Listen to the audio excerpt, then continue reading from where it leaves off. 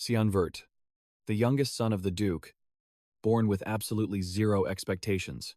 Nothing but a shadow for the family's glory, or more accurately, for his big brother. He wielded dark power, led the assassin guild that made the entire continent tremble at the mere mention of its name. Just like that, Sian obeyed every order from his father, living solely for the family. Your brother, Asen, represents this house. Asen Vert's success was Sian Vert's success. The war for the throne, the Demon King's raid, the war to unify the continent, Sian did it all. He was the one who handed his brother everything on a silver platter, kneeling before Asen. Sian couldn't believe this was real. Just because Asen feared his dark power, scared his little brother would snatch the throne, so Asen staged this whole show. A perfect excuse to kill Sian under the guise of crushing a rebellion. Sian didn't even understand what he did wrong. Asen glanced coldly at his brother. What did you do wrong?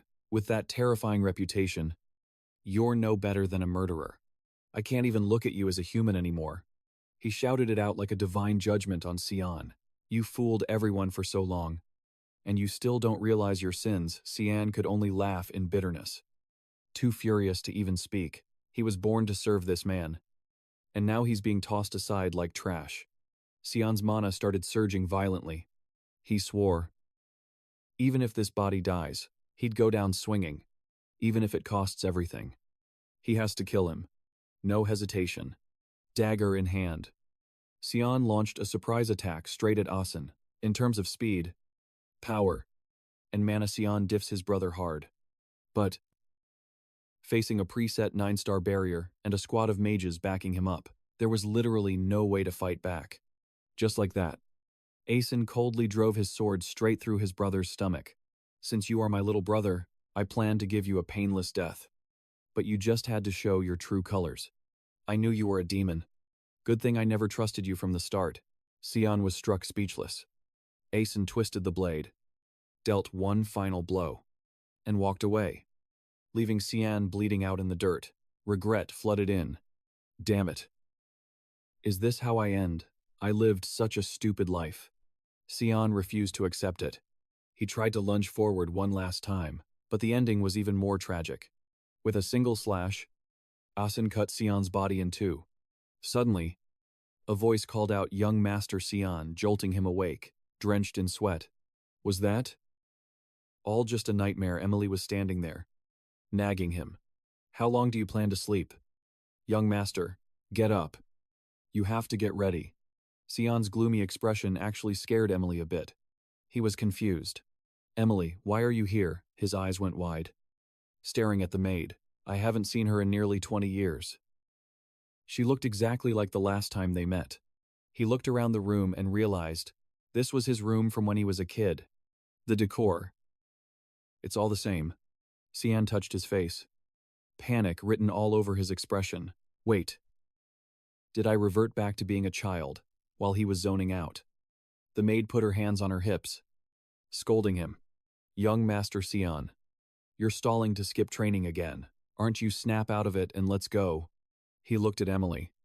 Totally lost. Training? What training? Back at the Vert Duchy. Sian took a good look at the place. He realized it. He definitely traveled back to the past. Sian was skeptical.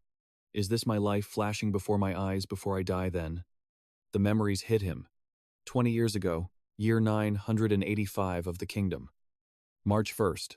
1 year after he entered the academy. Every year, the duchy holds a sparring event. Sian's father, the master of this land, Duke Vert, was attending. That made this a massive event. Back then, Sian's opponent was Grenz Vert, same age as Sian, his half-brother. His mom is Margaret, the Duke's wife. Because of that, Grenz got all the attention, even though they were both the youngest. Back then, Sian was seen as the problem child. He suffered a humiliating loss. After that match, he became the family joke, and that fight was the exact reason his father, the Duke, stopped caring about Sian completely. Back to reality, Emily whispered in his ear. Maybe you should just surrender, Sian replied, face totally flat. It's fine. I just need to win. Inside, he laughed bitterly. Even the maid looks down on me. He grabbed the sword. Suddenly, it felt heavy. It's just a sword. Why is it so heavy? Wait, my power. It's exactly the same as before, staring at the blade. Sian thought, this feeling, it's not a dream. It's not a hallucination before death. I've never heard of a spell that creates an illusion this realistic. He analyzed the situation. Did I really return to the past? On the arena floor, Grenz stood opposite him, mocking. Not running away this time, Sian was still deep in thought. So, I can change the future. His eyes shifted toward his father. The Duke raised his hand. Fight start. Grenz showed no mercy. Rushing straight into attack. He shouted, where are you looking? You idiot. With a look of pure disdain. He swung his sword at Sian's face. Sian didn't even flinch. What is this? Is he a snail? Why is he so slow? Sian just slightly pivoted his foot. Grenz face planted immediately. Tripped over nothing. Embarrassed. He gritted his teeth in rage. Fight back. You coward. Sian said nothing. Just raised his sword. He smacked the sword right out of Grenz's hand. Then boom. Kicked him straight in the shin. Grenz couldn't even speak. Just hit the ground, clutching his leg. Screaming in pain, Duke Vert couldn't hide the shock on his face. Margaret was panicking on the sidelines. Sian looked down at Grenz with the eyes of a devil. I could just point my sword at his throat and end the match. But for Sian, that wasn't enough. When they were kids, this trash Grenz bullied him constantly, used him for entertainment. Even when they went to school, it never stopped. In this life, Sian isn't forgiving anyone. He's going to stomp him so hard he never dares to look at him again. I'll paint my own path. Thought it. Did it. Sian lifted his foot while Grenz panicked. And then? Well, there was no then. Foaming at the mouth. Out cold on the floor. Result, Grenz got absolutely wrecked.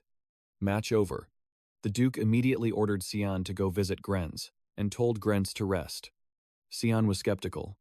Was my win that impressive? He was even being escorted by the High Knight Yunkan, the Duke's right-hand man. Meeting Margaret in the hallway, Sian smiled. A distinctive, wretched smile. Thinking to himself, looks like she's about to yap about her son. She looked like she just stepped in Dogsh times tea. He asked politely, is Grenz all right? That question made her snap. You beat your own brother into that state. And you dare ask that. Shameless. Sian didn't give a damn. He walked right past her like they were strangers. But he couldn't resist dropping one last taunt.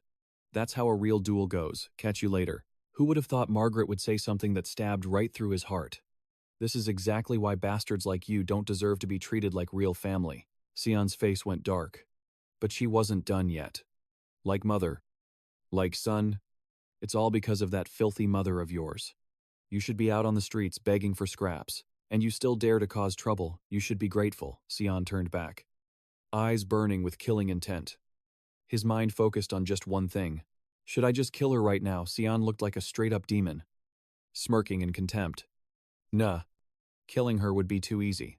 I know exactly how to make her suffer. Better than anyone. I'm gonna let her taste the pain. Nice and slow. Sian lowered his voice.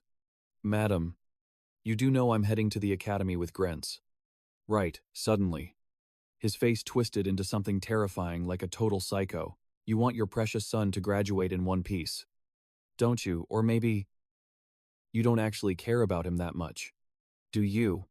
Madame Margaret was losing it. She snapped and raised her hand to slap Sian. You little trash, how dare you? But before she could even touch him, Kyun blocked her. Apologies.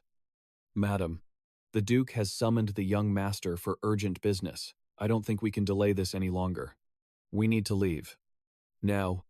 Kyun shot Margaret a warning glare, then turned and walked away with Sian, leaving Margaret standing there, looking totally frozen. Sian saw her face and laughed with pure satisfaction. The Duke's orders are absolute. And right now, the knight following those orders is protecting him, a knight who doesn't even bow down to the Duke's wife. Kind and reliable. Sian opened the door and stepped in. He immediately bowed his head. Sian, youngest son of the first family, greets you. Father, his mind was racing. It had been 15 years since the two of them had met privately like this. He was Duke Quilius first, the great lord of Velius, a territory in the west of the Usip kingdom. The world knew him by another name, Guardian of the Continent. The hero who stopped the demon invasion with his terrifying mana and immense wisdom. A man who shouldered a responsibility no one forced upon him, fighting until his very last breath against the Demon King's army. All he wanted was peace for this continent. But Sian's memory of his father was completely different, a man who willingly spent his entire life serving others. To Sian, his father was nothing but a fool. Sitting across from him, Quilius questioned his son. Your eyes followed the blade and you dodged it with perfect precision. Sian flinched a little when he heard that. Quilius continued. The moment Grenz rushed in, you looked straight at the swinging blade and twisted your body to dodge. Since when have you been learning swordsmanship? He was kinda impressed. As always, the old man was sharp. Sian came up with a reasonable excuse. I wouldn't call it learning. I've just been training by myself every night. Quilius was still skeptical. As I recall, you had zero interest in swordsmanship. Why are you hiding your ability? Sian scratched his head, pretending to be embarrassed. Honestly, I just didn't want to draw attention to myself. He cut him off. Even so, you really gave it your all to defeat Grenz. But wasn't what you did afterwards unnecessary? Sian suddenly realized, wait, is he testing me? Is he trying to gauge my power? He countered. I wanted to prove myself. The Duke pressed on. Prove yourself. Prove what? Exactly, Sian answered with full confidence. Prove that I'm better than Grenz, even though we share the same blood. That's the conclusion I came to from our duel. Quilius suddenly burst out laughing. He praised him. Excellent. A clear answer. You've perfectly demonstrated your class. I had no idea you were this talented. I'm very pleased. One day, you will surely become a powerful right-hand man for Arson. Hearing that, Sian froze dead in his tracks. What? Why the hell would I be his assistant? It was always the same, he only cared about his eldest son. Arson.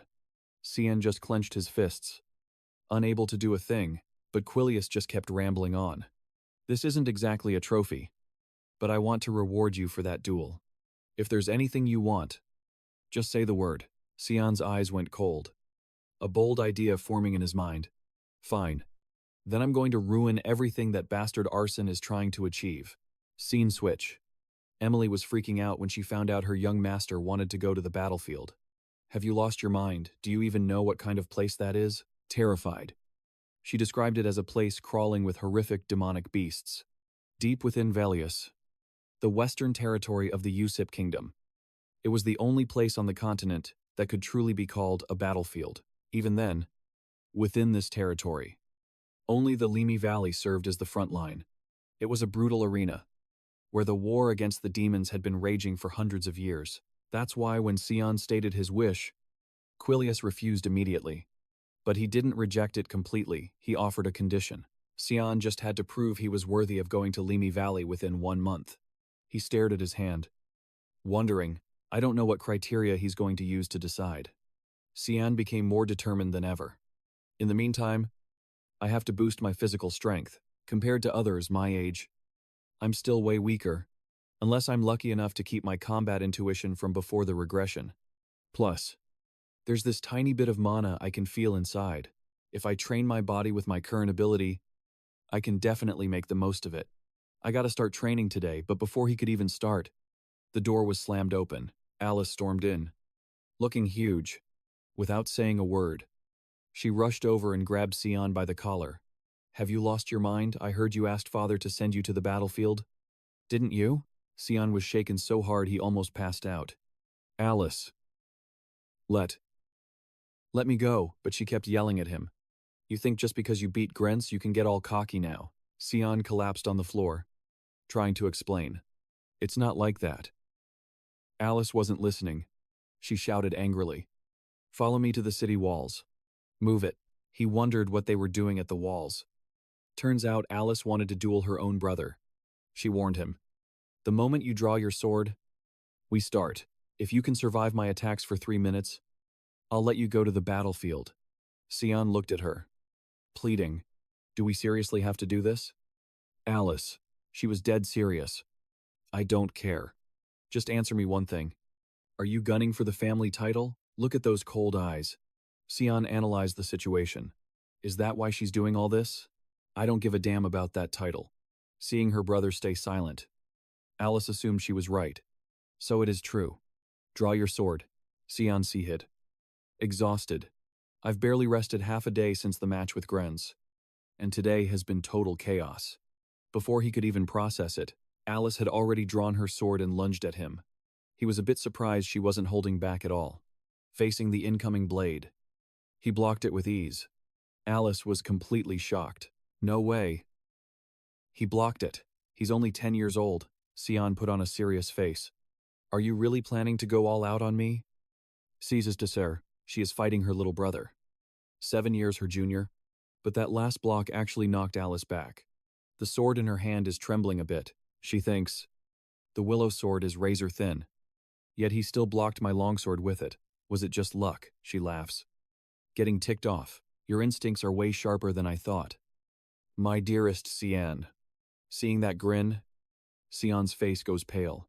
He knows he is absolutely cooked. She launches a barrage of powerful attacks, but he counters them time and time again. Still, up against such overwhelming, absolute power, Sian is struggling big time, gritting his teeth. He manages to deflect the force of the blow, knocking them both back. Sian is totally on edge. That exchange was way too dangerous. If I had not rotated my sword to redirect the aim last second, I might have accidentally killed Alice. My swordsmanship focuses on hitting fatal weak points for instant assassination. He grits his teeth in frustration. It is so hard to fight without aiming for the vitals, especially with my current trash stats. How much time is left in the 3 minutes? His sword arm will not stop shaking. I am compensating for my lack of strength by coating the sword in mana. But I am at my limit. Alice lets out a cold snort. Earth, wind, water, come forth and empower my blade. Sian flinches, realizing his sister is about to unleash 6-star magic. Alice's sword is fully buffed. She drops into a combat stance with zero mercy. Sian's face goes blank. He thinks, is she actually trying to kill me? I thought this was just a skill check, Alice growls. Do not lose, seeing the killing intent in his sister's eyes. He knows this battle is a wrap. Sian calculates he will be blown off the wall even if he blocks this. I just have to trust that help is coming right now. The moment he thinks that, Sian charges straight at Alice. She stands her ground, gathering mana into her sword, ready to bring it down. Sian silently prays. Please, someone stop this fight, just as predicted. Elise's sword, loaded with massive mana, is about to drop when suddenly, Yun-kun appears from the shadows. He blocks Alice's attack and yanks Sian out of the fight. That impact shook the entire town, proving just how broken that attack was. Yun-kun warns her with a serious face. Lady Alice, you are being way too harsh on an opponent who is much younger than you. Sian, dangling from his arm, breathes a sigh of relief. I was wondering when he would show up, but thankfully, he made it. Alice calms down, realizing she went a little overboard. She panics and rushes to hug her little brother. I am so sorry. Sian, I must have lost my mind for a second there. Alice bursts into tears. I just wanted to stop you from going to the battlefield. I am just so obsessed with keeping you safe that Sian does not blame his sister at all. Instead, he smiles happily. This is just like her. She always tries way too hard at everything. Sister Alice was an elite among elites, scoring S rank in every subject at the Royal Academy, the place where all the talented prodigies gather, whether it was swordsmanship, magic, or academics. Above all, her beauty was so stunning that people called her the Child of God. She underwent strict swordsmanship training from a young age. She was hailed as the future guardian of the continent, alongside the eldest son, Asen, but not long after joining the Knights of Light, she was murdered. Sian holds his sister tight. He missed her so much too. He swears that this time, he will protect her. Alice is surprised by her brother's sudden affection. But more importantly, Yun-kun is here. She turns to him, puzzled. Come to think of it, aren't you the Count's guardian knight? Didn't the Count already leave for the battlefield? He explains awkwardly. I am under orders from the Count to protect the young master for a while. I could not tell you because I had to keep it a secret. Hearing this, Sian makes a cunning face. I sensed his presence the moment I left the Count's office. I was wondering if he would actually show up. If this battle bad not happened, Sian has his doubts. But why did father order Yun-kun to secretly protect me? Sian slowly closes his eyes. He must be exhausted because he fell asleep instantly. Alice sighs and smiles. He is still such a child. The next day, Alice returns to the academy. She only came back briefly to see father before her graduation ceremony. As for Sian, he knows he needs to get stronger. So he has been grinding physical training for the past 2 weeks, but 10 push-ups is his absolute limit. He has been stuck at this cap for 2 whole weeks. Sian used to be pretty confident in his strength in his past life. That six-pack body was the envy of everyone. But now he just wants to cry. While he is training, Emily suddenly arrives. Young master, a package has arrived from Lady Alice. She holds her nose as she speaks.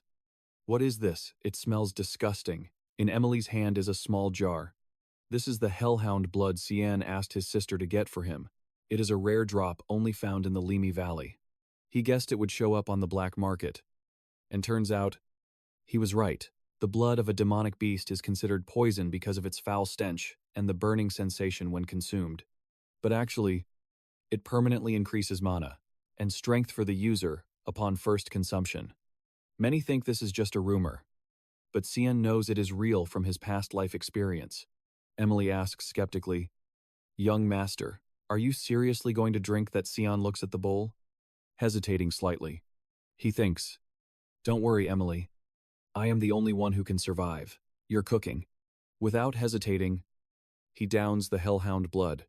I still remember the first time I ate her forest mushroom soup. My heart stopped beating the moment I took the first bite of that stuff. Compared to that soup, this is nothing. The smell is awful. But Sian actually finds it delicious. His mana is increasing significantly. Sian turns to Emily and says, I am going for a walk. Inside. He is hyped. Now, let's see if this works. Scene change. Sian has arrived on a mountaintop. He looks down and sighs. It has been a while since I was last here. I have been waiting for this moment for 2 whole weeks. A private moment where Yun-kun is not following me to report back to father. I used to come here whenever I wanted to be alone in my past life. Until one day, Asen Vert received a revelation from the light god. Lumen. They said an ancient temple was hidden somewhere in these mountains. Sian did not fully believe it. But there actually was a place where the flow of mana... All right. Lock in. The divine revelation is here. Obviously. After a moment, Sian grinned like a total demon, channeling all his mana to wreck the rock layer above and find that spot. Just like that. A tunnel appeared right underground.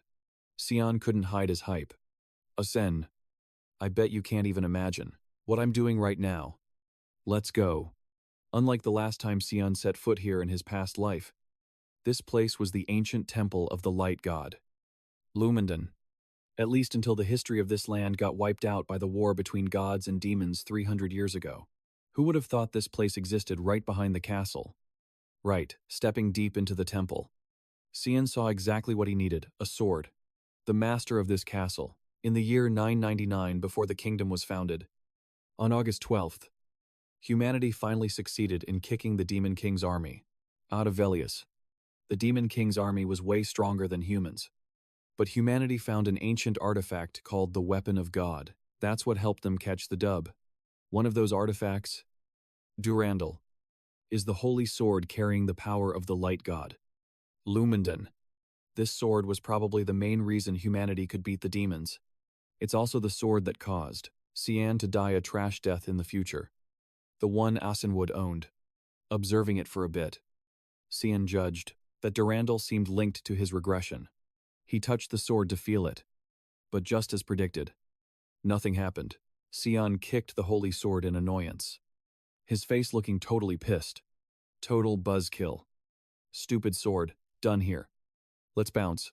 Once you step through the light, a strange shadow appears. At a glance, you'd think it's the shadow of a sword. But nope, there's no shadow at all. Where there is light, there must be shadow. Sian pushed his mana down again, and another path revealed itself. This was the secret passage hidden under the altar of light. He opened the door and walked in. In front of him was the shadow sword, and that was the thing Sian was actually aiming for in this temple. He grabbed the sword without hesitation. There you are. My sword. Demon sword Karam. A burst of dark mana instantly exploded. He smiled at it. Good morning. Karam. Sian swung it a few times, but there was no reaction. You still not awake, but this familiar feeling is peak. Suddenly makes me want to slash something bad.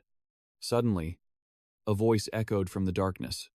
Hey brat, aren't you scared? Don't you know the consequences of awakening me? Sian didn't care at all. Don't know. Does that mean this sword is mine now? Darkness suddenly covered the space. Awakening the sleeping demon sword. It's too late to regret it now. Kid. She grinned with excitement.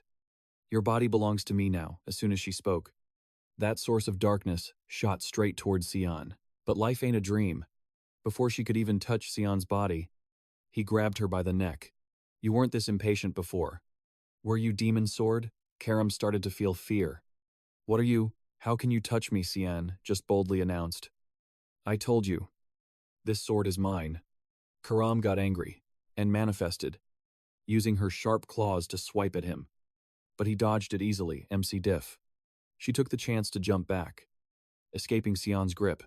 Seeing the aura radiating from him, Karam's face changed color. Who are you? Don't tell me you're the successor. Why do I sense Eru's aura coming from you? Sian didn't hesitate to confirm. That's right. I'm Eru's successor. His voice dropped low. Your master is back, right here. Kneel down. Demon sword Karam, hearing those insults, she was too furious to speak. You're just a brat. I don't accept this. While speaking, Karam rushed in to attack, but Sian blocked every single hit. He thought to himself, talking is probably useless. The demon sword's ultimate goal is to take over the body of the wielder. I have no choice. Gotta go easy on her, even while losing ground. Sian still smirked. He shouted, Demon sword subjugation. Karam's body suddenly slammed onto the ground. Kneeling, Sian warned, I'm only gonna say this once. Why didn't you accept me as master when I was being nice? Pinned to the ground. She was still talking trash. How do you have that skill? You arrogant little brat. Sian didn't bother answering, just kept chanting the spell. Every time Karam was forced to smash her head into the ground, he spoke so much that, after a while, half her body was buried deep underground. With no strength to fight back, Karam had to give in. I accept you. Master. Job done? Sian turned to leave, the demon sword in his hand. Did what I had to do. Let's head back. I've been gone too long. Karam in his hand also hid. Been a long time since I breathed fresh air like this. She had now turned into a spirit form. Not a human shape anymore. Karam wondered. Hey master. What's your name? Sian answered casually. Sian Vert. Hearing the strange name with zero reputation, Karam caught an attitude. Sian Eru really chose a kid like you, he answered calmly. Yeah. In my past life, I already died once. Sian's answer confused the hell out of her. Putting that aside, Sian was standing in front of the sword Durandal. Karam was a bit curious. Is he still sleeping? He monologued. That guy has to wait another 20 years for his master. She frowned a bit. You talk like you know the future or something. Sian didn't answer but lifted the demon sword in his hand and directly chopped off the tip of the holy sword. Karam panicked and screamed. What are you doing, holding the tip of the holy sword? Sian smiled like a villain. Who knows, maybe this will make the future a bit more spicy. Morning. A carriage was speeding down the trail as the afternoon sky slowly turned dark. The wheels stopped abruptly, kicking up some dust. The carriage door opened with a clatter. Sian stepped down from the carriage. No way. I can't believe this day is finally here. Time really flies. He bowed low respectfully to greet him. Greetings. Duke. Sian's father spoke up. I'll ask you one last time. Are you determined to storm the battlefield? If you want to back out, I won't stop you. Sian answered with a determined face. Yes. Father, my heart belongs to the battlefield. The Duke turned to the person beside him and ordered, "Open it." The aide responded quickly. "Yes." "Zur." He reached out and pulled out a scroll. Sian glanced down at the spell scroll. They planning to summon something. The scroll was opened. Inside was a red magic circle. Sparks flying everywhere. A beast appeared. Its sharp claws planted firmly on the ground. A long trail of fire runs down its back. Its face looking absolutely savage. A hellhound. Sian draws the sword from its sheath and takes a stance. A low-rank beast from Limi Valley. Huh. Father and the knights definitely put effort into prepping this test. The soldiers are gripping their sword hilts tight, like they're ready to charge in at any second. He rolls his eyes and thinks, are they going to jump in if things get dangerous? The old man stands there with arms crossed and speaks up. You must take responsibility for your own actions, so prove your ability. Clear this trial and show us what you've got. The man standing behind him watches the test with a stern face. Flashback. His hand grips the sword at his waist tight. Then he points at himself, looking a bit nervous. Young master, you want a duel with me? Sian stands opposite him and raises a hand. I only have 3 days left to keep my promise to father. I can't just keep swinging my sword at the air forever. Right, I need to learn real combat. So help me out. Sweat keeps rolling down Yoon Kyun's face. This duel. At his age, Master Grand would be. He immediately cuts him off. I don't know why. But every time that guy sees me, he runs away. Back then, Grand was running and screaming. Don't come near me. The old man hears that and grumbles. How troublesome. Yes, sir. Then Yoon Kyun agrees, making Sian super happy. If that's what you want, fine. Instead, I'll only use my scabbard to fight you. I'll focus on defense. You just attack with everything you've got. He draws his sword and grips it tight. Thanks. Yoon Kyun. Oh, and I have one favor to ask. Sian's eyes suddenly turn blood red. From now on, no matter what happens, don't tell father anything. That is an order. The man hears it and feels confused.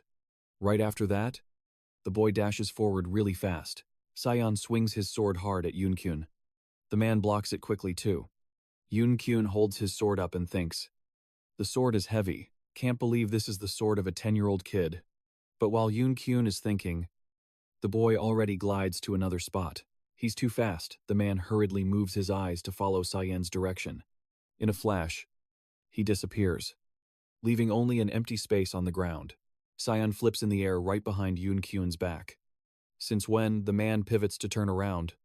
Just as Sian strikes down, Yoon Kyun raises his arm to block the boy's attack. Continuous slashes are swung out. He lands lightly on the floor. Sian's eyes are still glowing red, staring right at him. He swings a powerful blow from above. Then he lands gently. As expected, I still can't beat you. Sian sheathes his sword. Good work, Yoon Kyun. Thanks for helping me. His breathing has become difficult now. Well done, young master. I never expected the frail Sian to improve this much. Hearing Yoon Kyun praise him, he beams a bright smile. He thinks to himself, if my hunch is right, the young master can already pass his trial now. Returning to the present, Sian is still facing the monster in front of him. It stomps hard and dashes forward. He grips his sword firmly. Watching. It's rushing in. The hellhound opens its mouth wide, revealing sharp fangs. Its eyes suddenly bulge out. Sian lowers his body slightly and unleashes a slash. He turns to look at the hellhound. With my current power, fighting a monster head-on is too much. Gotta end this battle as fast as possible. I'll finish it with just this one hit. Sian raises his hand, changing his sword stance. His blade pierces straight through the hellhound's neck. Now Sian is standing on its head. The soldiers seeing this are totally shocked. Sian's father suddenly smirks. The boy walks over, looking at the hellhound and thinking, what a waste. This blood could have filled a few bottles. If I do that here, they'll think I've lost my mind. Should have at least brought a cup. Huh. ID. He walks up and claps to praise him. Well done, Sian. Then he flips his cape, making it fly up in the air. See you on the battlefield. Son. Sian puts his hand on his chest and bows to thank his father. Behind him, a stream of black smoke appears. Master Karam stares angrily at Sian. Do you take me for a fruit knife or something? He replies innocently. Of course not. You're a demon sword. Why would you ask that? His words make it even angrier. Then use me. Damn it, I need to absorb blood essence to get stronger fast. Karam looks regretfully at the hellhound lying on the ground. Please. Just let me have one sip. Suddenly her body gets pulled away. Don't worry. Sian's eyes go red, holding the sword covered in pink light. Because soon enough, I'll be using you for the real deal. Just wait for it. Karam screams grumpily. You should have just awakened me then. Why wake me up so early? A huge monster holding a giant axe roars. It's an orc from the northwest. The golden bell rings continuously. Form a defensive line and wipe them out for me. Quilliard holds the reins, turns back, and shouts, Don't leave a single one alive. The soldiers raise their swords and yell too. Starting the monster interception operation. A magic circle appears high above. The orcs get blinded by the light. Other circles appear under their feet too. Vines shoot up and bind the orcs' bodies tight. He points his sword forward and orders the attack. They immediately rush in, hacking and slashing at those huge monsters. A sword path is swung out. The bound orc struggles and screams continuously. One guy aims carefully, then swings his sword behind his back. He slashes once, severing its head from its neck. Emily, hiding behind a horse, sees that and screams in panic. Mommy, with tears all over her face. She looks up at Sian. Young master, why did you want to come to a place like this? Aren't you scared? He thinks in silence. Meanwhile, Emily keeps screaming her head off. Come back here. Makes me feel so nostalgic. This place is still a living hell. Quilliard turns around to ask Sian. How does the front line feel? Sian quickly replies. I'm just a little nervous. He raises his voice to warn him. You see, the battlefield is a death trap. You never know when you'll lose your life. So don't drop your guard. Sian smiles and replies. Yes, I'll keep that in mind. Father, on the front line, situations like this are totally normal. There are like 3 or 4 battles a single day. Every battle has its own detailed strategy. Using high-rank knights as the core to handle all the monsters that try to break through the front line, the soldiers keep walking back and forth between tents to stand guard. Sian stands inside, lifting the tent flap to look out. The tent I'm staying in is in the rear area. It's also the safest place. With guards watching this closely, there's not even a chance for Karam to suck any blood. He thinks, seriously, do I have to wait until dinner time? Then he suddenly turns to ask, what are you doing? Emily. She pokes her head out of the blanket with a look of pure terror and says, Didn't the Duke say that? We don't know when we might die. So I'm scared. Sian looks at Emily and sighs. Unbelievable. So you're packing up to go home. She hears that and yells, Do you think we can even make it back? When will you finally be independent without needing me? Emily's face switches from terrified to angry, left Sian confused. Monsters are everywhere. If I dip, who's gonna take care of you? Young master, she stomped outside in a huff. Let's go, it's almost dinner time. He watched her walk away and called out, Emily, what about that cloak I asked for? Emily didn't even reply, she just ghosted him, left alone in the tent. Sian gritted his teeth in anger. Should I just fire her? Is this really how she treats her own young master? After a moment, he pulled the blanket up over the sleeping doll. Sian looked at it and wondered, that should work. Right. Suddenly, a voice made him spin around. You're planning to go out and train even in a place like this, Sian replied. Confused. Did I wake you up? Emily sat up, rubbing her eyes. You really are a grinder. The Duke would be so proud if he knew. Sian pulled up his hood and instructed, Hey, I'm heading out. Just go about your business as usual. Okay. He walked to the tent entrance but added a reminder. I'm still sleeping.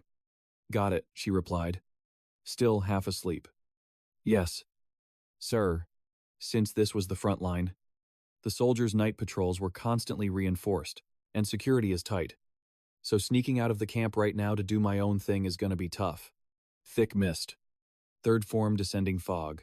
If I remember correctly, this place is crawling with monsters. Perfect spot to let you feast on some blood. Right. Karam. Sian drew his dagger. The smell of blood is intense. He pointed the blade at the monsters and smirked. The weapon spoke up eagerly. Master, I don't think I can hold back any longer. Hurry up, let me slash something. The demon dogs opened their massive jaws and charged. Sian's eyes flashed red. All right. Karam, I'll give you what you want. The two sides clashed. In a split second, he locked eyes with the monsters and struck. Mist sword, foggy tempest. Sian dashed right through the pack of demon dogs. A flurry of slashes erupted everywhere. The night sky was painted a blinding red. He stabbed a tube into a demon dog's neck, then immediately held a cup under it to catch the flowing blood. Sian raised the cup and downed it in one go. Demon dog blood trickled down the corner of his mouth. Sian pulled out his sword, wearing a sinister smile. Here's yours, Karam exclaimed after awakening. This is the first time I've felt this refreshed. While Sian chatted with Karam, a few more demon dogs were creeping closer. Great. Let's keep training like this. Look. How long will it take to get strong killing these bugs? Sian glanced behind him. Don't worry. The night is still young. A horde of other monsters approached. So many mobs. This is getting hype. Walking along the mountainside, a group was making their way up. A white-haired girl sat inside the carriage. A voice echoed from within. I still think the front line is way too dangerous. The maid immediately asked. Should we head back? Princess Shi refused instantly. I told you. Stop treating me like a kid. I am the princess of this kingdom. I have a responsibility to help my royal father. How many times do I have to say it? The princess scolded. If you bring it up one more time, I'm actually going to get mad. The maid nodded hurriedly. Yes, princess, she continued. Oh, that reminds me. There's news that the youngest son of the Vert family has also gone to war. He must be around your age, the princess asked in surprise. He brought his youngest son with him. The maid continued excitedly. The Duke didn't plan to bring him along. The young master volunteered himself. You two are the same age. 2. Why don't you try getting to know him? She quickly turned her head to look outside. As if I care about trivial stuff like that. Forget it. I need to get some sleep. The maid closed her eyes and bowed quickly. Yes. Ma'am. The princess was silent for a moment before asking, What's his name? Hearing that, the maid answered in a rush. It's Sian. I'm pretty sure his name is Sian Vert. The princess smiled, repeating his name. Sian. She crossed her arms, gazing out the window. Sian Vert. Huh. The monster took 2 solid slashes to its body. Screaming in pain, Quilius took them down while assessing the situation. Check if anyone's injured. Yes. Sir, his troops quickly reported back. Everyone is fine. My lord. The lord immediately gave the order. Good. Let's head back. They obeyed instantly. Yes. My lord. Quilius turned his head, searching for someone nearby. Elsewhere, a beastman had fallen to Sian's blade. He silently sheathed his sword. Once he was finished, his father suddenly spoke up. How were you able to move like that and survive your very first battle? The boy walked up to him and bowed. I learn something new every day. Father, Quilius was a bit surprised. Is that all I thought you wanted to rush back to the estate? He smiled, looking incredibly relieved. You've endured it here for so long. I am very proud of what you've accomplished on this battlefield. A look of shock flashed across Sian's face. Wait. What he's proud of me? Quilius quickly turned to leave. I have something to discuss with you tomorrow. Come to my tent in the morning. Sian was so shocked he froze. Father has never treated me this well before. Not even in my past life. After thinking it over, he replied, Yes. Father. Some time passed, accompanied by faint screeches in the cave.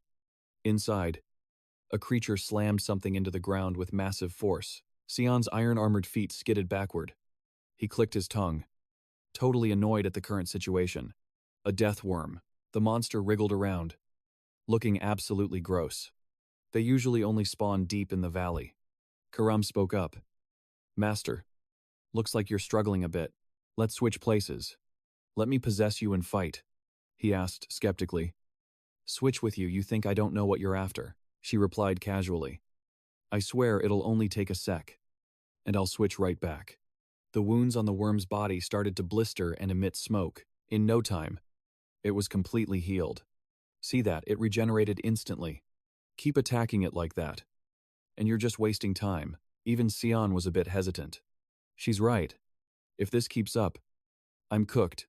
It's been a month since I came to the front line. And I've drunk the blood of countless monsters. But it's still not enough.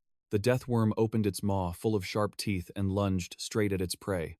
Fine. The sword flashed with light as he gave permission. I agree. Let's switch. Whatever you're planning. Karam shouted happily. Great, let's do this. The first move was unleashed. Mist form 9th demon sword explosive blast. Karam easily glided past the worm, leaving countless cuts on its body. I'm gonna shred that thick hide of yours into pieces. Blood started gushing out. The monster wouldn't stop screaming. Sian's small frame leaped high into the air. Mist sword 8-petal / Karam dragged a massive sword strike down from above. The point of impact sparkled with red light. The deathworm's flesh began to split. And immediately after, its body was ripped into pieces and crashed to the ground. Elsewhere, someone was inspecting the wolf's corpse closely. It had been dead for a while. As Yunkan speculated, the residual magic here was massive. A demon might have done this. Julius calculated cautiously. We can't ignore this if it involves the demon race. Scour the area immediately and burn these bodies, the soldiers shouted instantly. Yes, sir. Meanwhile, the Lord's eyes were still glued to that wolf. This slash mark looks very familiar. He frowned in suspicion. Am I mistaken? Yunkan suddenly reported. Sir, you need to see this. A torch was raised high to light up the scene.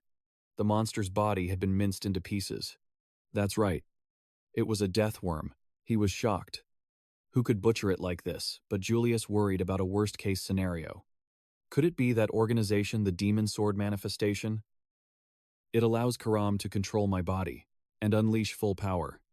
But I can still take back control if she lets her guard down. During combat. Later, Sian was resting on the bed. That's why I let her take the wheel when fighting monsters. He struggled to sit up in his fatigue. I drank all that monster's blood after taking them down. My strength increased a bit too. My body aches like hell though. If this was a month ago, I would have collapsed. Karam's voice suddenly rang in his ear. I see, she emerged from his body. You look like a brat on the outside. But you don't talk or act like one. When we fought, you were fast and skilled. You also know the terrain of Rime Valley way too well. Your swordsmanship is the same you've practiced for at least 30 years. The demon sword giggled. Plus, you said you died once. Right, I'm certain now. She came to a firm conclusion. You're a reincarnator. Aren't you? Sian wasn't surprised at all. I literally told you I died once. It's obvious. Karam yelled out. How is it obvious? You never explained it to me. He just turned away coldly. Too much effort. She continued her deductions. Killing someone like you isn't easy anyway. I guess. Every word Karam spoke was sharp. You were killed by the wielder of Durandal. Two possibilities: you died in a duel, or you were betrayed. She flew circles around him as she spoke. I feel like it's the second one. Sian asked. Why do you think that? Karam explained quickly. Because you despise the holy sword, so I'm guessing you've got beef with it. Her smile grew more amused. So your goal is revenge. Either way, remember this. Karam got close to his face and threatened him. If I find out you failed or gave up, I will devour you. Sian swatted her away. Absorb me. I'm not stupid enough to let you do that. Karam crashed into a pile of books. Dizzy for a moment, he whispered with a smile. She hasn't changed a bit. Same personality as her past life. Sian threw a shirt on and opened the curtains to head out. He scanned the situation as he walked. What's going on? Everything looks chaotic. Emily rushed toward him. Young master, you're awake, he turned to ask. Emily, what happened? She reported immediately. Sir, we suddenly found the corpse of a high-rank monster at the valley entrance. Sian flinched internally. Is she talking about that worm? Emily added worriedly. It's been ages since a monster like that appeared near the campsite, but he ignored that and asked, anything else? She was so surprised she froze. Sian was sweating bullets. Besides that, is there anything else like suspicious people or news about me? Just then, Yunkan approached them, young Master Sian. He placed a hand on his chest and delivered the message solemnly. The Duke wants to see you right now. Sian went into shock. Crap. I couldn't get rid of that massive carcass immediately. He remembered the wolves in the cave because the patrol soldiers suddenly showed up. Sian gritted his teeth. My plan to live a chill life before the academy. In the end, he still had to face his father. Father, I've arrived. He thought to himself. He won't know it was me. Julius turned slowly. Come here. Sian, meanwhile, his mind was racing. What if he asks about yesterday? The Lord looked at his son with cold eyes. Sit down. Sian grew more and more tense. How should I explain this? Julius got straight to the point. I'll be blunt. What did you do last night? Sian frowned anxiously. I went to sleep early because I was tired. The father thought. Sleep early. But those slashes were clearly Sian's sword style. Am I overthinking it? Sian asked back. Why do you ask? Father, he didn't answer, but silently observed the boy's expression. It is hard to believe a child like this could handle a death worm. Moreover, seeing Julius silent, Sian asked nervously. Father, is something bothering you? Julius lowered his voice. You probably heard what happened near the camp. Last night. Right, I still need to investigate. But it looks like the work of a secret assassin organization. The Mist. Sian immediately became serious. The Mist. An organization that has existed for ages. No one knows their true goal. But they have assassinated countless nobles in the name of purging. A black fog follows wherever they go. But one day, they vanished. Their last activity was 300 years ago. But the death worm last night was covered in black mist. That black mist is the trail of Ero, the god of darkness, the god whom the Mist organization worships and the root of their power. If my guess is right, they killed that death worm. Sian couldn't help but feel amazed. Incredible. Just like that, Father figured out who's behind this. Even though that organization hasn't been seen for 300 years, Julius warned him. I don't know why they've resurfaced, but you need to be careful. I will report this to the king and investigate further. Sian replied quickly. Yes. Father, Sian exhaled gently. Looks like he believes me. Yes. That's all. The Duke said to himself. It would be ridiculous for Sian to be involved with them, especially at his size. By the way, who did you say was visiting today? Sian answered immediately. I heard the king is visiting. Supposed to be today, Julius smiled. I have a favor to ask you as well. Bro's eyes popped open. Asking, what is that scene switch trumpets are blaring outside? The king is here, everybody group up. ASAP, everyone drops to a kneel. Your Majesty, I, Lord of Velias, am at your service. The king spots Quilius, smiles, and goes. Velias. He slowly dismounts and walks over, helping Quilius up. Dion speaks. We go way back. Bro. Drop the stiff formalities. Quilius hesitated. But, Your Majesty. The king shifts focus to Sian. Oh. Is that the kid? He immediately bows respectfully. It's an honor, Your Majesty. I am Sian Vert, the youngest of the Vert clan. The king lowered his voice. Impressed. So young. Yet already out on the battlefield. Your children really are built different. Sian's internally like, I was wondering what Dad wanted. Didn't expect him to make me introduce myself like this. In my past life, I always hid in the house when the king visited. Back then, I'd stand in my room gasping. Look, Emily, it's the king. She'd rush me. Let's get inside. Young master. Back to reality. Sian couldn't help but feel it. Dad trusting me like this, kinda touching. Then the king softly called out to Strandon. I want to introduce someone else. A figure slowly stepped down from the carriage. This is the 5th princess of the kingdom of Yusip. Asen Severus. Sian saw her and thought, Asen Severus, the tragic 5th princess. Before this, the quest Quilius gave him was, I need you to escort Princess Asen. That day, Sian was totally confused. Say what? How am I supposed to do that? He reassured him. Don't stress. Just stick close to her. She's about your age. 2. When you enter the academy, you'll see her again. Sian frowned slightly. Thinking, I remember meeting her in my past life too. A few times in classes at the academy, Quilius continued. Getting to know royalty won't hurt. It won't be for long. But I want you to get close to her. He pursed his lips, replying in his head, I don't want to do that at all. But I get Dad's intention. He probably wants me to build a connection, just like Dad and the king. But Dad picked the wrong person. She can't be my friend.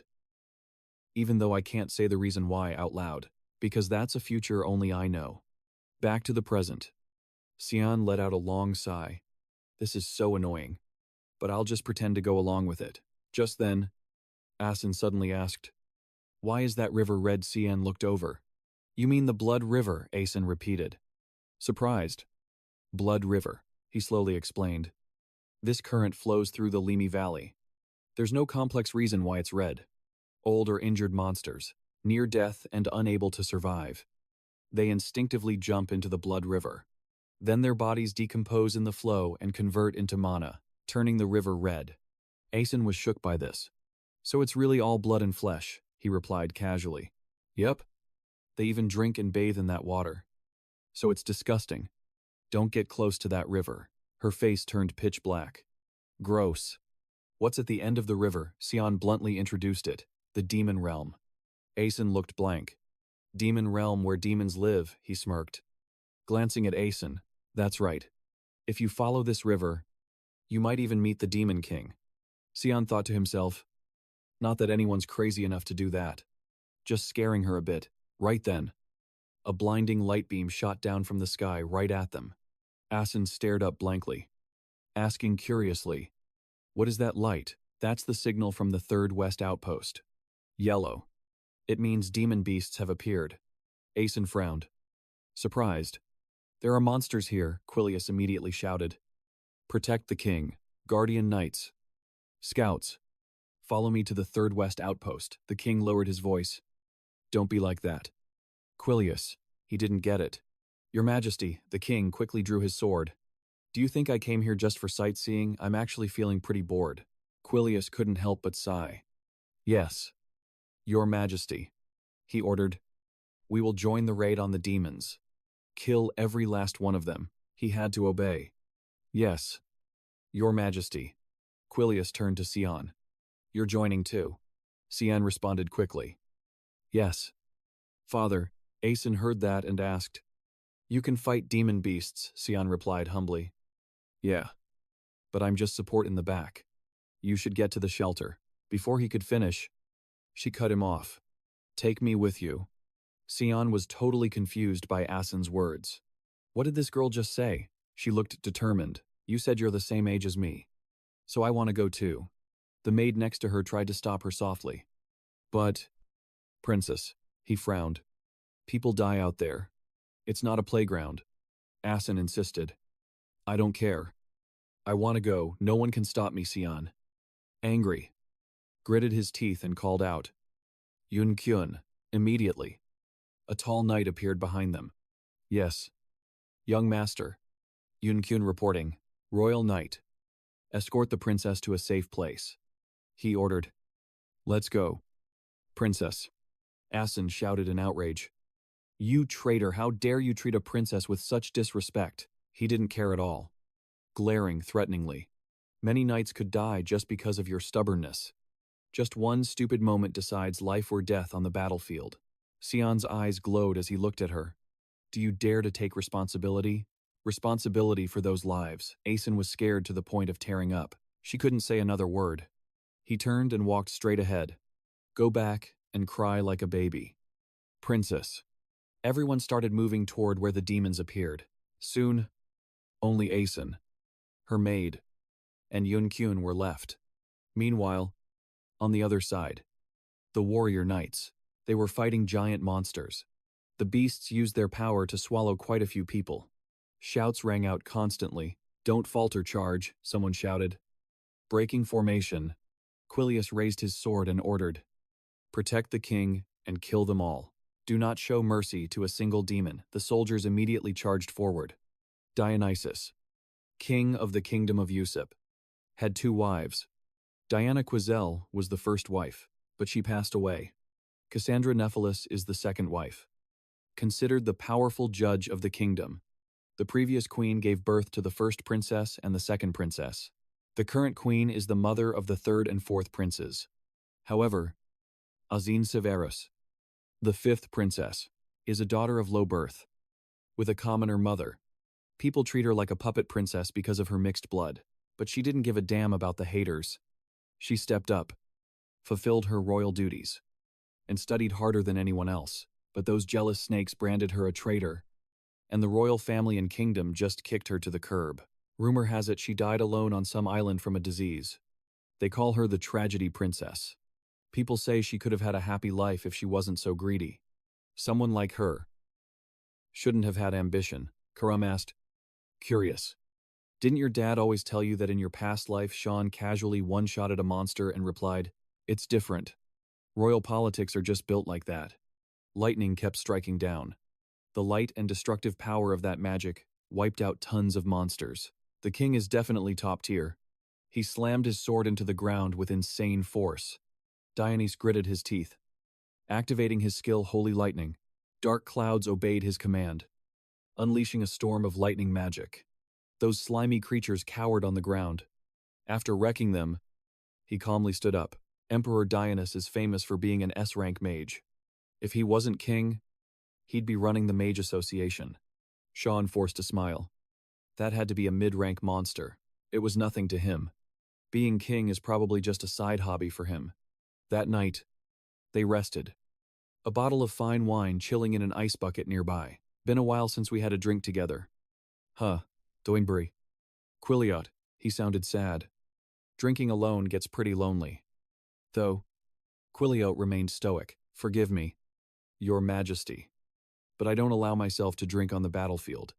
Dionysus got straight to the point. By the way, about the kingdom's situation you asked about. Blood is staining his Uship empire. Lately, there have been too many noble assassinations. It's concerning. Quilliot asked cautiously, do the assassinations have anything in common? The king answered immediately. Yes. Dionysus' face went dark. Every noble killed was a corrupt official. He quickly added, plus, black mist appears everywhere at the crime scenes. What do you think? Quilliot reported his own intel. Yesterday, I found traces of them here. It seems the believers, assassins from the Black Mist Society, are making moves again. The king agreed. That makes sense, but you need to investigate thoroughly. Wine rippled as it was poured into the glass. Thanks for taking out that trash. By the way, but I can't just sit back and watch them, live in fear like that. Dionysus suddenly continued. There's one more thing bothering me. The Lord asked. What is it? Sir, he quietly let it out. Those damn nobles keep running their mouths, blaming the fifth princess. Even Quilliot was surprised. You mean they're framing Princess Ajin for those murders? Exactly. The situation looked bad in his eyes. I shut down those rumors to silence them. But it seems a faction is trying to use her. Dionysus seriously instructed the man in front of him. I'm asking you this as a friend, not as a king.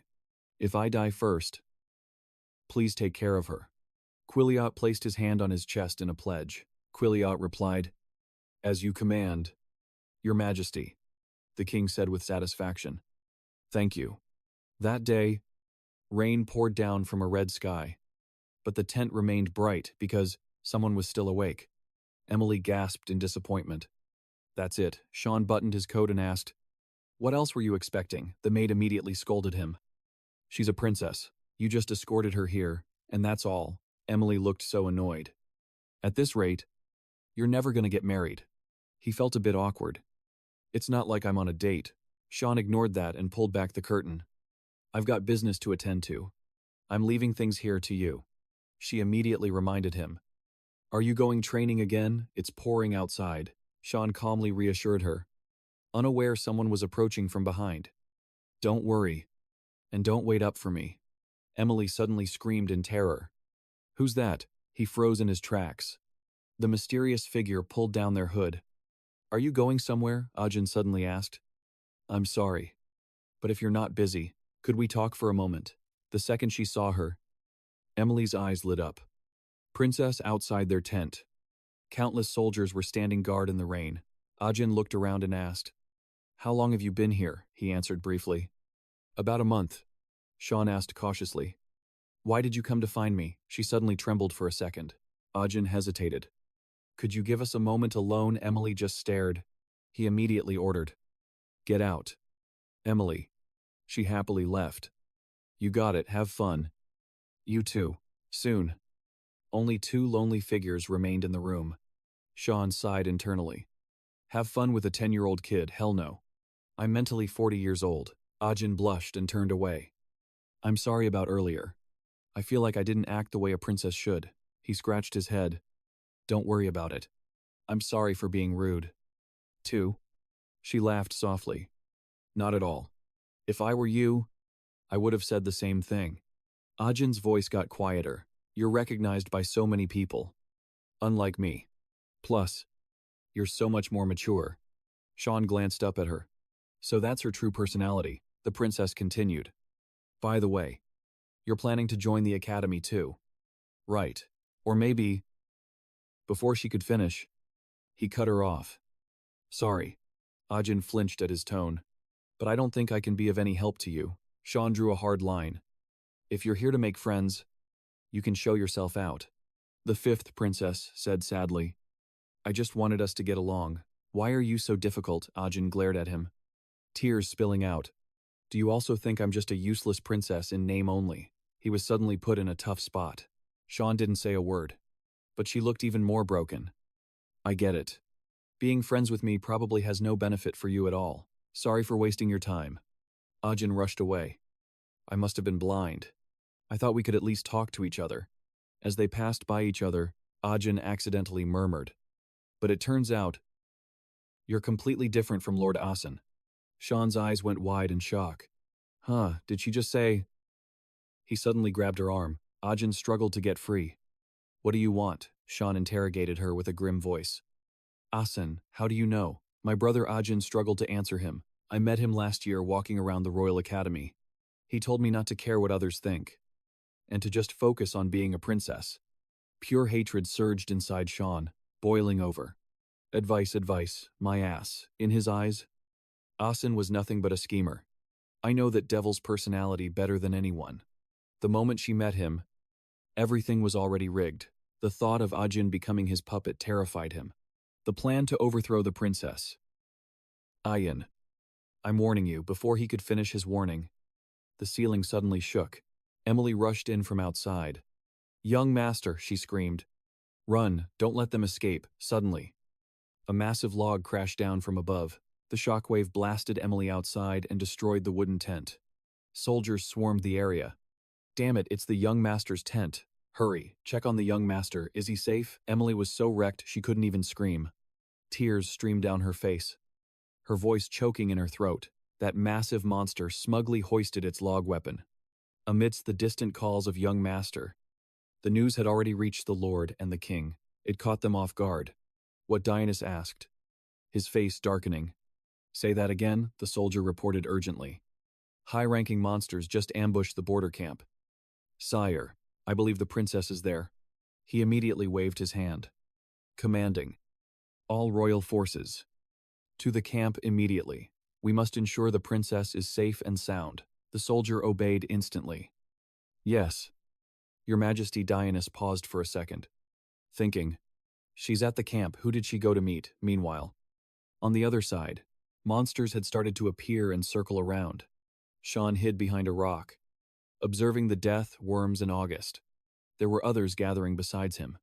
Those things usually only live deeper in the valley. But showing up here, something's definitely changed. Sean rubbed his chin, wondering, is it because of me, suddenly? Emily exclaimed from beside him. Young master, she was crying a river. Totally messy. I thought you were actually a goner. I'm never leaving your side again. Flashback to when they were ambushed. Sean had quickly pulled Ajin to safety. Please. I used to clap the Demon King. You think some trash trolls can kill me, the fifth princess. However, was worried about something else. Do you think the knights in the camp are okay? Emily tried to hype her up. Don't worry. Princess, the knights are super strong, but even she was tearing up as she said it. If I hadn't come here, none of this would have happened. The knights who came with me are all… A few voices behind Ajin spoke up. We're fine. Princess, protecting you as knights of the kingdom is our duty. One knight forced a smile. He's right. Princess, we'll protect you with our lives. Suddenly, Sean shouted, "Move!" A giant troll hand reached out from the shadows, crushing the knight instantly and making him cough up blood. Screams of agony echoed as it squeezed him tight.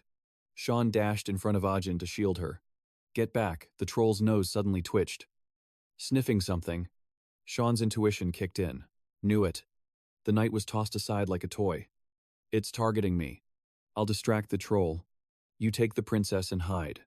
Before he could even finish, Emily cut him off aggressively. Done. She dragged Ajin away at light speed. Hey knight. What are you waiting for? Let's go. Emily's reaction annoyed Sean. Is she seriously dipping that fast? The troll went berserk, letting out a massive roar. Sean dropped into a fighting stance. Gripping his sword tighter, he vaulted over its shoulder, leaving deep slash marks in his wake. He suddenly wondered, why am I attracting all these high-rank monsters? It feels like they can smell something on me. Karam's giggle echoed in his mind. You've consumed the blood of countless monsters to get stronger. She continued to mock him. That's why you reek of them. It'd be weirder if they didn't target you. Sean was stunned. You know about that too. Why are you only telling me this now? Karam replied without hesitation. Did you forget? What I want is your body. Suddenly, he squeezed her the sword tightly. Sean's boots skidded across the ground, leaving a trail. His action surprised her. What are you doing? He coldly replied. Shut up. Karam got even louder. Treat me more gently. Will you? Facing them was the massive body of the troll. I don't care. Sean immediately leaped straight at it. How many monsters are targeting me? The muscular arm swung out to attack. The sword, possessed by Karam, slashed a clean line right through its arm. Sean flipped midair to slice off its upper body. He landed safely, wrecking it in a single strike. Sean exhaled, relieved. Now there's no one watching. Waiting for him were countless other trolls and deathworms. Drink some high-rank monster blood. Even Karam was hyped, treating it like a grand feast. But her joy didn't last long. He noticed something. Wait. Is that... Purple claws began to emerge, scales shining like gemstones, and the ferocious eyes of a monster appeared. An evil dragon. It raised its head high and let out a deafening roar. Garam, in her demon sword state, explained. No, it's not. That thing is still a baby. It probably smelled you too. A red flame suddenly spread across Sean's face. Why a dragon was here didn't matter. What mattered was that he was going to catch it. Karam pointed the sharp blade forward. You have to catch it, no. Wait. You have to eat it. Meanwhile, a troll in another area was eating a hail of arrows. As it fell, Dion spoke up. That was the last one. Right, Lord Quileud behind him replied. Yes. It seems so. He continued to assess the situation. What about the princess and your son? He replied seriously. From the tents outward, I haven't seen any trace of them. The king tried to reassure him. It's all right. You must be worried about your son. However, Quileud kept a stern look on his face. Why should I worry about that boy? The princess is the priority. Dionysus frowned. You're too cold. Is he even your biological son? Quileud just firmly asserted. A member of the Vert family must know how to protect themselves. Soldiers suddenly ran up with news. Your Majesty, we found the princess. The king quickly turned around. Really, Ajin came running in a hurry. Father, he called her name happily. Ajin Dionysus knelt down to check on her. Are you hurt? The fifth princess didn't answer. Just begging urgently. Hurry. Father, we have to save him, he asked in surprise. Save who? Ajin cried as she tried to get the words out. Sean. Because of me. He... Behind them, Quileud's face went completely dark. As the king tried to calm her, calm down and tell me. The Duke stepped forward. You are Sean's servant. Correct. Emily immediately knelt to answer. Yes. It's me. My lord. He interrogated her with a stern voice. Tell me what happened to Sean. She was terrified by his aura. So scary. I've never seen the Duke this terrifying. The young master acted as bait to buy us time to escape. Quileud's eyes narrowed, full of rage. The knight nearby spoke up quickly. I remember where he was. Just give the order. And I'll lead a rescue team for the young master. The king also urged him. What are you waiting for? Cleud, hurry. He fell silent for a moment. Then spoke coldly. No need. Ajin and Dionys were shocked. Cleud. Are you serious? The lord stated his decision firmly. I must stabilize the situation first. The camp has fallen, and the surrounding area is wrecked by monsters. The monsters will flood into the kingdom. Armor and swords lay scattered everywhere. I must rebuild this place immediately. It is the only way to prevent further casualties. Emily asked blankly. But what about the young master? He looked at her with heartless eyes. He did his duty by keeping the princess safe. That is what a Vert must do. Ajin began to panic even more. Why would you? No guilt consumed her. It's all my fault. Suddenly, a shriek ripped through the tense air. That scream, the fifth princess looked up. That sound, a vile dragon was flying past the full moon. A dragon. Her tears stopped cold at the shock. Someone was clinging to that monster's leg. As it flew off, Sian was crying his eyes out. Helpless. Just letting the monster drag him away. Arson gasped. Sian. Dragons are the closest beings to the creator. They're noble. A once-in-a-lifetime sight. The ultimate species. Lowly humans can barely get close. But that just made Sian hyped. What an honor to fight alongside such a noble creature right now. But why does it keep flying back and forth where I can't see? The princess spotted the dragon appearing, hovering in the air. She panicked and screamed. Sian, even the king couldn't hide his shock. I can't believe it. That's a dragon violet. Why is your son riding that thing? What are you thinking? Go save him. Unexpectedly, Sian got bucked off the dragon. So close. Damn it. I really wanted to drink its blood. Didn't think this would happen. Suddenly, he got urged on again. A vile dragon. You have to catch it. No. Devour it. He glared at the monsters and roared. All of you? Beat it. I don't have time for you. Sian instantly used Mist Sword Storm Fog. One swing sliced the dragon's tail into chunks. Then he landed. Looking at it, Sian realized something. It's not an adult. The size gives it away. The dragon's maw opened, lighting up the sky. But Sian didn't flinch. He charged straight at it. The ground beneath him got torn up. Then boom, a massive explosion rocked the sky. Sian tried to dodge midair, grumbling, first date and you spit in my face, fine. I'll wreck yours. The dragon opened its mouth again, showing off razor-sharp fangs. It launched itself into the air with a roar. Sian just smirked and flew straight toward those sharp spikes. He combined Mist Sword with the 8-flower slash skill. Another deafening explosion. As his feet hit the ground, Sian let out a tired sigh. Guess I can't ride it anymore. My shoulders are killing me. And time's almost up. He dove back into the fight, reminding himself, I won't get played again. He looked around. Then his face dropped. That damn lizard ran away. Stand still, don't you dare run, he caught up. Lucky me. But how to handle this now, Karam? Right beside him. Asked in panic. What's wrong? Why aren't you doing anything? He snapped back. What do you mean? Can't you see the people watching us down there? He looked at Karam. She didn't back down. Screaming. So what? You chose me. So do something. Sian got even madder. You want me to use the demon sword and kill everyone down there. If they see that, I'm cooked. They'll burn me alive. Karam kept pushing. So, you just gonna hang on to that dragon forever? Sian gritted his teeth. I'm thinking, okay, down below. Violet started using his sword arts. Sian's eyes went wide. That's 8-star magic. Is he using the heavenly secret sword? He knew his son was about to get blown away.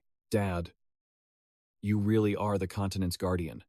Dad, seeing the dragon wobbly in the air. Looking tamed. Sian got hype. That's it, who's a good boy? Come here, I don't think you should dodge like that. Unexpectedly, the dragon flung him off again. Sian was crushed.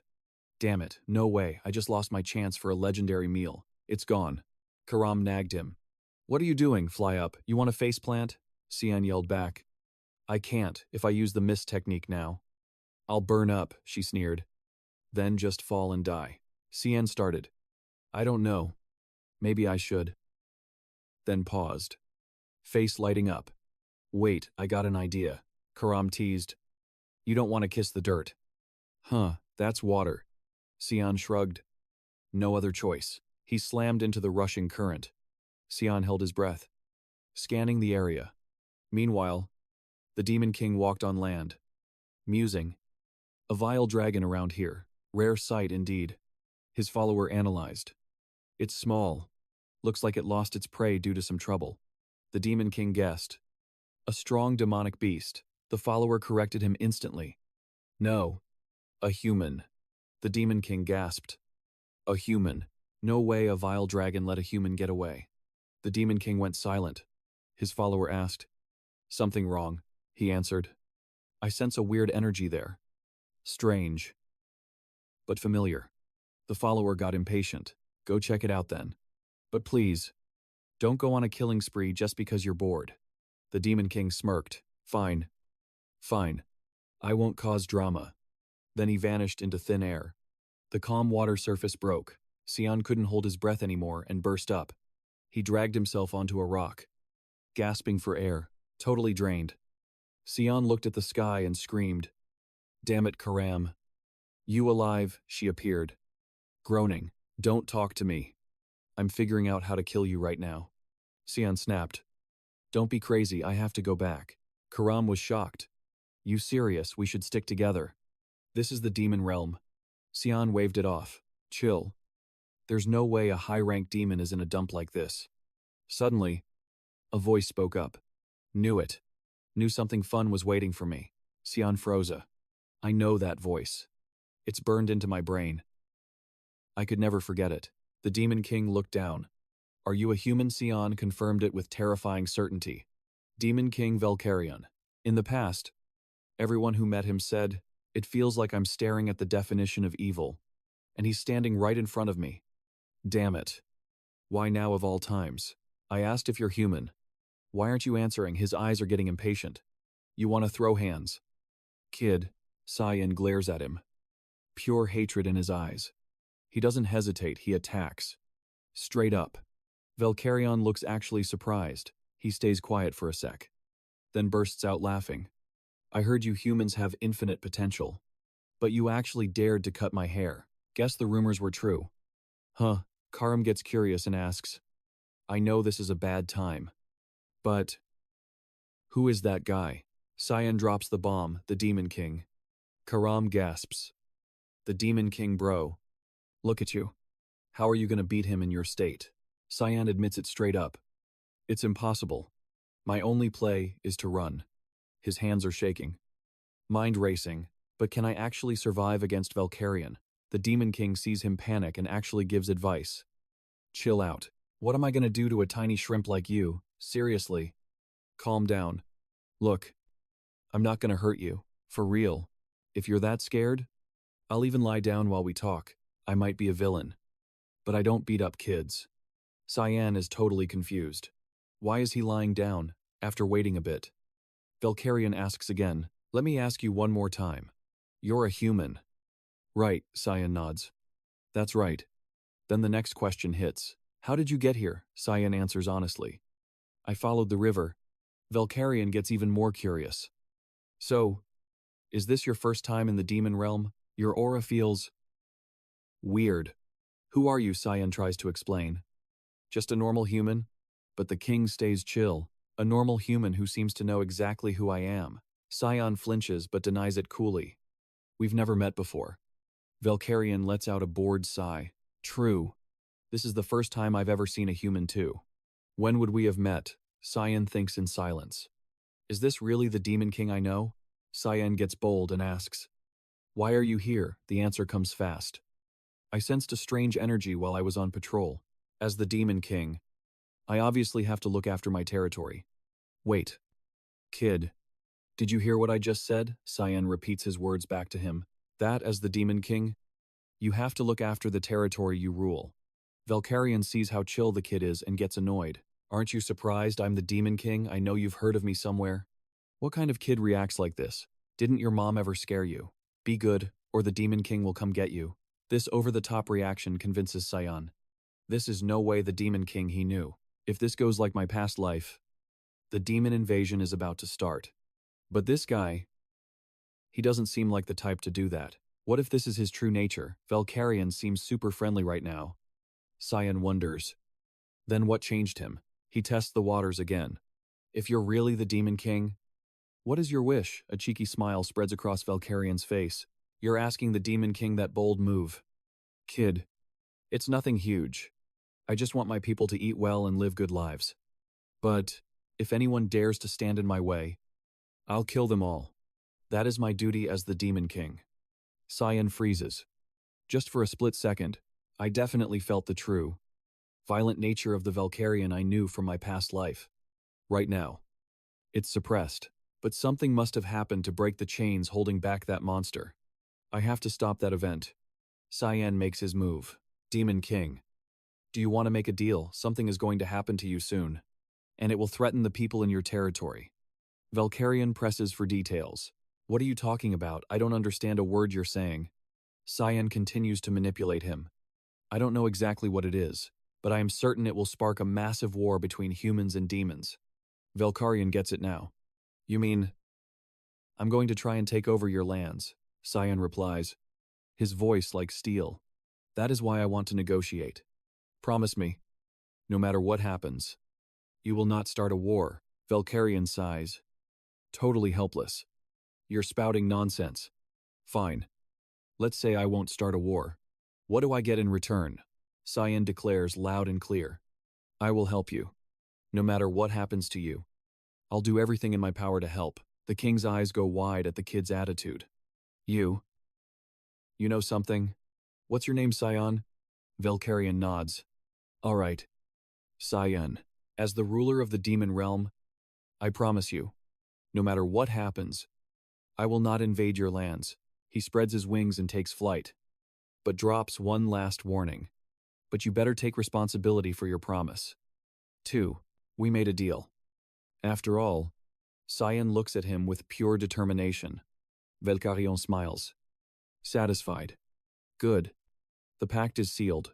After the deal with the Demon King, the soldiers are relieved to find their master. Young Master Sian, it's a miracle the investigation team found him passed out. He made it back safely. Now they call him the boy who survived the dragon's claws. They return to a monastery at the deadliest border. It's being used as a temporary military hospital. While recovering, Sian suddenly jolts up. Say what? His mind is spinning. I thought everything was resolved. Then the princess drops a bomb. Let me repeat myself. Will you? Will you become mine? Sian is totally lost. What is she even talking about? He answers immediately. No, her face falls. Pure disappointment. She replies sadly. Of course not. I'm just a useless princess. Aren't I? Sian feels kinda bad now. You're actually so annoying. I know she's useless. But that attitude makes it worse. I know this happens in the future. But I can't stop thinking about it. That scumbag is tied to her tragic ending. Then Sean continued. You're right. You don't bring me any value. Or anyone else. For that matter, with how useless you are right now, you've got zero influence and zero strength. Honestly, getting close to you would just be a liability for me. Even so, I'll keep watching you from a distance, until you fully evolve into a better version of yourself. Hearing this, the princess asked with a gloomy look. Watching. Me, Sean quickly confirmed. Yeah, don't be disappointed about it. She instantly regained her spirit. No. I get it now. I just need to get good enough for you to acknowledge me. Right, then, pointing straight at Sean with pure determination, she declared, just you wait, I don't know when, but I'm going to become so strong that you can't ignore me anymore. He nodded and replied, I'm looking forward to it. But inside, he was thinking. She bounced back fast. I guess she's still just a kid. After all, as the princess headed for the main door, she suddenly froze. Oh, one more thing, thank you for staying alive. Seriously. Sean watched her silhouette fade away, a confused look on his face. Meanwhile, behind the camp at the edge of the forest, Zenon was darting his eyes around, his hand resting on a glowing square box. He kept watch, whispering to himself, not much left now. Suddenly, A strange voice cut in. So it was you. Zenon panic set in as he realized his body wouldn't budge. It was like invisible chains had him locked down. Sean, cloaked in shadows, continued speaking. A small spatial box. Looks like the surrounding mana has already leaked out. An artifact that creates a dimension with infinite storage capacity. It's a masterpiece from the Garum Kingdom's Mage Association. Isn't it? I've been tracking this for a whole year. I had a feeling someone from the Empire was smuggling it. So that's how you were pulling it off. I'll be taking this. Zenon 7-star mage, Knight of Garum. Hearing this, he panicked. Who are you? Wait. Sean. Why the hell are you here, Sean? Just glanced at the corpse nearby and pointedly added, I assume you extracted blood from the demonic beast's corpse and smuggled it onto the supply wagons to cross the border. Looks like you had a spy in the logistics division helping you with the box. 2. Zenon completely lost it and screamed. What the hell are you talking about? I don't know anything, Sean replied with chilling calm. No need to play dumb. Their blood is already being sold on the black market. Internally, he recalled. Alice must have gotten the demon dog's blood through him. So, who's the traitor, setting aside freshness? These things are way too big to just eat, and I can't exactly let him walk away. Zenon assessed the situation, plotting his move. I don't know how he's restraining me, but I can move a little now. He unleashed Dragon's Breath straight at Sean, shouting with confidence. Die, drop your guard, and you're finished. You little brat. After unleashing a massive explosion of flames, Zenon realized with horror. Damn it. He's not dead. So the rumors were true. Suddenly, he was blasted backward. Zenon gasped for air, looking regretful. I lost the precious spatial box. I never expected this to happen during the transport. His body suddenly reacted strangely, and he panicked. My hand. What is this black smoke? No way. Then Zenon curled up. Screaming in agony, Sean pinned him down and shouted, Make your choice. Tell me the smuggling route and the spy's name for a quick death. Or suffer through a slow one. I'll make it so painful even Satan would pity you. Meanwhile, at the trading point in West Velius, 2 figures had just finished a deal. Looking incredibly pleased, they started checking the goods. Chatting away. 2 crates, we're gonna make a killing this time. How much for this one? But what they found inside made them jump back in terror. Lord Zenon, who did this? Sean was watching them from a distance when Karam curiously asked, You're not going to do anything to them, he quickly replied. Yeah, that warning is enough. He then fell into deep thought.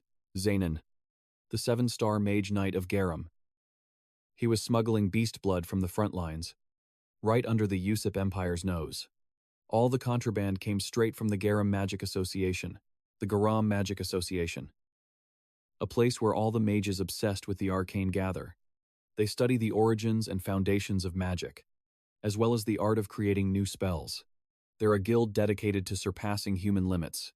Right now, they're crafting artifacts like spatial boxes, but in the future, they'll create all sorts of insane things using demonic beast blood. I need to put a stop to that. Garam, understanding Sean's actions, complained. I thought you were going to live for yourself. But this doesn't benefit you at all. Sean patiently explained. I just don't want anyone else using demonic beast blood. In the residential district of the Yusip Empire, Asen stood by the window, deep in thought after reading a report. He spoke with a gritty tone.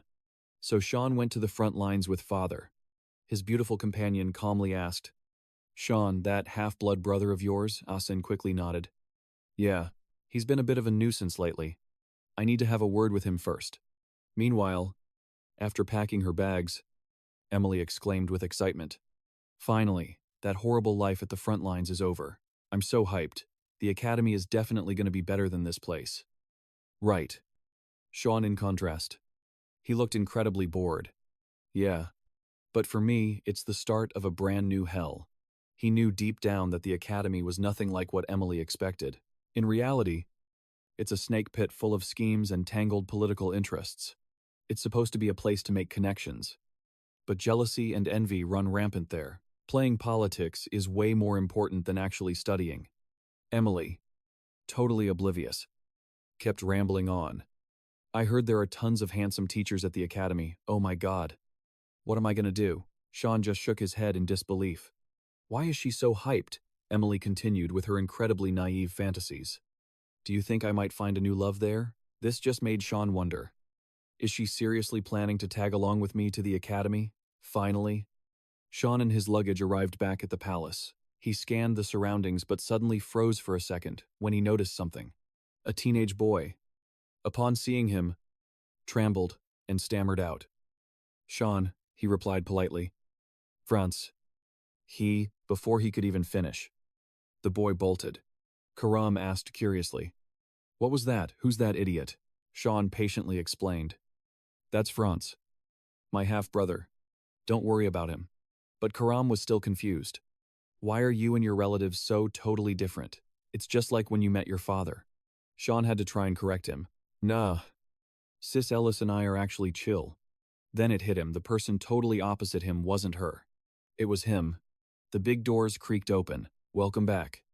Young Master Sian. The servants bowed low. Voices trembling. Sian froze.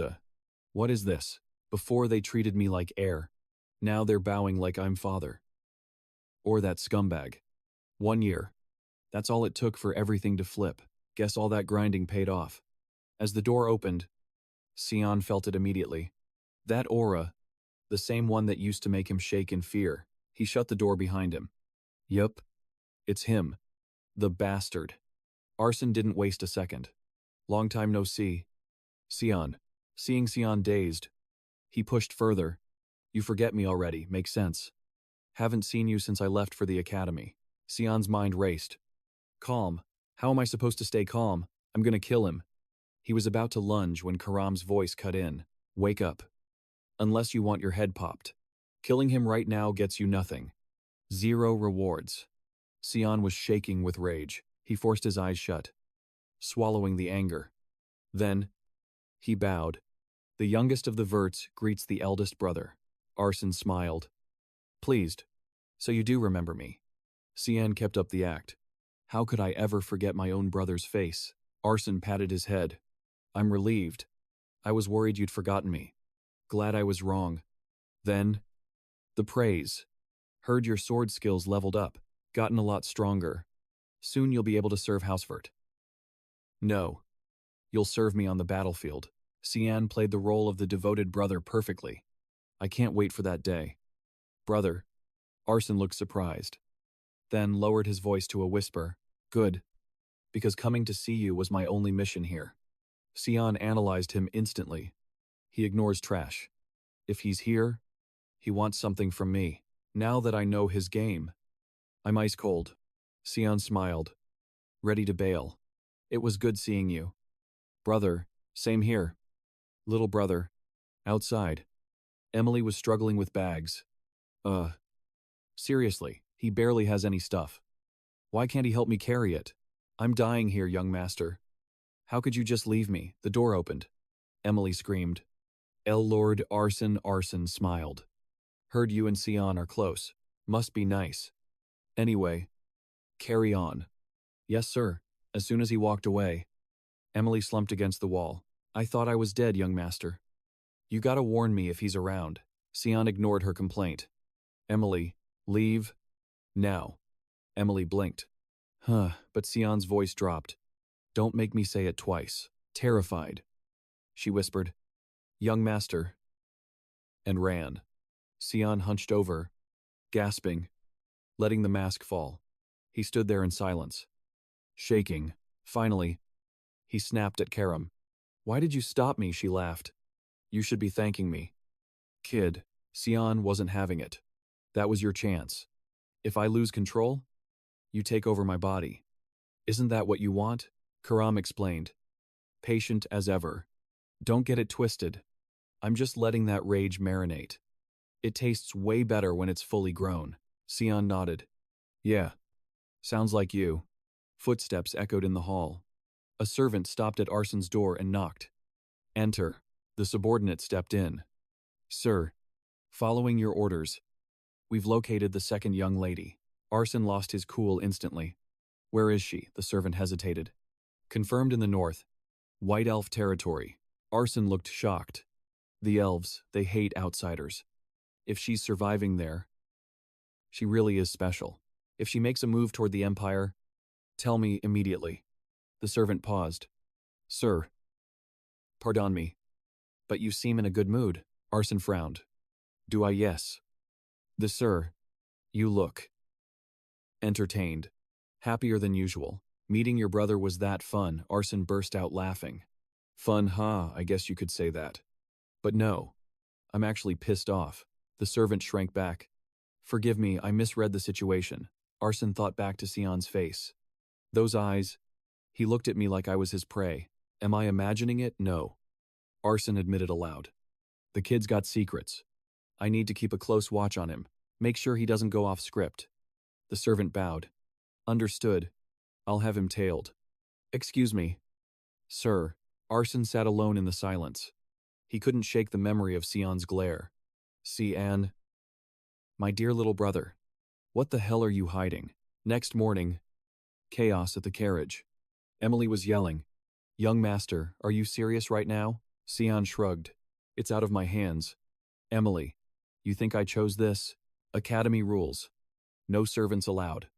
Deal with it. Emily stomped her foot. And you waited until the last second to tell me. How could you? Sian hopped in. Look. Just stay here and don't cause drama. Okay, we'll talk later. Emily sighed. Defeated. Fine. But I'm not worried about me. I'm worried about you. Don't get into fights at the academy, Sian smirked. I'm not a kid anymore. Let's roll. Emily chased the carriage. Don't forget, hey, the carriage was already moving. Be careful out there. If anyone bullies you, tell me, study hard and come back safe. Sian finally exhaled. Relaxing. Thank God she stayed behind. Too much hassle. But then, a memory hit him. 8 years old. That rainy day. The fever burning him up. I was unconscious. The family, they didn't give a damn if I lived or died. But Emily, she was there. She carried me on her back all night. Running all over the city. She knocked on every doctor's door. Begging. Is anyone home? Please open up. Save my young master, finally. A kind doc nodded. All right. Get in here quickly. Bring the boy in. If she hadn't been there when I was at my lowest, I probably would have died alone in some room. And no one would have even known. Thinking back on that, Sian popped his head out the window and hit her with a smile. Don't worry. I promise. I'll find a way to bring you to the family academy. So don't stress. Okay, I'll write to you. Because of everything she did. Sian didn't see Emily as just a maid. To him, she was family. Hearing his promise, she beamed. Understood. Young master, rest easy. I'll be right here waiting for your good news. With Emily sorted, Sian went silent for a bit. Then it hit him. All right. That's one problem solved. But thinking about it, this is sus. Why would the family send 6 whole nights just to escort me to the academy, I mean? Sure, I'm the Duke's son. But inside the clan, I'm basically a nobody. Why the VIP treatment? The academy's gonna be messy. Lots of unknowns. Still, I'm kinda hyped for it. As the carriage rolled into the forest, the sky turned dark. The 2 guards exchanged a look, sketchy vibes immediately. Meanwhile, Tian was fast asleep from the long ride. Suddenly, one guard stepped up and announced, Looks like we're setting up camp here for the night. Young master. Sian played along. Fine. Everyone's tired. Let's rest. By the way, how far have we traveled? The reply came quick. We've covered a lot of ground. Young master. Actually, we're almost at the center of the Sephiran territory. By my estimate, tomorrow afternoon, we'll arrive at the city there. Sian nodded. Cool. Rest up and keep me posted. But internally, he knew instantly. Lying straight to my face. I know for a fact there's no forest near Sephiran. They think just 'cause I'm a kid who's never been here, that they can play me. We've definitely veered off toward the border. That's the only place with woods this thick. But why? Why drag me to this creepy forest to camp? What's the play? Then came the voice. Young master. Camp is set. Fire's lit. You can step out now. Sian stepped out of the carriage. Chill as ice. He looked around and sarcastically remarked, Wow. Out here in the woods, it sure is peaceful and fresh. Huh. But tell me, why are you guys circling my carriage? Who sent you to take me out? Caught red-handed, the air went deadly silent. Then, the guards dropped the act, looking at him with pure arrogance. It actually baffled Sian. Are they? Laughing, whatever. He kept his cool and pressed. I'm asking you, who ordered you to do this? One of them sneered. Mask off completely. Sharp kid. But since you're about to die, you don't really need to know. The others chimed in. Ask all you want. It won't change a thing. We're just following orders from the higher-ups. Like it or not. We don't make the rules. But on our honor as knights, we won't make it painful. We'll send you to the afterlife quick. If you have questions, ask them in hell. Just stand there and don't overthink it. It'll be over in a sec. All right. Enough talk. Goodbye. Swoosh. Sian dodged the first strike. Slash. One head sent flying into the air. The rest just froze, staring at their buddy's head rolling on the ground. Sian smirked. You guys talk big. Now one's down. Maybe start trembling and answer my question. Panic set in. Faces went pale. The silence dragged on until Sian lost patience. Nobody's talking, seriously. Cat got your tongue. If you stay quiet, you die. Simple. The gray-haired soldier watched the scene, secretly shook. No way. How is a kid this decisive, this strong? Another guard, clearly having a death wish, tried to ambush Sian from behind. Nope. Sian saw it coming. Countered. The guy screamed in agony as his hand got sliced clean off. Shoved backward. And bam, Sian delivered a fatal stab. Seeing the kids slaughter them like a cold-blooded killer, the gray-haired guy was terrified. Impossible. He's only 11. How is he this OP? How is he this cold? Sian channeled power into his hand, freaking the guy out even more.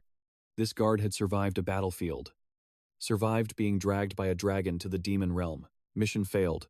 We're cooked. We were way too cocky. Didn't realize he was a monster from the start. Nothing went according to plan. He collapsed as Sian locked eyes on him. Sian barked. Just you left. You gonna talk? The soldier panicked, spilling everything. Young master, it was Duchess Margaret. She ordered us to drag you into the forest and quietly eliminate you. Sian wasn't surprised. Coward. But makes sense, his squad is dead. If he doesn't talk, he joins them. The guy was sobbing, terrified for his life. Moments later, the carriage was moving again. The sole survivor drove while spilling more tea. From what I know, rumors have been spreading in the family. Don't know if you heard. But young Master Grenz, he was terrified of you. He begged Lady Margaret to do something. My guess, she acted on his request. He wanted to wipe out a future threat. To protect Grenz. Sian got the picture. All right. So it was that punk. Next time I see him, I'm gonna wreck him properly. The soldier, shaking while driving, asked timidly. Young master. What about me, please? Spare my life. I told you everything, I only followed orders, Sian replied casually. You look like you've completely given up on life. Huh, but hey, at least he still has a strong will to live. He added honestly.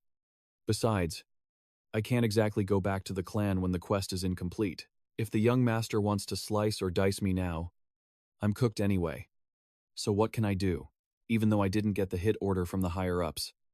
It's still my fault at the end of the day. Sean quickly cleared up his confusion. All right. Save that for later. Right now, I need a servant. Just keep driving. Talk about living or dying later. I know what you did. I'll decide your fate based on your attitude. Looking at you trembling like that, I have no idea how you became a knight. At least your driving skills are decent. The guy replied with pure gratitude. Thank you for not killing me, young master. Then Sean hyped it up. Looks like we're finally here. Sephirin Central City. Inside the castle, the sound of smashing glass and Lady Margaret's screaming echoed everywhere. What the hell failed? All the knights are wiped out. How is that even possible? We missed one guy. And that brat disappeared too, the subordinate confirmed in fear. Yes, that is correct. Young Master Sean already reached Sephirin, Central City last week. She was absolutely terrified hearing this. 7 bodyguards trying to assassinate one kid and failing. Who would believe that this is completely beyond my imagination? The old subordinate bowed respectfully. It seems we underestimated young Master Sean. He's young, but his power is actually broken. Margaret snapped back. You were the one who told me to do it. That brat is barely old enough to walk. How can he be that OP? We sent 7 knights with him. The old man begged profusely. This is also this subordinate's fault, but I speculate some force must have helped the young master. I beg you, Madame, give me one more chance. This time I won't be careless. Or look down on him. The job at the academy will definitely be a success. Lady Margaret said in a harsh tone. It's done. Just drop it. If we keep pushing and fail again, things will spiral out of control. If he's pushed to the edge, he might do something unpredictable. To me and grand. She trembled, remembering Sean's threat.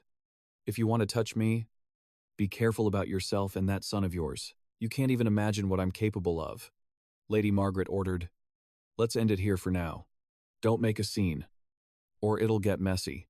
The old subordinate bowed and replied, Yes, I understand. She added a warning. This news must not leak to anyone.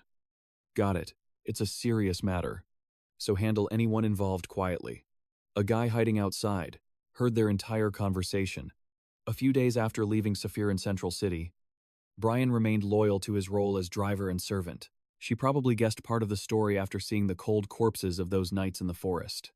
Of course, I haven't calculated her next move yet, but what I need to do is just head to the academy. Once I'm there, I'll figure out the rest. But maybe after this failed assassination, she'll have to think twice before coming at me. Brian announced excitedly. Young master, we've arrived at the next city, he said wearily. All right. This bustling, wealthy city reminds me of so many past events. Memories from my previous life that gave me plenty of pain here. But this academy also had many events that changed my life for the better. Sean showed his token and introduced himself. I am Sean, member of the Fadden clan. As scheduled, everyone turned their attention to him. A receptionist welcomed him warmly. Yes, young master. Everything has been arranged. Please follow me. All you need to do now is register at the dorm. You can rest there for now. In a few days, there will be an opening ceremony and an entrance-level test for all students registering this term. Sean whispered. That works. Just gotta wait, and it's done. They handed him an envelope and a key. Sean was a bit surprised. Is this the gear I get at this academy? Stepping into the room, Brian's legs went weak, and he dropped the luggage. His jaw dropped in shock. Young master, this room is too fancy. Is this a royal suite or something? This dorm is cracked. Sean felt pretty suspicious. No student in the history of the academy has ever stayed in a royal room like this. Even that bastard older brother of mine. Someone is definitely pulling strings here.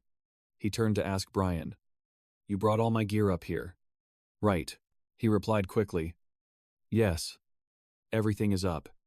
Don't worry, young master. Sean put on a mysterious face and said, All right. I can finally enroll in peace. Now it's just waiting for the entrance test. So, thanks a lot, Brian. But your journey ends here. Hearing this, the guy shook with fear. Young master, please don't kill me, unexpectedly. Sean placed a bag of gold in Brian's hand. He stood there stunned and confused. Huh, what's this? Sean waved goodbye and advised. That's your pay. Take that money and disappear. Don't bother going back to the clan. With that amount, you can live a different life in peace. Listen to me. Don't even think about getting close to the clan's territory. If the madame finds out you're still alive, you're absolutely cooked. You get what I'm saying? Right. Brian stood silent as a statue. A moment later, he knelt on the ground, showing sincerity. Subordinate Brian, a titled knight, is alive today thanks to the young master's mercy. Since the young master has shown kindness, please show it to the end. Let this subordinate serve you, no matter how hard the work is later. Just command me. I won't refuse even if I die. Sean said bluntly. Nice speech. But call yourself a knight. Your power is trash. Brian explained. Yes, I am a knight. but because I lack experience and my rank is low. I still do menial tasks compared to others, but deep down, I always remember my father's words. If you ever meet a master who treats you with true heart, someone you can trust, then follow him with all your heart, even if you become a ghost. Have no regrets. This loyalty of mine is now yours. Young master, please let me serve you, Sian gently warned. You think I'm actually serious. Seems like you still lack experience. Brian, you need to think before you act, he asked blankly.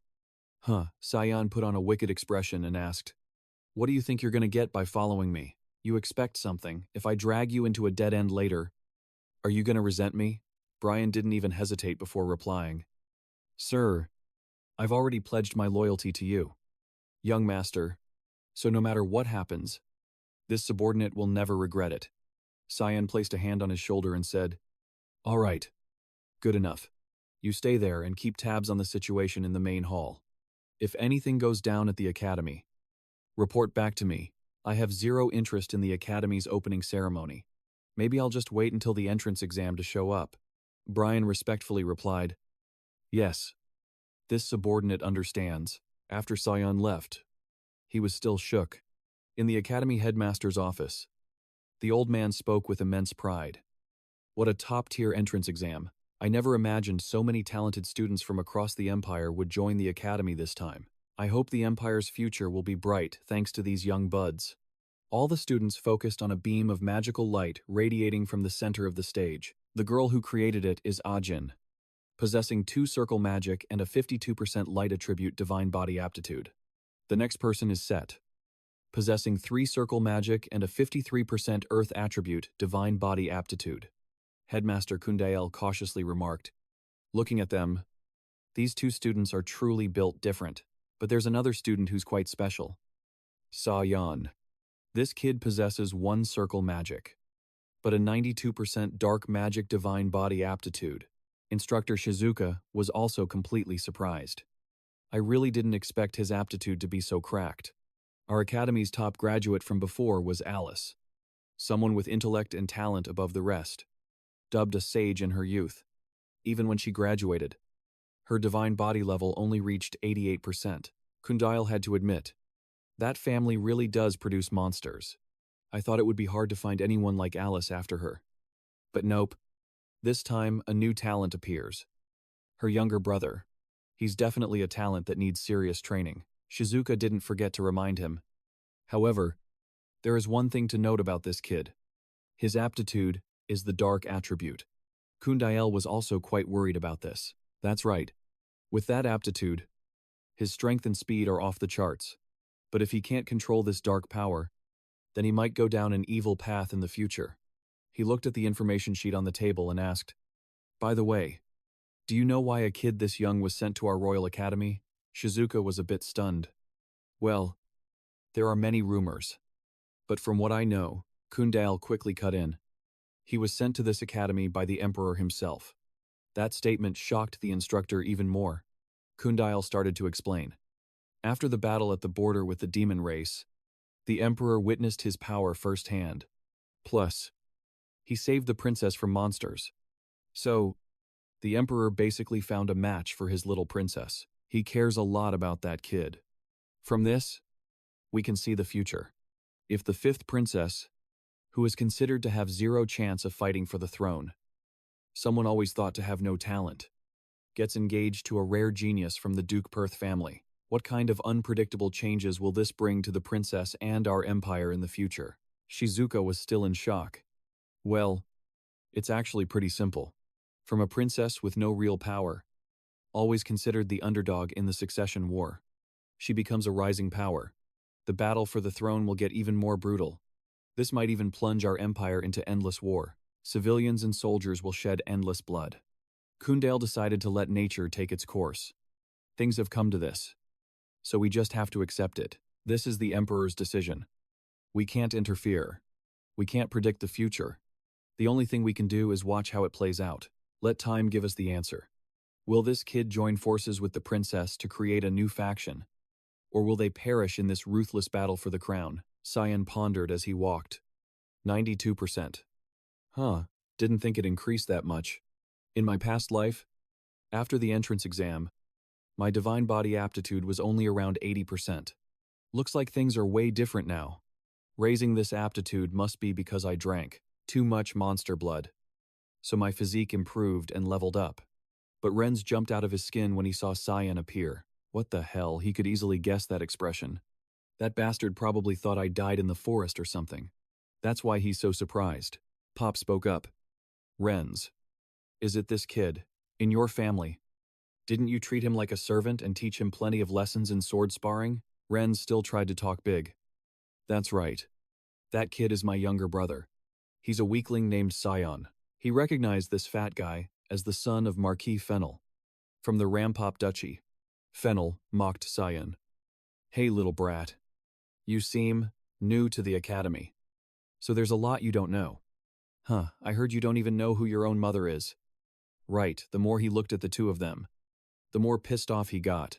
That scumbag. He was a total nightmare in my past life. He and that damn brother of mine didn't stop tormenting me the entire time I was at this academy. Perfect timing to meet both these trash bags here at once. Pop talked big. Looks like this kid is new to the academy. I need to teach him a little lesson, so he learns to behave. Right, Renz trembled and warned. Hey Pop. Wait. He's weak. But you need to be careful. Ignoring that advice, Pop marched forward arrogantly. All right. Leave it to me. Don't be scared. Since we met here, we should get to know each other. Renz still tried to make him give up. I think we should go. Talk to him later. It's lunchtime anyway. But it was too late. Sian launched a spectacular kick right at Pop. Renz could only scream in despair. No. Pop. After dealing with Pop, Sian stood tall and asked Renz. We should have a little chat. Don't you think? He answered while shaking like a leaf. Yeah. What is it? Sian walked up, put a hand on his shoulder, and whispered a warning. I don't care what you're plotting, but I'm very merciful. You saw that. Right, but if you dare touch me again, you won't be graduating with your spine in one piece. Grenz's tears of terror started falling. Saying that, Sean walked away looking satisfied. Seems like his academy life is going to be pretty interesting from now on. Inside the quiet library, Shizuka slowly walked in. She thought as she walked. Whether he becomes a disaster or a future hero, I need to keep an eye on that student named Sean. Shizuka walked up the stairs, heading toward the bookshelf. She was surprised the book wasn't there. Suddenly, Sean spoke up, asking, Are you looking for this? Shizuka smiled and replied, How did you get in here? This is a restricted area. You know, but inside, she was confused. I couldn't sense his presence at all. Shizuka started chatting with him. Your name is Sean. Right, can you give that book back to me? I need those materials for research. He handed her the instruction card. Shizuka took it and didn't forget to say thanks. Suddenly, a stream of dark aura appeared out of nowhere, slashing right past Sean's face. The book was cut, split into two halves. Sean got into a stance and smirked, asking, Weren't you looking for this? Professor Shizuka, no. Leader of the Mist Assassin Guild. Shizuka, she started interrogating him. Who are you? Kid, how did you find this, in my past life? My first impression of Professor Shizuka was pretty average. Back then, she cheerfully asked about me. How is your academy life going, Sean? Only chose silence and looked down at the ground. Shizuka continued explaining. I know you want to be quick, to end this boring conversation. But face-to-face interaction is very important for a student's development. You expect development from me, when all I get is bullying from that damn brother of mine. Everything at the academy back then felt like a joke. After a moment of silence, Sean bluntly said, I don't care. But Shizuka's answer surprised him a bit. Actually, I'm quite interested in you. Sean, an abnormal amount of dark element, at 84%, is pretty rare. Hearing that, Sean replied, but they say that element has no special traits. Shizuka kept encouraging him. That's because there are many aspects of the dark element that humanity doesn't understand yet. On the contrary, I think your potential is infinite. My mind was cleared with so many mixed emotions. If she understands the dark attribute like that, could she guide me Shizuka smiled brightly and said, I wish you success in the future. Sean snapped back to reality. He stared at Shizuka and thought to himself, that's what I mistakenly thought. However, I was tricked. Never let that friendly smiling face behind those glasses fool you. The Royal Academy professor is just her cover. Her true identity is an assassin. She is one of the leaders of the Mist Assassin Guild, infiltrating the academy, where so many noble children of the continent gather. Shizuka finally decided to take off the glasses on her face. Very good. I'll hear the details about this in the lab. Follow me. Before we go, clean up that messy pile of books. Okay, Sean stood there, dazed in confusion. After what I said, how is she so calm? Scene shifts to the laboratory. Sean looked around. This place is still the same. He lifted the teacup to smell it and asked honestly, Did you put poison in the tea? No wonder you're so cold. Shizuka laughed with amusement. She said, You won't croak, so don't worry. That's probably just enough to melt a few of your internal organs. Sean put on a confident face, saying inwardly, But that stuff won't work on me, because I've already tested strawberry syrup made from countless demons and poisons Emily created. He suddenly glared and told her, Hope you increase the dosage next time. Shizuka replied with an angry look. All right. Can we start our talk now? How did you find out my identity? Plus, you even know exactly the location of the Mist Organization's directive hidden among obscure books in the library. Or do you want to tell me that you're also part of the Mist Guild? Sean calmly asked back. Do I need to prove anything else? Shizuka was driven crazy by his teasing, thinking, just because your dark element value is high, you're bragging. Kid Sean recounted. On the way to Sasha, everyone asked me, is it really okay for you to bring only one knight, even though for the whole trip? He was just the carriage driver. I heard recently that noble descendants enrolling here are taking turns dropping dead, dying on the way. Since when did the purification process start? Shizuka played dumb and asked. Purification process? I don't understand what you're saying at all. Dark aura radiated from her endlessly. Sean wasn't just some average guy either. Usually, doesn't that involve the Mist Assassin Organization? Shizuka became more and more unhinged. You're going to regret what you just spouted out. Sean boldly replied, Are you threatening a student? Shizuka used her long legs to kick the table toward Sean. He leaned to the side and said, So you plan to play it this way? Just as he finished speaking, he used his hand to punch the table, breaking it in half. Shizuka jumped back behind Sean. He quickly glanced after her. I thought I already proved my identity.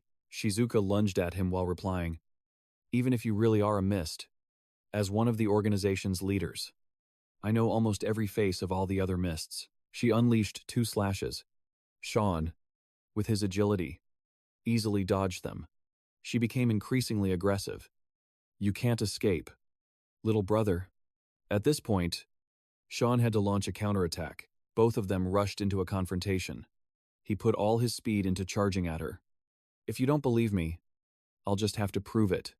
He unleashed a barrage of attacks surrounding Shizuka, making her exclaim, Wait, Sean quickly retreated. Shizuka's expression started to change. That sword, it can't be. The weapon that can only be used by the one chosen by Eru. The demon sword. Karam Sean gently stroked the sword and asked, finally acknowledging me. Are you, right now? The organization is also looking for the whereabouts of the heir to their power. Right, the more she heard, the more stunned Shizuka became. How do you? Sean spoke with a confident tone. Watch this. The heir you guys are looking for is right here.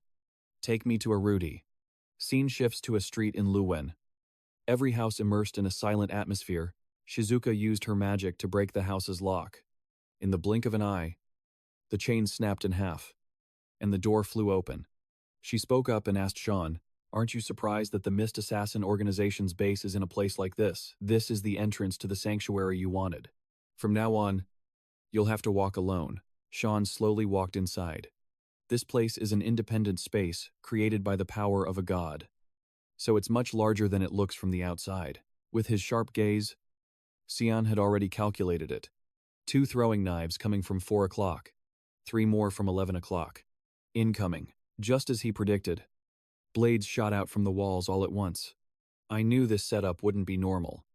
But seriously, this is overkill. Sensing an ambush, Sian instantly backflipped away.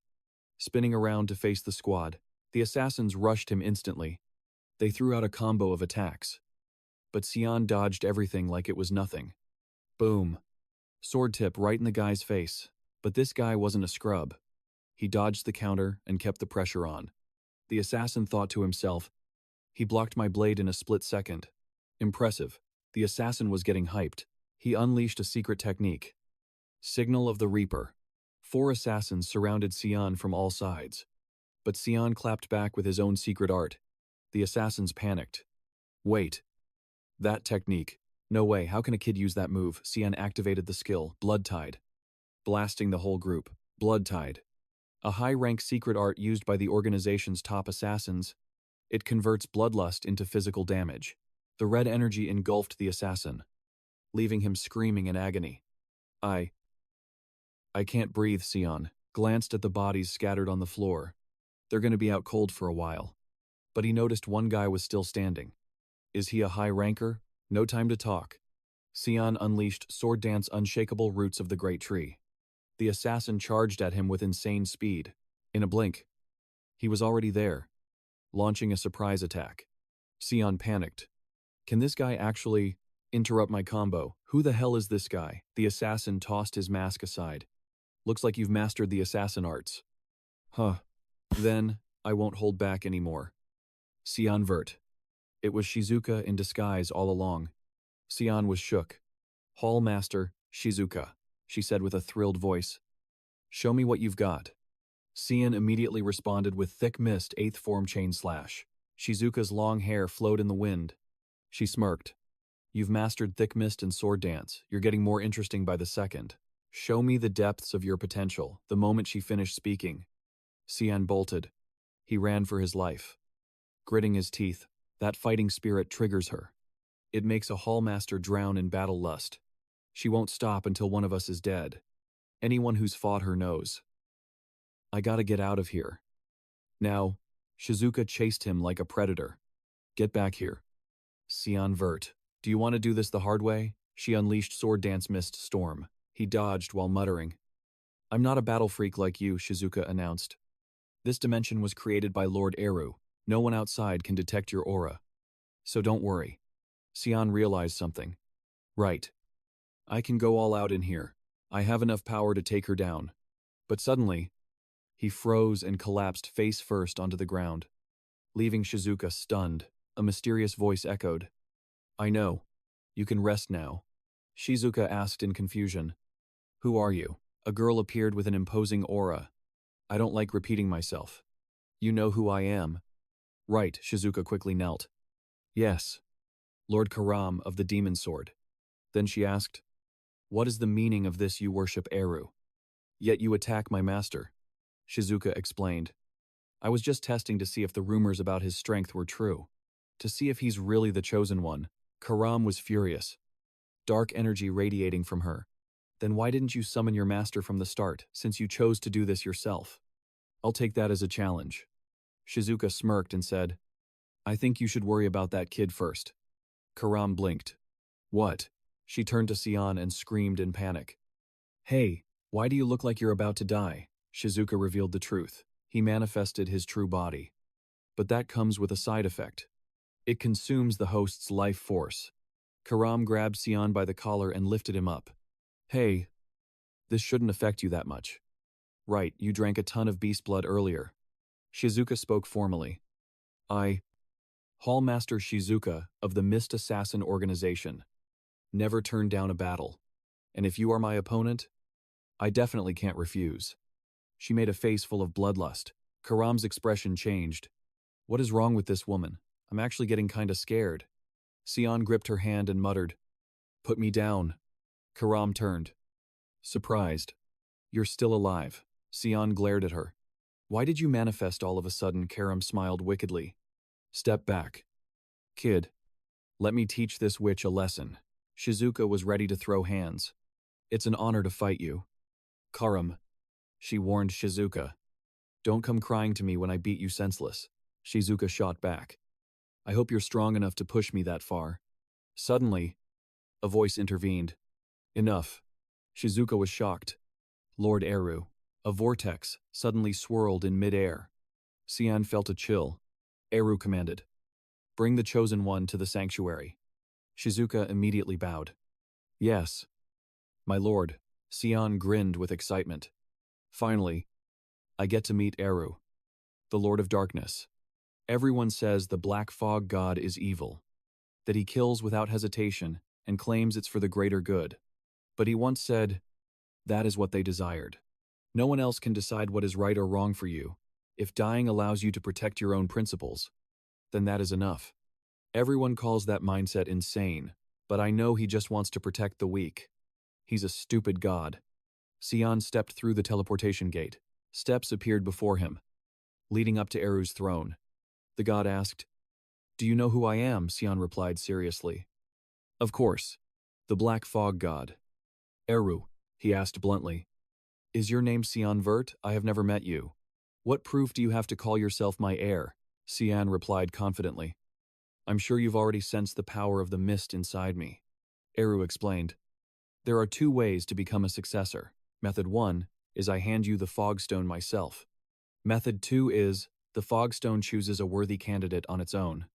I don't know who you are, so I'm assuming it's the second scenario. For real though, the Fogstone that was supposed to be at the altar just vanished last year. On top of that, Eru's gaze is getting sharper by the second. He clicks his tongue, praising Sian. Didn't expect you to awaken, Karam. Even I couldn't find that girl. You've got her under control pretty well." She frowns, totally pissed. "Who's controlling who?" "Huh." Eru looks straight into Sian's eyes and says, "And those eyes? The light coming from them doesn't match your age at all." "Yeah. Turns out that's it. You're an anomaly from a timeline I don't know about." Sian gets suspicious. "You don't know. I thought you were involved in me being here." Eru keeps it real. "If you're looking for an all-knowing, all-powerful god, you're in the wrong place. My status as a god was taken a long time ago. I'm not strong at all." Sian seems to learn his lesson. He's right. I shouldn't have expected anything. Eru hums. But this actually works out for me. Sian asks, bewildered. "What are you talking about?" The god laughs, amused. "A perfect heir just walked right up to me. Now I have less work to do. I don't even have to lift a finger." Even Sian is speechless at Eru's level of laziness. But with his sharp instincts, he notices something. "By the way, you brought something pretty troublesome with you. You have the demon sword and you're still not satisfied. You planning to take the holy sword's power too?" Sian cracks a wicked smile. "For now, I don't plan on doing anything. I just think if the world doesn't know this thing exists, then maybe it'll become useless." Lord Eru slowly stands up. "You've got some twisted hobbies. Kid, whatever. I won't ask anymore. It doesn't concern me anyway. But I'll follow the rules. As your supreme god, I'm asking you this, O heir who has received my power. What will you do with this strength?" A dark, oppressive aura surrounds Sian's body in an instant. Old memories flood his mind. In his past life, he was asked the same thing. Back then, I answered, "I will live for my brother." Truly a stupid answer. But they didn't care about my response in the past life. Thousands of questions pop up. Why was it like that? Didn't I have things I wanted for myself? Lord Eru warns Sian. Remember, nothing is more dangerous than blind faith. He silently speculates. Maybe Eru foresaw my tragic ending. Sian steps forward and says, "I don't have any grand plans. No noble purpose or holy beliefs here. This time, it has to be different." Eru looks blank, not understanding Sian's words. After a moment of thought, Sian gives his answer. "I will only use your power for my own personal goals, just for myself." Eru asks again, "Right or wrong? That's for you to decide. Are you confident you won't regret it? You better answer carefully. Depending on your answer, I might kill you right here." Sian speaks calmly. "I don't care about the consequences of my actions. I won't follow anyone's orders. That is the path I'm going to walk." Eru feels kinda curious. "Looks like you've got a plan. Can you tell me?" Sian answers instantly. "Nope." Eru totally glitched out. "Doesn't matter. As long as you clear my name, done. I'm not asking you any more questions. You're actually pretty boring. His eyes shift to another direction. Well then, time to chat with my daughter. Karam feels a bad omen coming. He pinches her cheeks and asks, You've changed a lot. Huh, you like your master that much. Such a good girl. Karam asks, confused. What the hell are you saying? But Eru doesn't hesitate to pout, showing her some love. Seeing you like this makes me happy. Meanwhile, she feels absolutely disgusted. Get away from me. Stop it. But Eru ignores her harsh words. I'm trying to be nice to you since I have nothing to give your master. Karam just screams in helplessness. You crazy old man. Hey, master. Do something. Sian looks away and says, truly a touching father-daughter moment. Eru suddenly blows Karam a passionate air kiss. A magic circle abruptly appears in front of her. What is happening? Karam suddenly transforms into human form. She looks at her hands. Stunned. This is... I have a body. Sian stands there. Also confused. It didn't use my mana either. Did Eru use his own power to create that body? Karam snaps, turning to question Eru. What did you do to me? He smiles and explains. Nothing much. Just gave you a bit of my vitality. What's wrong? You don't want it. You need a body so you can. Get busy with your master. The more Eru talks, the angrier Karam gets. What did you just say? You moron. Sian stands outside, shaking his head. Like father, like daughter. Early next morning, at the academy dorms, Brian whispers, Young master. What is going on? Sian forces a smile. I don't know either. Just ignore it. Brian looks at the room with worried eyes. But, young master, I don't think this is something we can ignore. Shizuka and Karam are fighting like cats and dogs. Karam asks sarcastically, An instructor visiting a student this early in the morning, don't you think people will start gossiping about how special your relationship is? Shizuka is quick to clap back. Of course. I'm doing this to guide him to the right path. This is a completely normal relationship. Karam growls a warning. Shouldn't a pavilion master be more careful? A fiery battle between two tigresses is about to explode. Shizuka replies softly. Whatever I do has nothing to do with you. Right, worry about yourself. Karam confidently asserts. Master only needs me. Stay away from him. Shizuka refuses to lose. He is my student. To escape this endless argument, Sian quickly finds a way out. I'm gonna go for a walk, Brian begs in fear. Young master. Don't leave me here with them. The duel between Shizuka and Karam gets more intense. Hey. Over there. Draw your weapons. Fight. How can I refuse an offer like that? Scene shifts to outside the academy.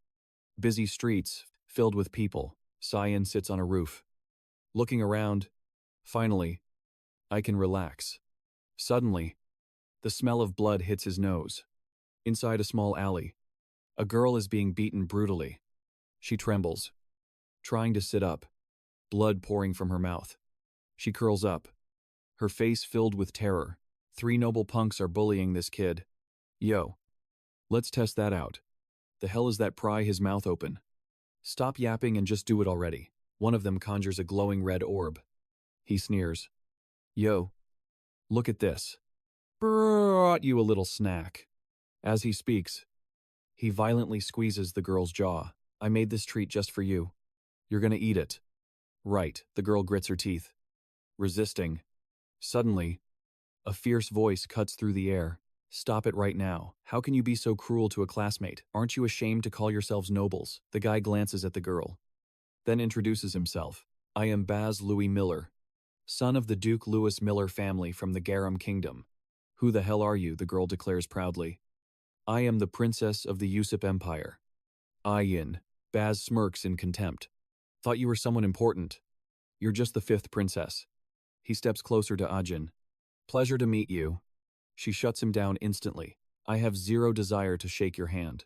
You better explain this situation. Baz replies with a sly tone. Oh. I think you're misunderstanding something here. Why don't we ask him? Go on. Tell her. The victim flinches. Baz suddenly lunges, grabs her collar, and asks, Are we bullying you? The student trembles and stammers. And no. They aren't bullying me. Ajin insists aggressively. You don't have to hide it, just look at you. The victim looks away and mumbles. It's fine. Please just leave. We're just playing around. Baz laughs with satisfaction. See, you heard him. Right. I'm starting to get annoyed. Aheen glares and declares. Whatever. But he's coming with me. Suddenly, Baz grabs her wrist tight. He asks, irritated. You have a hearing problem or something. Ajin looks confused and demands. What is the meaning of this? Baz glares back. Didn't you hear Lesamud tell you to get lost? Ajin isn't one to back down. She snaps. If you don't unhand me right now, I swear on my name that I will, hearing this. Baz laughs in her face. You're nothing but a weak little girl. Suddenly, Sian appears like a god. Boom. With just one kick, he sends Baz flying. Ajin's jaw drops. Completely shocked by Sian's entrance, he glances over at Lesimud. That kid is Lesimud. The victim looks terrified seeing Baz get wrecked like that. Garam Kingdom. Clean castle. Sian recalls his duel with Lesimud, the continent's first sword. Lesimud. She was born in the Clean Empire, but for some reason, after graduating from the academy, she joined the Count Clean family in the Garam Kingdom and even changed her citizenship. The battle was intense. They were evenly matched. The ground beneath them shattered from the sheer pressure of their power. Sian was stunned by Lesimud's attack. She swung her sword decisively at him. But it didn't even scratch him. He had already teleported behind her back. Then he landed a critical hit on Lesimud. That strike left her sprawled on the ground. Back then, the Empire ordered Sian to eliminate her. I received the assassination order. However, after infiltrating the castle, I decided to fight her fair and square in a duel. The reason wasn't anything special. I just didn't want to sneak around and assassinate someone who reached the peak of swordsmanship without any mana. Someone who earned the title Continent's First Sword. Back to reality. Baz's lackeys are shaking him awake, while Lesimud is still terrified. A moment later, Baz wakes up and growls. Get off me. Why are there so many bastards poking their noses into other people's business today? He looks at Sian. You're Sian Vert. Huh, I've heard about you. Returned from the front lines. Right. You want to join our little game? Sian looks at him with a deadpan expression. Ridiculous game. Using a mana orb the wrong way can destroy the mana in your body. He asks coldly. A game where you force people to eat mana orbs, sure. Let's play. Sian instantly conjures a massive sphere. The moment he sees it, Baz starts sweating bullets. Sian's orb keeps growing, looking like it could swallow everyone whole. Sian asks Baz, what are you waiting for? Open wide. After everything's settled, everyone returned to the academy. Lesimud sits in the room, covered in bruises and cuts. Ajin makes sure to remind him, most of your external wounds are healed, but you need to stay in bed and rest so your internal injuries can recover. So just rest for the rest of the day. Okay, Lesimud shyly expresses gratitude. Thank you so much. I don't know how to repay you. Ajin laughs proudly. Did you see those losers run with their tails between their legs when our Sian scared them? We just did what we had to do. So, don't worry about it. Sian stands in the corner, deep in thought. Fractured bones and a mild concussion. Yet she endured it. That's actually insane. Guess the first sword is built different. Lesimud suddenly asks Sian. Do you know me? I feel like you've been staring at me. He replies with a totally blank face. I thought I knew you. But I don't. Sorry if I made you uncomfortable. Lesimud answers shyly. Oh. It's nothing. Ajin asks worriedly. Where is your dorm room? What if those jerks come find you to bully you again, to get revenge or something? Lesimud hesitates. The commoner's quarters. Ajin is completely shocked. Commoner's quarters. Are you a peasant? Lesimud explains. I got in thanks to Coach Velton. He promised to pay for my tuition, but suddenly, the academy fired him.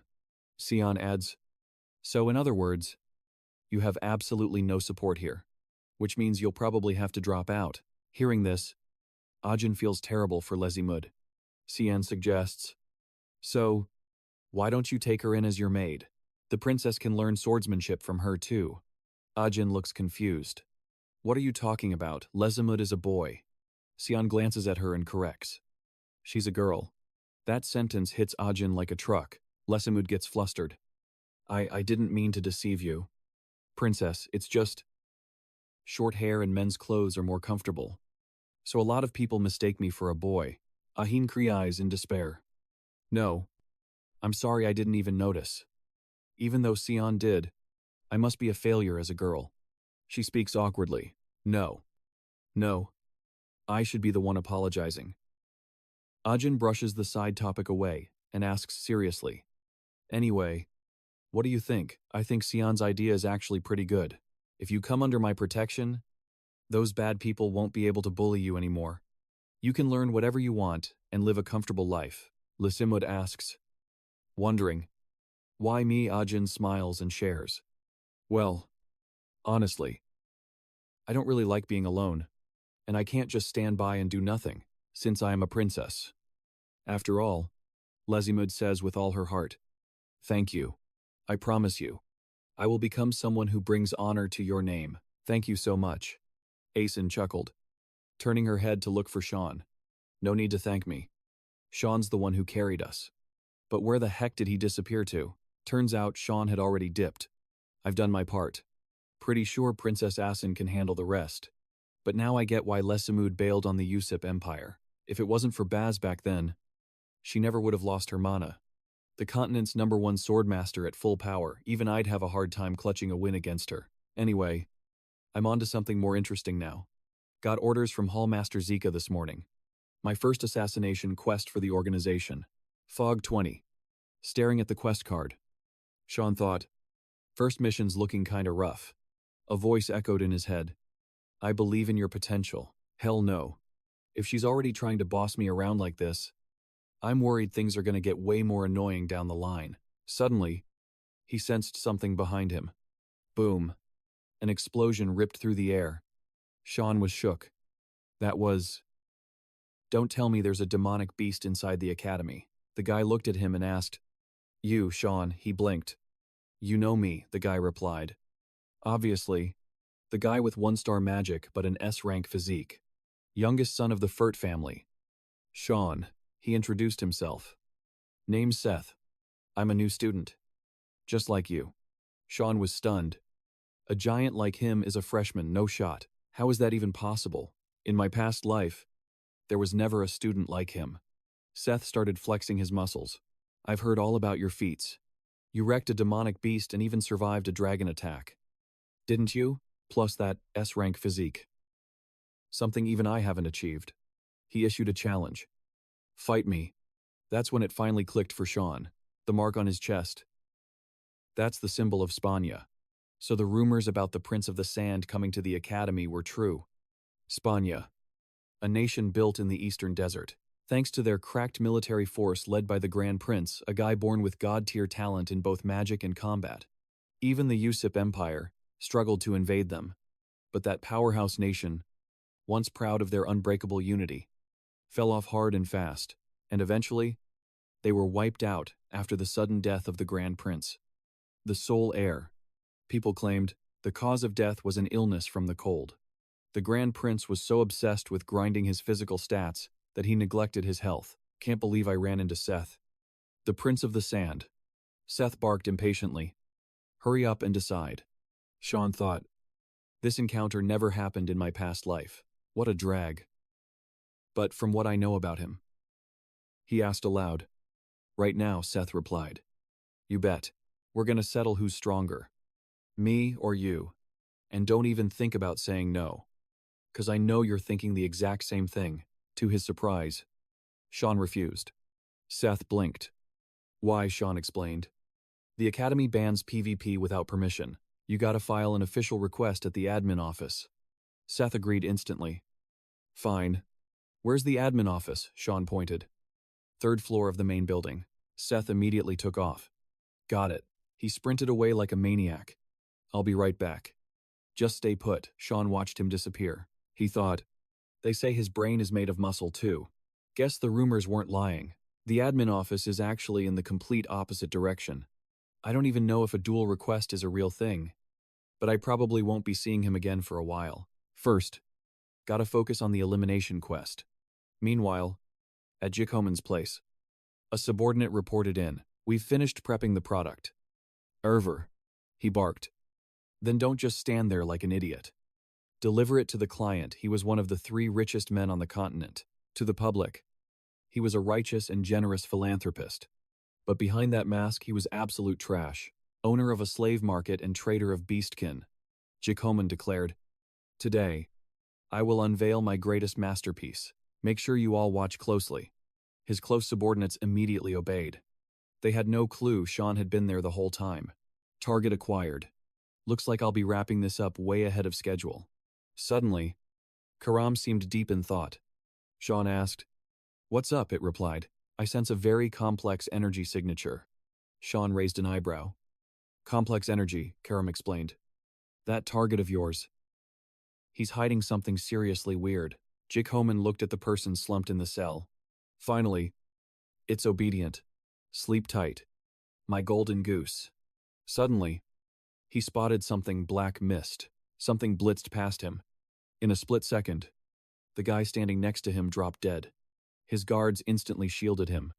Who's there? Jikoman panicked. What are you doing? Catch him already, damn it. Earn the money I'm paying you, one guard shouted.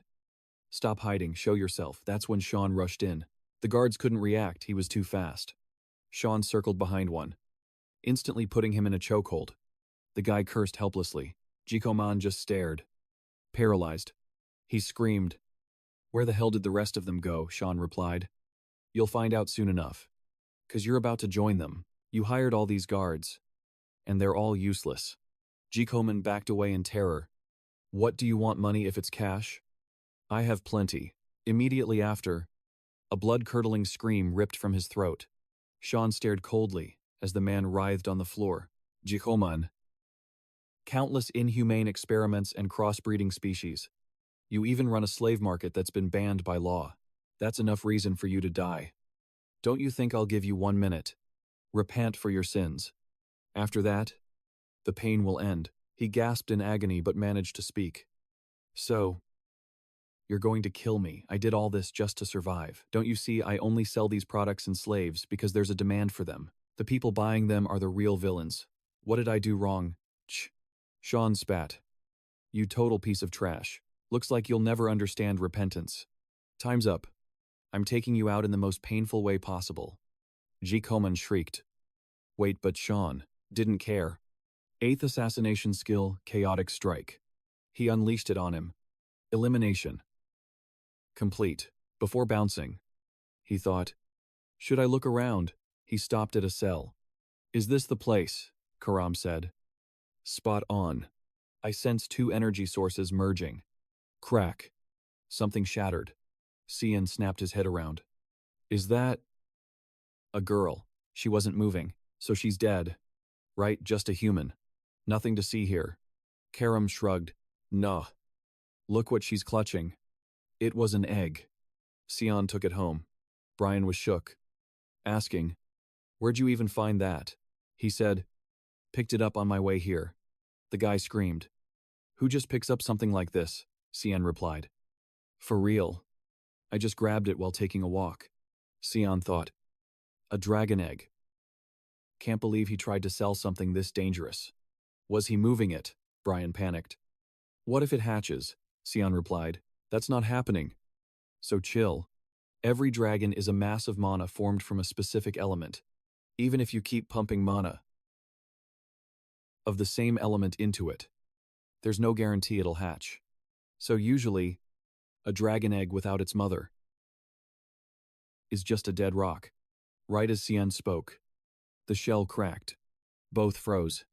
Did it just crack? Then, the egg started glowing. Their faces went pale. The egg was actually hatching. A huge hole formed right before their eyes. Seconds later, a little girl with dragon horns popped out. Brian screamed.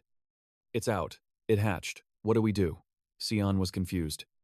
This isn't a dragon. Or a human. Is this a dragonkin? A hybrid between human and dragon?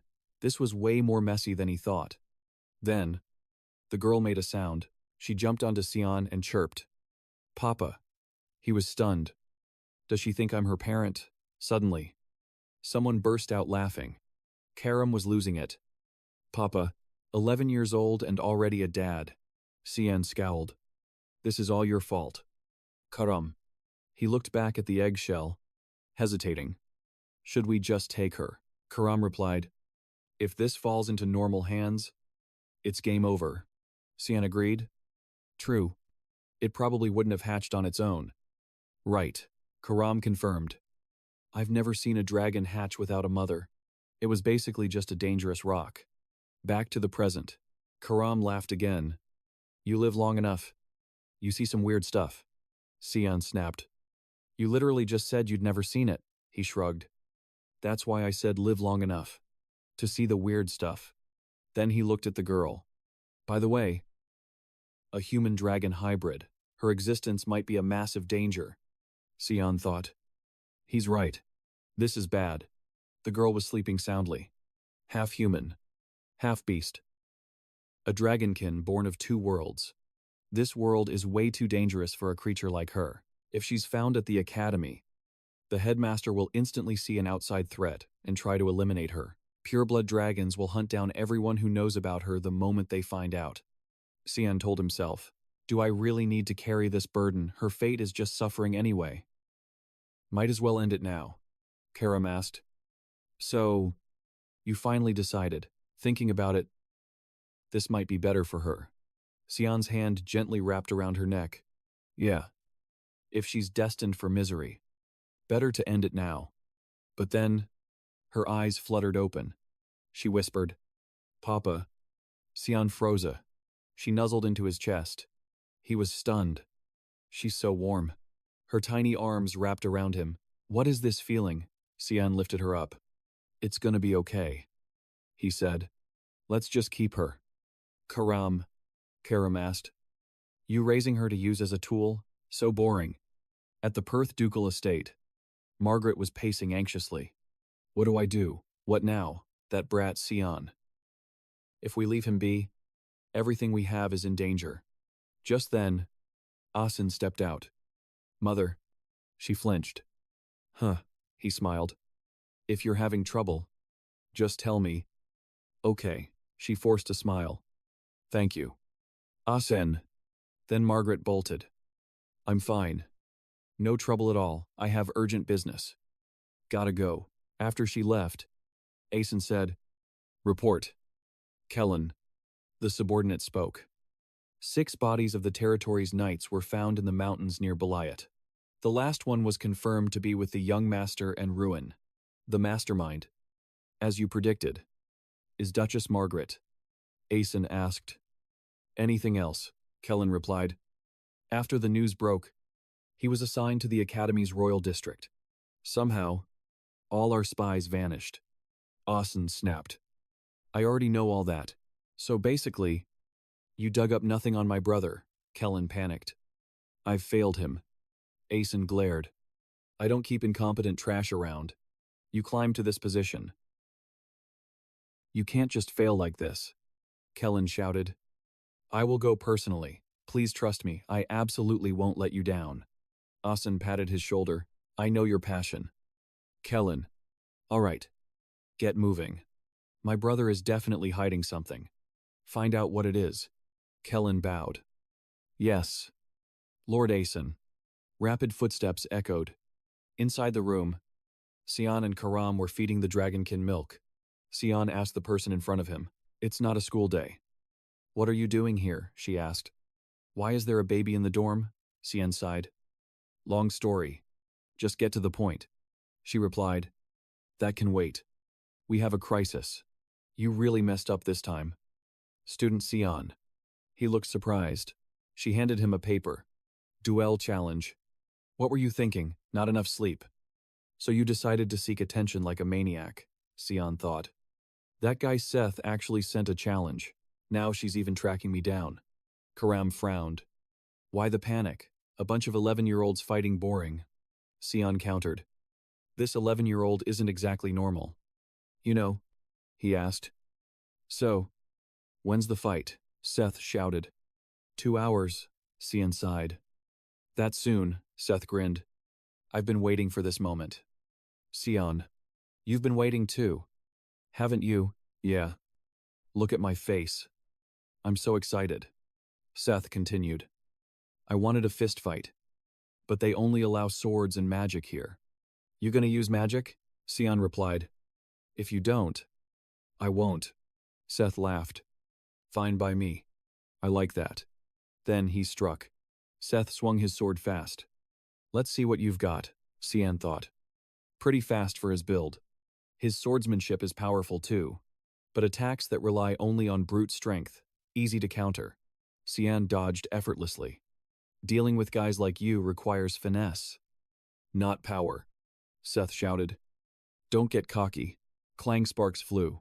Seth was struggling to block Sean's strike.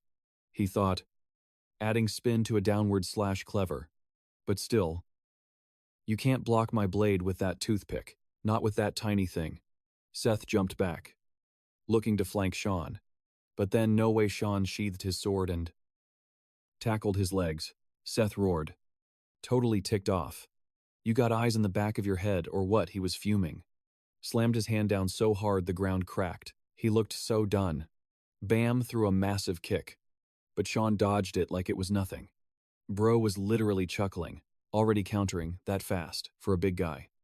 He's actually quick. The crowd was losing it. What was that move? Is he even human? Seth was down on one knee. Then, out of nowhere, he grinned and let out a scream. He admitted, All right, you win on swordsmanship. Sean, but if that's how it is, I'm doing whatever it takes. Full power. Right now. Sean stayed chill. Man, you're a hassle. He clapped back. You better go all out too. Boom. Explosion. Seth yelled. Sian, watching the fight. Kudal thought. Switching to a magic duel now, bold move. Thought they were just sticking to blades, but now it's a magic brawl. Shizuka noted. Principal. Looks like Sean completely diffed him in sword skills. I agree. Shizuka. Seth's got an A-rank physique. But Sean, he's S-rank. If we're talking raw stats, the outcome makes sense. But physical stats are just the baseline for high-tier magic. Seth is a 3. Star Mage, top of the freshman class. So, what's the plan? Sean Shizuka was pissed. Why don't you just broadcast to the world that you want attention? Sean, meanwhile. The fight raged on. Seth unleashed Death Fist, a massive punch. Sean analyzed. So we're doing magic now, K.A. blam. It blew up right next to him. Seth stepped up.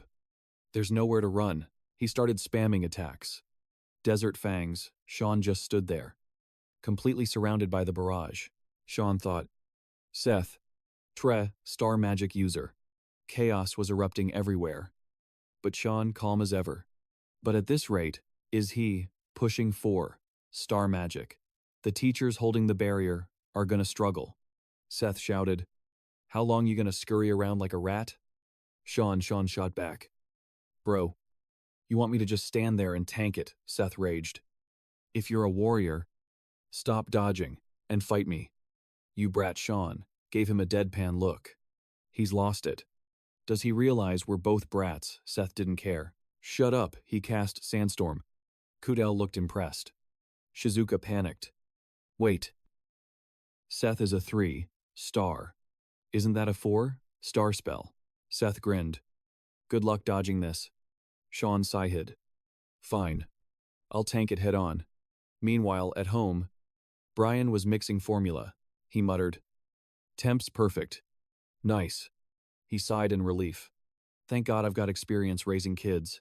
Even if it was a pain. Dealing with my siblings back then, who knew it'd save my butt now? He called out to the dragon girl. Hey princess, dinner time. Then Brian froze. No way. It's barely been any time and she's already grown. She chirped. Food back at the arena. The students were confused. Yo. What is happening in there? A massive sphere engulfed them. The teachers were sweating. Barriers failing. Reinforce it. Now, what are these kids? It's getting dangerous. What's the principal doing? Shizuka yelled. Principal Kudal, we need to stop the fight. Immediately. But he stayed chill. Hold on. Let's watch. Sean activated his secret art void sphere. Shizuka gasped. That's... No, stop it. Too late. He started it. Kudal chuckled. The more I watch Sean, the more he shocks me. Shizuka was freaking out. Why use that move here? Two energies clashed in the ring. Seth got wrapped in this weird smoke. And just froze. A student noticed. His magic. It just vanished. Is that black sphere a spell? I've never seen anything like it. They stared at Sean. What is he? Sean asked Seth. You want to keep going? Nope. Seth was gasping for air. No. I lost. Seth slumped down. Crushed. Can't believe I'm the loser. Outmatched in swords and magic. Feels bad. Man, Sean felt a bit awkward. Kinda feel bad for the guy. Did I cook him too hard? Suddenly. Seth slammed the floor. Good, very good. I was getting bored of stomping weaklings. My fighting spirit is back. He held out his hand. I don't know when, but I'm gonna challenge you again. When I do, you better accept. Sean shook his hand. Nah. I refuse. Back home. Sean was shook, looking at the dragon girl. He knew dragons grew fast. But she already looked 6 years old. She ran to him. Welcome back. Papa, her growth rate was cracked. At this rate, she's gonna be my size in no time. Brian said, Yeah. I turned my back for a second and she shot up. Sean sighed.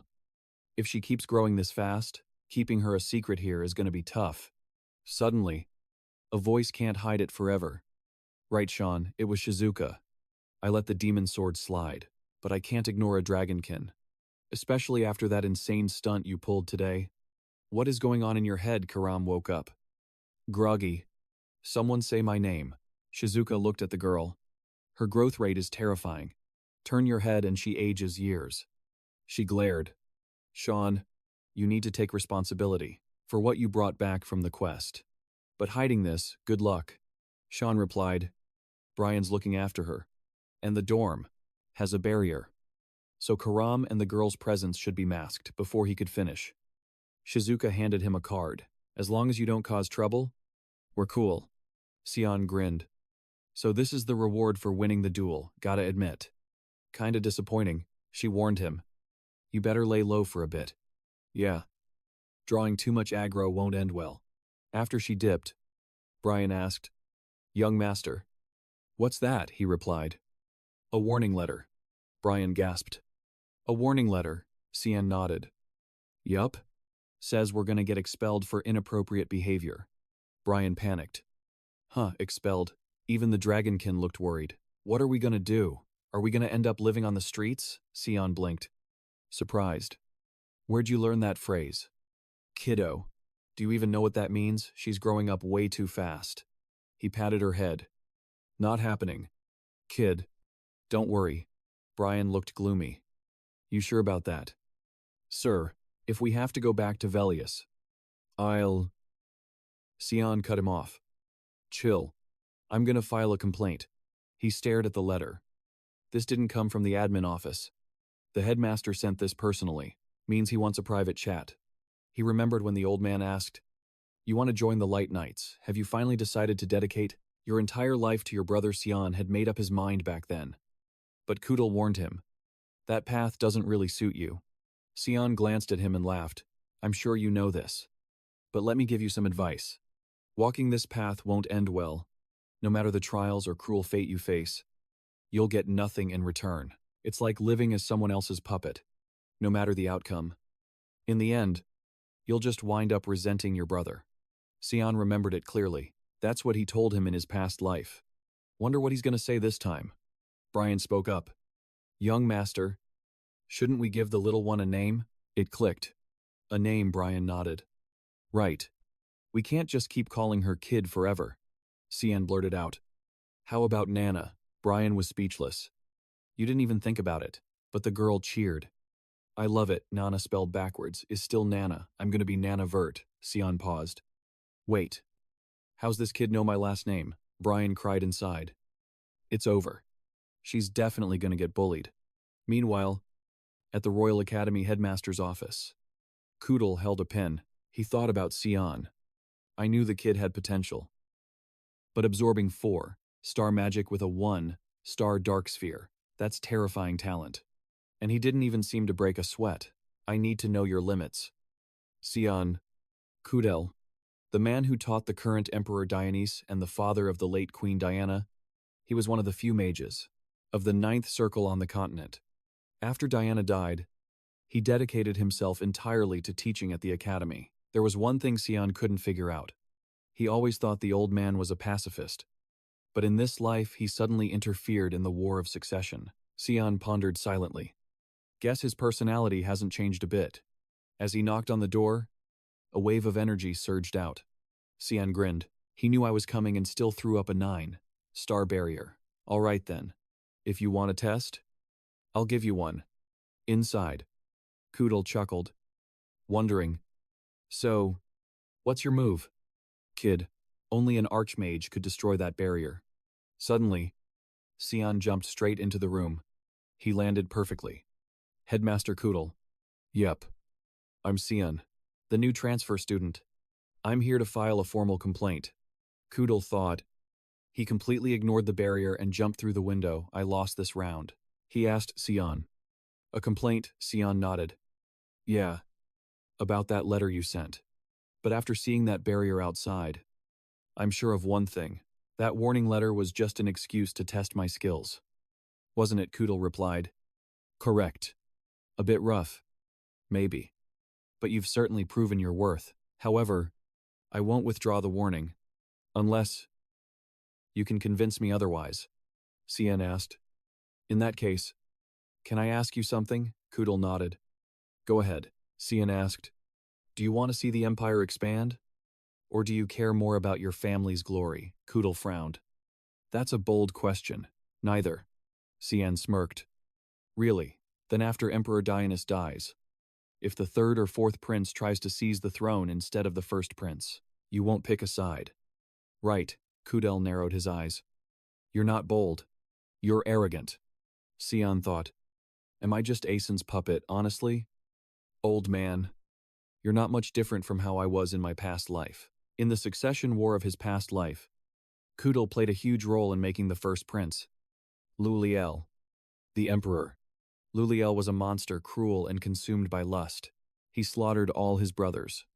And when Kudel finally stood up to him, Luliel branded him a traitor to the empire and sentenced him to life imprisonment. He gave everything to build someone else's future, only to be betrayed by the very person he served. Kudel slammed the table. Nonsense. Do you really think a century of peace will collapse that easily? I thought you were a genius. But you're nothing but a fool. Sian replied. Is that what you really think? The mother of the first and second princes died of illness. Meanwhile, the third and fourth princes are on equal footing with the first prince. The Nepolis family, where Queen Cassandra came from, is infamous for their obsession with power. They'll do anything to hold on to it. In my eyes, the empire's peace is already hanging by a thread, and the day that peace collapses, this academy will burn with it. Kudel was stunned. Are these really the thoughts of an 11-year-old? He understands the entire political landscape. Kudel asked. Why tell me this? Sian replied bluntly. To negotiate. I'll help you, for the sake of your family's peace and this academy. So, withdraw the warning. Kudel laughed out loud. And do you possess the power to back that up? Feel the weight of your arrogance. He activated a spell. Chains materialized from the ceiling, the chains of judgment. He bound Sian instantly. But the boy just smiled. You want to play rough? Headmaster, even while tied up. He grinned. Bring it on. Headmaster. Kudel scoffed. No matter how talented you are, you can't escape the 9-star wheel of confinement. Seems I overestimated your abilities. Sian replied. Then let me show you. Before Kudel could react, Sian unleashed a combat sphere. Black smoke coiled around the chains. The headmaster was horrified. No way, that's just a rank 1 sphere. How is it devouring my magic? It was slowly corroding his spell, the sphere growing larger and larger. Kudel panicked, wondering, just how deep does this kid's potential go? Sian completely shattered the chains binding him. He asked, Is that enough proof that I'm useful to you? After a moment of silence, Kudel replied, I concede. I'll withdraw the warning.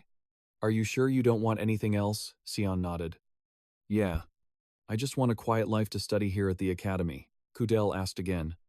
Is that it? He replied firmly. Yes. That's all. Sian thought to himself. I don't want to see the academy collapse all over again. Outside. It was getting dark. Brian was clutching a bag of candy probably, 'cause there's a kid at home, so he bought nothing but snacks. Just thinking about Nana chowing down made Brian's mood lift. Then, he froze. Something felt off. Why's the street so empty today? Am I just tripping? He glanced at the alleyway nearby. Something was coming. Someone stepped out. Brian gasped. You. The snack bag hit the ground. Brian was gone, leaving just a mess on the floor. After chatting with the principal, Sian agreed to try and attend all his classes. Today, he just had to survive the afternoon session.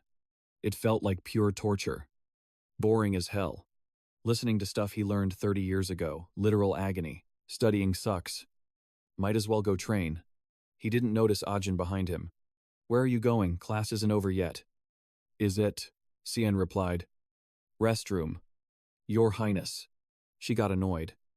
Liar. The restroom isn't that way. Are you actually going there? Lassimus was shocked. Ajin, what is the princess saying? Sian suddenly asked. You let her call you by name. Princess Ajin replied. What, you trying to change the subject? Yes. I allow it in private. Her face darkened. So why do you still call me your highness? Sian answered. Aren't we friends? I'm just a commoner. And you're a noble princess of the imperial family. How could I casually call you by name? Ajin huffed. You're so stiff and old-fashioned. Sian didn't deny it. I'll take that as a compliment. Your highness. Just then, someone called out to Ajin. She looked up. Stunned, Ajin started trembling. Sian followed her gaze. Ajin called Brother Fabian and Brother Nezovian, long time no see. She bowed. They immediately started mocking her. Ajin hanging out with a commoner, bringing servants around already. Birds of a feather flocked together, trash hanging out with trash. Sian thought. The Nephelis family clan. They don't even hide their contempt for Ajin. The two looked at him. Is that guy Sian? He greeted them. Pleasure to meet you. I am Sian. Youngest son of the Vert family. They replied. How could we not know Duke Vert's son? Father's close friend. I was very impressed by your sparring match. Next time we host a tea party, I'll definitely invite you. We can talk more then. Let's get closer. This isn't an opportunity that comes easily for you. See you later. Sian replied. Yes. Thank you. Your Highness. All this time, Ajin had stayed in her bowing position. Nezovian sneered. Except for you. I didn't invite you. You're just a lowly princess anyway. Don't get cocky. Know your place. Got it. After they left, Lassimus asked. Are they princes? Why are they so mean? Aren't they family? Related by blood, Sian said. Who knows? From what I see, they're worse than strangers. Ajin's face looked terrible. He continued. Blood or water. It doesn't matter. Before power, it's all useless. Their coldness just means they're wary of you. And if they're wary of you, you don't need to fear them. I'll be going now. Ajin's face flushed red. After Sian left, Lassimus shook her. Hey, Ajin. You okay? Sian arrived home. He announced. I'm back. Nana was still asleep. He looked around. What the no one's home? Brian Karam appeared. I'm here. You disturbed my sleep. Sian asked. Why are you in spirit form? It replied. Easier to hide my aura this way. What do you want? He ordered. Go find Brian for me. Karam scowled. It yelled. Am I a dog? Why should I fetch someone? What's with that attitude? He knows his own way home. Suddenly, it froze. It smelled blood. Hearing that, Sian stopped cold. Brian had been thrown into a small alley. The leader was Bazette. I asked nicely earlier. Why couldn't you just be a good boy and listen? Now you're in big trouble.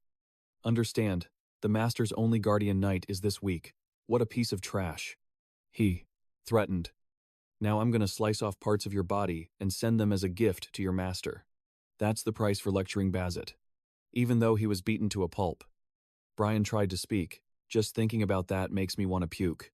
Bazette was stunned. What did you say? Brian said. You look down on people too much. Who challenged who? That's hilarious.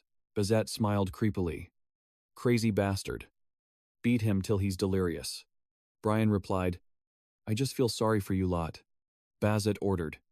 Kill him. Right then, Sian arrived. What are you doing? The blonde guy didn't notice his presence. Sian was not happy. Bazette said. Oh. It's you. Brian's face was completely swollen. Young master. Sian's words were sarcastic, but actually caring.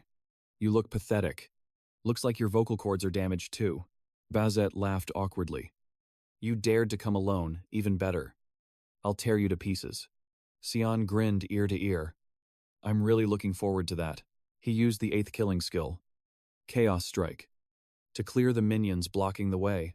His next target was the leader. Bazette started panicking like never before. In the blink of an eye, he took down the mercenaries. Is there really no way to beat him? What kind of monster is this guy? Bazette readied his attack stance. Damn it. I'll kill you. But Sian didn't let him.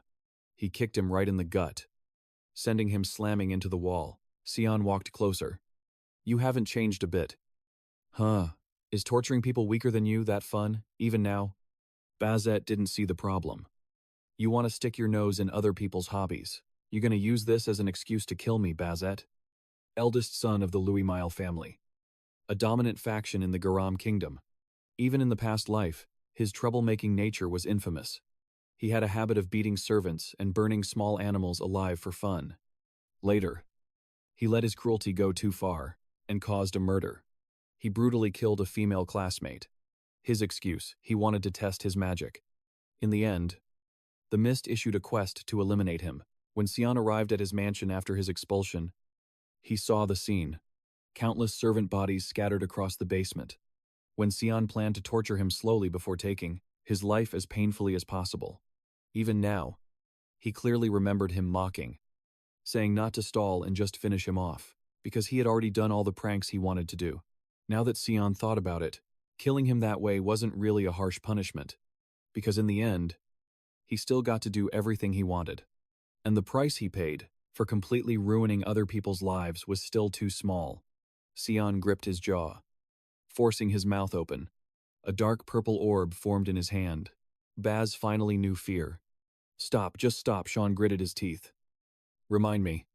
What exactly were you gonna do to me, that ego, gone? You think you can walk away after this? I'm the top dog in Garam Kingdom. Sean didn't waste a second. Shoved that thing right into his mouth. You talk too much. Hate me. Despise me. I don't care. Talk all the trash you want behind my back. But you messed up when you touched my subordinate. This had nothing to do with you. You piece of trash. The moment he swallowed that thing, Baz looked like he was dying in agony. Couldn't speak. Could only scream. Up on the roof, Kellen saw the whole show. No way young Master Sean was hiding this kind of power. I gotta report this to Lord Asen. Sean might actually be a huge problem for his plans. Plot twist, Jika already had a blade at Kellen's throat from behind. So it's you. Huh, the superfan stalking my student for days. Baz handled. Sean rushed over to Brian. The guy looked guilty as hell. I'm sorry. Young master. I didn't think they'd bring a whole mob to jump me. Sean couldn't even recognize him. His face was a mess. Then Sean snapped. Are you really my subordinate? You can't even fight. Why did you try to fight back? Is this the loyalty you talked about? Why didn't you just run? I get what you were trying to do. But, are you an idiot? No loyalty is worth throwing your life away. Stop doing stupid things. It really pisses me off. Unbelievable. Just know you're getting an earful when we get home. Sean switched gears. You can come out now. Jika called out. Oh my. Busted already. Like Sean wouldn't notice. You brought the whole squad. How could I miss that? Jika dropped down from above. I got a present for you. It was Kellen. Hogtied hand and foot. Sean recognized him immediately. The guy stalking me lately. Yeah. I actually knew about him. Jika sighed as she spoke.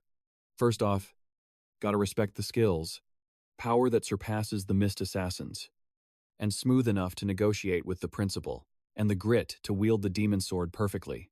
As an heir, you're absolutely crushing it. But if you keep this up, it's gonna get messy. More people are gonna realize you're Different. Sean shot back, clearly annoyed. I'll take your advice, but I'm not going to let people walk all over me. If anyone touches my crew like that again, I will hunt them down and crush them. Jika smirked. She got it, he protects his circle personally. She didn't stick around. Fair enough. You do you. Mr. Ear. I'm out. Oh. And handle that guy. Yeah, I'll clean up Baz and his goons. Kellen struggled against the ropes. What? What are you gonna do to me? You gonna kill me? Sean's eyes glinted mischievously. Kill you? Nah. That'd be too easy. Kellen was terrified but kept up the front. If you're planning to torture me, forget it. I ain't saying a word. Sean pointed right in his face. You're Kellen. Asen's top dog. Right. Sean flashed back to the past. How could he forget? This guy was always by Asen's side. The one who was jealous of him and Asen in his past life. Looked at another way. This guy was actually quite dangerous. Sean reached out a hand. If I end him now, problem solved. But he belongs to that bastard Asen. He could be useful for my plans. Kellen tried to crawl away. What is that? Get away from me. It was Sean's dark personality creation. The magic drilled into Kellen. Sean had plans for him. Not death. Next morning at the peaceful castle, Simmet was still training with the sword.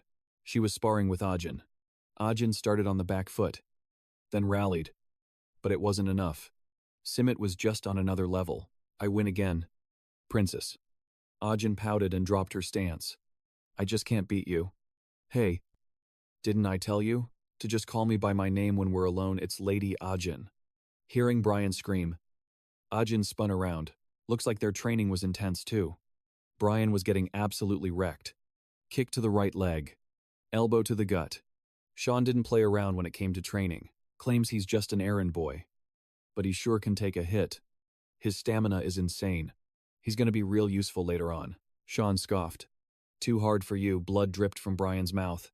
Not at all. Young master. I'll endure it till the end. It was brutal. But Sean didn't have a choice.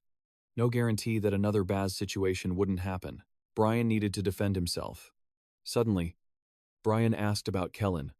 But young master, is it safe to keep that guy around? Sean replied.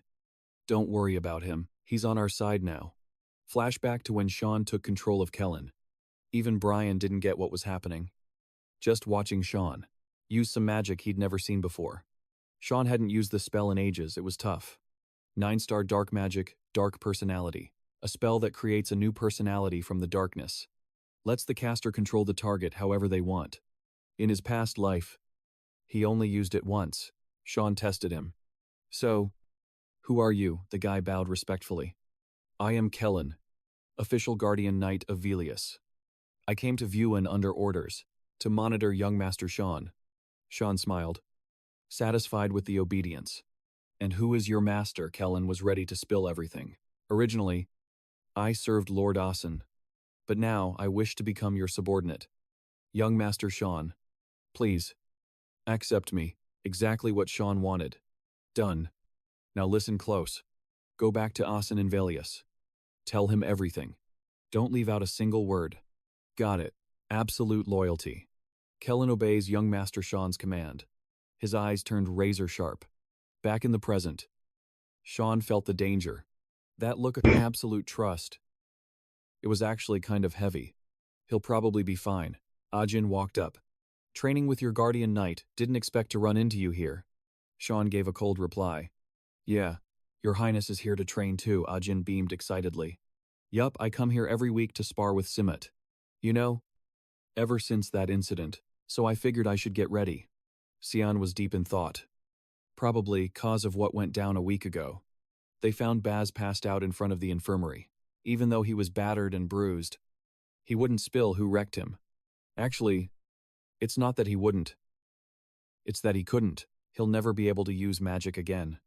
But Simmet's reaction kinda threw me off. I thought she'd feel a little satisfied at least. Then bam.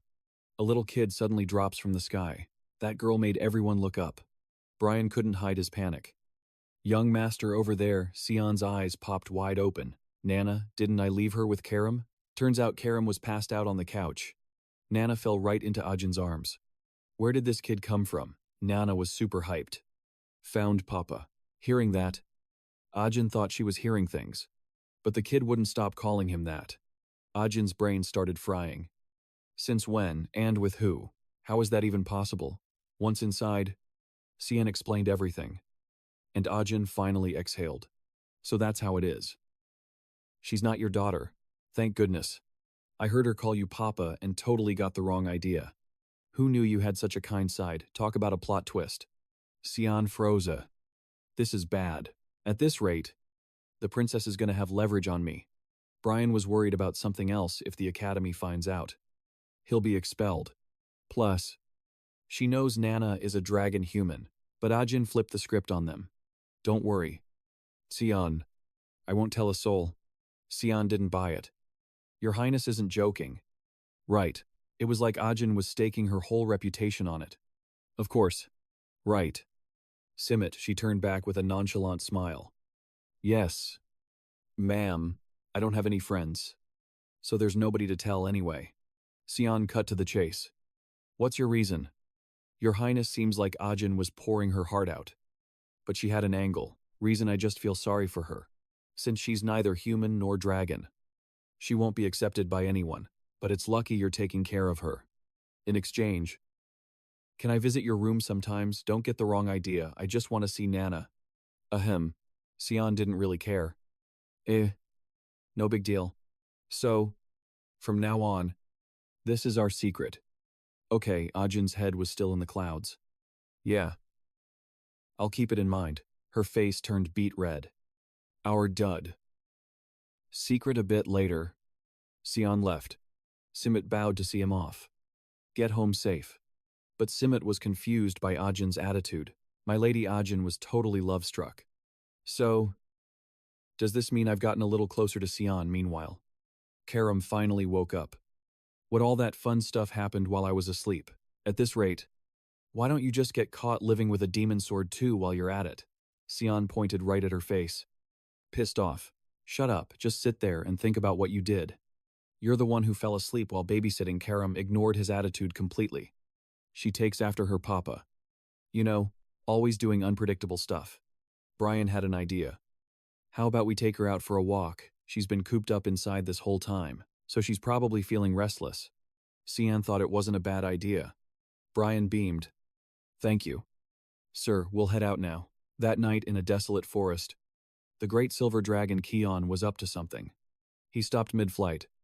Lena, I just caught a whiff of something foul. Where are we right now? Lena answered slowly. It's a bit far out, but looks like we're in the outskirts of Ruin. Kion said, this stench. Is it coming from Ruin Academy? Looks like we have to pause our trip back. I sense an energy I absolutely cannot tolerate.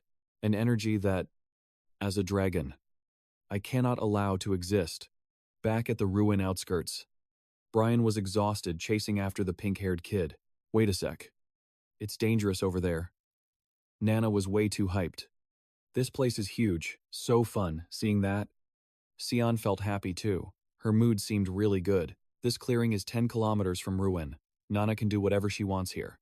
Karam smirked beside him. Oh my. Playing the daddy role already. While you're at it, why don't you find her a mom too, like that princess from earlier? Maybe suddenly. A massive pressure crushed down on where Sian was standing. Karam felt it too. Hold on. Something's coming. The great silver dragon Kion had found them. Disgusting. Brian sensed the bad vibes. Watch out. Nana, luckily. He grabbed her and leaped out of the way. Just before that beam of light hit, Brian was unhurt and Nana was fine.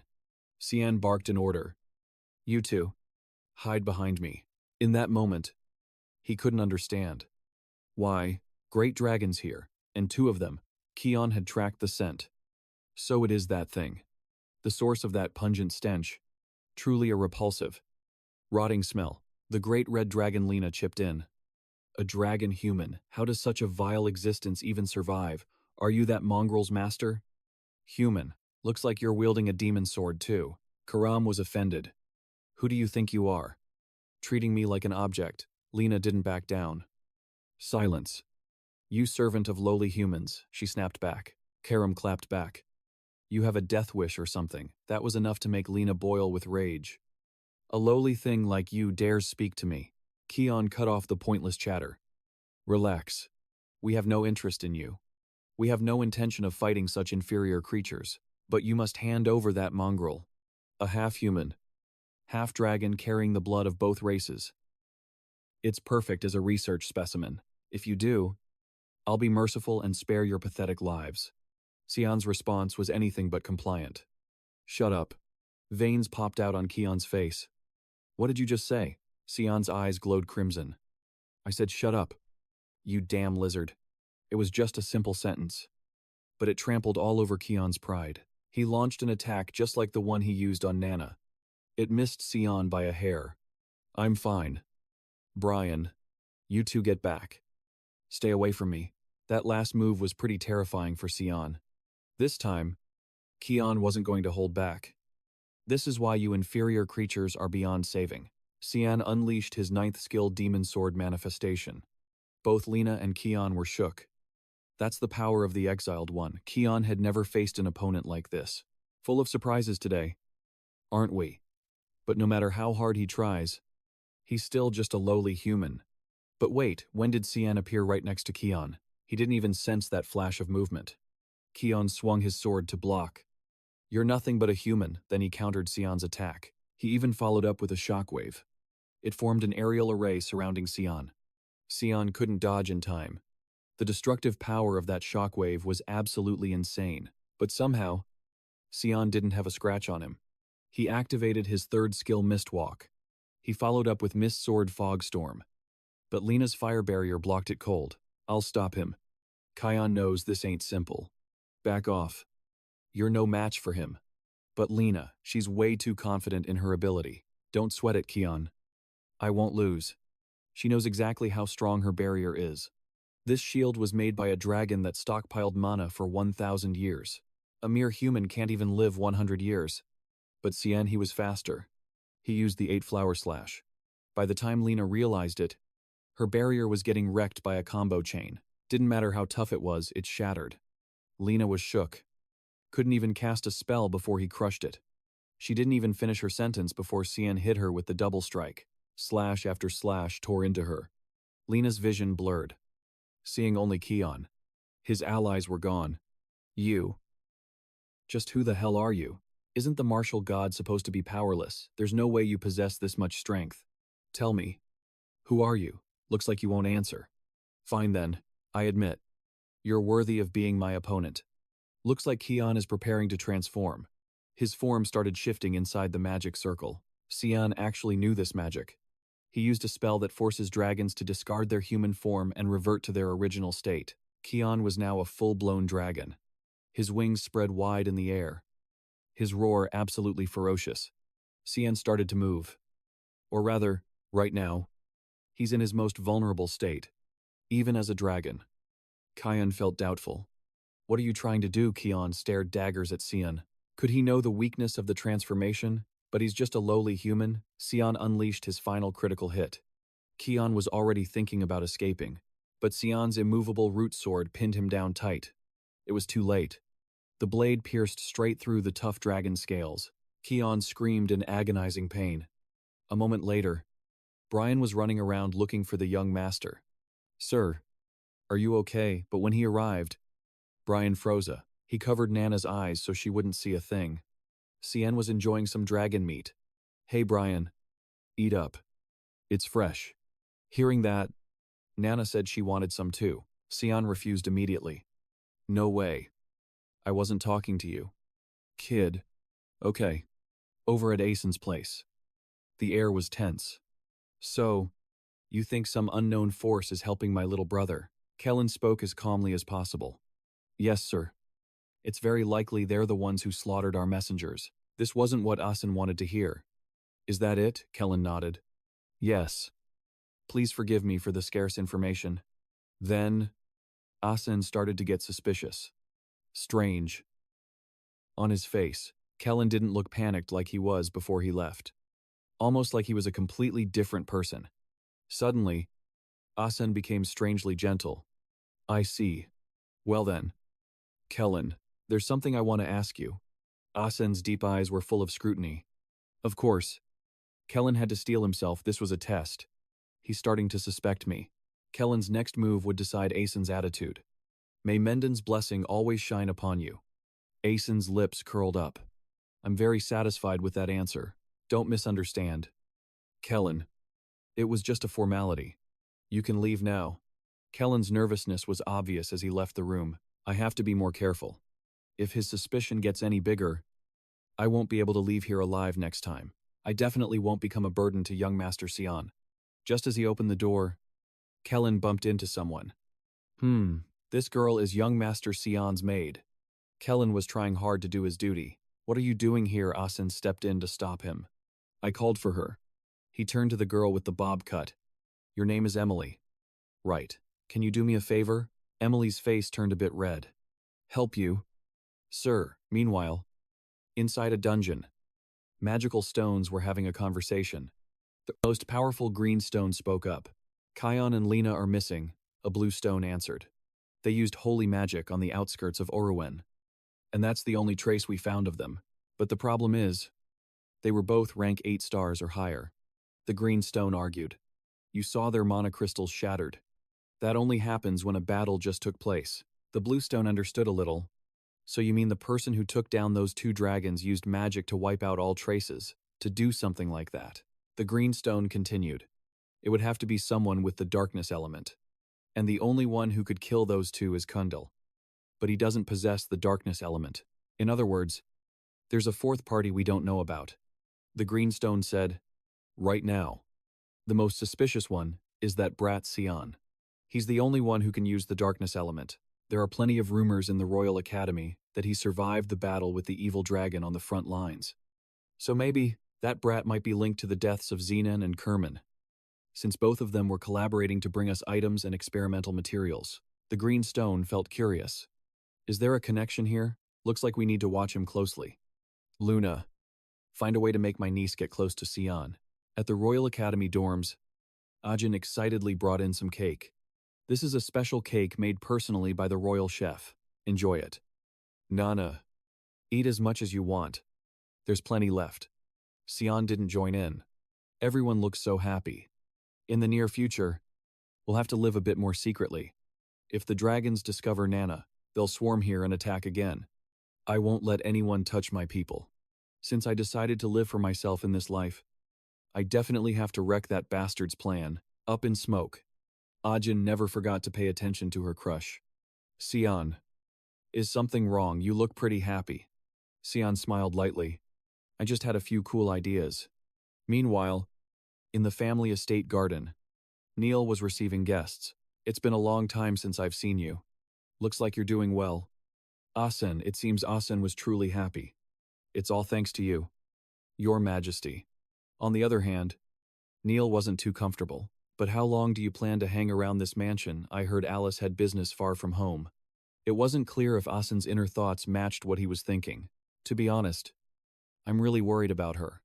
I don't know where Alice is or what she's doing. Neil's words were 100% sarcastic. Aren't you just worried she'll steal your spot? But Asen changed his attitude instantly. That's not something we should say so openly. Neil just liked being blunt. We're all brothers here. What can't be said between us? By the way, your brother is named Sian. Right, my royal father is very interested in him. He even wants to set up a marriage engagement between him and Asen. I seriously don't understand why that old man stubbornly protects that useless piece of trash niece. Who knows? Asen's smile became even more sinister. Don't be upset. Your Majesty. The more attention and power that brat gets, the more beneficial it is for us. Neil's thoughts were exactly the same. I like how you can see right through me. At that moment, Boris offered some wine. Would you like a glass? Duh. Arson looked surprised. I've never seen this guard before. Neil hasn't introduced him yet. Ah, right. He's a hidden gem I picked up while strolling through the slums. Arson narrowed his eyes. Oh, seems you found the brightest gem of all. He smiled calmly. I'm Boris. Pleasure to meet you. 2 years passed just like that. Sian did his best to stay off the radar and readjusted to school life. Then, Alice returned. At the lavish castle, The door shut with a thud. Kundal greeted his old acquaintance. "Long time no see." "Was the trip fun?" Alice replied. "Of course. I even swung by Frina." Kundal was slightly shook. "Frina, that place doesn't exactly welcome humans." "Of course." Alice knew that. "Yeah. That's why it took me a whole year just to get in. But I really wanted to understand that harmony you talked about. Since you said this place would stunt my growth, I had to find where I truly belong." Kundal didn't pry any further. "Looks like you've really thought this through." "Huh." Alice was hyped up. "Yup. I'm joining the Knights of Light." Kundal asked. "Following in your family's footsteps then." It wasn't clear why Alice was so confident. Someone's got to take up the mantle. "Plus, I'm worried about my siblings back home. Especially Sian, he's super timid." "Wait. Why are you laughing?" Kundal stroked his long beard. "Sian timid. That's hilarious." Just then, Sian appeared. "Hilarious. You're exaggerating." "Teacher," seeing her little brother again, Alice couldn't hide her shock. "Wait. Sian, is that you?" Sian smiled. "Sis, I missed you so much." Alice went for a walk with her brother. "You've changed a lot. You're as tall as me now, bet you'll tower over me soon." Sian teased. "Or maybe you just shrank." Alice pinched his cheek. Annoyed. Okay. Stop right there." July 2nd. 988. Sian hadn't forgotten this date. In his past life, this was the last day he saw her alive. It had been a while. So Alice had a ton of questions. "It's summer break now. Aren't you planning to visit home?" Truth was, Sian's family life was miserable. The only reason to go back was her. "You're the only one who'd welcome me anyway." This was probably the first time Alice heard this. "No one else, so that's why you haven't been home in 2 years." Sian actually had plenty of other reasons. First, that guy Arson was there. Second, the Duchess. She was hell-bent on taking his life at every turn, but Dad won't do a thing about it. So going back is basically suicide. "I'm definitely not stepping foot in there until I graduate." Alice asked another question. "Have you and Gran gotten closer?" But Sian's answer confused her. "Not a chance. Sis, you know exactly how he treats me. Colin even tried to kill me." Bodyguard Brian suddenly popped up. "I can vouch for that." Alice wondered why he'd been tailing them. "Oh, so you're a bodyguard." After hearing the story, it all clicked for Alice. "Did that really happen? I was in Frina. So I had no clue." Sian dropped another bomb. "Those thugs were sent by the Duchess and Gran. It's not your fault." "Sis." Hearing Duchess, her expression changed. Alice's mood turned grim. Seeing this, Sian called out. "Alice," she asked, "have you told anyone about this?" It was like Sian had no voice in the family. What good would telling do? "Sis, it's all in the past." But it seemed Gran hadn't learned his lesson at all. Suddenly, Alice hugged him tight. "Okay, Sian, you don't have to bottle it up anymore. It's okay to lean on me sometimes. I'll protect you from now on." She sighed. "I really want to stay with you longer. But I've got to go. Be careful out there." "Sis." While tearing up, Brian sensed something coming. Alice hugged him too. "You better take good care of my little Sian." "Okay." Brian suddenly felt a chill run down his spine. "Wait. I didn't even do anything." Twilight fell. And Sian saw his sister off from the academy. He thought back to earlier. It had been ages since he'd seen her that furious. Flashback to the past. When Sian wasn't as strong as he is now, Gran had beaten him black and blue. "Huh, is that all you got? Get up. You trash." In that moment, Sian begged desperately. "Please. Stop. You already won." So. But Gran didn't let him finish. "Annoying piece of shaft. Quit your whining." And he continued to beat Sian without a shred of mercy. That's when Alice stepped in. "Stop it. What do you think you're doing? Apologize right now." Gran Sian had seen that expression once in his past life. Looks like a storm is about to hit the Duke's household. She needs to see this family's true colors so I can save her from that tragic ending. Brian handed Sian 2 different colored letters. "Young master, these are for you. I picked one up from the academy, and the other is from the gatekeeper." Sian only took the black one. "Is that so? All right." Brian was confused. "Aren't you going to read this one?" Sian already knew what it was. That one was definitely from the palace. Now Brian took a closer look. You're right. It has the royal seal. Wonder what they sent. Sian opened the black letter. It was that time of year again. Every year, they host a banquet. The black letter Sian received was a secret assassination order targeting Nian. A serious incident was bound to happen at that party, since he's the younger brother of the current empress. Everyone was freaking out. Sian turned to answer Karam. Yeah, I've got business there. Sian vaguely recalled that in his past life, someone else handled this mission. Guess the guildmaster has taken a liking to me. Huh, what a drag. Karam curiously opened the red letter. Oh, this one's from Princess Azinger. I thought you were just a bratty kid. But look at you getting love letters now. Too tired to deal with it. Sian suppressed the demon sword Karam immediately. He ordered Brian. Anyway, get ready to head to the palace with me. Suddenly, Nana's voice echoed from the other side. Papa, I'm hungry. Brian looked over immediately. Sian stared in total shock. Unable to look away. What the? She's grown this much already. Back at the mansion, Sian hated. Alice's footsteps were heavy with rage. She threw the door open with force. The butler and servant stared in surprise. The butler asked, You've returned. Young Lady Alice's face was unusually dark. Mother, no. Where is the Duchess? Margaret was clueless about what had happened. She turned to look at the flung-open door. Alice, it's been so long. My dear daughter.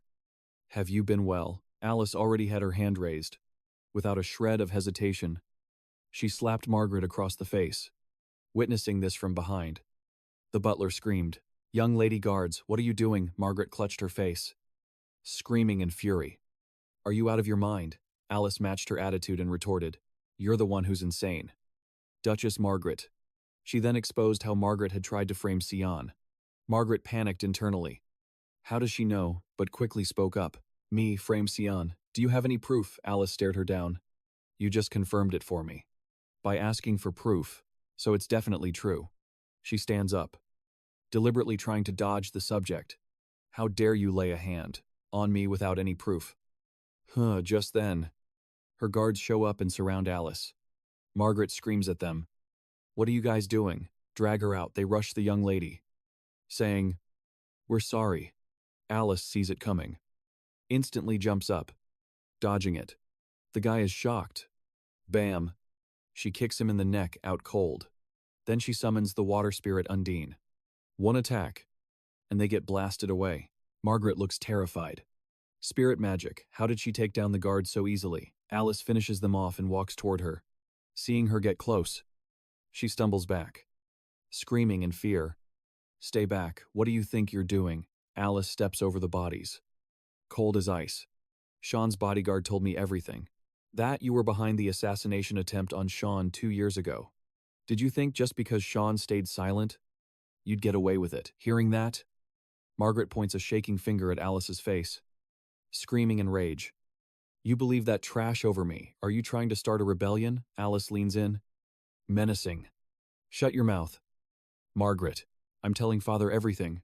You better be ready. She glares at her, furious. You're finished. She doesn't wait for an answer and walks away. The guards finally wake up, groaning in pain. Margaret watches Alice go, gritting her teeth. That little bitch. After everything that happened, she still hasn't learned her lesson. Then she smiles, her eyes glowing with malice. Duke Villas doesn't care about that brat anyway.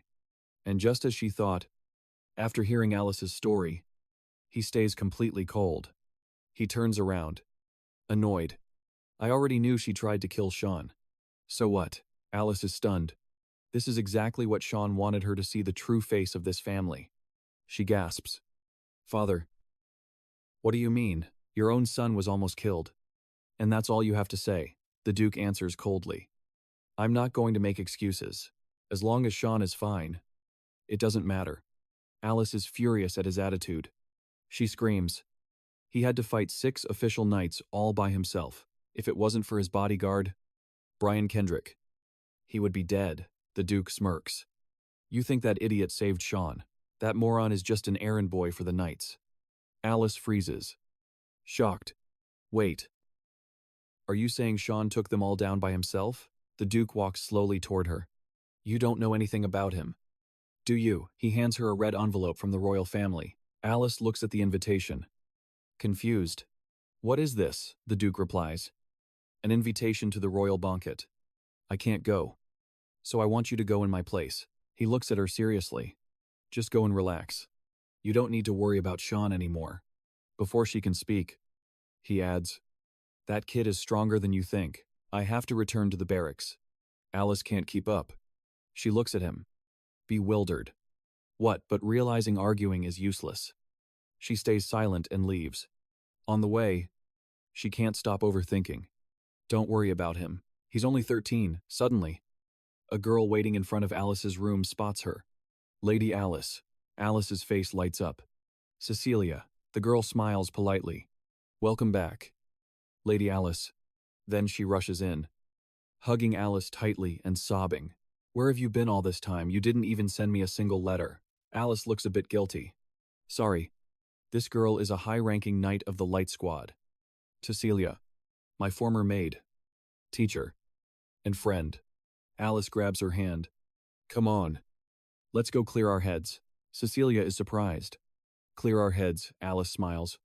Yeah. Let's go. Meanwhile, a carriage moves slowly down the road. Inside, Nana, in her adult form, looks out the window in awe. Whoa. Look, Sean reminds her. Hey, Nana. Hide your tail. Nana concentrates for a second. And her tail. Wings. And horns vanish. Sean thinks. I didn't know she could hide her body parts like that. Definitely safer now. He asks. Nana, you haven't forgotten what I taught you. Right. Suddenly, her vibe changes completely. Total pro-maid mode. Of course. Young Master Sean. I am your humble maid. She beams at him confidently. Sean thinks, I'm worried. She's too hyped. She's gonna cause trouble. He turns to the front. What's happening? Brian jumps. It's bandits. Sir. Some random bandits blocking the road. A redhead with a scar laughs. Hand over everything. Sean stays cool. No big deal. Get rid of them.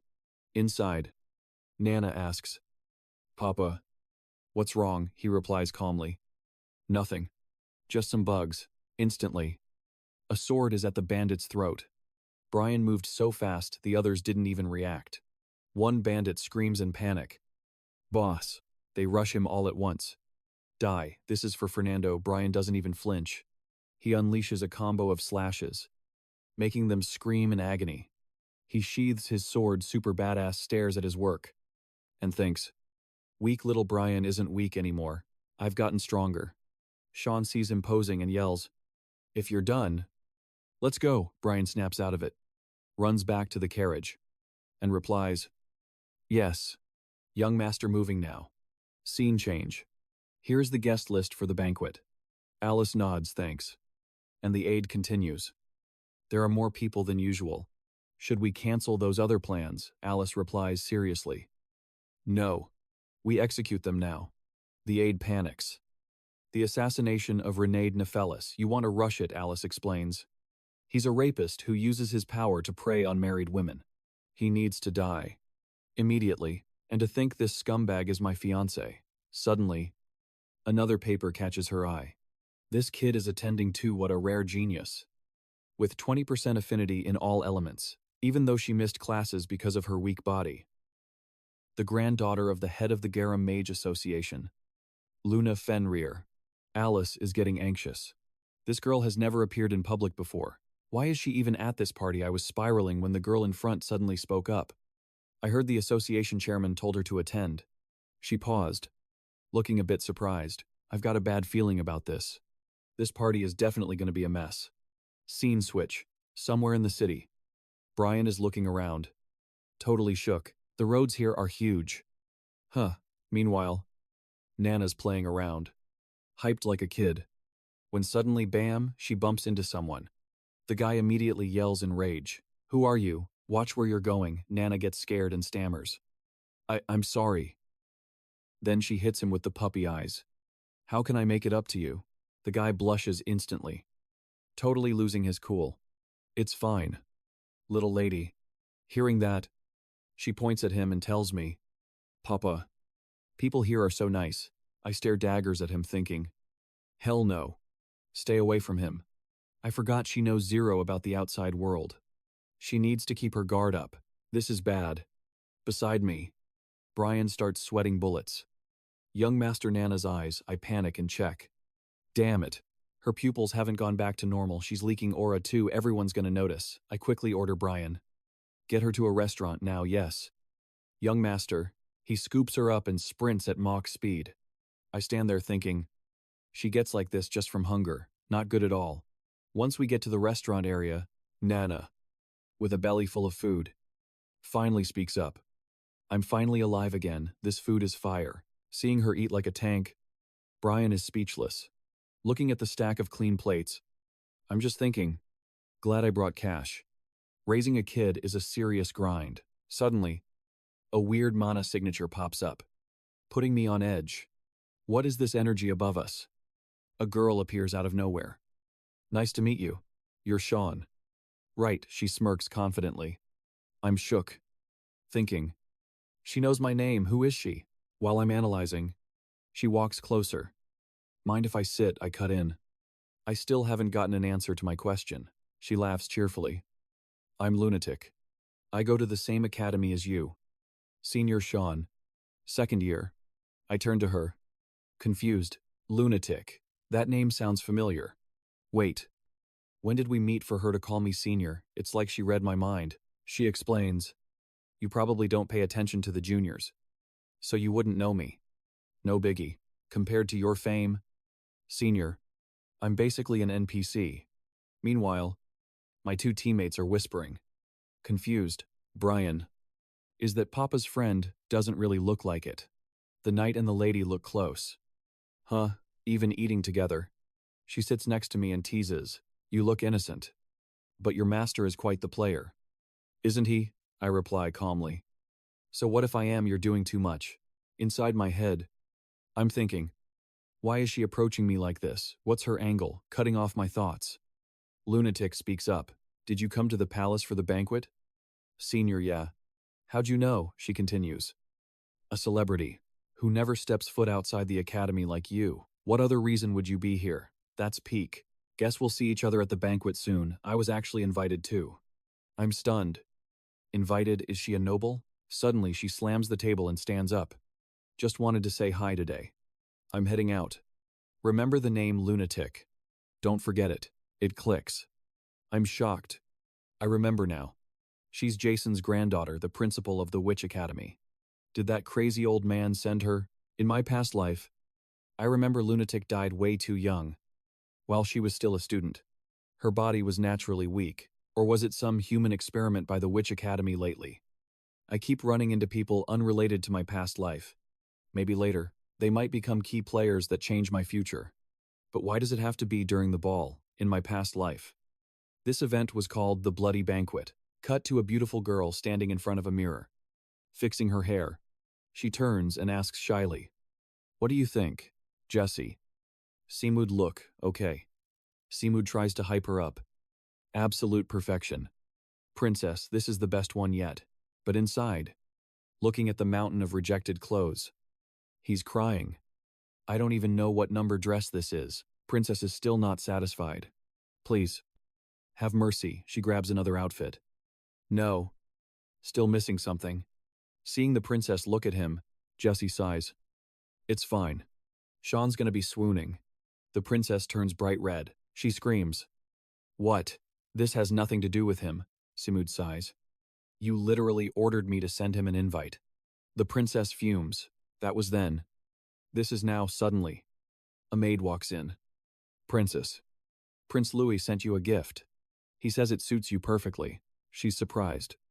Brother sent me a gift. She looks in the box. A super luxurious necklace is inside. Seeing the box, Simud teases. Princess. It's gorgeous. Sean will definitely love it.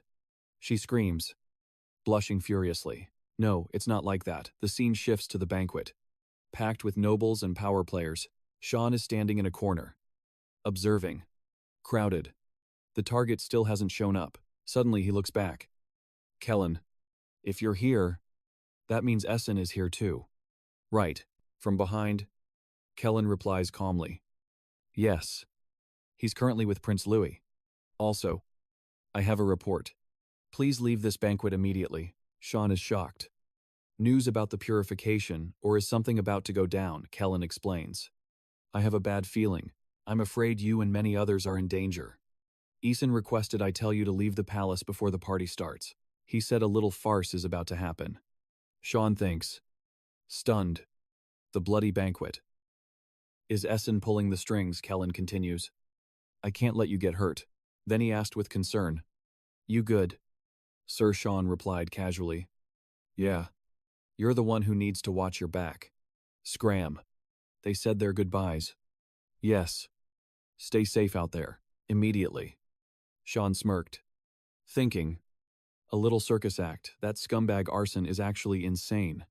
Suddenly, Ezam spawned in right next to him and spoke up. What's up? Worried about the innocent bystanders? Sean gave a cold laugh. Nah. Just find his methods. Amusing. Besides, looks like I gotta put the purification job on hold today. Then Sean activated his telepathy to broadcast the message. Nice dress. Prez. But looks like the purification gig is cancelled for today. Sarika was confused. Why Sean dropped the bomb just got intel. This party's about to turn into a bloodbath.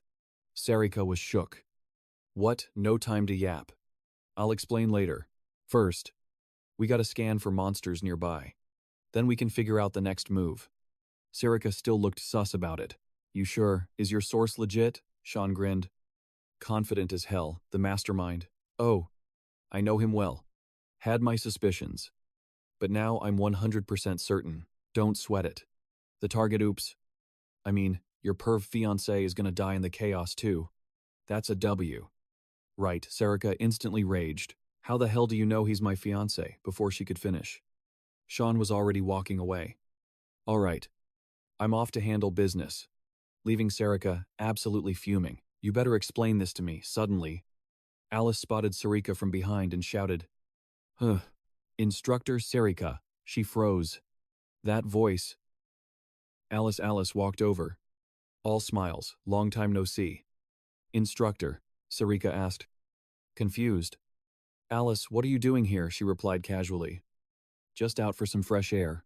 Plus, got some family business. Damn it.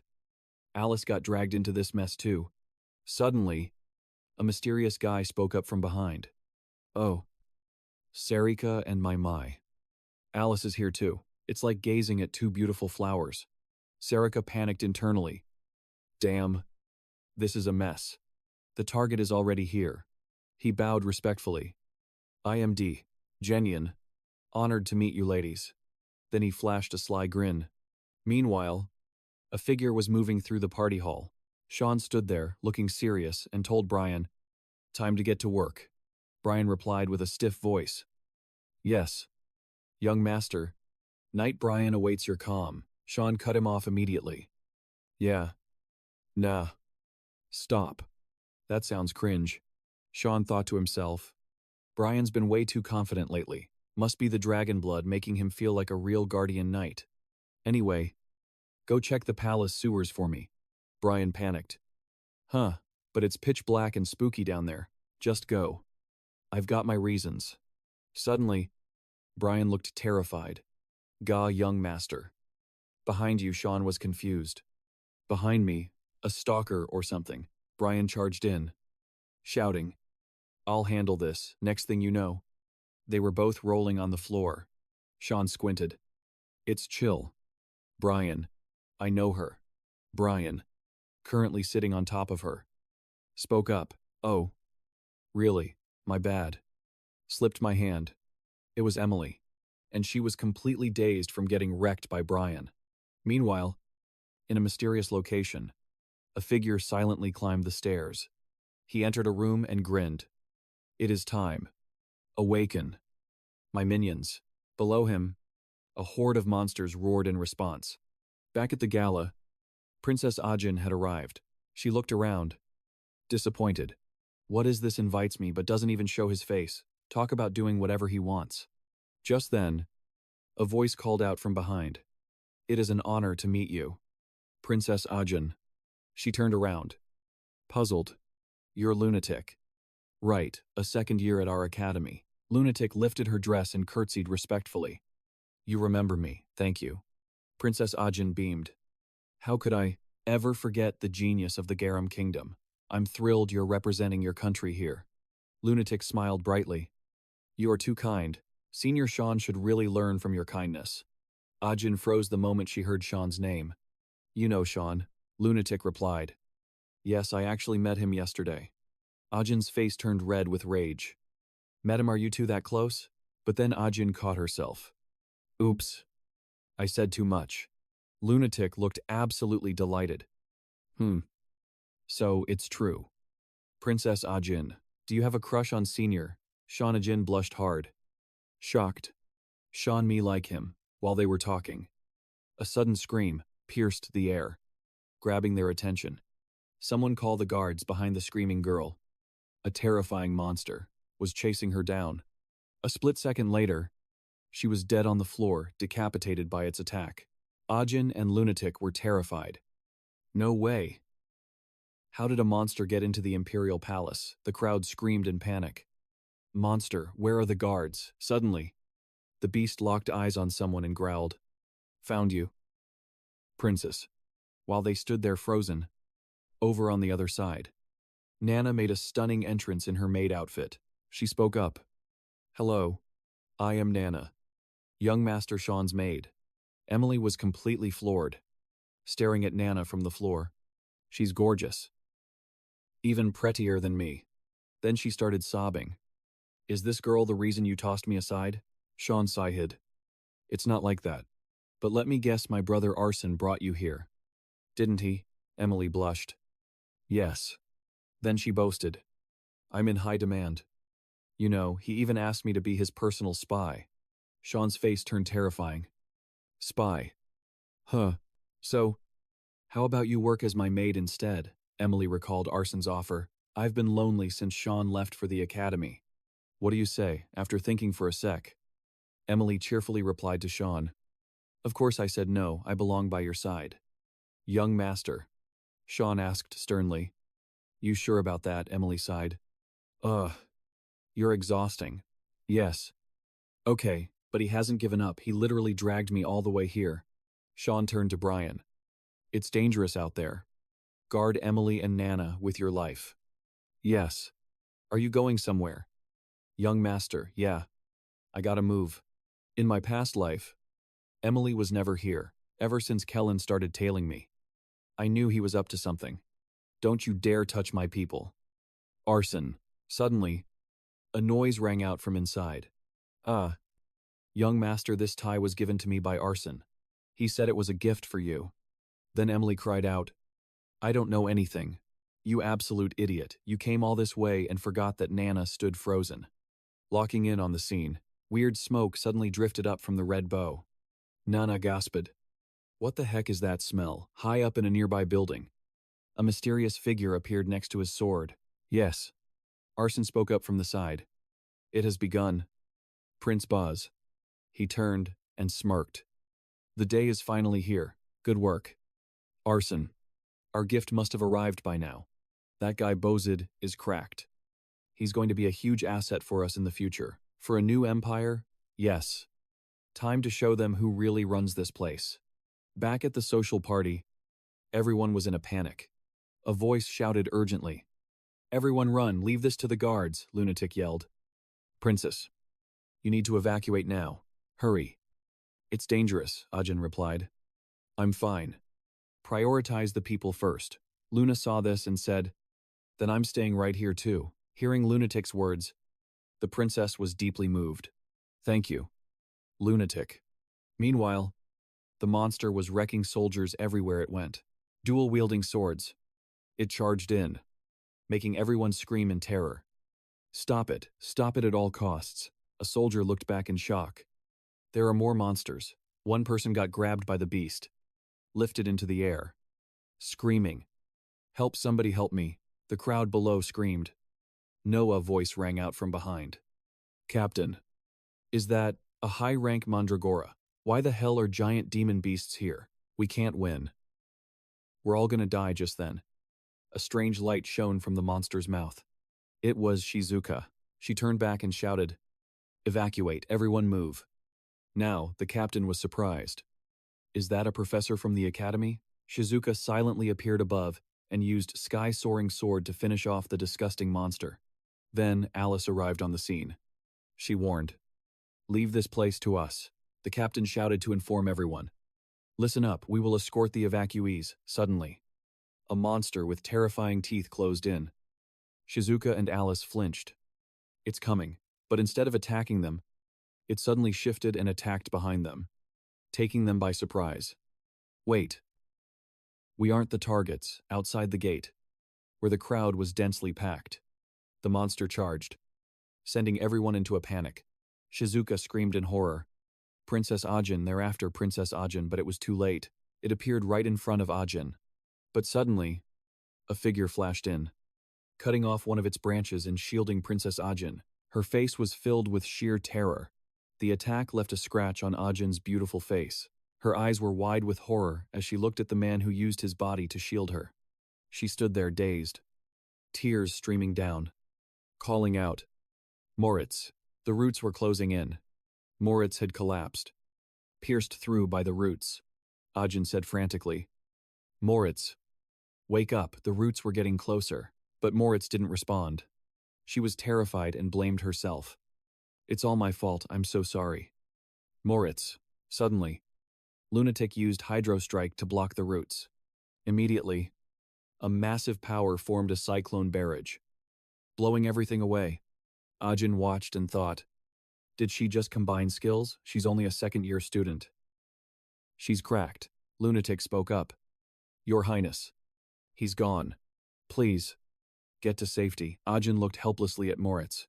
The roots lunged again. The girl said, "They're attacking again." Royal soldiers arrived for support. Shouting, "Leave this area to us," the blonde guy said firmly. "We can't let the guard captain's sacrifice be in vain." The black-haired guy yelled, "We have to stop it." Lunatic urged, "Your Highness. Let's go." Ajin said, "All right." Ajin thought with deep sorrow, "I will never forget your sacrifice." The name Moritz, and the man who fell right before her eyes. Ajin cast a spell. The soldiers looked at her in surprise. Ajin instructed, "I've used my magic to erect a temporary barrier. These roots are made of deadly poison." She continued, "One touch means instant death, so this barrier will protect everyone from that." Ajin said with a serious face, "No one goes outside." "That is an order," the soldiers shouted with spirit. "Yes, Your Highness." The soldiers charged with burning faith, shouting, "For the princess." The blonde guy slashed through the roots. The ancient monster roared in pain. But the blonde guy got hit. Everyone was getting overwhelmed by the monsters. Gradually exhausted, a girl shouted, "Fall back." An ice skill covered a huge area. She ran to Ajin and said hurriedly, "Your Highness, leave this place immediately." Ajin was confused. "Who are you?" She quickly introduced herself. "I'm Alice." "This way," the monster roared frantically. A girl rushed forward, moving with insane speed to slice the roots. Shizuka calculated, "I'm an alchemy professor at the academy. If I fight with a dagger, it might blow my cover." The scene before her was desolate. She thought decisively, "Whatever. That doesn't matter right now." Shizuka used Blade Dance 100 Blossoms. Immediately, a massive ancient root was completely destroyed. The orange-haired guy said, "The toxic trees stopped moving. Let's regroup and attack." Suddenly, a masked assassin appeared right behind the orange-haired guy, sending a chill down his spine. Slash. He was cut in two. Shizuka yelled, "There are still tons of monsters. Don't let your guard down," the soldiers replied. Sir, she worriedly assessed the situation. "Alice needs to get the princess out safely, so we have to handle the monsters here." But why do I have such a bad feeling about this? Scene shifts to the palace, where Alice, Lunatic, and Ajin are fleeing the monsters. Ajin thought while running, if she's Alice Frost, then she's Sian's sister. Her eyes looked thoughtful. "Sian. I wonder how he's doing." Suddenly, A massive ice pillar burst from the ground, revealing a monster. Alice was shocked. Monsters in here too, she frowned, lips tight, thinking. It's like it knew exactly where we were. Can I solo this thing? Looking at the giant monster compared to her small frame, she thought in shock. A high-rank nightworm, Asen's spamming trap combos. And Luna just popped a fire spear. The nightworm's got chains locked on its leg, but it still managed to dodge the fire spear. Alice suddenly sensed something and whipped around. Ajin and Lunette were there, backing her up. Her eyes locked in, a confident smirk hitting her face as she thought, that's right. No way I'm looking weak in front of my juniors. Let's do this. The monster let out a massive roar. Alice moved like a blur, suddenly popping a guardian shield to protect those two. The monster was confused, losing sight of her, but Alice was already perched on the ceiling right behind it. One slash slam down, the monster couldn't even react. Alice declared, I am of the Woods family, the clan that has guarded this empire for ages. She glared and shouted, I'll make you regret ever showing your face in front of me. Alice unleashed a hydroblast, wrecking it. Meanwhile, at a spot littered with corpses and tree roots, Shizuka was scanning the area, exhausted, thinking, that was the last one. She pulled off the assassin's mask and theorized, looks like there are still monsters outside, but something feels off about this. Shizuka's eyes went wide in confusion.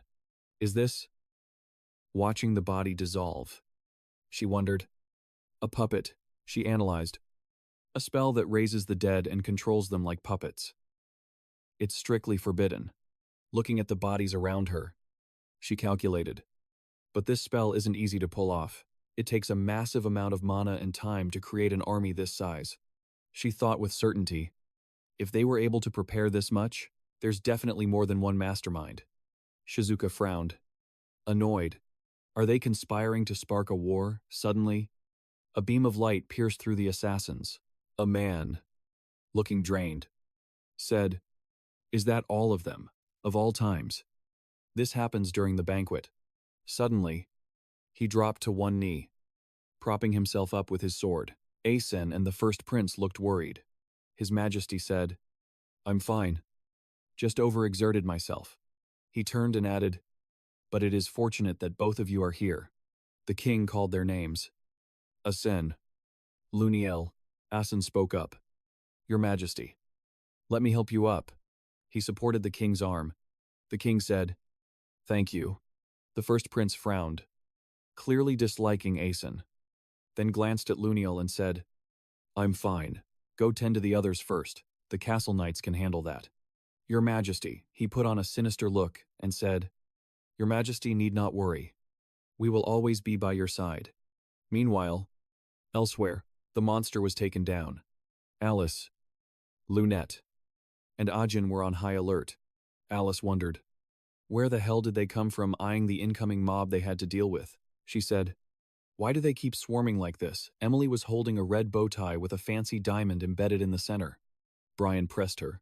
Did young Master Asen ask you to give that to young Master? Sean. Emily replied. No. Brian, full of suspicion, said, Weird. I just get a bad vibe from it. Emily looked confused. Is something wrong? He rubbed his chin. Speculating. Not exactly. But he's never given young Master Sean a gift before, Brian thought. Just a quick glance.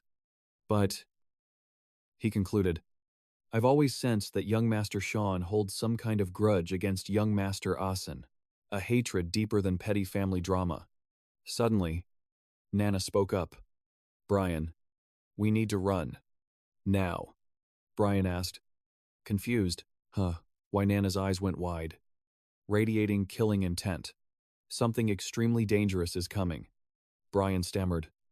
Nana, Emily asked worriedly.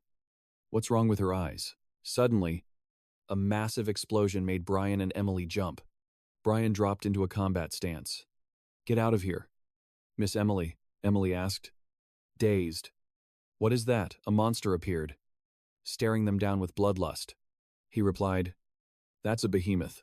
A high-ranking monster. Everyone in the mansion was scattering in panic. Degenian gritted his teeth, running frantically. Damn it. It's all ruined. At this rate, I'm cooked too. He plotted, I tried to leave faster than the others, but I didn't expect those monsters to block the entire front entrance. He thought while running, I have to make it out of here alive. I must save my own skin. Dejenian's ambitions ran wild. So I can see my beloved maid. Lily. Again. How can I die here? Dejenian turned to ask a blonde young man. Are you sure the back exits are safe? The guy replied. Yes. I think so. He looked annoyed and scornful. You think this is a joke? Do you know who I am? Before he could finish, a masked figure sent him to the afterlife. The blonde guy screamed in terror. Marquis de Genion.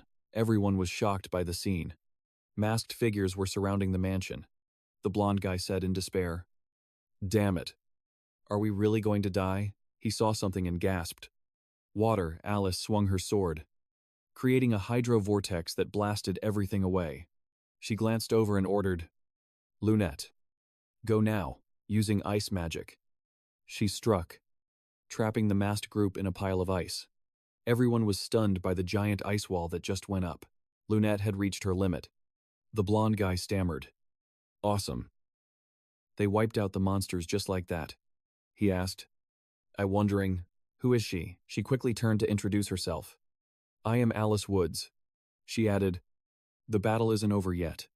Protect your highness. Now, the blonde guy shouted. Your highness. Are you okay? Ajin replied. I'm fine. But she's... Lunette reassured her. Don't worry. Princess. I'll recover soon, Ajin said worriedly. But... Lune. Blondie barked orders. Formation protect her highness. Alice jumped in. I got your backs. Cover fire incoming. She turned to the troops. Guards. Pop those barriers. Shield the nobles. Hold the line till this fight is over. She commanded. Royal Knights. Guard the princess and push forward behind me. If we can't hold... Alice flared her mana. Going all out. I'm stopping them right here. Right now, she thought. I've been wrecking them non-stop, but they're swarming from everywhere. It's like they knew exactly where we'd be. Incoming, get ready to engage, everyone locked in. Ajin's necklace suddenly glowed red. Brian stepped up. Shielding Emily. Staring down that nightmare fuel. Emily teared up. Do something, please, Brian snapped. Get behind me now, his mind raced. A high-rank monster. Inside the palace. How? Master was right. Something's definitely going down. Emily was shaking behind him. Brian grit his teeth. Master's always been the one saving me. But I gotta be able to save myself. He panicked internally. Right now. I'm the only one who can protect us. Then, his face went beet red. She's clinging way too close, Emily stammered. I trust you. The monster roared and charged. Here it comes, she screamed. Stay on me, Brian shouted. Claws slashed down. Clang. Brian parried just in time. He frowns and says, blocked it. Nice. I got this. Suddenly, attacks come out of nowhere, catching him off guard. He struggles to push back. Emily asks anxiously, Are you okay? Brian replies, I'm good. Don't worry. I won't let it lay a finger on you. The monster bares its razor-sharp fangs, ready to swallow them whole. Brian stares blankly. Come on. Is this really how I go out? I'm sorry. Young master. Suddenly, a shadow rushes in and counters the attack. He's shook. Emily freezes. What the heck is that? Seeing the figure, they step back. Wait. It's Nana. She turns to them with a sly grin. Scene shift somewhere under a weirdly full moon. An insane amount of puppets are swarming in. Asen is throwing hands. A black-haired soldier is guarding the princess with his life. And Alice, she's wiping out tons of puppets with a single sword slash. She thinks anxiously. At this rate, this battle's never gonna end. I don't know who's pulling the strings, but they definitely planned this out. Everyone's getting overwhelmed. She worries. The knights are running on fumes. I need a different solution. Bam! A strike knocks a mask right off one of them. The monsters rush in again. Alice sees what was under the mask and freezes. She panics. Undead, are these puppets revived by dark magic? She bites her lip and charges forward, hyping herself up. Think, What magic counters dark magic? Her first thought. The god of light. Lumendel, his light magic. If someone can use that, we actually have a shot at winning. Suddenly, it clicks. Wait. If I do that, she screams. Princess Ajin. The princess spins around.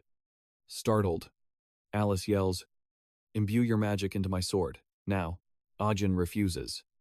No way, if I do that, the protection spell will drop. The blonde guy steps up. Your Highness. Don't worry, he assures her. Please, trust us. Hearing that, Ai nods. All right then. She casts Blessing of Light on the sword. Alice thinks confidently. Perfect. Eyes locked in. She thinks. Merging two magic flows is insane difficulty. But if I add spirit magic, the water goddess appears to back her up. Alice is locked in. This has to work. She gambles. Not sure if I can pull this off. But screw it. I'm taking the risk. Sean checks the corpse, recognizing the puppet and the boot print. He grabs the mask. Looks like he teamed up with Asen. His face goes dark. So he's been Asen's lackey this whole time. Karam speaks up. It's necromancy. Dark magic. It wonders. Can humans in this era really use ancient magic? He replies seriously. Yeah, this is a tactic that guy always uses. Sean says, eyes sharp. Buffing the monsters with enchantment stones. The mana in the stone draws them in. Karam notices something. I can sense the mana radiating from that stone. Sean doesn't care. This place is a bloodbath. Let's bounce. Wait. Before that, he eyes a corpse. Looks like he needs a change of clothes first. Meanwhile, Alice's fight is getting insane. Lunat gasps. Spirit Marion. Did she use light mana to summon her temporarily? She calculates. Mana can't be mixed like that. She's panicking. She won't be able to hold that form for long. Lunatic shouts. We have to stop her. If we don't.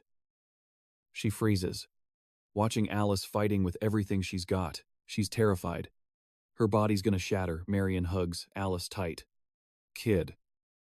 Why are you sacrificing yourself like this? Alice struggles. Thinking. I don't have a choice. Marion looks sad. What a pity. Fate is truly cruel. To the child blessed by Frina. The monsters rush at Alice. Marion winds up an attack. So annoying. Get lost. She unleashes a blast massive enough to blow them all away. The monsters are getting ripped apart by the goddess's power. Ajin is speechless. Just a flick of her hand caused that much damage. Lunat realizes. It's not enough. She watches closely. They're getting back up. Ajin screams. Enough, please. To stop it. If you keep pushing yourself like this, you're gonna break. Alice thinks. No, if I stop now, we're all done for. She sees everyone running on empty. She steels herself. I have to end this. She activates the Spirit King Zhang Gomien ultimate skill. Suddenly, a hand grabs Alice's arm. The goddess looks confused. And Alice is totally shocked. Ajin and Lunat are stunned. A mysterious guy is standing right in front of her. She thinks, who's this? He's hiding his face with a puppet mask. Another puppet. She shakes her head. No. His aura is completely different from theirs. She's on guard. What is this black mist? He grips her hand. She panics. I can't move. The mysterious guy is pumping out a massive amount of fog. Alice tries to break free but screams helplessly. No, this mist is going to swallow me whole. The goddess cuts in. It's time to say goodbye. Alice. Alice screams Marion's name in terror. The goddess bids farewell. Our journey ends here. Marion smiles. Parting might be sad, but keep your chin up. Then, the mysterious guy suddenly lets go of Alice's hand. She collapses. Confused. Is it because of this mist I'm drained? The goddess's voice echoes. Remember this. Alice. She reminds her. Frina will always welcome you with open arms. Marion slowly fades away. Asen is shocked. What is happening? Lunatic says seriously. He cut off the mana source to force cancel the spirit summon. She watches suspiciously. Damn, I don't even know if I can call it a him. Or even a human. Alice breaks down. It's over. They're coming back. Suddenly, A puppet lunges at the mysterious guy. He instantly slices the monster in half. Alice is confused. Huh, is he on our side? He dodges attacks like a pro. Under the disguise. Sean thinks, just as I thought. He's sure of his theory now. If I take one step back, they swarm the princess again. It's like something is pulling them in. He asks Karam. Can you sense any weird mana coming from them, she asks. You mean besides that, lunatic girl? He cuts her off. No. She's always like that. Focus. Karam realizes something. Looking at Ajin. I sense monster mana coming from the princess's necklace. Sean nods. Got it. I'm going in close. Back me up. She grumbles. You only call me when you need something. He activates his skill, Space Construction. Followed by Mist Domain. He dashes through the monsters like a dark shadow.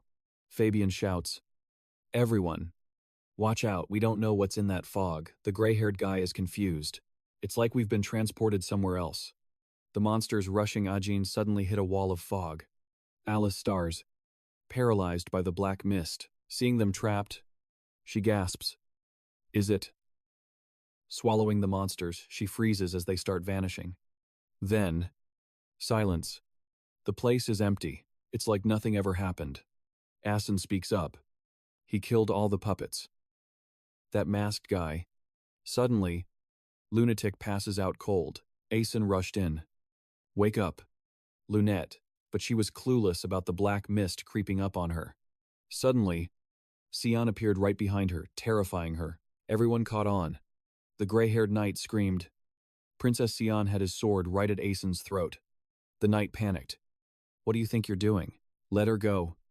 Right now, Sian frowned. Thinking, who is this? Feels so familiar. Snap. He crushed the magic stone on her neck. The knight yelled. Princess then cursed. You bastard. Hearing the commotion, Alice turned and called out to Asen. The gray-haired knight lunged to slash Sian. But he dodged just in time. The knight was shocked. What is this mist? Sian rushed toward Lunette. Terrified. Asen screamed. No, not realizing it was Sian. She yelled desperately. Stay away from Lunette, and unleashed a divine strike. Sian watched the attack pass right through his body. She was baffled. He dissolved into mist. The mysterious figure reassured her. Relax. I'm not here to hurt you. I only destroyed the gem, the one attracting the monsters you're wearing. She touched the gem. Confused. You mean? The necklace my brother gave me is the reason. He pointed out a route. Get out of the palace through here. I've already cleared the path. She glanced around. Everything's back to normal, the brown-haired knight asked anxiously. Are you hurt anywhere? She looked around. Puzzled. Who was that man? She asked with concern. I'm fine. But what about Lunette and Alice? Alice spoke up. She's okay. Asen sighed in relief. Thank goodness. Lunette groggily woke up. I'm recovered. Let's leave through the main gate like he said. Inside Alice's head, getting these kids to safety is my top priority. I'll think about that guy later. Suddenly, someone's gaze shifted. They recognized Sian. Scene change. A high-rank monster was crushing someone. Blood splattering everywhere. Nana was transforming. Emily clutched Brian's arm, asking, What is that kid? Are you sure she's a maid? Brian was confused. I'm not sure. I've never seen her like this. Nana had transformed into a dragon full of ferocious killing intent. Sian recalled, In my past life, there were rumors of a bloody banquet where countless people died. And they said the mastermind was the fifth princess. Asen Severus. Blinded by the desire for the throne. A necklace with a precious blood-red stone, and that phantom stone was the cause. Arson or Luniel probably gave it to her. After that incident, they were hailed as heroes of the Empire and gained the most from it. He held a mask in his hand. Karam understood. So, you mean they staged all this for themselves? Karam scoffed. Selling out their own kind for profit. Sometimes I think humans are, even scarier than us, demons. Sian replied. This is nothing compared to what they'll do later. He thought deeply. That's right. In my past life, I aided in massacres way worse than theirs. So I guess I'm not much better. Karam had shifted into human form. She asked, Time to go, Sian stood up, dusting off his clothes. Yeah. Leave the rest to the royal knights. Nana is waiting for us. Still puzzled. She asked. Hey. Something about the princess's necklace has been bugging me. He replied. What is it? She continued. Your maid's name is Emily. Right, look. Karam revealed. She's emitting the same aura as that thing. He froze. Annoyed. Nana had lost all reason. Emily smells so good, Brian tried to soothe her. Calm down. Nana. Emily hid behind him, sobbing in terror. No. No, I don't taste good at all, Brian wondered. What the hell happened, seeing Nana out of control? He thought. She's acting just like a monster. He gritted his teeth, looking for a way out. Why is she only targeting Emily? I have to stop her. He remembered playing happily with Nana. He hesitated. But I can't hurt Nana. Nana went beast mode, swinging sharp, bloodthirsty claws. Emily screamed. Brian was helpless. No, I can't do it. Suddenly, Sian dashed in and took the hit from Nana, grimacing in pain. Brian was stunned. He panicked. Young Master Emily screamed in worry. Young Master Sian Karam appeared behind Emily. Sian gritted his teeth through the pain. Hurry up. Karam, she held up a ribbon. Found it. Emily jumped. Confused. Huh, who are you? Brian looked at the discarded ribbon. It was emitting a dark aura. Emily was shocked. That's the ribbon young Master Arson gave me. Karam nonchalantly stomped on it. Emily looked hurt. Why would you do that? Karam shouted. Hey kid. Snap out of it. She pointed at Nana. Scolding. That's your beloved Papa. Nana snapped out of it. Whispering. Papa, her eyes widened in shock. Horrified tears streamed down Nana's face. What happened? She blamed herself for hurting Papa. Sian stood firm, comforting her. It's okay. Nana, he forced a smile. I'm not in pain at all. You didn't mean to. He wanted to say, so you did nothing wrong. But the little girl was emotionally crushed. Brian asked. Young Master Sian stepped forward. Nana, let's go. This place is just a battlefield now. Suddenly, Luniel stared in horror. What happened here? He looked at the empty space. Confused. Monsters should be everywhere, but it's so quiet. Like they were never here. The Emperor interrupted Luniel's thoughts. I don't see any monsters left. He stammered. Yes. Father, that's... Great. Looks like everything is resolved. Arson glared. Annoyed. Suddenly, a voice called out. Father, recognizing Asen's voice. He ran toward her. Asen, she came running with the others behind her, seeing his daughter safe. He cried, Asen. You're okay, Arson grit his teeth. She burst into tears and hugged her father. Thank God. You're safe too. He reassured her. Seeing you safe brings me so much joy. Asen suddenly noticed Luniel. The Emperor said, Thanks to them, I made it here safely. Luniel glared threateningly. Great. Lucky you're not dead yet. Asen, she replied firmly. I'm glad you're safe too, brother. But inside, she was conflicted. I have so many questions for him. She pushed the thought aside, but I need to check on everyone first. Alice, Lunette, and the royal knight bowed politely. Greetings, Your Majesty. He waved his hand, saying, Thank you for protecting my youngest daughter. I will definitely reward you generously for this service. Asen focused on Arson and Luniel. Seeing Arson whispering to Luniel, she observed. What is he saying to him suddenly? He smirked, plotting something evil. Lunette was stunned as a sword pointed right at her. Luniel speaks up. I think I've found the culprit. He confirms with a smug look. The Garam Mage Guild, leader's granddaughter. Lunate. She's been busted. Alice is shook. Thinking. Arrested. What the hell is he planning? Arson watches everything unfold. The Emperor steps in. You've crossed the line. Put that sword down now, Asen explains frantically. Her brother helped me save tons of people, Luniel insists. It's just a trap she set. The Garam Kingdom has been itching to destroy the Yusuf Empire for ages. He theorizes. They plan to assassinate us and stir up chaos. Lunate doesn't flinch. You talk like you actually have receipts. Then Arson cuts in. I sensed a suspicious aura last night, coming from her place. The Emperor frowns. For real, watch your mouth. Asen cries out. Father, Luniel states his case. I invited them for peace, but stayed on guard just in case. He sounds absolutely sure. Just give me more time. I'll find the proof. The Emperor agrees, stressing Asen out. Luniel grins. Don't worry. I got this. Lunate thinks deep. A trap. Or was this set up for my grandfather all along? Sian connects the dots. Lunate, Xenover, and the Mage Guild crew. Garam's locked up for investigation. Lexi Meritus, fresh from leaving Asen, teamed up with guards to protect the nobles. Marquise de Genian's funeral, the Empress's brother, and countless others. The procession filled the streets. I kept the death count lower than my last run, but I couldn't change that it was a total bloodbath. Alice bandage him. Concerned. Lucky it wasn't worse, Sian says awkwardly. You don't have to do this. Sis. She acts bossy. Sit still. I'm your big sister, Alice says calmly. It was dangerous. I'm glad you bailed early. He dodges. Yeah. I'm good at running. She gets quiet.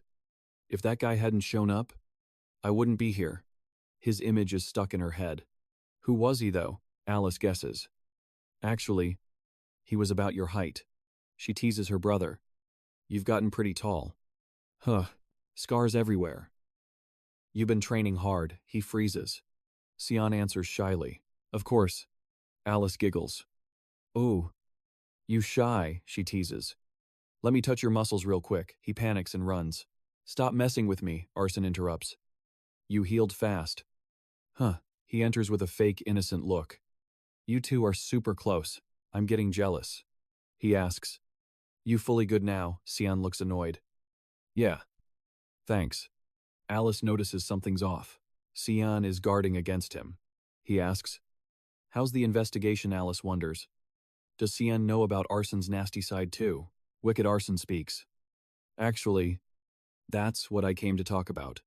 He spills what he found. A blackstone bracelet was found in Lunate's room. He adds. She admitted getting it as a gift. Sian replies. So the sender is the suspect. Arson smirks. Smart. By the way, get anything at the party? He leans back. Not sure. Do you know who gave Lunate the bracelet? Arson whispers. Heard it was a palace merchant. He continues. But he was found dead today. Still hunting the killer. Arson stares him down. Did you receive anything that day? Sian realizes. So that's it. This isn't an investigation. They're looking for a scapegoat. Meanwhile, Emily swings on her chair. The assassin closing in. She turns and realizes Emily is in trouble. Arson stares at Sian's head. Your head, Alice grabs Sian. You okay? He clutches his head. Whispering, sorry. I'm still dizzy. Sian holds his head. His sister warns Arson. He lost too much blood. Doctor said he needs rest. She tells Sian gently. Don't push it. Sian, lie down. He says. Okay. Arson says. Got it. Rest up. I'm leaving. Before going. He glances back. Sian answers clearly. I remember now. No one gave me anything. Sian continues. Even if they did, they wouldn't survive that hell. Arson smiles. Satisfied. I see. Thanks for the info. But he thinks the beasts probably killed them. Good. No loose ends. Shame I couldn't use this chance. He looks at his brother with evil eyes. To get rid of you. Little brother. But Sian isn't an easy target. He watches Arson's every move. Alice asks. Little brother, he jumps.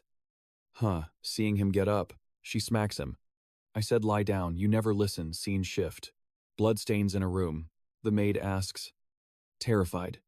Why are you doing this? She holds her wound. I followed orders, I delivered the necklace to Princess Asen. She begs. I won't ask why. Just spare me, he points his sword. Your mission ends here, he laughs. Too bad I failed my mission too. So now I'm stuck with this trash job. He narrows his eyes.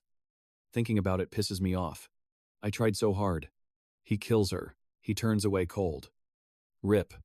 Before leaving, he adds, "Oh, one more thing." He tosses a magic book. "Last time a body was found, I almost got cooked. Gotta clean up properly." He activates a monster. He orders it to use Devour. Scene to Emily. Humming, Brian stands behind her. Seeing her alone, he walked up slowly, catching her off guard. Brian was smiling, holding fruit. He said, "Picked up some apples on the way out." She lit up. "Thanks, you're the best." Emily munched on the apples happily. They sat there together, watching the town. He said, "Weather's nice." Emily replied, "For real." "Hey, how long are we stuck here?" Brian broke it down for her. "Young master said we have to wait until he sends the next order. So, we stay hidden here till then." Brian thought back to the past. When Sian got the ribbon from the maid, he asked, "Isel gave me this as a gift." The maid nodded. "Yup. To celebrate your public debut." He looked at the item and knew that guy messed everything up. Seeing the ribbon burst into flames, Emily freaked out. "My precious gift," the prince warned her. "Emily, listen close. You're not safe in the capital or the Vector Mansion. So go hide somewhere until I give the next order." When young Master Sian asked, "Where's Brian?" he answered, "Right here." Sian ordered, "He's got other stuff to handle."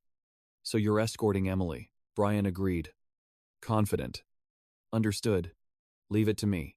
Before leaving, Sian gently patted Nana's head, telling Brian, "Take care of Nana too." He told the little girl, "Nana, we won't see each other for a bit.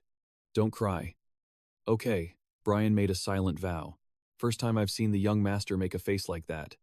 I gotta be useful this time." Back to the chat.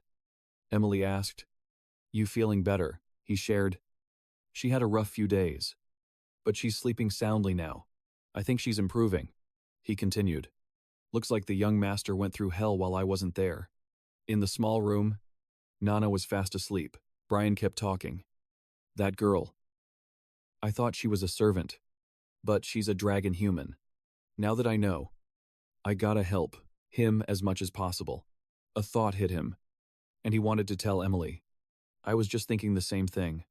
Brian flashed back to when she grabbed his arm. He blushed, wondering, "Why'd I think of that now?" Emily cheered. "So from now on, let's do our best to help the young master. Promise."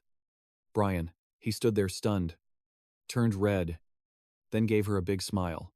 "Deal." Scene switch. The son spoke up. Pissed. "What are you talking about?" Father Louis Neal screamed right in his face. "We have clear evidence, but you ordered the only suspect released." The king spoke calmly. "Watch your mouth. I've made my decision." Louis wasn't having it. He scolded his dad. "With that weak mindset, how will you ever rule the continent? What's so scary about the Garum kingdom?" The king wasn't taking Louis' nonsense. He roared. "Enough!" Louis Neal flinched. The king broke it down. "Rule the continent. Ambition is good. But Eosif isn't just near Garum. We have the Spania and Frina demons too. If we turn on Garam completely," Dionys continued, "we won't be able to hold back the demon realm. When the beast wave hits, the whole continent will drown in fire." He explained so Louis would get it. "Even if we get lucky and rule the continent, the price is blood. Lots of it." Dionys lost his patience and shouted, "The one who would do that isn't an emperor, but a monster. How do you not get something so simple?" The son kept pushing back. He insisted, "But we have proof. Why let the culprit go?" The king read his mind. "You mean the Charmstone?" Louis looked at his father, muttering, "How did father, the royal family shouldn't have finished inspecting it yet." The king went on, "Your reaction tells me everything. Louis Neal, you've been spoiled since you were a kid." Sweat poured down Louis's face. He stammered, "No, father, I don't know what you mean." The king cut him off. "Enough. You fool." He glared at him, wondering, "How did you become this rotten?" Dionys turned to leave, dropping a bomb. "Looks like Ajin fits the throne better than you. I don't want to see your face. Get out." Louis felt the sting. Clenching his fist, Ajin he ground his teeth in hate. Louis Neal thought furiously. That little bitch ruined everything. He stormed toward the castle, A guard asked politely. Prince Louis Neil, he shooed him away. Move it, and barged in. Seeing someone rushing in, Sian warned. Your Highness, the princess needs rest. Louis slapped him. I said move. The young master fell on his butt, grimacing like he was in pain, as Sian scrambled up. Ajin noticed something was off. She quickly teased. What's with the racket? Brother Louis Neil. Brother, he laughed like a maniac. Ajin stared him down, eyes full of resolve. He smirked, challenging her. I'm here to chat with my little sister. Lesimo stepped up. Prince or not, if you keep threatening Princess Ajin, I won't hold back. Louis got annoyed, gritting his teeth. Won't hold back. What are you gonna do? You're just a bug. He schooled him. Based on what you just said, I could sentence you and your whole family to death. I could even wipe every memory of your existence right now. Ajin stepped in. That's enough. Brother, didn't you come to see me? She asked point blank. Or did you want to hear something from me? Louis was confused. What the hell? He thought. Her aura is totally different. Is this the same Ajin I knew? She looked down, speaking honestly. Maybe I should just say it straight. She took a breath and declared, I, Ajin, am not afraid of you. Louis Neil's eyes went wide. Later, she went to see King Dionys. He asked gently, Are you sure you don't want any compensation? She replied, Yes. Father. He looked at his daughter, worried and deep in thought. But that necklace you were wearing, the gem on it wasn't just a normal stone. He continued. Those fallen wretches took this chance to wreak havoc on the Black Blood Society. Dark mages used a charm stone to engineer this accident. That stone was used to control the monsters. Father's eyes were heavy with worry. He told Ajin, I got intel that someone in the capital was secretly buying them. It was that black market merchant, Aju Bird, and the maid Merylda. Seems like those two have been doing business for a long time. He also got the scoop on them. One is dead, and the other is missing. Ajin felt a wave of panic wash over her. He asked, Those two met your brother Luniel quite often. Do you remember getting anything from him? He gave you that necklace. Right, she scratched her hand awkwardly, but still denied it. I'm sure brother didn't give me anything. Father, he sighed, completely out of words. Ajin told father, Everyone found the source of this mess. Lunatic has been cleared. So please, let her go. She saved so many people at the ball. Father understood her sincerity. He said gently, All right, don't worry about her. But her mind was racing with thoughts. If I tell father that Luniel is involved in this accident, he'll probably feel threatened, and he'll start secretly hurting the people around me. Ajin felt she couldn't stand seeing her people get hurt anymore. Yeah. She was determined to put an end to this. She asked first Prince Luniel point blank. Are you satisfied now? Brother, he said. I am. I didn't give you anything. She replied politely. Yes. I told father that too. Luniel noticed her expression looked off. He asked, Ajin, what's with that attitude? She said someone claimed he made father misunderstand her. Luniel got annoyed. Should I stitch that lying mouth of yours shut? She bowed her head in apology and spoke. I have a guest now. He asked. Who could be more important than me? Ajin said. He's very important to me. Sian Vert was there, waiting for her. He apologized to Luniel too. I didn't mean to interrupt. Luniel went pale seeing Sian Vert there. He thought to himself, I didn't sense his presence at all. Why is he still alive? Sian turned to him and said bluntly, But I accidentally heard everything. First Prince Luniel stood up, furious. How long have you been hiding there? Sian Vert answered confidently.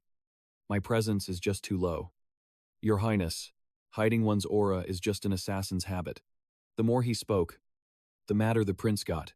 He grit his teeth. I'm not in the mood to joke. How dare you be rude to a prince? Sian Vert wasn't scared, challenging him. And what are you going to do about it? He looked straight into the prince's eyes. Want to silence me for good? Luniel was fuming but didn't know how to handle him. He started realizing everything. So the engagement rumors are true. Making an enemy of Sian Vert right now isn't smart. Not just because he's the son of father's friend, but because of Achelé's request too. He discussed this with Prince Asen, thinking he'd eventually eliminate Asen for the throne anyway. But why do you want to eliminate your own brother? Your father seems to trust you 100%. Asen finally said. Because he annoys me. He narrowed his eyes, hinting at his jealousy. That brat is hiding himself under the mask of a totally normal person, and that really pisses me off. Luniel was delighted. I finally understand Achelé's intention. Remembering when Sian Vert stood near Ajin, he always wondered what that overwhelming, nasty power coming from that brat was. He really wanted to find the answer. Watching Sian Vert's attitude, he said, "Fine. I think I've checked enough." Misunderstanding cleared. I'll be taking my leave. Sian Vert looked at his attitude and guessed. Looks like he hasn't gone completely crazy yet. Imagining the prince when he takes the throne, he realized, at least compared to the Mad Emperor title from my past life. Right now he doesn't seem as evil as I knew. Prince Luniel went to see Lesimus. He apologized for what he said earlier. He said, "No, Your Highness. I'm the one who should apologize for offending you." He warned, "Be more careful next time." Lesimus sighed in relief. He muttered, "That absolute piece of trash. Thanks a lot." Sian, "No problem." Sian realized this was Lesimus's true face, the best actor on the continent. Interesting. Sian surprisingly went to sit near her. He said casually, "Princess, you're the one who had it rough." She turned around. Surprised. "No. I was confident because you were here." She blushed and blurted out, "You're sitting next to me," Sian asked. "Can't I? My legs are tired from standing so long." She stammered shyly. "It's not okay though."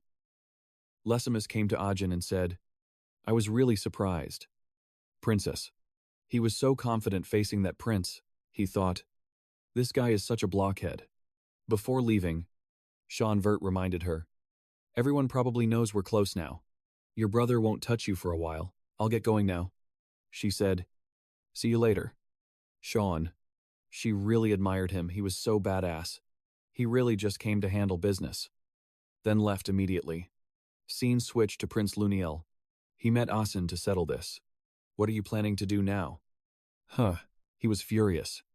Eyes popping. Gritting his teeth at Asen. "You said this plan was perfect, so why are the people we wanted dead still alive?" He kept complaining. Blaming Asen, he screamed, "Not only that, Father has lost faith in me too. This is unacceptable," Luniel roared. "I was supposed to be the savior, the one to save this cursed empire." Just then, someone arrived. He cut off Luniel's words. The plan wasn't a total waste. "Your Highness."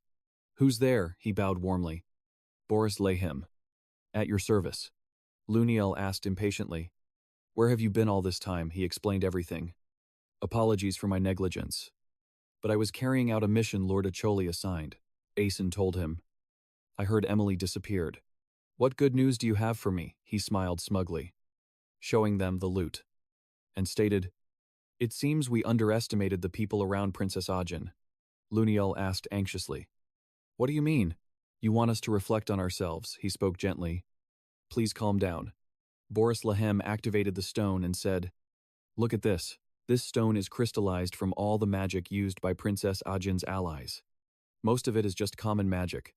The stone radiated a mysterious magical power. Both princes were totally shook. He continued, "But the magic you're seeing right now, it's an ultra-rare type. There was a time it was considered straight-up wicked magic." His face looked sinister as he gloated. "This is the power of the demon sword." Boris Lehem. He spoke clearly. One of Princess Asen's allies managed to obtain the demon sword. Scene switches to a meal. A weird-looking dish is brought out. Brian was confused as hell. She said this was blue crab gratin. But what on earth is sitting in front of him? He glanced at Zion. Zion and Princess Nana were chowing down happily. He wondered, "Why are these two eating like nothing's wrong?" Emily happily reminded her. "Princess Nana, please chew slowly. You're really good at eating." Brian looked at her with pure confusion. He felt uneasy about this meal, his face turning pale. He couldn't believe his eyes did that crab just move. Zion stood up. "I'm stuffed," Emily advised him. "You should eat more." "My lord," he replied. "Can't. If I stay any longer, Acholi will track you down." She went mad the second she heard that name. "That bastard Acholi." Zion continued. "I just came to check if you three were safe. It's still dangerous out there." If you need anything, just ask Brian to go buy it. He gave her careful instructions. I've also stationed guards to watch the house from the outside. For now. This is the safest spot for you. Outside. Someone was secretly guarding Emily's house. Zion rushed off. I'm heading out now, Emily said anxiously. You have to promise you'll come back. Okay, he reassured her calmly. Of course. Don't worry. I trust you to protect them while I'm gone. Brian accepted the order, pledging to him. Yes. Master. The door slammed shut. Zion was disguised perfectly. But someone had been standing outside watching him. She raised her voice. Fun meeting up with old friends. Isn't it? She continued. Now. Explain yourself, Shirika said to Zion. About the bloody ball and my fiancé's death. How did you know these things would happen? It's like you predicted the future, Zion warned her. Watch your answer carefully. Because depending on what you say, I might just become your enemy. She was curious about Zion's identity. Who are you? Really, from the bloody party to my fiancé's death. Everything is a mystery. Shirika said to Zion, there's no way news of my engagement could have reached your ears. So how did you know? Zion spoke up. Dragon is a target for cleansing anyway. Does it really matter? She said casually. Who knows, maybe you're a spy from another organization. He asked her back. If that were true, what would you do to me? She said bluntly. Ask a stupid question. She immediately drew her weapon. Zion was on guard against her every move. She launched an attack at Zion. He wasn't backing down. She planning to interfere just then. Lady Karam arrived. She scolded. Looks like you still haven't wised up. Have you? Didn't I tell you? Not to mess with my master, she retorted harshly. The one who hasn't wised up is you. Lady Karam. Do you know I've never been this excited before? Karam countered. Refusing a toast only to drink a forfeit. Huh. Both charged in. Fighting fiercely. Neither willing to yield. Karam said, Fine then. Let me show you a few moves so you can open your eyes. She didn't back down either. Seeming to anticipate her opponent's move, she cheered. Found you, she used the power, indomitable black mist, to deal with Lady Karam. She taunted the lady. She said, Strong move. But I just need to dodge lightly. Karam retaliated by unleashing a lethal strike that made the earth shake. She was excited inside. Is that Karam's power if I get hit or try to counter? I'm cooked. She looked at Karam and thought, no wonder she tries to stay in sword form. If Karam actually joined the fight, wiping out the city would be child's play. Only someone on the Demon King's level could block that. Karam confidently challenged the girl. All right, get ready. I was just warming up earlier. She laughed excitedly. I'm waiting. Lady Karam.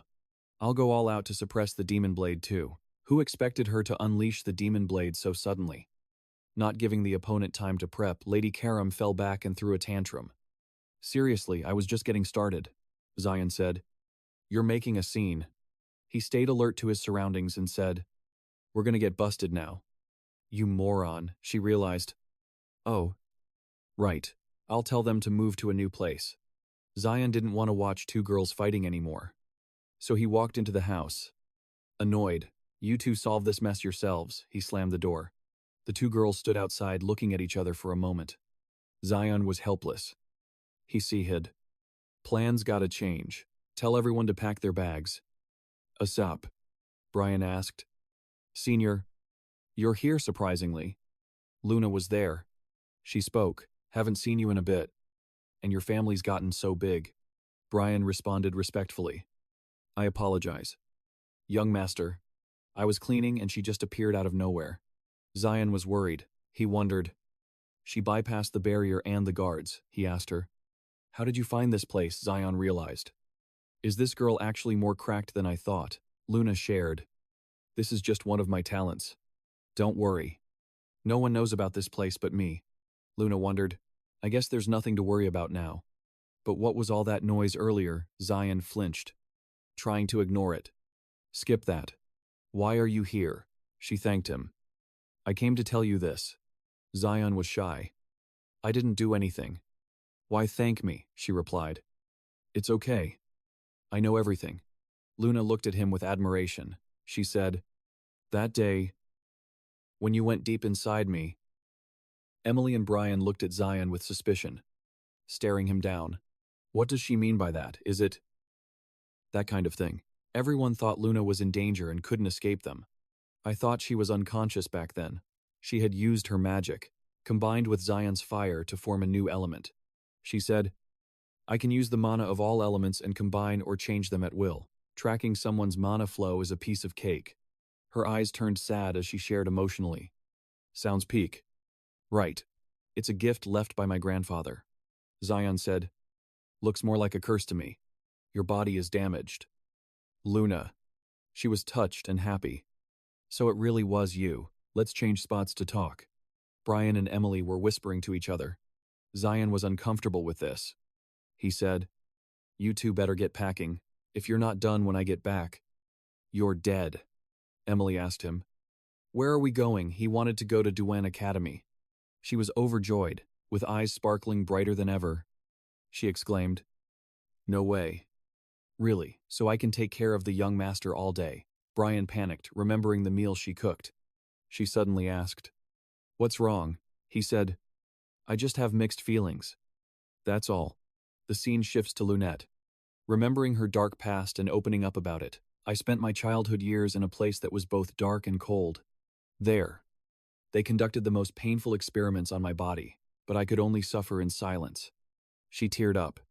Because Lunette said, that was what I had to do as Regan Steinriver's granddaughter. She walked with Sian and confided everything. She asked, Senior, do you have anything to do? He said. No. She curiously asked, then why didn't you clearly say you saved everyone? He sighed and said, don't you already know the reason? What's the point? It just brings more trouble. Lunette said. The reason she stopped walking, she remembered. Right. Your mana element. At first, I just thought it was the dark type. She told this to Sian. I collected a little bit of it the day we first met. During dinner, Sian thought. So just by making contact, she can see through the mana flow. I didn't know about this in my past life. Lunette continued the story. And the day I fainted, the mana you put into me. She wondered, what exactly is it? It feels like yours. But also unlike anything in this world. Sian told her, I think I understand why you came to find me. Were you planning to give it to Regan? She refused. Crushing that power in her hand, she asked herself, what would I get out of that? Just more trouble. Sian smirked and asked, what's up planning to betray your Steinriver bloodline? She shot back. Don't you already know the reason? Senior, she suddenly hugged him, saying thanks. Thank you. Senior Sian. For easing the pain I felt back then. In that moment, he stood frozen in surprise. He felt Lunette's body was like a boiling pot of water. A pot that, thanks to mana from every element, kept boiling day and night, but chaotically, and someone had extinguished the fire under that pot. He imagined the boiling pot was like the mana that wouldn't vanish, but because it boiled for too long, the excess mana started burning up the remaining sparks of her life force, pushing Lunette closer to death every day. He felt guilty thinking, I only poked a hole in that pot, because to him, she was like someone else's puppet, and that made it impossible for him to just watch. Sian said to her, no need to thank me. I'm done here. So I'm off. Keep my secret. Troublesome Junior. Before saying goodbye and leaving, he warned her, be careful. Don't overexert yourself again. I'm out. She smiled happily, whispering to herself, he's so cute. Sian felt conflicted as he walked away. Seeing that, Lunette shouted from afar, just as I thought. You really are a good person. Senior scene shifts to the Garum Council in the main office. What happened? Regan slammed the table in anger. A guard reported to Regan. Fortunately, the young lady was released and didn't face any charges. We must send a petition to the Usif Empire immediately. Regan still didn't believe it was true. He insisted. That's not it. Regan confidently said.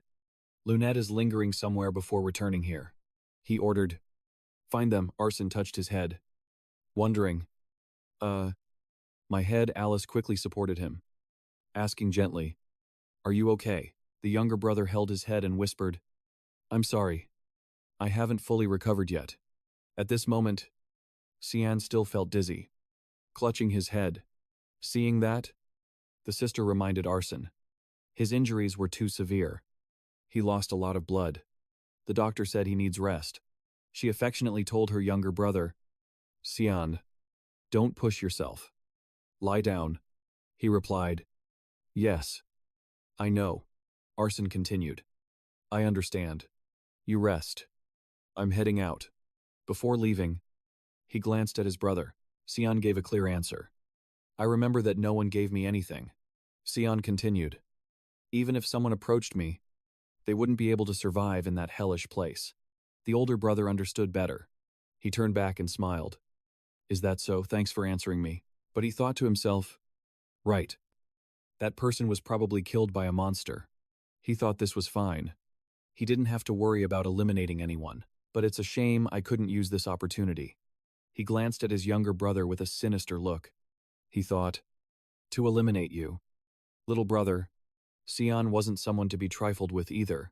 Watching his brother's every move, Alice suddenly asked, Brother, the younger brother startled. Yes, seeing her brother get out of bed. She went over and smacked him a few times. I told you to lie down, you really never listen. Scene shifts. Bloodstains appeared in a room. The maid asked in panic, Why are you doing this? She suppressed the pain of her wound and said desperately, I followed all your orders. I even delivered the necklace to Princess Erin. She spoke bluntly. I won't ask why you're doing this. So please spare my life. He pointed his sword to threaten her. That's right. Your mission ends here. He laughed gloatingly. Unfortunately, I couldn't finish my mission either. So I have to do this menial job. He narrowed his eyes and said, The more I think about it, the more pissed off I get. I tried so hard. 2. He killed her immediately. Then he turned away with a cruel goodbye. Rest in peace. Ignoring whether she was dead or alive. He added before leaving, one more thing. He tossed up a magic book and said, Last time someone found the body and I almost got in trouble. I have to clean up myself this time. He activated a powerful monster, then ordered it to use Devour. Scene shifts to Emily humming a song. Brian was standing behind her, seeing her sitting alone. He slowly approached. She turned around in surprise. Unexpectedly, Brian cheerfully brought her fruit. He said, I bought some apples on the way out of town. She exclaimed joyfully. Thank you. You're so kind. Emily enjoyed the apples deliciously. They sat together watching the town scenery. He said, The weather is really nice. Emily said, It sure is. By the way, how long do we have to stay here? Brian explained to her. The young master said we have to wait until he gives the next order. So we have to keep hiding here until then. Brian recalled the past when Sian received a ribbon from the maid. Sian had asked, Is this a gift from you? Emily, the maid, confirmed. Yes, to celebrate your first public appearance. He looked at the item and guessed that he had already messed everything up. Seeing the ribbon catch fire, Emily couldn't hide her panic. She gasped, This precious gift. The prince warned her. Emily, listen closely to every word I'm about to say. He gave strict instructions. You're not safe in the capital or the Vector estate. You need to go into hiding until I give the word. Next order. Young Master Sean asked. Where's Brian? He replied. I'm here. Sean added. He's still got other business to handle. So, you'll be the one escorting Emily. Brian agreed confidently. Understood. Leave it to me. Before leaving, he gently patted Nana's head. He told Brian to take care of Nana, too. Then he told the little girl, Nana, we won't see each other for a little while. Don't cry. Okay, Brian told himself. That's the first time I've seen the young master make a face like that. I have to make myself useful this time. Back to Emily and Brian's conversation. She asked if he was feeling better. He shared. The little one had a rough time the past few days, but she's sleeping soundly now. So I think she's recovering, he continued. It seems the young master went through a lot while I wasn't by his side. In the small room, Nana was still in a deep sleep, Brian explained. The girl I thought was just his maid turned out to be a dragonkin. Now that I know, I need to help the young master as much as I can. He suddenly had a thought and shared it with Emily. I was actually just thinking the same thing. Brian remembered when she clung tightly to his arm. He wondered shyly, Why am I suddenly remembering that Emily said cheerfully? Then, from now on, let's do our best to help the young master together. Promise me. Brian. He stood still for a moment, blushed, then gave her a bright smile. Agreeing to the idea. Scene switch. The son spoke up in outrage. What are you saying? Father Lionel was furious, shouting in front of his dad. We have clear evidence, but you ordered the release of the only suspect. The king spoke calmly to Lionel. Watch your tongue. I have made my decision. Lionel wasn't happy with his father's solution. He rebuked his father. With that weak mindset, how will you ever become the overlord of this continent? What does the Garum kingdom have that you're so afraid of? He wouldn't accept any of Lionel's arguments and shouted. Enough. Lionel was startled. The king proved a point. Become the overlord of the continent. You say, ambition is good. But the Yusuf kingdom isn't just near Garum. We're near the Spania and Frina demons too. If we completely turn against the Garum kingdom, Dionysus continued, we won't be able to resist the demon realm anymore. When the beast wave floods out, this entire continent will be drowned in a sea of fire. He explained clearly for Lionel to understand. Even if we get lucky and become the overlord, the price will be rivers of blood spilled right here. Dionysus lost his patience. He boomed.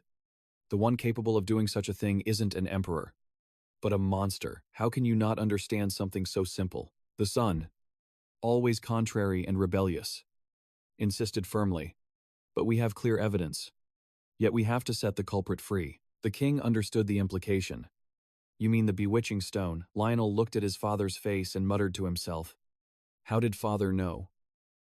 The royal family shouldn't have finished the inspection yet. His father continued. Your reaction told me everything I needed to know. Lionel, since you were small, you've always been a child who gets whatever he wants. Sweat poured down Lionel's face as he stammered. No, father. I don't understand what you're saying. The king cut him off. Enough. My foolish son. He glanced at him, wondering. How did you become so corrupt? Dionysus turned to leave. Before leaving, he said, it seems Aaron would fit the throne better than you. I don't want to see your face right now. Get out. Lionel felt humiliated and clenched his fists. Arson. He ground his teeth in hatred. Lionel raged internally. That damn bitch ruined everything. He sprinted furiously toward the castle. A dutiful guard asked, Prince Lionel. He shooed the guard away. Move. Get out of my way. Entering the castle, someone saw him rushing at Sean and warned, watch out. Your Highness, the princess needs to rest. Lionel slapped him and snarled. I said, move. The young master fell hard on his butt, his face wincing in pain. Sean quickly pushed himself up. Aaron noticed the commotion and quickly teased. What's the matter? Why are you making such a scene? Brother Lionel, he laughed maliciously. Aaron stared at his face with eyes full of determination. He gloated with a challenging tone. I'm just here to have a chat with my little sister. Sean stood up and said, even if you are a prince, if you continue to threaten Princess Aaron, I won't have any other choice. Hearing this, Lionel felt irritated, ground his teeth, and spoke. No choice. What are you going to do to me? You're just a bug. He continued, making sure the boy understood. Based on what you just said, I could sentence you and your entire family to death. I could even have every memory of your existence erased from this world. Aaron spoke up. That's enough fun. Brother, didn't you come here to see me? She asked bluntly. Or is there something you want to hear from me? Lionel was confused and muttered. What is this? He thought. Her aura is completely different from before. Is this really the Aaron I used to know? She lowered her face and said honestly. Maybe I should just be direct with you, she calmly but firmly stated. Areen, didn't receive anything from you. Lionel's eyes went wide looking at her. She went to see Father Dionysus. He asked gently. Are you sure you don't want any compensation? She replied. Yes, Father. He looked troubled as he spoke to his daughter. But that necklace you were wearing, the gem on it wasn't normal. He continued. The Fallen used this opportunity to cause chaos in the Black Blood Society. Dark magic users utilized a bewitching stone to engineer this accident. That stone was used to control the monsters. His eyes were full of worry. He told Aaron. And I received intel that someone in the capital is secretly buying them. The black market merchant Eiselbert and the maid Marilda. It seems those two have had a trading relationship for a long time. He also had information on them. One of them is dead, and the other is currently missing. Aaron felt anxious hearing this. He asked his daughter, "Those two met your brother Lionel quite often. Do you remember receiving anything from that boy? He gave you that necklace." "Didn't he?" "No." She scratched her hand nervously, but still denied it. "I'm certain brother didn't give me anything." "Father," he sighed, not knowing what else to say. Ajin told her royal father, "Everyone has found the source of this mess. Luna's name has been cleared. Please let her go. She saved so many people at the ball." "Father," the king understood her heart and sincerity. He said gently, "All right. Don't worry about the girl." But inside her head, a million thoughts were racing. If I tell father that Luniel is linked to this accident, he'll feel threatened and start plotting to secretly harm the people around me. Ajin felt she couldn't handle seeing her circle get hurt anymore. Yeah. She was determined to put a dead stop to this. She asked First Prince Luniel straight up, "Are you satisfied now?" "Brother," he said. "Correct. I didn't gift you anything." She replied politely, "Yes. I already told father that." Luniel saw her expression looked off. So he asked, "Ajin, but what is with that attitude?" she said. "Someone told me it was you, making father misunderstand me." Luniel got annoyed.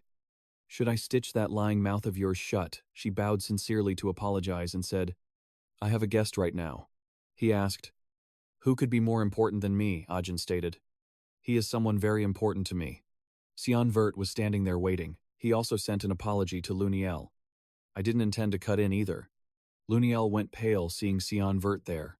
He thought to himself, "I didn't sense his presence at all. Why is he still alive?" Sian turned to look at him and spoke straight facts. "But I accidentally heard everything." First, Prince Luniel stood up, pissed off, questioning him. "How long have you been hiding there?" Sian answered with full confidence. "It's just that my presence is too low." "Your Highness, hiding one's aura is just an assassin's habit." The more he spoke, the madder the prince got. He gritted his teeth. "I'm not in the mood to joke with you. How dare you be rude to a prince?" Sian Vert wasn't scared of him, challenging the prince back. "And what do you want to do to me?" He looked the prince dead in the eye. "Want to silence me for good?" Luniel was fuming, not knowing how to handle him. He started realizing the situation. So the rumors about their engagement were true. Making an enemy of Sian Vert, right now zero benefits, not only because he is the son of father's friend, but also because of Arkel's request. He discussed this with Prince Arson. "I want to eliminate Ajin for the throne succession war." "But why do you want to eliminate your own little brother? Father seems to trust you 100%. "Right," Arson said. "Because he annoys me." He narrowed his eyes, hinting at his jealousy. "That brat is hiding himself under the cover of a totally normal person, and that makes me really irritated." Luniel was delighted. "I finally understand Archel's intention." Remembering when Sian Vert stood near Ajin, he always wondered what that overwhelming and unpleasant power coming from that brat was. He really wanted to find the answer. Observing Sian Vert's attitude, he said, "Fine then. I think that's enough checking. The misunderstanding is cleared. I'll take my leave now." Sian Vert watched his attitude and guessed. Looks like he hasn't gone completely insane yet.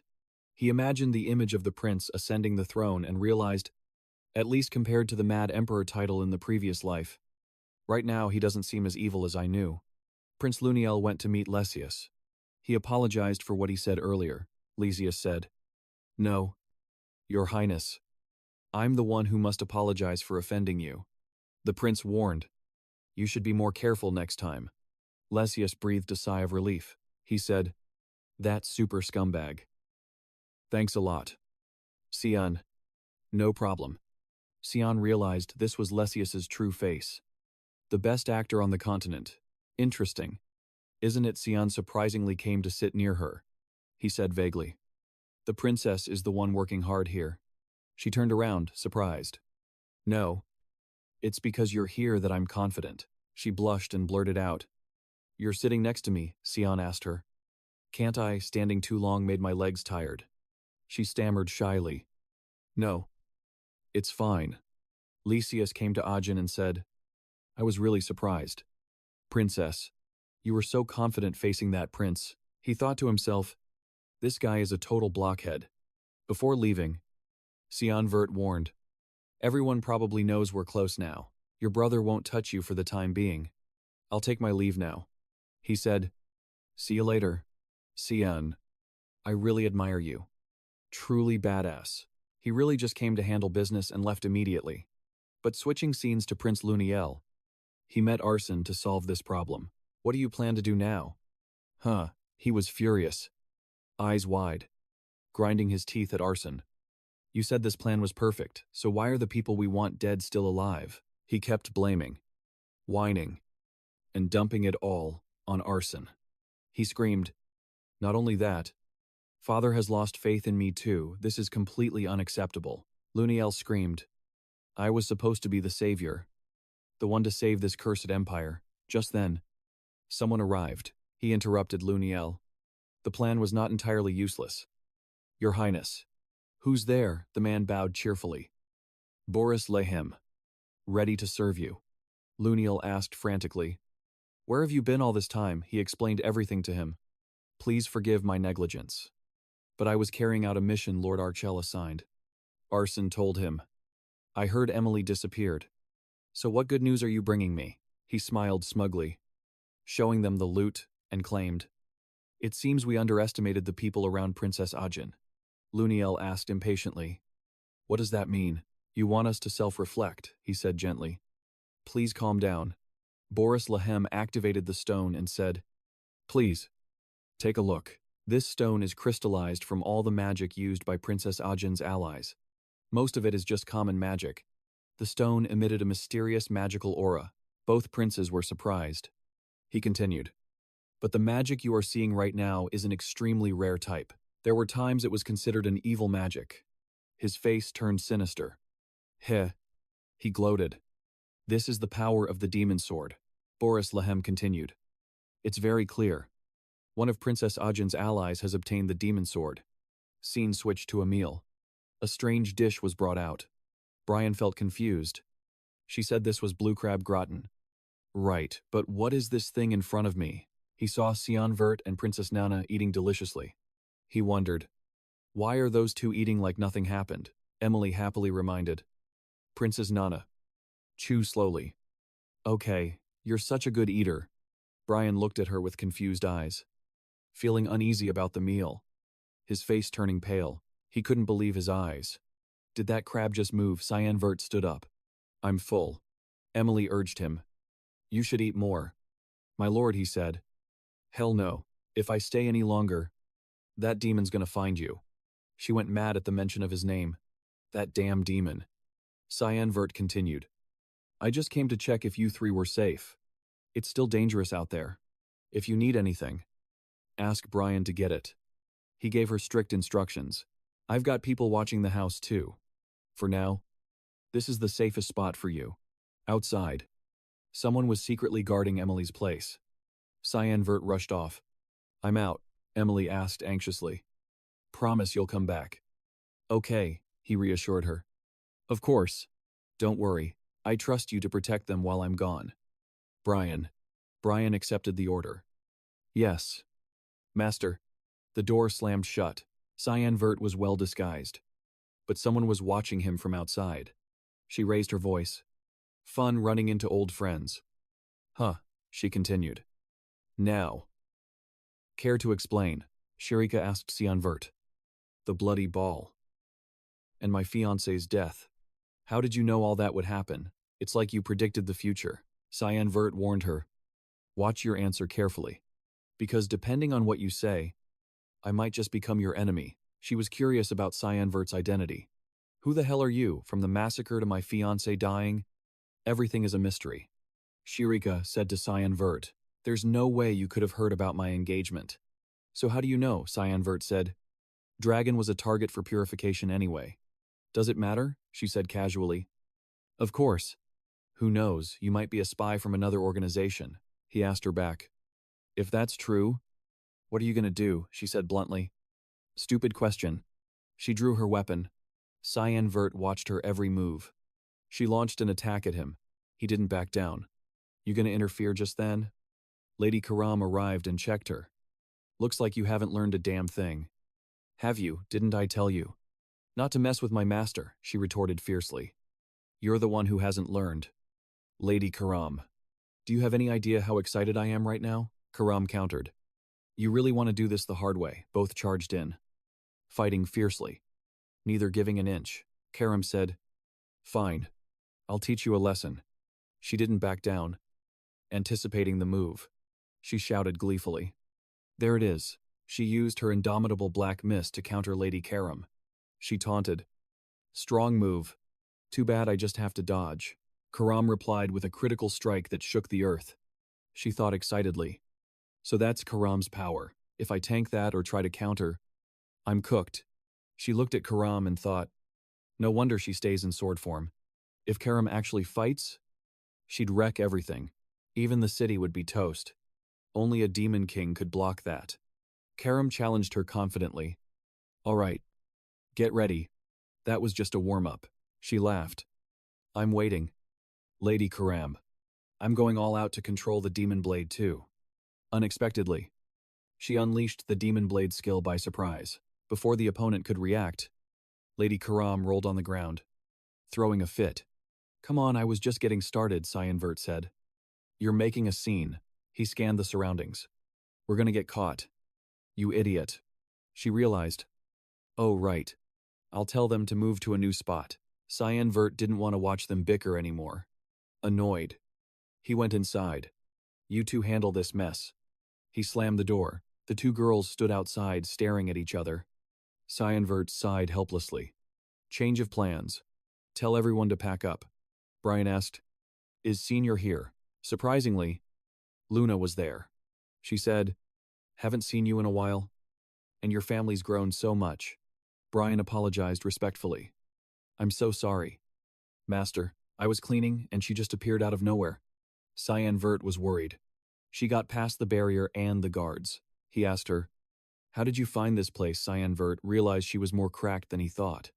Well, Luna shared, this is just one of my talents. Don't worry. No one else knows. Luna wondered. I guess it's safe now. But what was all that noise earlier? Sian Vert flinched and tried to ignore it. Forget it. Why are you here? She thanked him. I came to tell you this. Sian Vert felt awkward. I didn't do anything. Why thank me? She replied. It's okay. I know everything. Luna looked at him with admiration. That day, when you went deep inside. Me? Emily. And Brian questioned Sian Vert, staring at him. She said, What does that mean? Is it about that? Everyone thought Luna was in danger and couldn't escape them? I thought she was unconscious back then. She had used her magic combined with Sian Vert's fire to create an element. She said, I can use the power of all elements, and combine or change them as I please. Tracking someone's mana flow is easy. Her eyes turned sad as she shared emotionally. Sounds cool. Right, it's a gift my grandfather left me. Sian Vert said, Sounds more like a curse. You're hurt. Luna, touched and happy. She said, So it really was you. Let's go somewhere else to talk. Brian and Emily whispered to each other. Sian Vert felt uncomfortable. He said, You two better pack up. If you're not done when I get back, you're dead.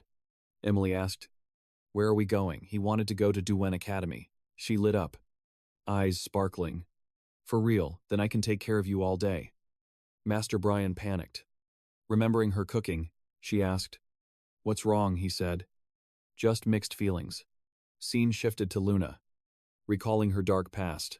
My childhood was spent in a dark, cold place. They did all kinds of experiments, inflicting pain on my body. But I could only suffer in silence. She teared up. It was something I had to do. As Regan Rainriver's granddaughter, she walked with Sian Vert. Opening up, she asked, Senior, do you have something you need to do? He said. No, she asked curiously. Then why not admit you saved everyone? He sighed. Don't you already know why? What's the point? It's just more trouble, Luna said. The reason she stopped walking, realizing, right, your elemental power. At first I thought it was just dark type. She recounted the story to Sign. I actually gathered a bit of it the day we first met at dinner. At least, that's what Sian was thinking to himself. Just making contact lets her see the mana flow. I had no clue about this in my past life. Luna continued her story. And that day, I passed out. The mana you poured into me. She kept wondering, what on earth was that? It felt like yours. Yet it felt like it wasn't from this world at all. Sian spoke up. I think I get why you came looking for me now. You planning to hand it over to Regan? She refused. Crushing that power in her hand. She asked herself, what good would that do? It'd just bring more trouble. Sian gave a faint smile and asked, what's this? You planning to betray your own Len River bloodline? She shot back. Don't you already know the reason?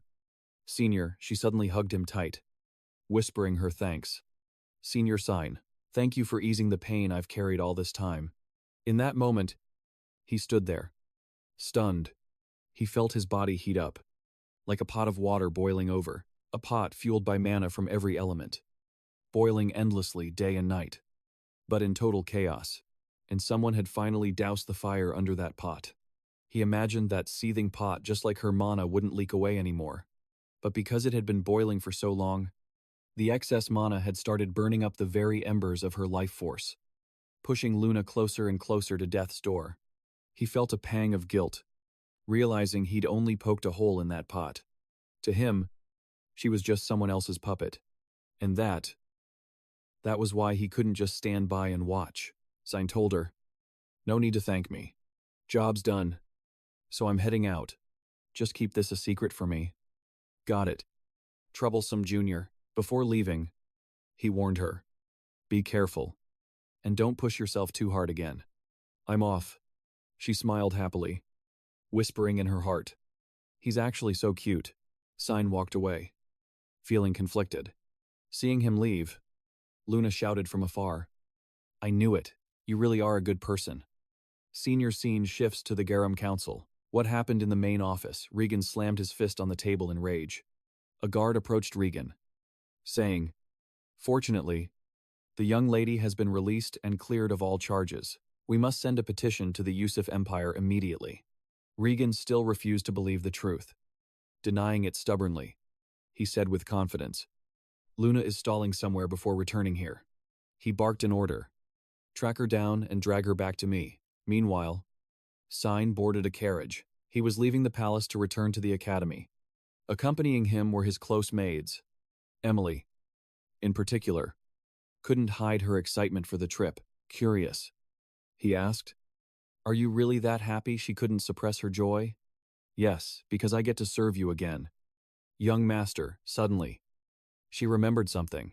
But aren't maids forbidden from entering the academy? Sian nodded. If it's a request from me, they'll probably allow it. He went to convince Principal Kundal, but the principal refused. The student tried to plead his case. Professor, I won't let anyone find out. Please, just let this slide, Kundal demanded. Give me one reason why only you should get an exception. Sian looked away helplessly. I won't skip a single class. The principal got annoyed. I'm not accepting that reason. That's the bare minimum. Besides, you're planning to bring in not just one, but 2 maids. Then answer me just one thing. Sian acknowledged, wondering what info the principal was digging for now. Kundal asked bluntly, does this have anything to do with the bloody banquet? For you to ask this much? It can't be for a simple reason. He was dead serious. Sian's expression darkened. That, he composed himself. If you grant my request, I'll tell you. Principal Kundal agreed. Fine. Do whatever you want. Even if I said no. You'd just find a way to do it your own way regardless. Sian opened up to his teacher. Actually, it's not the right time to explain everything yet. But there is one thing I can say for sure, he stated confidently. I am not the mastermind behind the bloody banquet. Isn't that what you wanted to know? Kundal stared intensely at his student, gauging his reaction. He asked, are you certain? Sian replied. Finally, Sian showed some frustration. Just how bad of a person do you think I am? The teacher averted his eyes. Just remember not to skip any classes. The talk with Principal Kundal went smoothly. Afterward, Sian was deep in thought, conflicted inside. No. How would he react if he found out his own nephew was the mastermind behind the massacre? He tried to recall that horrific event, thinking deeply. From what I know, Luniel isn't smart enough for that. He quickly deduced another possibility. The plan was probably Asen's doing, and Boris was the executioner. Sian thought of that trio. Always inseparable. They're likely the ones behind that bloodbath. While walking around the academy, he bumped into Seth Sahakan. He was doing push-ups. He looked hyper-focused, grinding out over 1,000 reps. Sian approached him. "He's here again," my friend Seth stood up to talk, dripping with sweat. But then, Seth Sahakan boldly threw out a challenge. "Spar with me." "Sian, let's see who's stronger." He waited for a response. Sian thought to himself, it's been 2 years and he still hasn't missed a single day. He turned down the challenge. Seth replied, "Busy as always." "Huh. My friend, next time then." Sian returned to his room, only to find Brian lying on the floor. He was motionless. "Looked like food poisoning." Sian asked, concerned. "Is he cooked?" Emily ran out to greet him. "Young master, you're back." Panicked, he asked Emily. "What happened to him?" She answered innocently. "I don't know. He ate the cookies I made for you, young master. And then he just fell asleep. I'm totally fine though. The other maids ate them and said they were delicious." She offered, "Do you want to try one?" "My lord," he said sternly. "Emily, from now on, do not cook anything for Brian. That is an order." Emily pouted at the request. "You're so mean." My lord Sian sighed in relief. Sitting back to rest, "I'm seriously worried about the future." He noticed a letter on the table and asked, "Where did this letter come from?" Still grumpy, Emily replied, "Brian accepted it." "I wouldn't know." He opened the letter. "Is this from Luna?" Just then, Luna appeared. She called his name. Sian was shocked. "No way. Why are you here?" she asked. "How have you been?" "I ran away from home." The scene shifts to outside the academy. 2 figures were lurking. "The Garam Association guards will be here soon," she reassured him. "Don't worry. I've handled everything." He added a warning. "Don't forget. This is the only way to stop Regan Lenriver." She smirked. "Afraid I'll feel a guilty conscience. After all, he used to be your student." "Right." She showed pure disgust just hearing his name. Ms. Nella Johnson stayed chill. "Nah. I'm not dumb enough to feel bad for him, for a literal monster like that, please." "Good then." Ms. Johnson signed off. "I'm heading to the rendezvous point. Our squad should have linked up with Luniel by now." Then he prayed for the glory of the Garam Kingdom. Scene switch. Sian's chilling with Luniel. And wow. She was totally shook at first. "After how you acted earlier, you're actually crazy. Can't believe you just dragged me out here out of nowhere." Sian had questions though. The dorm gate was sealed with a barrier. "How did you break it?" Luniel explained. "I just analyzed the mana flow inside the barrier. Then I just dispelled it." "Pretty neat." "Huh," he thought to himself. "That is actually broken. She just analyzes the magic and deletes it. It's like she did it with a glance. Cheat codes." She smiled. "Did you read the letter?" he replied. "Didn't even finish it before you showed up." Luniel rested her chin on her hand. "I couldn't wait for a reply. So I came straight here." He shot back. "Did Jigen put you up to this?" She hesitated, debating whether to spill the beans. Sian knew she was hiding something. He got serious. "Did that old man tell you to get close to me? Spit it out." She wavered. "At first, yes. But not anymore." Luniel's voice dropped. "Getting serious. Believe it or not. That's on you." Sian stood his ground. "I don't trust people easily." "What's your real angle here?" She gripped her teacup. She started spilling the tea. "Recently, some shady stuff has been going down in the Garam Association. It involves the Grand Prince, Luniel, and the Great Red Dragon, Carolina." She went on about that day. 2 dragons the association was in contact with. They just vanished, somewhere in the Lewin region. It makes no sense. Then it got dark. The people smuggling goods from other nations were found one by one, stone cold dead. And from what I know, they were all connected to those dragons. She added, "At first, it was just a theory, but now I'm certain." Sian smirked. Didn't think the Garum Association was messing with dragons. He looked at Luniel. So, what do you want with me? She dropped a bomb. I'm dying. Tanger. He froze her. Totally blindsided. She looked down. Embarrassed. I know you healed me before, but I know my own body better than anyone. It's completely broken. I'm hopeless. She confessed. I probably have 3 years left. And that's all thanks to you extending it. Sian stared right into her eyes. I don't buy it. How are you so chill about this? You're dying and you're not even flinching, she smiled. I wish I could be. He watched her closely the whole time. He thought, what a drag. He stood up. Not my problem. Go home. She asked. You're leaving. Luniel waved goodbye with a friendly smile. All right. Catch you later then. But he just turned his back. Cold as ice. I hate troublesome shit. Kazam popped out. Following him. Yo. What kind of manners was that? You sure it's okay to just leave her there, he thought. Getting out of here is the smartest move. But a moment later, goons from the Garum Association were already waiting. Luniel didn't panic. And here, I thought I snuck out successfully. She sighed. You guys work fast. Huh, let's go. Lady Luniel. Lord Jigen is looking for you. After Sian dipped, a female student walked up to Luniel. Is something wrong? Lady Luniel. Luniel frowned. Victor is usually the one who handles me. Excuse me. But what division are you from exactly? Sir Victor is currently tied up. So we came on his orders. We're with Security Division 6. Luniel gave a cold laugh and snapped at them. Liar, there is no Victor here. She unleashed a wind blast to wreck them. They scrambled. She's running, get her. Extremists, Luniel realized. Whoever they are, I gotta go. Fast. But she let her guard down. They hit her with a sleeping spell. And her vision started blurring. The leader scoffed. I knew she wouldn't make this easy. He grinned smugly, signaling his goons. But she caught on too quick. Hurry it up. Throw her in the carriage. Luniel blacked out. Totally defenseless. Meanwhile, Kazam sensed the vibes were off. Something bad just went down. He told Sian. I think a fight just broke out. Sian paused. Wait. Weren't those guys from Garum? Sian's eyes narrowed. Suspicious. The carriage was already moving, taking Luniel back to the academy. It was a setup. The leader ordered, wait here. He went to meet Ms. Nilla Johnson. Ma'am, I've secured the package.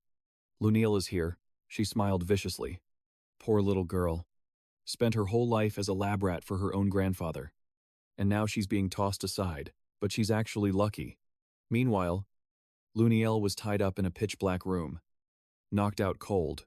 Johnson turned to the man, because we're going to make sure her life isn't wasted. A student stepped off a carriage nearby. She felt a chill, looked down, and saw a creeping black mist. Everyone was confused. Freaking out about the mist, Marcel guessed. Wait, is this the Mist organization? She snapped and shooed Marcel away. He zoomed off like a flash. She stood there, sweating bullets, terrified. What the hell is this? She tensed up and screamed. Who's there? Her breath was shaky. She spotted a hooded figure right behind her. Another male student walked up. You must have seen him lurking around. Looks like we've got uninvited guests. He stared at the path into the forest. Looks like we're being tailed. The mist girl ordered Ralph. Show them. Show them what happens when they get in our way. Ralph nodded. I'll silence them. Permanently. Their masked agents silently infiltrated the academy. They jumped the students. And it was suspiciously easy. But it wasn't over. The real threat was in the chapel. A student sprinted out to intercept him. He taunted. Pretty impressive for a pipsqueak like you to get this far. You come here alone, the intruder replied. I don't think so. He got a vibe. This guy felt like Luniel. But once they threw hands, he realized his power was unstable. Unlike hers. He took the lead. You little brat, the guy shot back. Don't hold back on my account. Meanwhile, Nella Johnson asked Ralph. Is everything outside the academy taken care of? She walked into the forest alone, terror in her eyes. Suddenly, she froze. No way. Ralph, her trusted colleague, had been completely wrecked. Ralph was out cold. Face in the dirt. Unbelievable. Sian, wearing a mask, stepped up to Ms. Johnson. You, the last one left, why are you kidnapping Luniel? She smirked and launched an attack. Laughing. Oh my god. Don't you know, ladies hate guys who ask too many questions. Call that a free dating tip. She really thought they could just mash up elemental magic for free. Nah. Sian Vert read them like a book. Just as I thought. They're just like lunatic. Johnny unleashed a lightning fire combo on him. That power is insane. The flames spread instantly, incinerating everything in sight. Now I've got questions. He whipped out his dagger and just shut it all down. She's panicking. Totally shook. She gasped. No way. Watching Sian Vert solo that inferno. She couldn't believe her eyes. Is he seriously countering all that with just a single dagger? He closed the gap instantly, jump scare. He hit back with aura dance. She clicked her tongue. Impressed. This brat is too dangerous. I gotta end him. Now, she launched a critical strike straight at him. But he just dropped them. One by one. Wait. Another one behind him, Sian Vert, is soloing this whole squad, gritting his teeth. He vowed to wipe them all out. He roared, "Get off me." The dagger erupted with blinding light, pure power unleashing. It cleaved the entire street, shattering the ground. The blade's force surged toward the castle. Sian Vert stood tall, owning the battlefield. Even Johnny had to admit he's him. This mana output is unreal. Bound and furious. She grit her teeth and screamed. I said let me go, he just dusted off his hands. Stop squirming. No human can break these chains. Sian raised his voice, interrogating her. Who ordered you to kidnap Lunatic? He pressed on. And how many of you are there? Johnny struggled against the chains, smirking cryptically. Interesting kid. You'll find out soon enough. She threatened with a sinister look. We're coming for you. Can't wait to see you again. In hell, Sian Vert's teammate spoke up. Judging by that reaction, it's probably the heart core. He pieced it together from her hint, a relic that stores magic in the heart, blocking it from circulating or accumulating in the body. I bet Lunatic has the exact same thing inside her. Johnny questioned. How? How do you know that Sian Vert connected the dots? Deducing. Those monsters. They were created through the Academy's experiments. Garam is called the Path of Evolution. Right, Johnny started getting confused. Wait. Who the hell are you guys? Sian stepped right up to her face. That's something you can figure out in hell. She was terrified to the point of tears.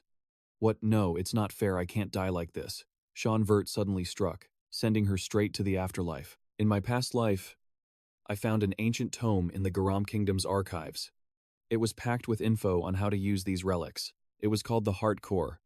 The book covered how to control it, and how to extract it from someone else.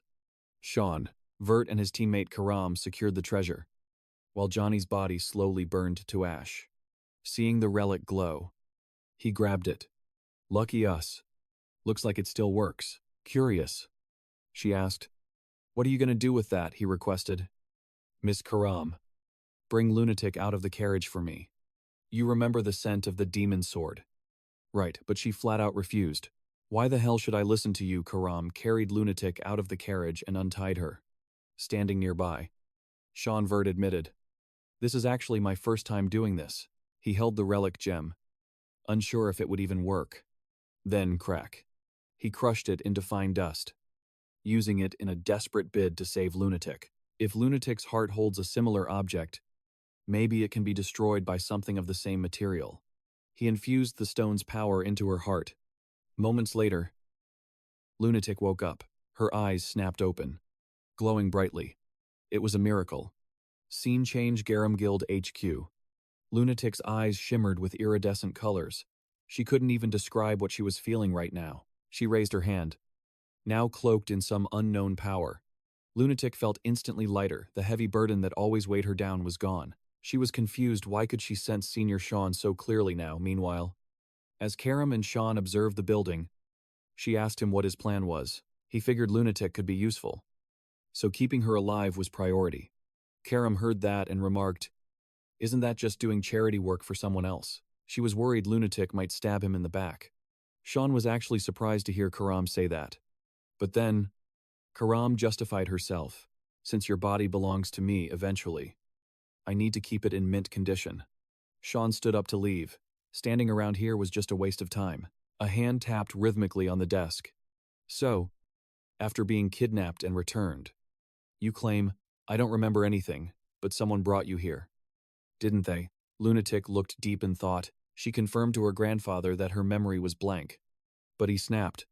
Furious. I don't buy it. He resented how calm she was. While the kingdom was in chaos over the bloody banquet, the guildmaster took full responsibility for not bringing Lunatic back sooner. But her grandfather just stood up. It's not your fault. My granddaughter just does whatever she wants. He approached and patted the guildmaster's shoulder, acknowledging the trouble of looking after her. The man replied nervously, It was my duty. Then, Lunatic's grandfather ignited his fire magic. Calling the guildmaster's name, he revealed he'd known about the betrayal for ages and touching his granddaughter unforgivable. Terrified, the man stammered that it was a misunderstanding, but was cut off. Shut your mouth. Even Lunatic was terrified watching this. Her grandfather was enraged. Disgusted by every word that came out of the traitor's mouth, he unleashed his power, incinerating the guildmaster right there amidst agonizing screams. Lunatic trembled, horrified that her grandfather could do such a thing. He explained that this man was one of the people behind her kidnapping.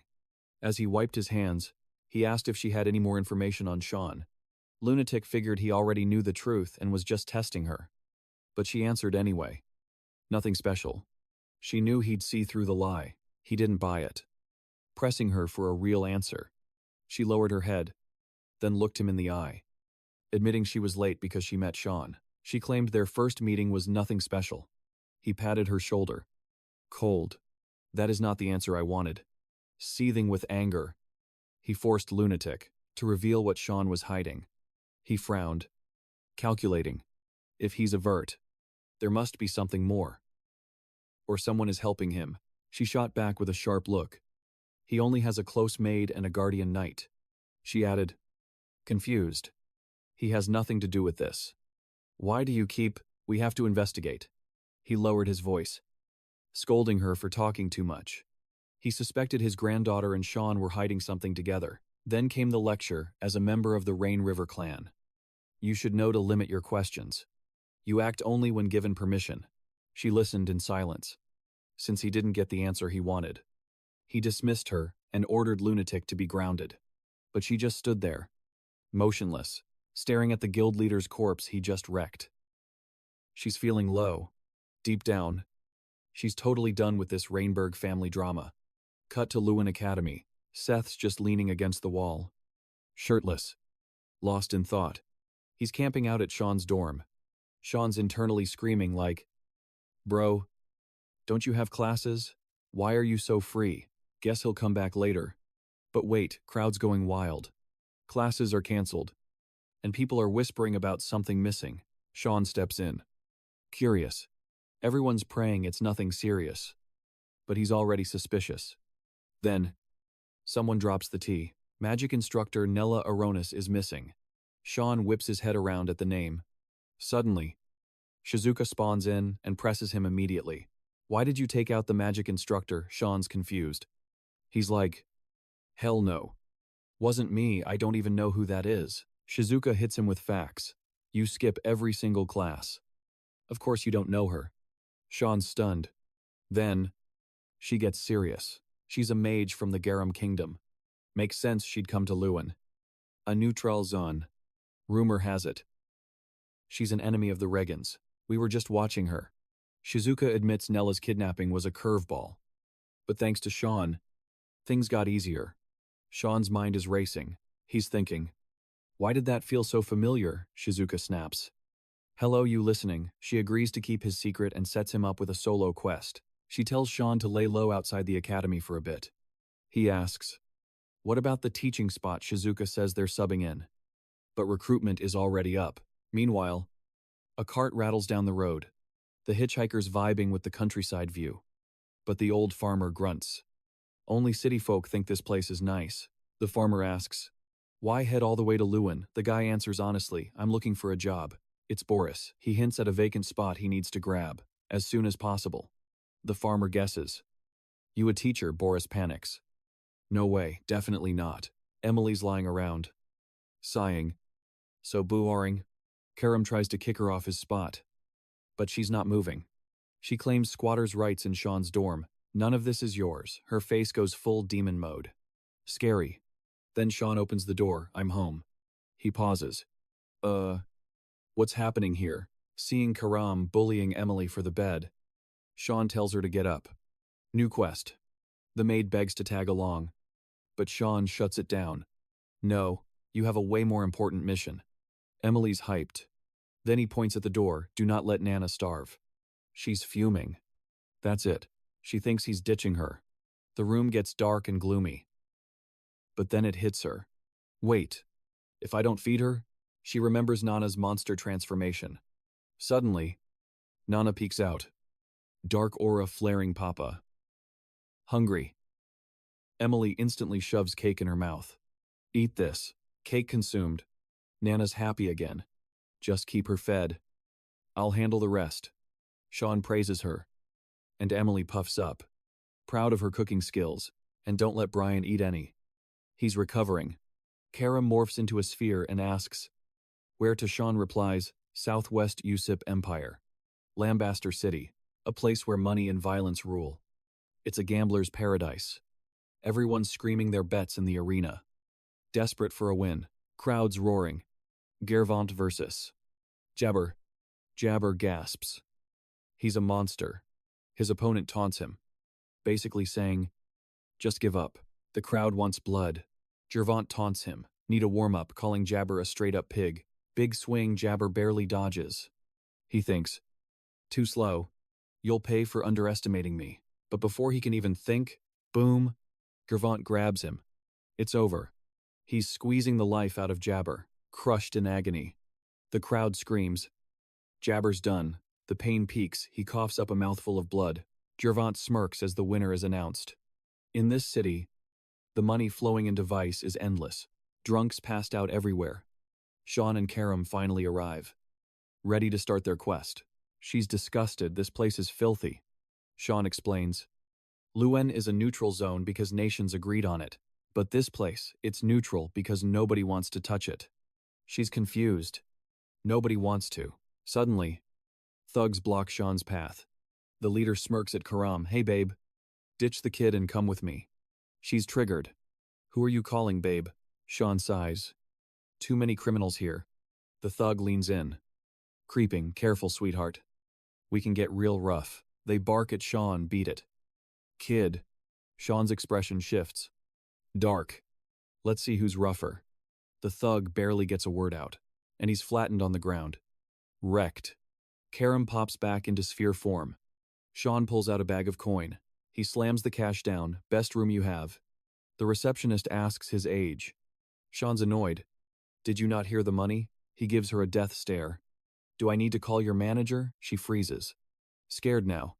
No more questions. She switches up. Welcome to Lambaster inside the room. Sean watches the lobby through the glass. They're gathering. Rich folks everywhere downstairs. Time to move. Sean approaches the receptionist. You're Lisa. Right. She asks if he needs help.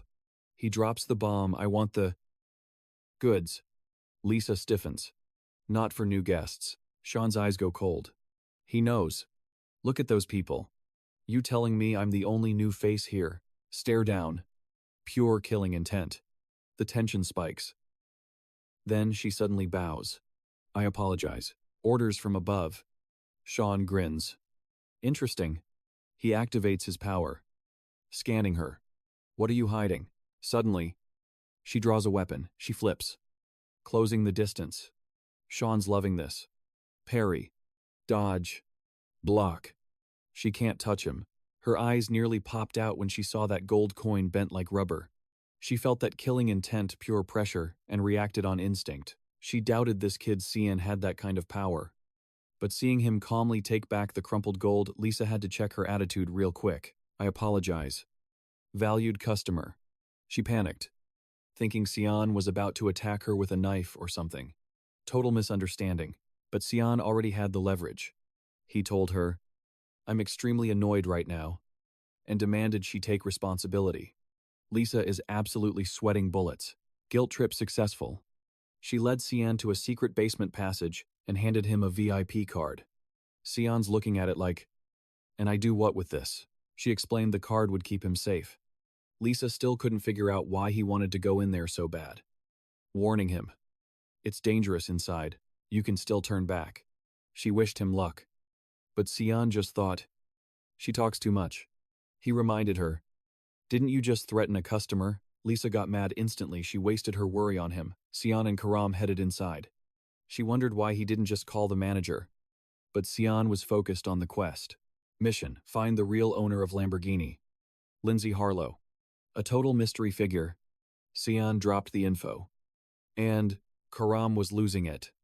"No clues, are you kidding?" Sian just said. "We'll know when we see it." Karam clapped back. "Oh, like you know this place so well."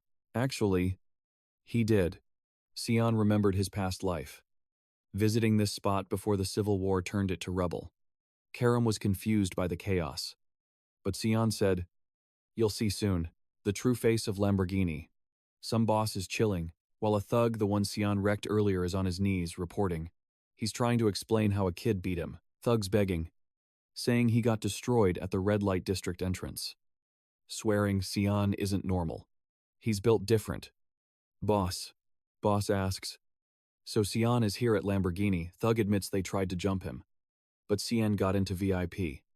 So now he's crying to Gunter for help. Boss thinks, "Rich kid must be a noble." Thug is fuming, humiliated that he got beat down like that. "Please, Gunter, help me." The boss looks at this pathetic display and finds it amusing. He stands up. "I want to meet this Sian. He's heading to Lamborghini right now." Meanwhile, there's a brawl happening in the betting arena. Crowd is screaming. Linda Wesley wins. She's looking majestic, stepping on the loser. Sian and Karam arrive. And Karam finally gets why this place got destroyed. Sian grinned. Nothing grabs attention like a betting match. That's the plan. Make the noise so loud, Lindsay Harlow has to come to him. Karam is shook. If we can't find him, make him find us. Karam's still confused. Suddenly, some goons approach. "Hey, kid, this ain't a playground." Bad timing. Sian needed a target. Pow example day. He kicks the loudmouth immediately. Jason yells, "You little bastard." Sian grabs Jason by the hair. While the guy is screaming in pain, Sian winds up a punch. "Don't bother apologizing." Bam. Critical hit. Jason drops like a sack of potatoes right in front of the standing thug. Sian looks at the arena. Assassin mode on. He wants to fight, not watch. A guy in the crowd shouts, "Too far. Are you joking? Sending a kid to fight?" The crowd is furious. Suddenly, a voice booms. "An event. Interesting. How should I destroy you?" "Little boy, it's Gilbert." The audience is terrified. What is management thinking? This isn't a match. It's a slaughter. Old guy next to them is hyped. Even better, but the other guy disagrees. Gilbert is a monster with ogre blood. He plans to crush Sian into 100 pieces. Gilbert points a finger, but Sian launches himself into the air. Gilbert's eyes go wide. Sian delivers a god-tier punch straight to Gilbert's face. One shot. The giant goes down instantly. Oh, the crowd's jaws hit the floor. "No way, unbelievable," the announcer screams. Winner Simon Polemy.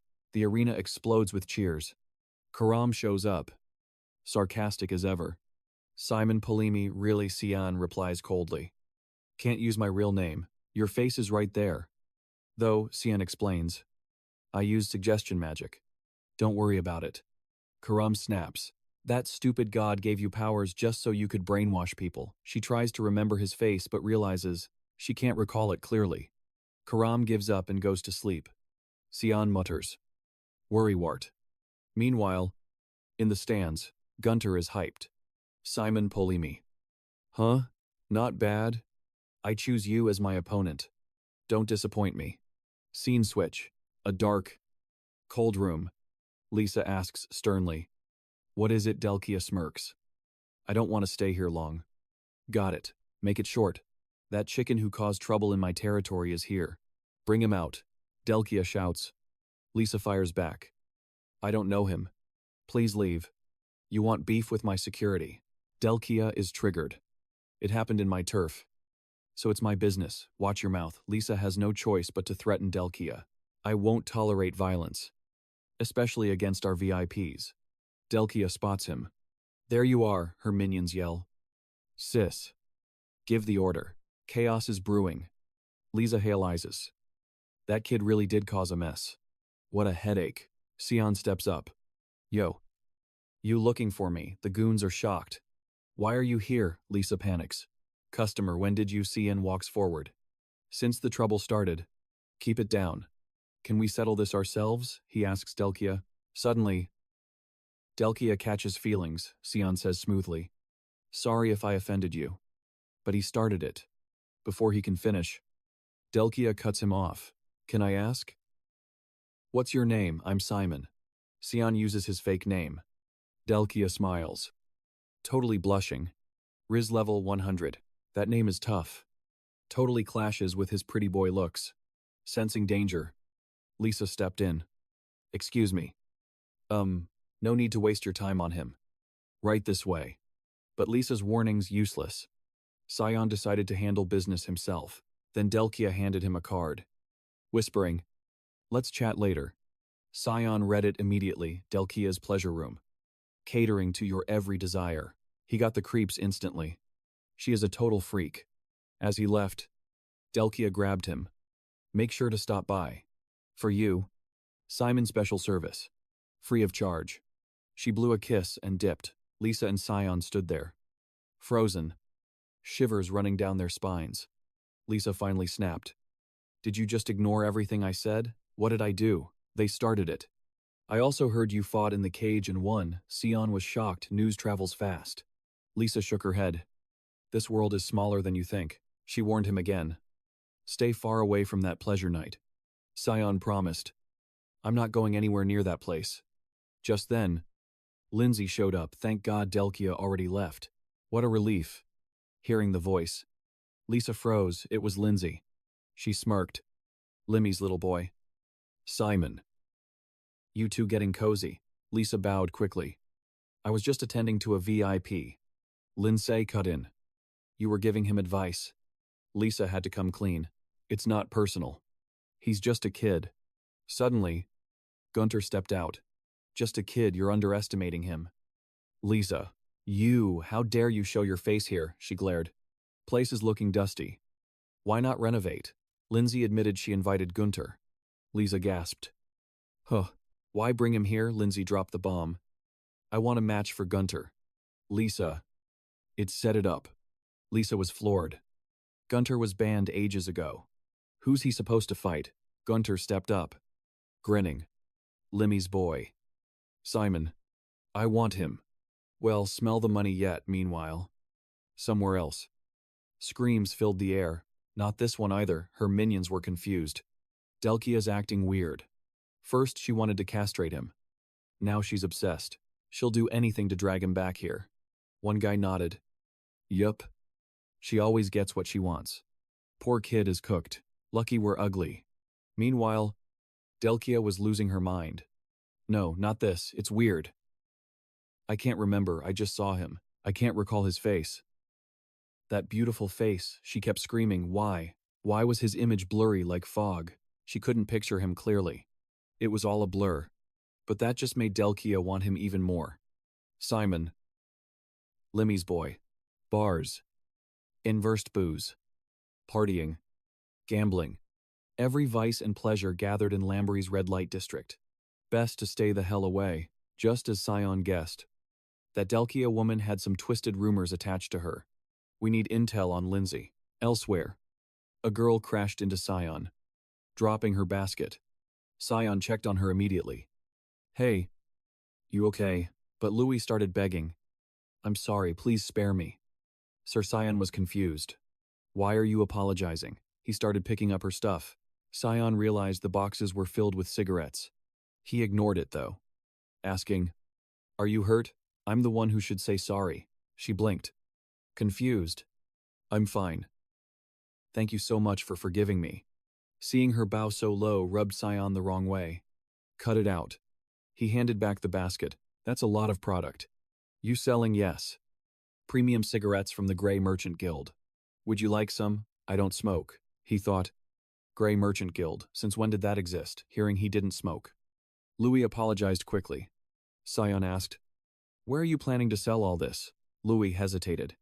The alley west of the red light district. If I'm lucky, I'll sell out tonight and go home before sunrise. Sian frowned. She can't go home unless she sells everything. Got it. He pulled out a gold coin. Is this enough for the whole lot? Her eyes went wide. Yes, but didn't you say you don't smoke? Sian smiled. Just take it. And this is for you. Keep it safe. He handed her another coin. Another gold coin. She was beaming. Louis grabbed it and ran, shouting back, Thank you, I'll never forget this. Suddenly, Karim popped up. Annoyed. Why don't you just become a charity worker? Sian shook his head. It's not that. That path leads to the dump. Let's follow her. Karam was confused. Why stalk a kid? Sian smirked. You'll see. When they arrived, Louis was getting beaten. A thug yelled, What the hell, gold coins? That brat held out on us. Bet she lied about selling the cigarettes too. His lackey added fuel to the fire. Teach her a lesson. Boss. The guy was fuming. That bastard Simon humiliated me yesterday.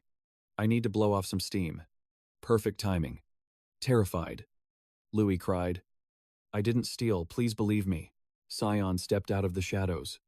She said believe her. Why not cut her some slack? Hearing that voice, the thug froze in fear. Sian scoffed. Grown men robbing a child, pathetic. The thug snarled. You dare show your face, I won't go easy on you this time. Sian didn't wait, he launched a brutal kick straight to the guy's face. Louis watched in shock. Defeated instantly. The thug begged. Stop. We're sorry, why are you doing this? The reason I like simple things. Like torturing trash like you. He grabbed the guy's leg. Wait, please, too late. Crack. Sian snapped it. And the thug screamed in agony. Sian walked over to Louis. He won't be walking for a while. He handed her another coin. Here. Don't drop it this time. Louis bowed frantically. Thank you. Sir Clap. Clap. Clap. Gunter emerged from the shadows. Impressive.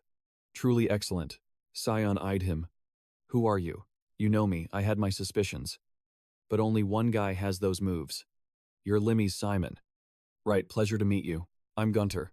I run this dump. Lucky me. I had questions for that trash. But he's indisposed. Guess I'll ask you. Gunter glanced at the broken thug with pure disgust. To him. He's useless now. The injured thug choked out. Gunter. That's him, but Gunter was out of patience. Useless trash gets thrown out. Right, in a flash of blood. He ended him. Louis screamed in horror. Sian's voice went cold. No need to destroy him. Right, then Gunter laughed with pure amusement. Ah. My bad. I got a little too hyped. I just want to fight you, so I just went to see Lambert's manager. This shocking info caught Simon off guard. He knows Lindsay Nihalot. Zero hesitation. He dashed straight at Gunter and delivered a massive kick right at him. Gunter just smirked. Whoa. That was heavy. You want to test me? Fine then. Let's go all out. Saying that, Gunter charged in and threw an earth-shattering punch. Luckily, Simon jumped up just in time, dodging that lethal strike. Gunter's power was actually terrifying. Even Simon had to admit it. You're actually strong. Is that a body enhancement skill? Gunter turned back to challenge him. Yeah. No need to wait for the official match. He lunged straight at Simon. You're seriously exceeding my expectations. Simon. Entertain me more, facing that arrogant taunt. Simon thought. This guy is just as crazy. Before he could even react, Gunter rushed in and slammed a punch straight into Simon's chest. Meanwhile, in the Black Mist dimension, Shizuka was focusing on her cultivation. Suddenly, Eru's voice rang out. You gave Simon a pretty interesting quest. Didn't you? The name in that quest isn't on the altars list. Not that I mind. Though, but it's surprising that you drag him into your personal drama.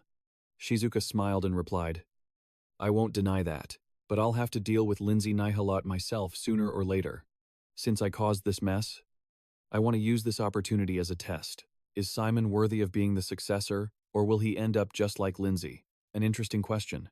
Eru cut her off. Shizuka smiled smugly. We'll find out soon enough. Human fate is unpredictable. Back to the fight after Gunter's attack. Simon was still standing tall, leaving him completely shocked.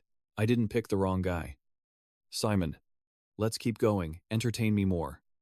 Simon of Limmy. But the moment he heard that name, without a second thought, Simon lunged at him instantly. You're looking for Lindsay, aren't you? You brought that woman with you. Right, Gunter wasn't the type to just stand there and take a beating either. Don't look down on me, he blocked with arms covered in beast hide. Simon stepped back. That arm didn't have a scratch even after taking his attack head on. Gunter's eyes were hungry for battle. Try dodging this one. His power was so intense it was wrecking the surroundings. But for someone as sharp as Simon, he dodged those moves easily. This might be the first time Gunter met an opponent like this. You're not bad, Simon. You're actually better than I expected. Get down here. We aren't done yet. I'm coming for you. Simon felt it was better to stop. Wait. Someone's here. That voice belonged to Lisa. Stop it, seeing her. Gunter looked annoyed. Why are you interfering? You got a death wish. Lisa walked in with 2 bodyguards behind her. I want to know why you're fighting with our VIP guest, honestly. Gunter didn't throw the first punch, but he definitely started the beef. Lisa obviously didn't buy it. Ridiculous. Seeing that, Gunter got a bit ticked off. I'm telling the truth. Why do you always blame me for everything? Lisa glared at him. Because you're always causing trouble. Realizing he couldn't win the argument, Gunter walked away. Whatever. I'm out. Don't forget about my match with that guy. Simon was speechless. He was way more obedient than his attitude suggested earlier. Then Lisa asked, Are you hurt anywhere? Simon jumped down to the ground. I'm good. Just really annoyed. Lisa looked a bit flustered. Of course. You're a VIP client. We should have taken better care of you. Simon figured it out. You have something to ask me. Don't you? Lisa looked stunned. How did you know? Simon heard it from someone else. He told me he met the owner to demand a match with me. I don't really care. Whatever. But I have one condition. Give that girl a job. The girl's name was Louise. Meanwhile, the villagers were buzzing about the upcoming match. Did you hear the news? Gunter is back in the arena. I heard he's fighting Simon of Limmy. I can't believe we get to see Gunter again. That kid is cooked. Lambert was hyping up the upcoming match between Simon and Gunter. During that week, Simon went around to gather some intel. He learned there were rules in the arena.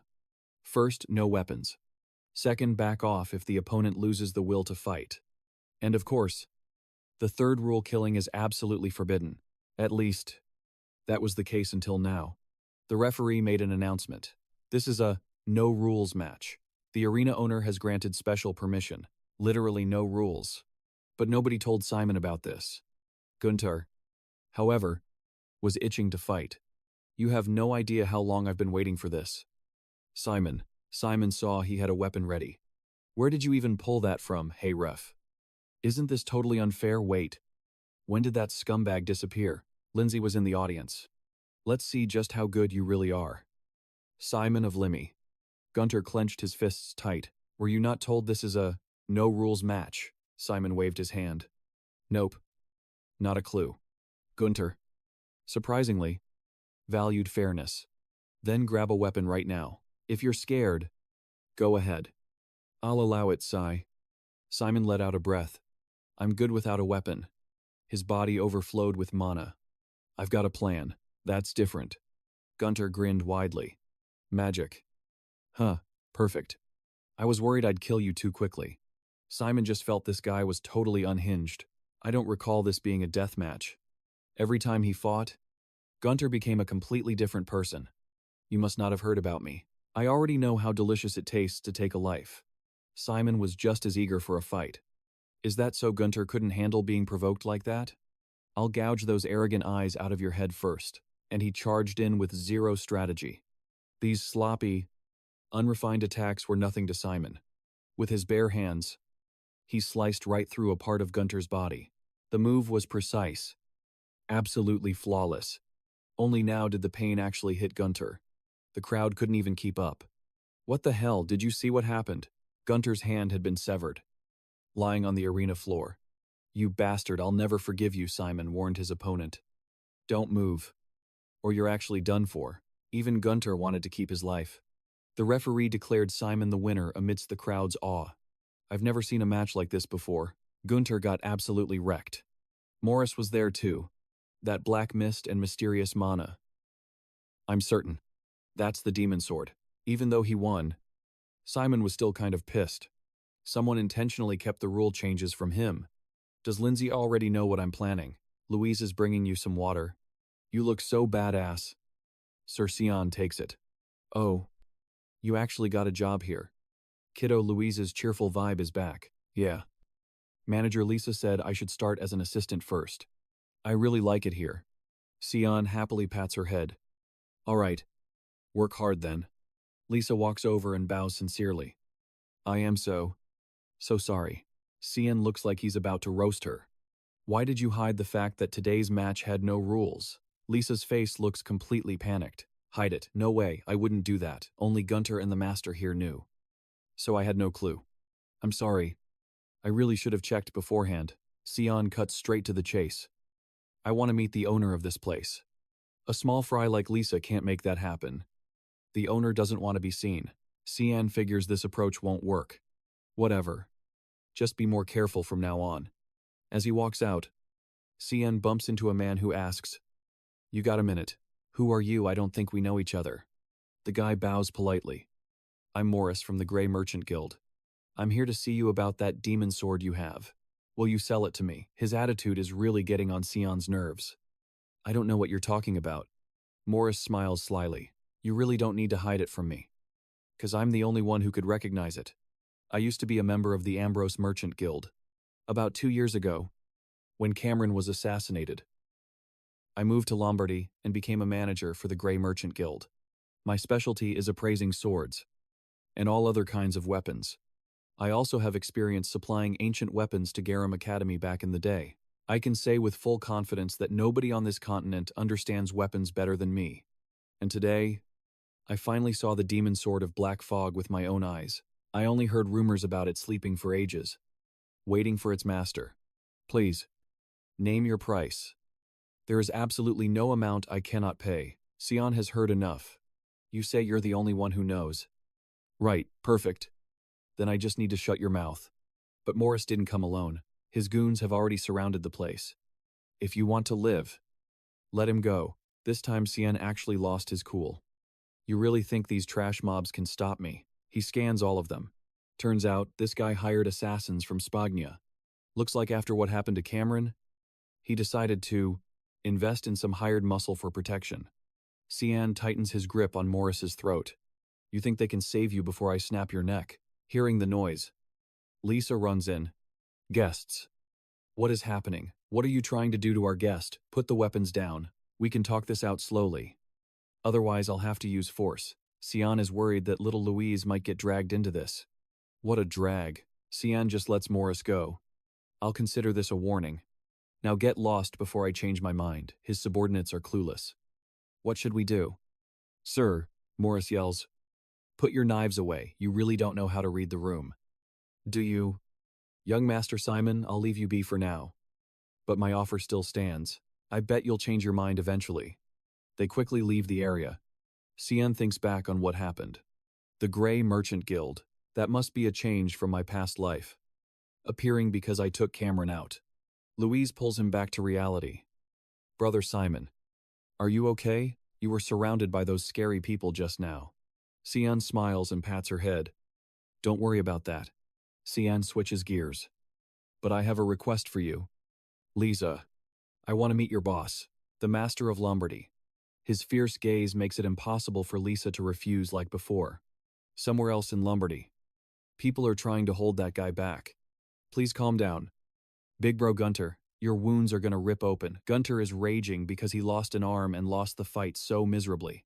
Simon, I have to kill that brat. Or I feel like I can't go on living. The feeling Gunter had when facing Sian was complete and utter helplessness. Gunter felt totally powerless. How do I crush him? What do I do? What am I supposed to do now? Louise's image pops into Gunter's head, and he knows exactly what to do. That's right. That brat, I'll use that little girl to get leverage on him. I finally figured it out, at the place where Louise is staying. She is still working hard. The door suddenly opens on its own. Louise is a bit surprised. Huh, a guest at this hour, welcome to Lombardy. Gunter has crept all the way to her lair. Hello there, kiddo. Remember me, because I need your help. Sian is still dealing with his own problem. Why can't I meet the owner here? Do I have to fill out an official form or something, Lisa says. The young miss isn't someone just anyone can meet whenever they like. Sian is confused. Why are you so obsessed with protecting Lindsay? Lisa shoots him a look. So the guest knows her name. You really aren't an ordinary person. Please listen carefully. Lady Lindsay is currently monitoring you very closely. She is the one who arranged for you to fight Gunter. And she's also the one who suddenly changed the rules. So I sincerely warn you. Please leave this place. If you don't, you won't even be able to keep your life. Sian is drowning in confusion. Whose side is she even on? Is the sense of duty to a guest really that strong? A scream distracts Lisa. It's coming from the main hall. It's Louise's voice. She sprints there as fast as she can. Who could have done this? Sian crouches down to check. I think I can guess. This is Louise's name tag. You stay here. I'll bring the kid back.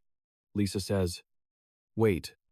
But you don't know exactly who it is. This time Sian is genuinely ticked off. I told you. I can guess who it is. Elsewhere. Morris has made his way here. I've never seen a ladies' room this messy before. Kia is too depressed to even speak. Who dares to enter my room without permission? Do you have a death wish? Morris smiles mockingly. You're pathetic. Kia. Wondering why us merchants appear everywhere. Because I want to make a deal with you. Kia is too done with love to care. Sorry. But fat merchants like you aren't my type. Morris picks up a piece of paper. I know you're falling for a guy whose face you can't even remember. I don't have much time. So I'll keep it short. This is a heavy-grade tranquilizer I bought in the Kingdom of Garam. With this, your desires will come true. Kia takes it. And what do you want in return? Morris smiles because the deal is done. I just want one item from him. You can keep the rest. That's all. I'm counting on you. Morris leaves. Looking smug. I don't care who takes Simon's life. I'm just the supplier. Hope that guy Gunter does his job well. Over on this side, Gunter is ready. I've been waiting for you. Alimi's Simon. Sean only cared about one thing. Where's the girl? Gunter tossed something over. Here. Take this back. It landed right in front of Sean's eyes. His eyes went dead, and he couldn't say a word. It was a human ear, covered in red liquid. Gunter patted the box underneath. The rest of her is in here. Come and get it. Sean's blood was boiling. You mean come and take my life? Right, Gunter was ready for it too. Exactly, that's what I wanted to hear. Come at me. Simon, meanwhile. In Lindsay's office. She thought that kid could take Gunter's life. Lisa was totally confused when answering. Yes. Miss. But Lindsay kept asking. You mean I should be worried about that guy? Gunter. Lisa clenched her fist. I haven't felt anything for him in a long time, but I still don't get why you're interested in that boy, Simon. Lindsay's eyes flashed with cunning. So you're doubting me now. Then let me give you some faith. Can you remember Simon's face? Lisa froze. His face, why? Why can't I remember it? Lindsay actually knew everything. It was one of Eru's powers. Suggestion. The name surprised Lisa. Eru, you mean the god of black mist? Lindsay smirked slightly. Exactly. Looks like my past has finally caught up with me. Suddenly, Lisa felt uneasy. What? Then you're in danger. Miss. Lindsay shook her head. No. That brat is a very important guest I haven't seen in years. So I want you to give him the best service, and treat him like a guest of honor. Switching to Gunter's fight. What are you saying? Simon, he had a replacement arm. Even so. His power hadn't dropped. Just a simple attack made Sean struggle. That was enough for Gunter to get cocky. Why aren't you using that power? Bring it out. Limi's Simon, looks like I accidentally dug up someone's grave. Do you know what throwing away means? Simon, it means tossing out things that are useless. And this dump is exactly where all that useless trash is collected. Lambert was drowning in waste. Lisa and Gunter were born and raised in this dump.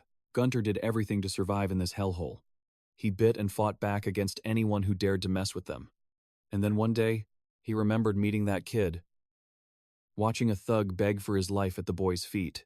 Please, have mercy, don't kill me. Didn't matter. He got smoked anyway. That kid showed up for one day and absolutely wrecked the dumpster lord.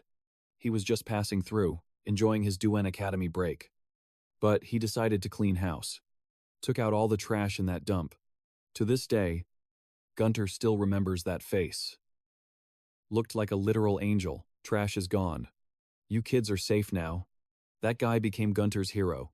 Changed his whole life. Gunter grinded. Got strong. And took over the dump himself. His dream: purge all the filth in Lambert. He hit the Lambert fighting cages to stack paper. But then, he got banned. Kicked out for accidentally ending an opponent.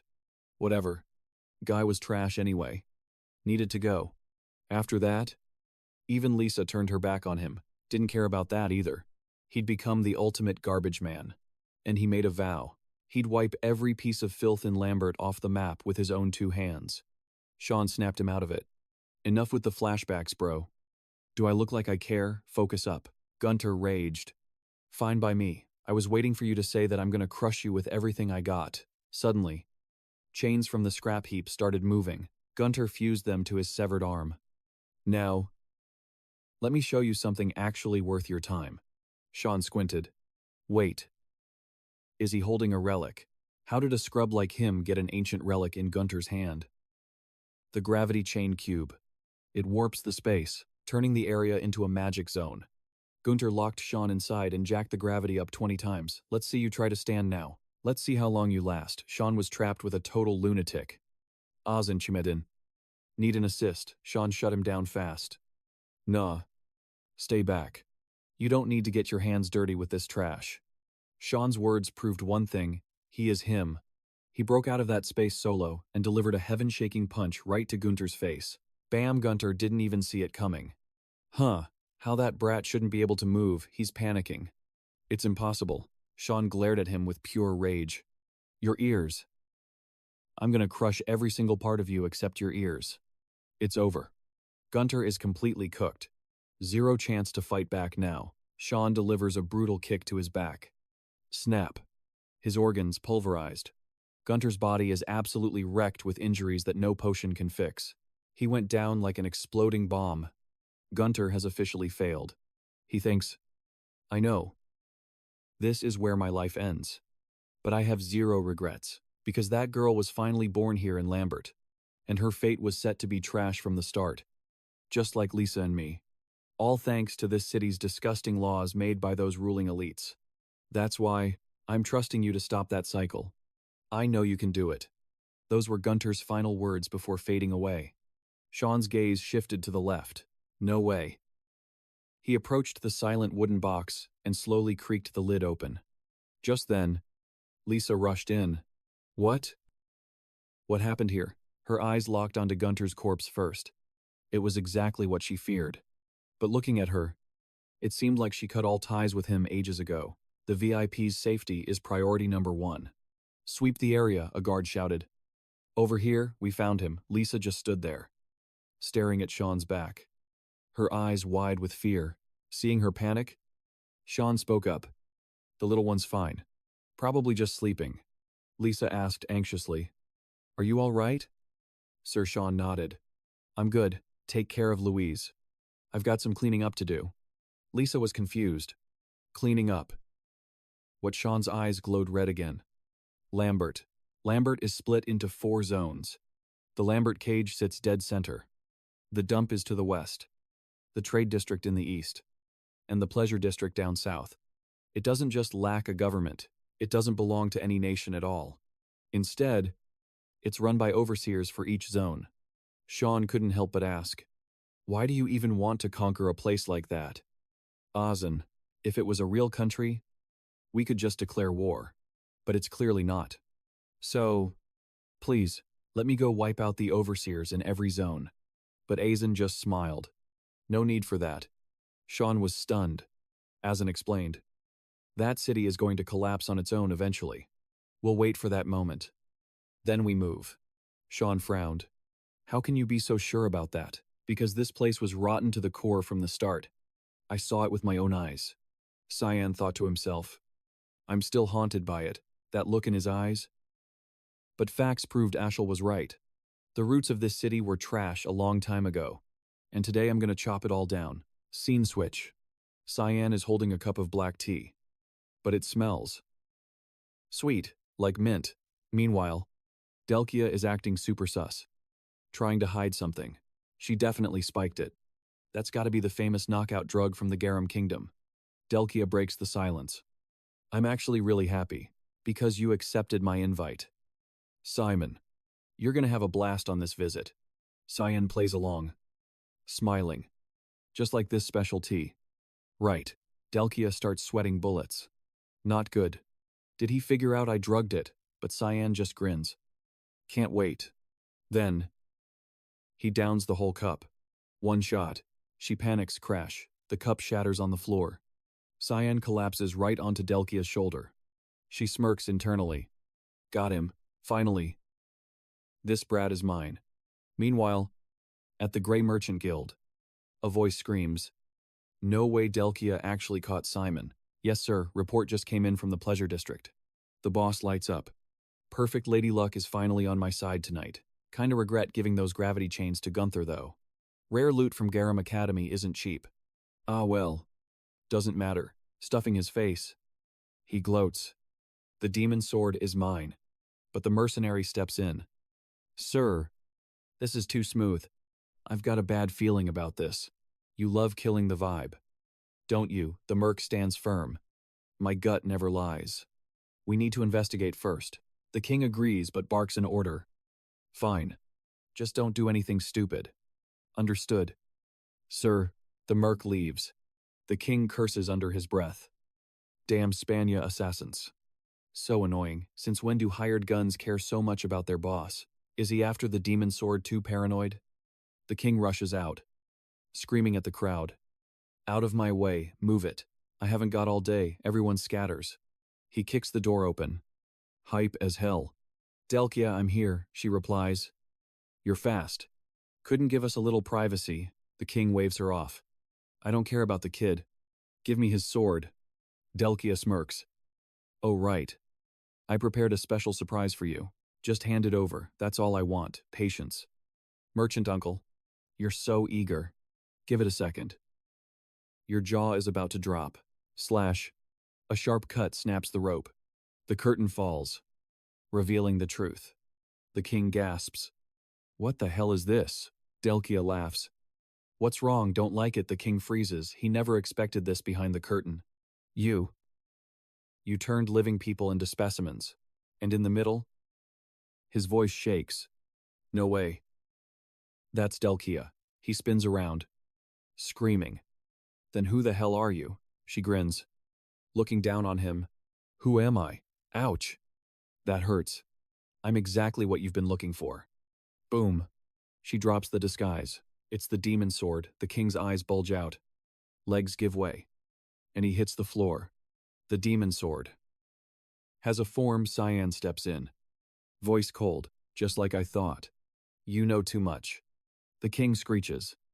Guards, assassin, help me. Sian sighs, rubbing his temples. Do you ever shut up? Sian strikes whack. Silence. The king can't speak. Since you want to see your guards so bad, I'll send you straight to hell to join them. Cold as ice. Sian triggers his spatial artifact, Mist Swamp. The king's shadow starts dissolving into fog. Something feels wrong. The king panics. Sian nods, figuring it out. It was you. You gave Gunter that artifact, and the poison for Delkia. The king begs, trembling. I swear I didn't do it. Sian just stares. I know, and I'm making sure you never get the chance to do it again. Goodbye. No mercy. Sian ends him right there. The king sinks into the abyss. But wait, a sliver of hope. He notices something weird. A dark shadow manifests to his right. It's his loyal mercenary, but the king can't speak. He just sinks deeper into the darkness. Back on the surface, Sian turns his attention to the last target, Delkia. Kairam steps in. She's mine. You go ahead. Sian nods, letting her handle it. All right. Just don't go too crazy. Karam ignores him, walking up to the girl. So, you have a thing for my master. Delkia is already wrecked. Barely conscious. Karam knows she's faking it. She whispers, brace yourself. Sweetie, I promise I'll only rip you into 1,000 tiny pieces. Delkia screams, crying. I'm sorry, I won't touch your master again. Too late. Karam doesn't do second chances. She attacks. The screams echo down the hall. Even Sian shivers. Damn. She's getting absolutely cooked in there. Suddenly, he freezes. Familiar magic. This energy. He spins around. Panic hits. He's trapped. It's the mist domain. A cold voice cuts through the air. I love that look on your face. Lindsay Nahalov. Lambert supervisor. Sian is shook. Lindsay, the mysterious one, she's with Mist, she smirks. Guess Silica didn't tell you much about me. Did she? I know why you've been wasting time hunting the other supervisors. Sian scoffs. You're full of yourself. Since you came to me. This gets easier. Should I call you senior, or maybe? Traitor fits better. Lindsay just smiles. You've got it all wrong. I'm not your opponent. Whoosh. Vines attack from behind. Sian dodges and counters in a split second. Didn't think we were alone. Did you? Lindsay grins like a maniac. Say hello. Sian steps back. Confused. What the? I believe you two are old friends. A voice answers. Yes. Mistress, it's Lisa, eyes burning with rage. She charges. Target acquired. Simon of Lamia. Destroy. Lisa attacks. Sian yells. Back off. This is between me and Lindsay. Stay out of it, but he can't go all out. This is bad. I can't outrun her. So I gotta knock her lights out. He launches at breakneck speed, slaughter wave activated, and blasts her right back. But after that explosion, she's still standing, Sian thinks. Looks like Lisa went through some hellish training. Nobody's ever face-tanked my slaughter wave before, yet Lisa stands there. Totally unfazed. Not even a scratch. Then Lindsay starts mocking him. You could easily kill her. Why are you holding back? Sian grits his teeth. And how long are you gonna hide in that mist? Suddenly, Lindsay laughs like a maniac. I just wanted to see how well Shizuka trained her little pet. Can you even beat my pawn? Sian's suspicious. She knows Shizuka. How do they know each other? Wait. Is this really the time to think about that? Right then, Lisa seizes the moment. Sword dance. Sian instantly counters with a massive explosion. But Lisa doesn't hesitate. She leaps high into the air, aiming straight for Sian, but he saw it coming a mile away. Countered, Lisa speaks up. Even though I've been away from Gunter, you'll still pay for taking my only family. Sian finally realizes. Damn. You two really have a history. That look in her eyes. She's obeying the god of black mist. Lindsay definitely used her memories to trigger this thirst for revenge. But getting this close to me, big mistake. Sian rushes in, chokes her, and slams her into the ground. Then, slap after slap, painful hits, until she finally goes quiet. Now it's just you and me. Gonna step out, yet Lindsay reveals herself. You know better than anyone. This domain is me. Sian nods. I was surprised you were with Mist. But finding out you're a traitor, that's the real shocker. Lindsay freezes. What? Sian points at the ring on her finger, exposing the truth. That's a holy relic. The Ring of Envari, an accessory that absorbs anything created by magic, even the power of a god. You're using it just to prove you're a member of Mist. No clue how you got that. But you're a total fraud. I'm gonna fix that disgusting tongue of yours. Bow down before absolute power, just as Sian planned. She took the bait. Lindsay activates the god of Black Mist's authority. Ultimate skill, Silent Mist. Boom. A massive surge of energy explodes. Shocking, even Sian. Lisa gets knocked out cold instantly. This is getting dangerous, because in this space, only Lindsay can enter or move. How does it feel to be completely helpless? Witness true power. Time to say goodbye. Rip. Lemmy's poor little Simon. Or should I say, Mist's Simon. But suddenly, a voice cuts through. Finally found this place. What a joke. Crack. Violent lightning erupts behind Lindsay. It's Karam. Karam tilts her head. What's this? You got a crush on my master or something? Lindsay panics. She broke into my space. Does her power rival the god of black mist? Wait. The only one equal to Eru is demon sword Karam size. Why is everyone obsessed with my property? How many pieces do you want me to chop you into? First, let's trash this embarrassing little dimension. Snap. Just one finger snap from Karam. And the boundary shatters. Lindsay's jaw drops. No, how did you break it that easily? Sian can finally move again. But he immediately scolds Karam. What took you so long? Your master was in serious trouble here. Karam fumes internally. This guy. Zero gratitude. Suddenly, Lindsay snaps. Cut the crap. You can't be the successor 300 years ago. Eru never picked anyone. And now some snot-nosed brat shows up. Bullshit. You're just a kid. Don't underestimate me. You fake. Lindsay charges in. Karam smirks. Short temper. Huh. She merges with Sian's body. And he lunges to counter. She's not fit to be an assassin. The clash between Mist Sword and Mist Storm begins. Fierce combat. Suddenly, Lindsay gets blasted back in pain. Her weapon flying out of her hand. Sian gloats. Still doubt me. Prepare to witness the true power of a god. Lindsay scrambles up. Scoffing. She tries to use the god of black mist's power again, but freezes in shock, facing a massive energy surge. Sian's immutability technique is almost complete. Try blocking this with your little ring, Sian dares her. She's paralyzed with fear. Sian hurls the energy sphere straight at her. She can't move a muscle. Just watching it rush towards her. In that moment, an old memory flashes back. Are you really leaving? Shizuka asks. Lindsay replies. I told you. I can't live like this. Hiding in the shadows forever. Shizuka doesn't argue. Fine. What a shame. No. Lindsay turns back. Are you going to eliminate me? No.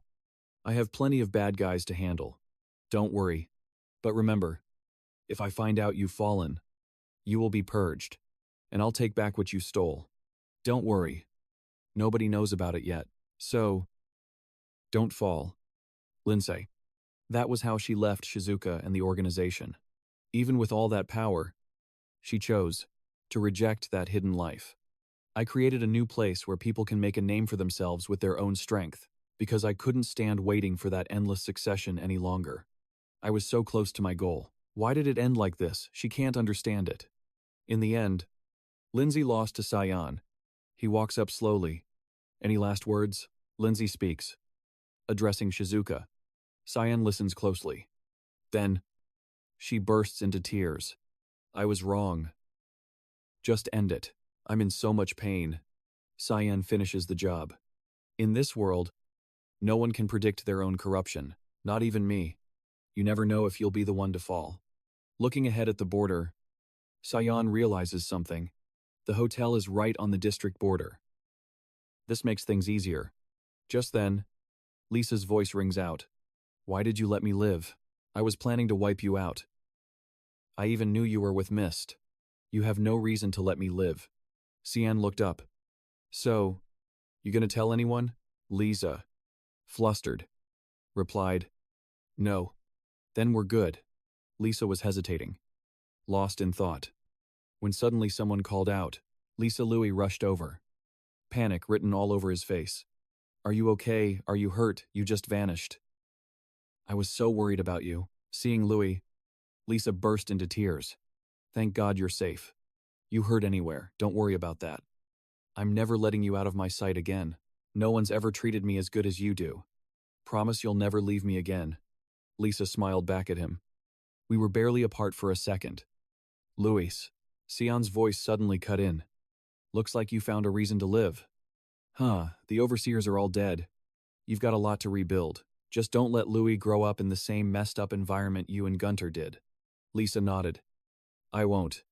Before leaving, Sian had a few words for Louis. Be a good kid and listen to Lisa. Got it. The girl looked confused. You're leaving. My mission is done. Goodbye. Lisa asked quietly. Will you come back? Sian kept walking, tossing back a reply. Someday. Maybe. Lisa got angry. You have to promise you'll come back. Fine. I promise. Deep down, he hoped he wouldn't have to witness the same tragedy as his past life. The moment he returned, Zika asked Sian, So you successfully eliminated Lindsay Nihilot. Huh, didn't think it'd be that easy. Sian shot back. You knew exactly what you were doing when you sent me. Didn't you? Obviously. And I bet you've got a ton of questions for me right now. Without hesitating, Sian asked, what was your relationship with Lindsay? Was she a member of Mist too? Yes. Used to be. She was actually my sparring partner. But she didn't like how we operated. So she left, and she swiped the ring that was supposed to go to the leader on her way out. Sian immediately pulled out a ring. You mean the ring of Anvari? That's the one. Should have been mine, Zika replied. But I want you to keep it. Sian was shocked. What thought you said it belonged to the Mist leader? Zika scoffed. With my current power, I don't need a trinket like that. Crazy. I thought that was the whole reason you sent me. While Sian was confused, Karam appeared. Personal quest. Huh, guess you two go way back. Zika answered. I'm just keeping a promise. Anyone who craves that ring's power gets corrupted. No exceptions. So this was a test. Wasn't it Sian's words made Zika freeze? He thought to himself, she's testing me, to see if I'd get drunk on its power like Lindsay. And you're trying to warn me. Right. If I go rogue, I get taken out. I'm the successor. Do you really doubt me that much? Zika flashed a wicked smile. Jury's still out. We have to see. Will you be a hero?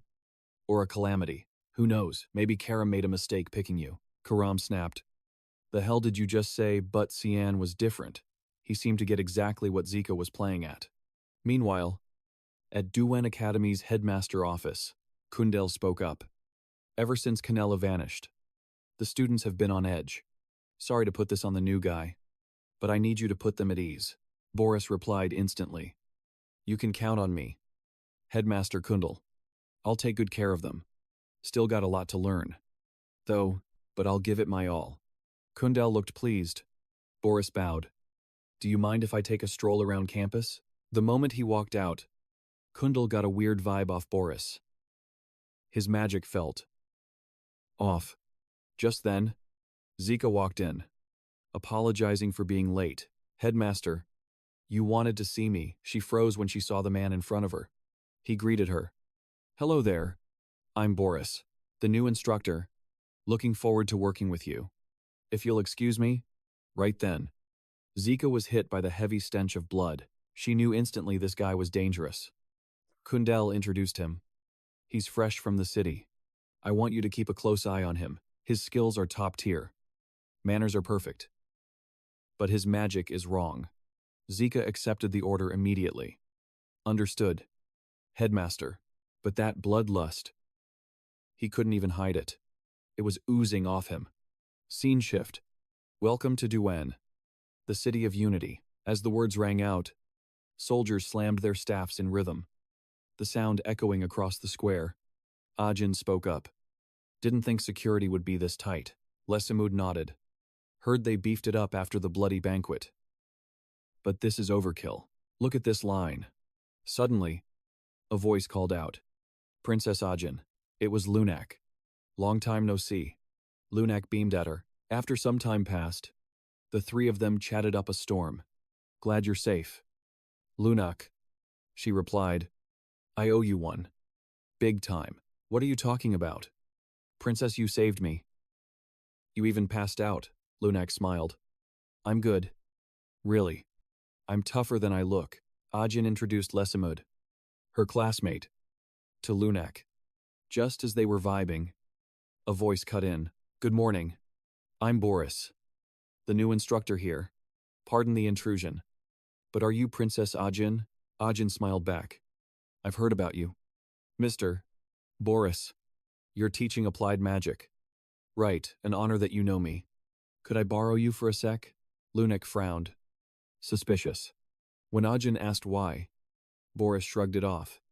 Nothing major. Just a level check. Checking the top student's magic. May I take a look at yours? Ajin didn't suspect a thing and showed him her mana. Like this, yes. Perfect. His tone was dark. Suddenly, Lunak stepped in. Wait. Something's wrong. What, he's just checking my mana. Boris made his move. He grabbed Ajin's wrist. Hard. Boris glared. making Ajin scream in panic. "What the hell are you doing?" she called out to Sean. But bro wasn't answering. In his head, he's like, "Why the hell are you here at Duel Academy, Boris?" Flashback to the war against the Demon King's army. Year 1002. Right after the nation was founded. Invaders pulled up, and they instantly cast protection spells, but they got wrecked. Soldiers wiped out. The place was destroyed, but they held the line. The leader struggled to give an order. "Hold your ground, or we lose everything." Suddenly, the guy in the back sensed someone coming. He jumped down from above, and with broken power, he one-shotted the monster. Clean kill. They started cheering. "He's finally here. I thought he was at the Western camp, true to the rumors." Bro comes and goes like a ghost. When young Master Sean shows up, "This battle is ours." Sean spoke up. "Anyone injured? Fall back. I'll handle this trash." The monster charged up an attack. It locked onto the target. Fired a massive energy beam, but then, boom. Knocked out cold. The one who did it, none other than Sean. He even mocked it. "Heard a special rank monster spawned here. I was actually hoping for a real fight, but you're just too slow." And yeah, the monster got deleted instantly. Sean cast Chaos Sphere, gathering a massive ball of violent energy to wipe the monster out of existence. Boris clapped. "Very impressive. Young Master Sean, I see why Lord Arson values you so highly." Sean clapped back. "Aren't you supposed to be with my brother in the rear? Heard the Northern Front needed support, so I came here. But looks like you've got everything under control." Boris smiled. Then Sean said, "Our army is nearly wiped out. The enemy won't stop. We, the Vert family, 1 year ago, led the elite frontline troops to help Emperor Luniel secure absolute power. But ever since then, the frontline forces weakened, and monsters started swarming. The war never ends. All because of Emperor Luniel's greed. If it weren't for my brother, I would have never joined this fight." Boris countered. "You're putting yourself in danger saying that, but I can't blame you. I think the same way." Sean asked, "Weren't you personally chosen by the Emperor?" Boris, "That is true. His Majesty said he saw something in my limited power, but my mindset aligns with Lord Arson." This made Sean curious. "What kind of power?" he replied. "Nothing major. Really, I can just collect the residual mana left over after you use it, then condense and store it in a magic orb. Yours is truly unique. Young Master, your potential is insane. Actually, you might be the one I've been looking for all this time." Sean thought back. That was probably when the plot to destroy him started. Back to reality. This time, Sean wasn't going to make the same mistake. "I'll never leak any mana in front of Boris." By now, Boris realized the kid blocking him was Sian Vert. Simmet saw them and asked, "Young Master Sean, what are you doing with the princess?" Situation was tense. So Boris had to explain. "I think you're misunderstanding something. I was just testing a student's ability." Sean immediately snapped back. "I've never heard of that." "Professor," Boris lowered his voice. "All right. If you're uncomfortable, we can drop it. Forgive me if I caused any inconvenience." Sean accepted the apology but told him to leave before things got awkward. Boris thought to himself, "This brat is suddenly showing hostility.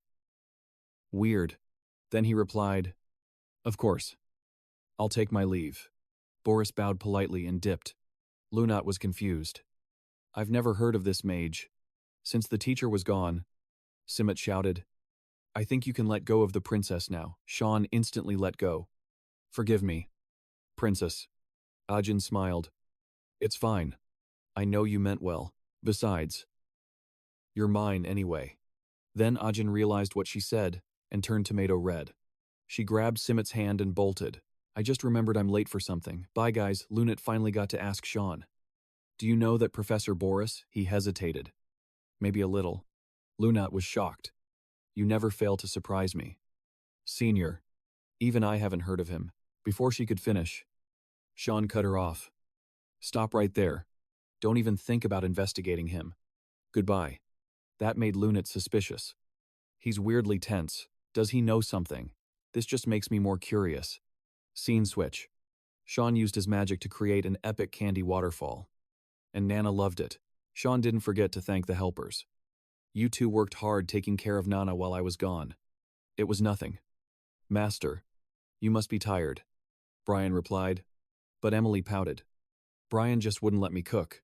Sean teased her. I thought you liked having people cook for you, Emily shot back. True, but I feel like my job got stolen.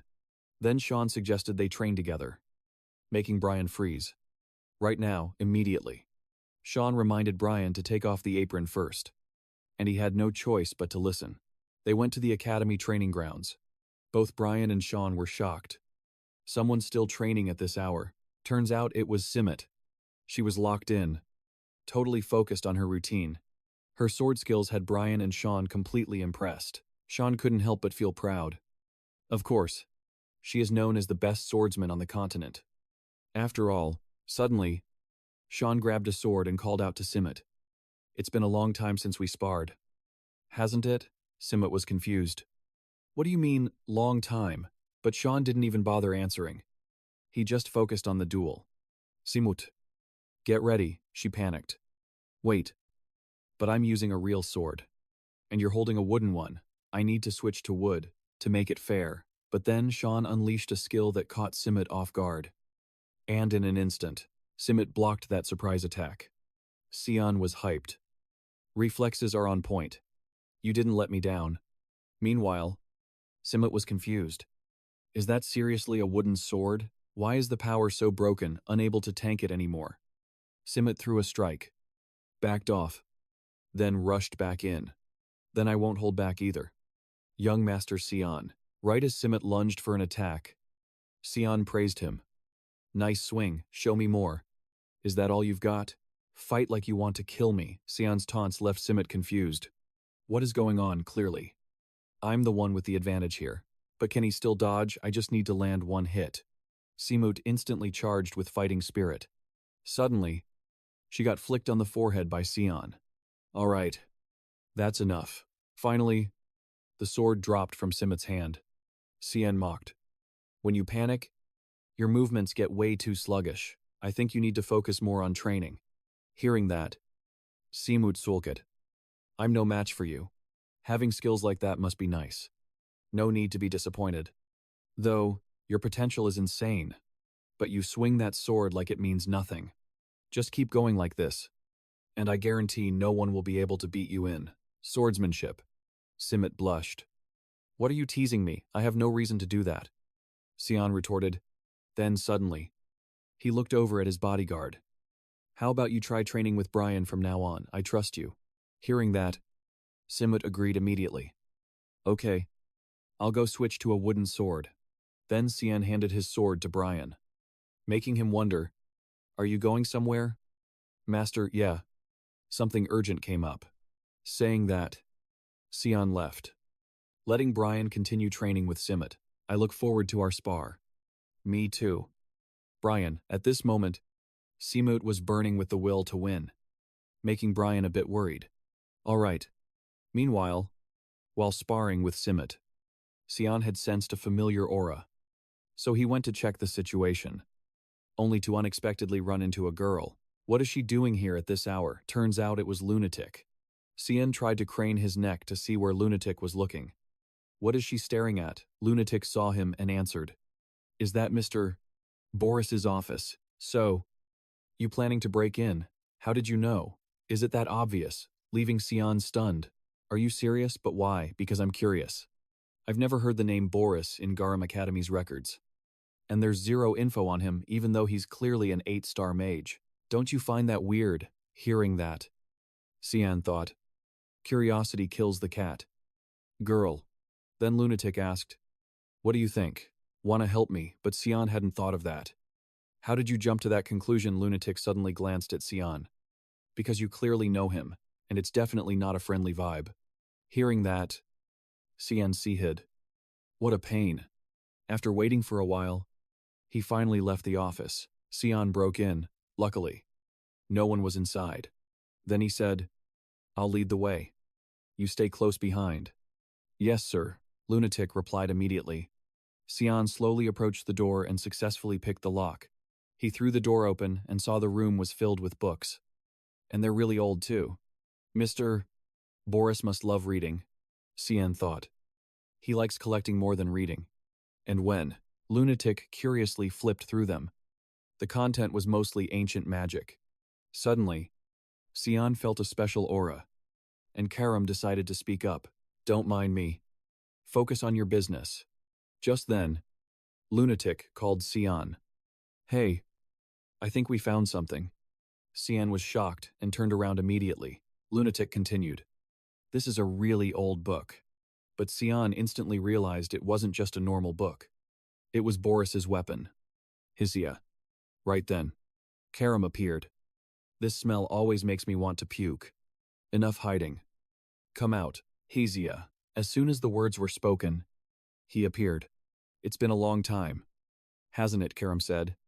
Let me see how you feel waking up after a sleep of 300 years. Karam smirked. Not too bad. But that was before I saw you. You're still the same old Karam, aren't you? No wonder you chose such a pathetic master. Hearing that, Karam did a 180. Allow me to rip your tongue out. Hisia immediately landed, telling Karam to chill. I'm not planning to fight you today. So, what? Don't tell me you want to catch up on old times. Exactly. Hisia smiled brightly. Seeing that, Karam got annoyed. What are you plotting meanwhile? Lunatic was super confused. I've never seen magic like this before. It looks like a normal history book, but the text is arranged like some sort of code. Decoding it will take some time. Right now, the only thing I can make out is this drawing. Looks like it was drawn recently. What do you think it means? Lunatic pondered while looking at it. Sun and black clouds. Or is it fog? Seeing that, Sian immediately slammed the book shut and shouted, Why bother figuring it out? We need to destroy it right now. Lunatic asked. Why? Because everything starts from this, the bloody prom disaster and all that other trash. Just then, Boris returned to the room. Apologies, but I don't think I can allow that. Sian's heart skipped a beat, blaming himself for being too focused on the book to notice him arriving. Suddenly, a light flashed, blinding both of them. The book suddenly caught fire and finally returned to its master's hand. Boris smiled. I actually wanted to speak with you privately. Sian, but you came to find me first, which is truly an honor. However, being enthusiastic enough to break into my office is a bit unacceptable. First, we need to separate Lunatic from us. Saying that, Boris sent Lunatic flying away. I know this isn't elegant, but don't worry. She's been sent back to the dorm safely. Now, I think we can continue our talk. I'm very interested in you. Sian, not just as a teacher and student, but personally, right then. Sian thought. This is bad. I could take him out right here. But Hisia is the problem. Why did Karam choose now to disappear elsewhere? Karam argued. What are you saying? I'm not following you. Hisia tried to persuade. The one my master serves is the chosen one of the gods. In other words, you have no chance of beating me now. Then why are you trying to convince me? Want me to team up with that Boris guy and betray my master? True. Betrayal isn't strictly necessary, because there are other ways. For example, if you take over your master's body, wouldn't you be strong enough to fight me? Hisia continued. Hearing that, Karam laughed mockingly. If I did that, what do you expect to get out of it? Good and evil. Light and darkness. Rebirth and destruction. These opposing forces are always going to clash. And the story always ends with light taking the win. 300 years after the war between gods and demons, Earth is thriving like never before. But here's the thing, the world is starting to forget us. The respect and worship for the gods is dying out. So, we came to a conclusion. Darkness is absolutely necessary.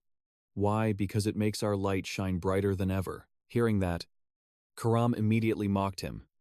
That logic is actual trash. So basically, you want me to hijack my master's body and cause a scene, just so you can beat me and play savior all over again. Right, Hisia got all hyped. Exactly, I knew you'd get it. But suddenly, Hisia screamed. Karam had already speed blitzed him with an attack. You awake or what? Sucks for you. Isn't the demon sword's destiny to take over its master's body? Or did you go soft on me, Karam? Gritted his teeth and clapped back. You're the one who called us demons. Deal with your own mess. Don't go dumping your problems on others. I see. That's a huge letdown. I was hoping you'd cooperate like Aruka. Oh well. Seeing you like this was fun anyway. Catch you later. Hisha dipped immediately. Karam looked up and cursed. What the hell did you do? You dumb god. Meanwhile, Boris offered Sean some Spania black tea. I hope this suits your taste.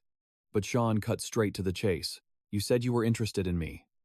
Right. Don't you think it's weird for a teacher to be interested in a student? Sean couldn't help but be sus. But I don't even go to class anymore. And why is that? Sean replied instantly. Because they have nothing to teach me. Do the principal and the Duke know about this? How about you just get to the point? Fine. Have it your way. Have we met before? The question left. Sean shook. Why would you ask that? Well, I sense some serious hostility from you. Especially in those eyes. I'd call it killing intent. And I'm certain I've never met you. So I'm wondering, do you know me from somewhere? Sean replied flatly. No. I don't think we've ever met. That's pretty weird. An 8-star mage like you. With that much talent. But you're not famous. I just prefer peace and quiet over empty. Applause. Sean suddenly asked, Where are you from? He replied. A small remote village. Even if I told you, you wouldn't know it. But deep down, Sean knew that was a lie. That guy is gonna hide his dirty secrets until he hits the grave. Just like he did in his past life. Then he spoke up. Anything else you want to ask? It's getting late. We still have plenty of time to bond before you graduate. Back in his room, Boris was super satisfied. I gotta say, I'm surprised by that kid's chill attitude, that's for sure. Now I get why Lord Arson felt threatened. High chance that kid is the one who saved Princess Asen. But the funny part is, the brother of the savior, chosen by Lumenden, is the wielder of the demon sword. Hisia appeared and said, Fate is always full of surprises. Isn't it? Boris laughed. Fate, that's an interesting word. Hisia. Turns out that demon sword is actually Karam. Maybe this is the darkness we've been looking for. Hearing that, Boris agreed. If your theory is correct, then that kid will make Lord Arson shine even brighter. Just like the prophecy, in the mist, covering the sun. It won't be long now.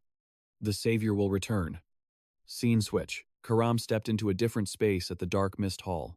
Eru was shocked. I'm surprised to see you here alone. What brings you here? Karam smirked. Stop playing dumb with me. I just talked to Hisia.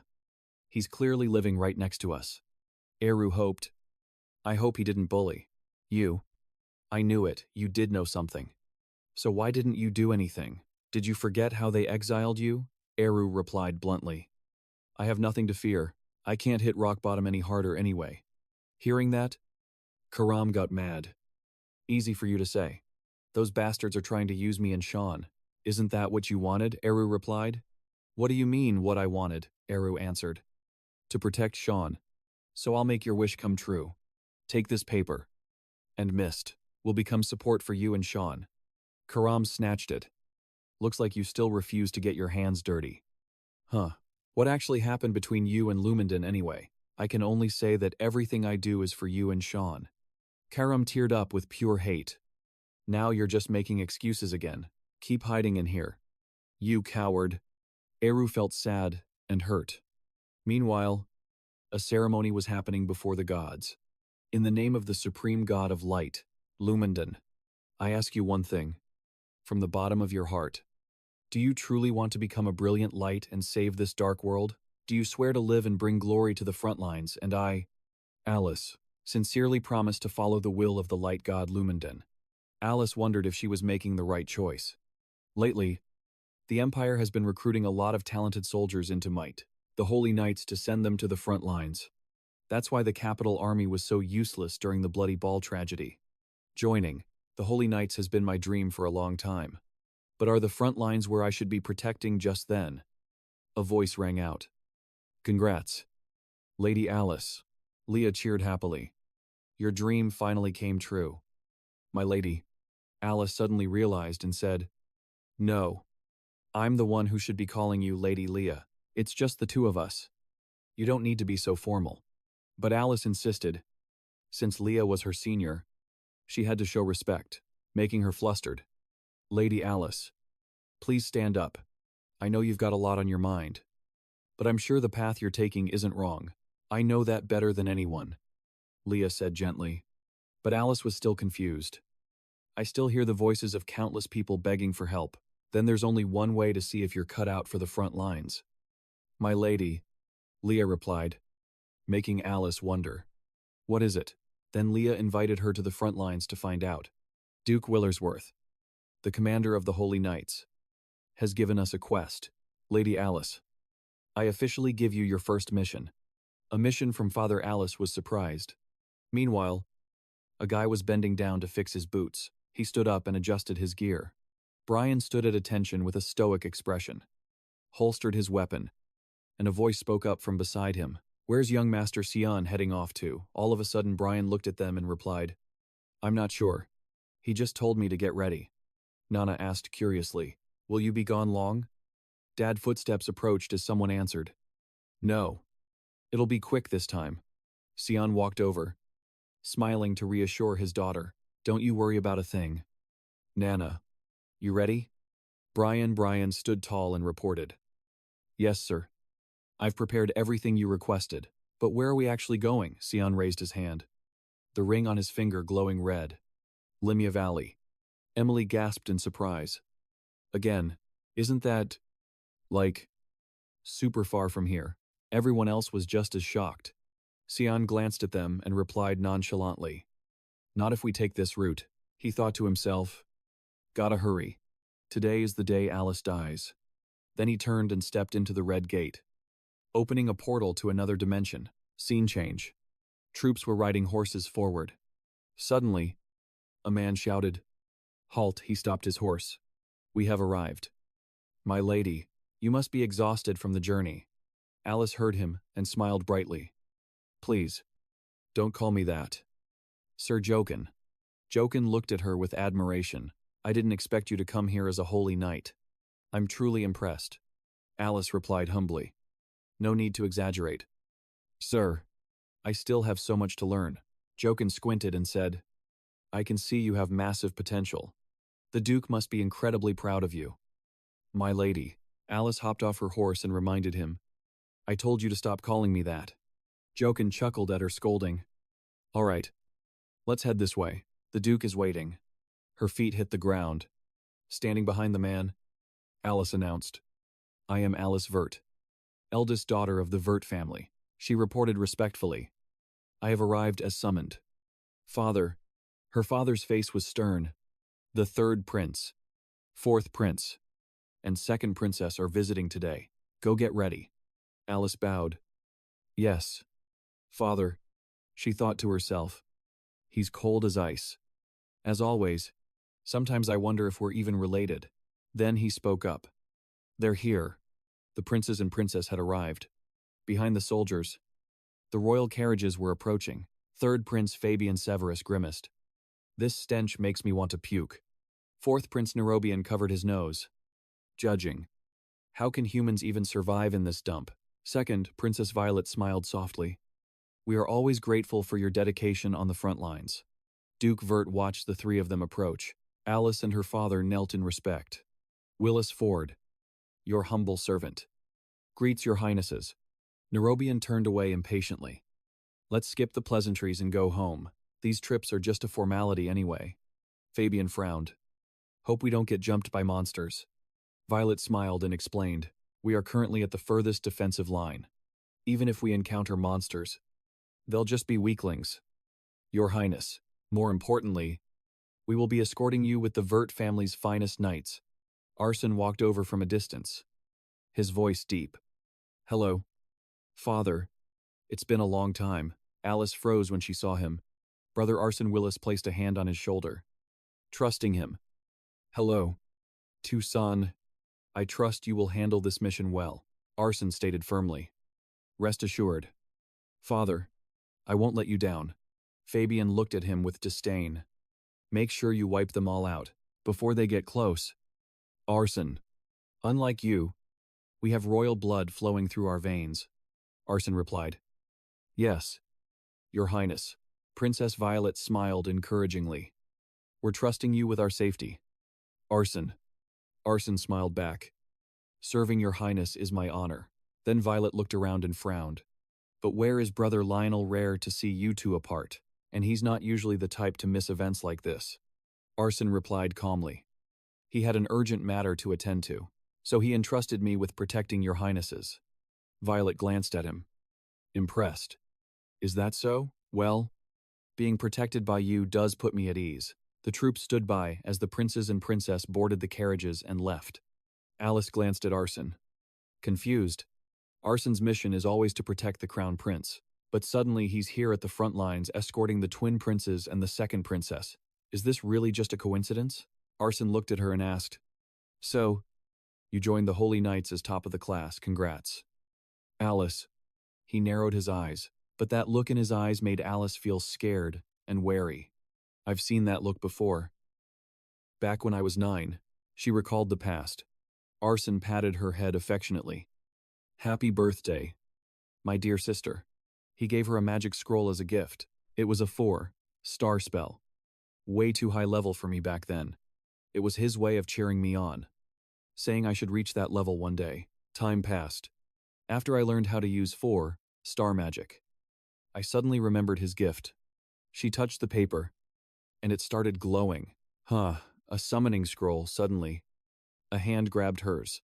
Stop, Leah stopped her just in time. Alice was startled. Leah explained in fear. This is a mid-tier monster summoning spell. It's extremely dangerous. My lady. Alice's eyes went wide in disbelief. If Leah hadn't stopped me back then, I would have died that day. Back in reality, Alice watched Arson walk away. Suspicious. Did he know about that when he gave me the gift? She thought. Why would he do that? The princes sat in the carriage, departing as the troops saw them off. Nerobian frowned and asked, Brother Lionel, let Arson escort us. Fabian looked thoughtful. Suspicious. Is he plotting something? The princess, sitting opposite them, expressed her concern too. Big brother sending one of the Empire's best knights to us. Definitely fishy. But her eyes turned dangerous as she warned. We all know what kind of person he is. If you want to live, be ready for anything. What's happening? At that moment, Nerobian leaned out to look, his face twisting in disgust. He gasped. What the hell is that? Alice ran after the carriage. They drew their swords and shouted. Enemy attack, Your Highnesses. Hide, it's a special grade Antarctic. The two princes panicked. Terrified. What? A massive monster roared with terrifying ferocity. Nero Fabian looked outside. Totally shocked. An earth dragon, seriously. The Duke said there weren't any strong magical beasts around here, but that beast went berserk on the army. It spewed fire, roasting the soldiers and attacking the group. Alice shouted urgently. Your Highness. Move fast, Fabian. Absolutely terrified. Cursed. Damn it. Everyone bailed out of the carriage. Meanwhile, the monster flew in, ready to wreck them. Alice used her weapon and defensive magic, trying to block its power while protecting the princess. Please. Keep running, she shouted. Inside, she wondered. What is Antares doing here? Nero scrambled away, leaving a furious Fabian cursing behind him. Where are you running? You coward. While Alice tried to hold off the monster, someone called out. Princess. It was Asen, wearing a dangerous smile, stepping out from behind Violet. His eyes were ice cold as he said, I will protect you. Please stay close. He prepared to draw his sword as he spoke. Violet thought in panic. Is this his plan? He's going to use this chaos to kill me? Alice sensed something was off and turned to look at Asen. Just then, powerful attack slammed into the monster. Release. Alice's face lit up. Leah, she cried happily. Leah attacked and called out. Lady Alice. Over here. Then she grabbed Violet's hand and spoke urgently. Forgive me. Princess. They both sprinted forward. Violet asked. Where are we going? Leah replied. We have to get out of here. Alice ran but felt uneasy. I don't like this vibe. Asen looked at the princess with pure killing intent. Suddenly, Alice's eyes went wide. She screamed. Watch out as the monster prepared to strike. But Asen didn't flinch. He unleashed his power. He attacked the beast, dodging its strike with a bored look on his face. Then, with insane power, he created a magic circle. Blinding golden light overwhelmed the beast. Alice was stunned. What on earth is that? Seeing her stop, Leah urged her. Alice, hurry up. Asen's magic circle made the monster wary, so it flew up high before stomping down and landing hard. The beast roared in rage. The soldiers shouted to each other. Everyone, get in position. Asen glanced in another direction. He clicked his tongue in annoyance when he saw the spot was empty. That group had already bailed. Jokin ordered, don't let Antares near the prince and princess fix the formation. The monster bared its fangs. A blinding purple circle formed in its mouth. Asen narrowed his eyes. Annoyed. What a pain. The beast opened its maw and fired an orb with massive destructive power. A silhouette in the sky shouted a warning. Fall back. Asen slowly jumped down, weapon in hand. He landed in front of the beast and unleashed an attack. Asen slashed with killing intent. The soldiers buzzed. Lord Asen stopped it. Cover him. Now the princess ran ahead, looking back at the chaotic scene, caught between the beast and Asen's squad. She stared in thought. Suddenly, she frowned, her expression unreadable. Suddenly, Violet dropped to her knees. Alice was shocked. Princess, was she scared? Alice asked worriedly. What's wrong? Are you okay? But Violet glared up with a deadly smile. I won't be taken down that easily. Alice froze, terrified by that look. Right then, Leah stabbed Alice from behind with her sword. Alice coughed up blood, gasping in shock. Leah. Why? Leah's eyes were cold and silent. She ruthlessly ripped the sword out of Alice, leaving her to collapse in agony. Violet stood there, indifferent. You're Sian Vert's sister, Elisa Vert. Right. She looked at Alice's pain with satisfaction. I saw my brother Luniel quietly retreat earlier. I was already suspicious. You were planning to use this chaos to eliminate us and frame someone else, weren't you? This is just self-defense. Alice tried to explain. You misunderstood. I only wanted to help the princess, but Violet screamed in rage. Shut your mouth. Violet grinned fiercely. You think I don't know the ambition of the First and Luniel families? I won't let myself be taken out like a fool. Alice grimaced, the pain from her bleeding wound becoming unbearable. Violet continued. If you want to make excuses, do it in the little time you have left. Who knows, maybe the Black Lumen will save you. She laughed and threw down a magic scroll. Then, both of them vanished into the magic circle, leaving Alice stunned. In pain and despair, she thought, Leah would never do this. She must be controlled by magic, or she had no choice. Tears streamed down her face. She wouldn't just abandon me like this. Suddenly, the monster loomed behind Alice. It bared its fangs, red eyes glowing with provocation. More ferocious beasts followed. Alice stabbed her sword into the ground, steeling herself. Wake up, I can't die here. I have to survive. I have to live to ask her why she betrayed me. Alice channeled her mana and chanted, Oh, mother of all things, source of life, tremble before my fingertips. The beasts rushed her. Spear of Undine. She stood up, unleashing every ounce of her power. She fired magical blades forward. Meanwhile, a magic circle glowed in a safe shelter. Violet and Leah appeared. The princess exhaled. Finally, I can breathe. She threw herself onto the bed, complaining wearily. The air back there was absolutely disgusting. Wasn't it? Leah replied. Yes, it was, Princess. But Leah looked depressed. She remembered sitting and eating ice cream with Alice. She squeezed her eyes shut, looking heartbroken. Violet sat up and asked, Why did you spare her? Leah was confused for a second. Pardon, the princess spoke coldly. You could have ended her right then and there. I gave the order to kill. Leah glanced away. She's going to die anyway. Back on the battlefield, the monsters were getting shredded by Alice's blades. She fiercely cut them down. She looked satisfied but exhausted because of the wound in her stomach. Alice gasped in pain. It's over. I have to get back. But she thought sadly, how do I report this to the knights, that the princess, that Violet tried to kill me? Who would believe that I need to escape first? Then figure it out. She stood up to leave. Suddenly, Alice sensed something, and her eyes went wide in panic. Behind her was a massive, high-ranking monster, a salamander. Terrified, she thought, I need a plan. I have to survive. The terrifying beast bared its teeth, its whole body radiating deadly fire. Alice's mind raced. Come on. Think of something. But when the beast breathed fire and bared its teeth right in her face, Alice went into total panic mode. Despair washed over her, and her mind just went blank. The monster opened its jaws, flames ready to absolutely destroy Alice. But right at that second, bam, a hand wielding a weapon stepped in with an attack.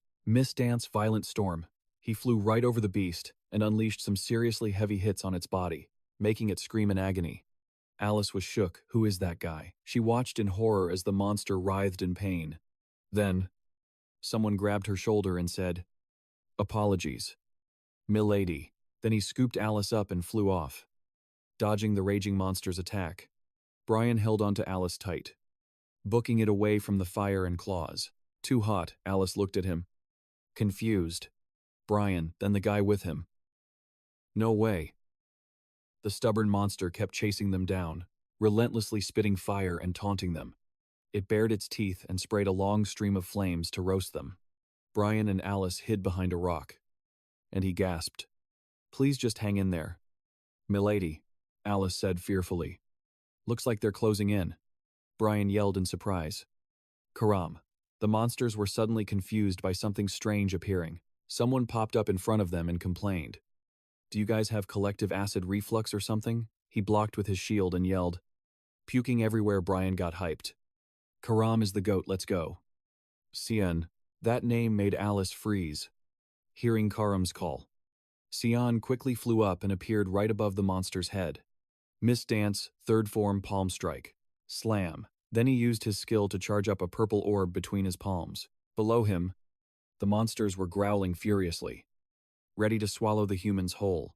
Sian smashed his palms together hard. Disperse, right then. The heads of the monsters were blasted apart by the power of his orb. They screamed in pain. The monsters getting decapitated shrieked in pure terror. More purple orbs appeared one after another, flying straight at the monsters and slaughtering them.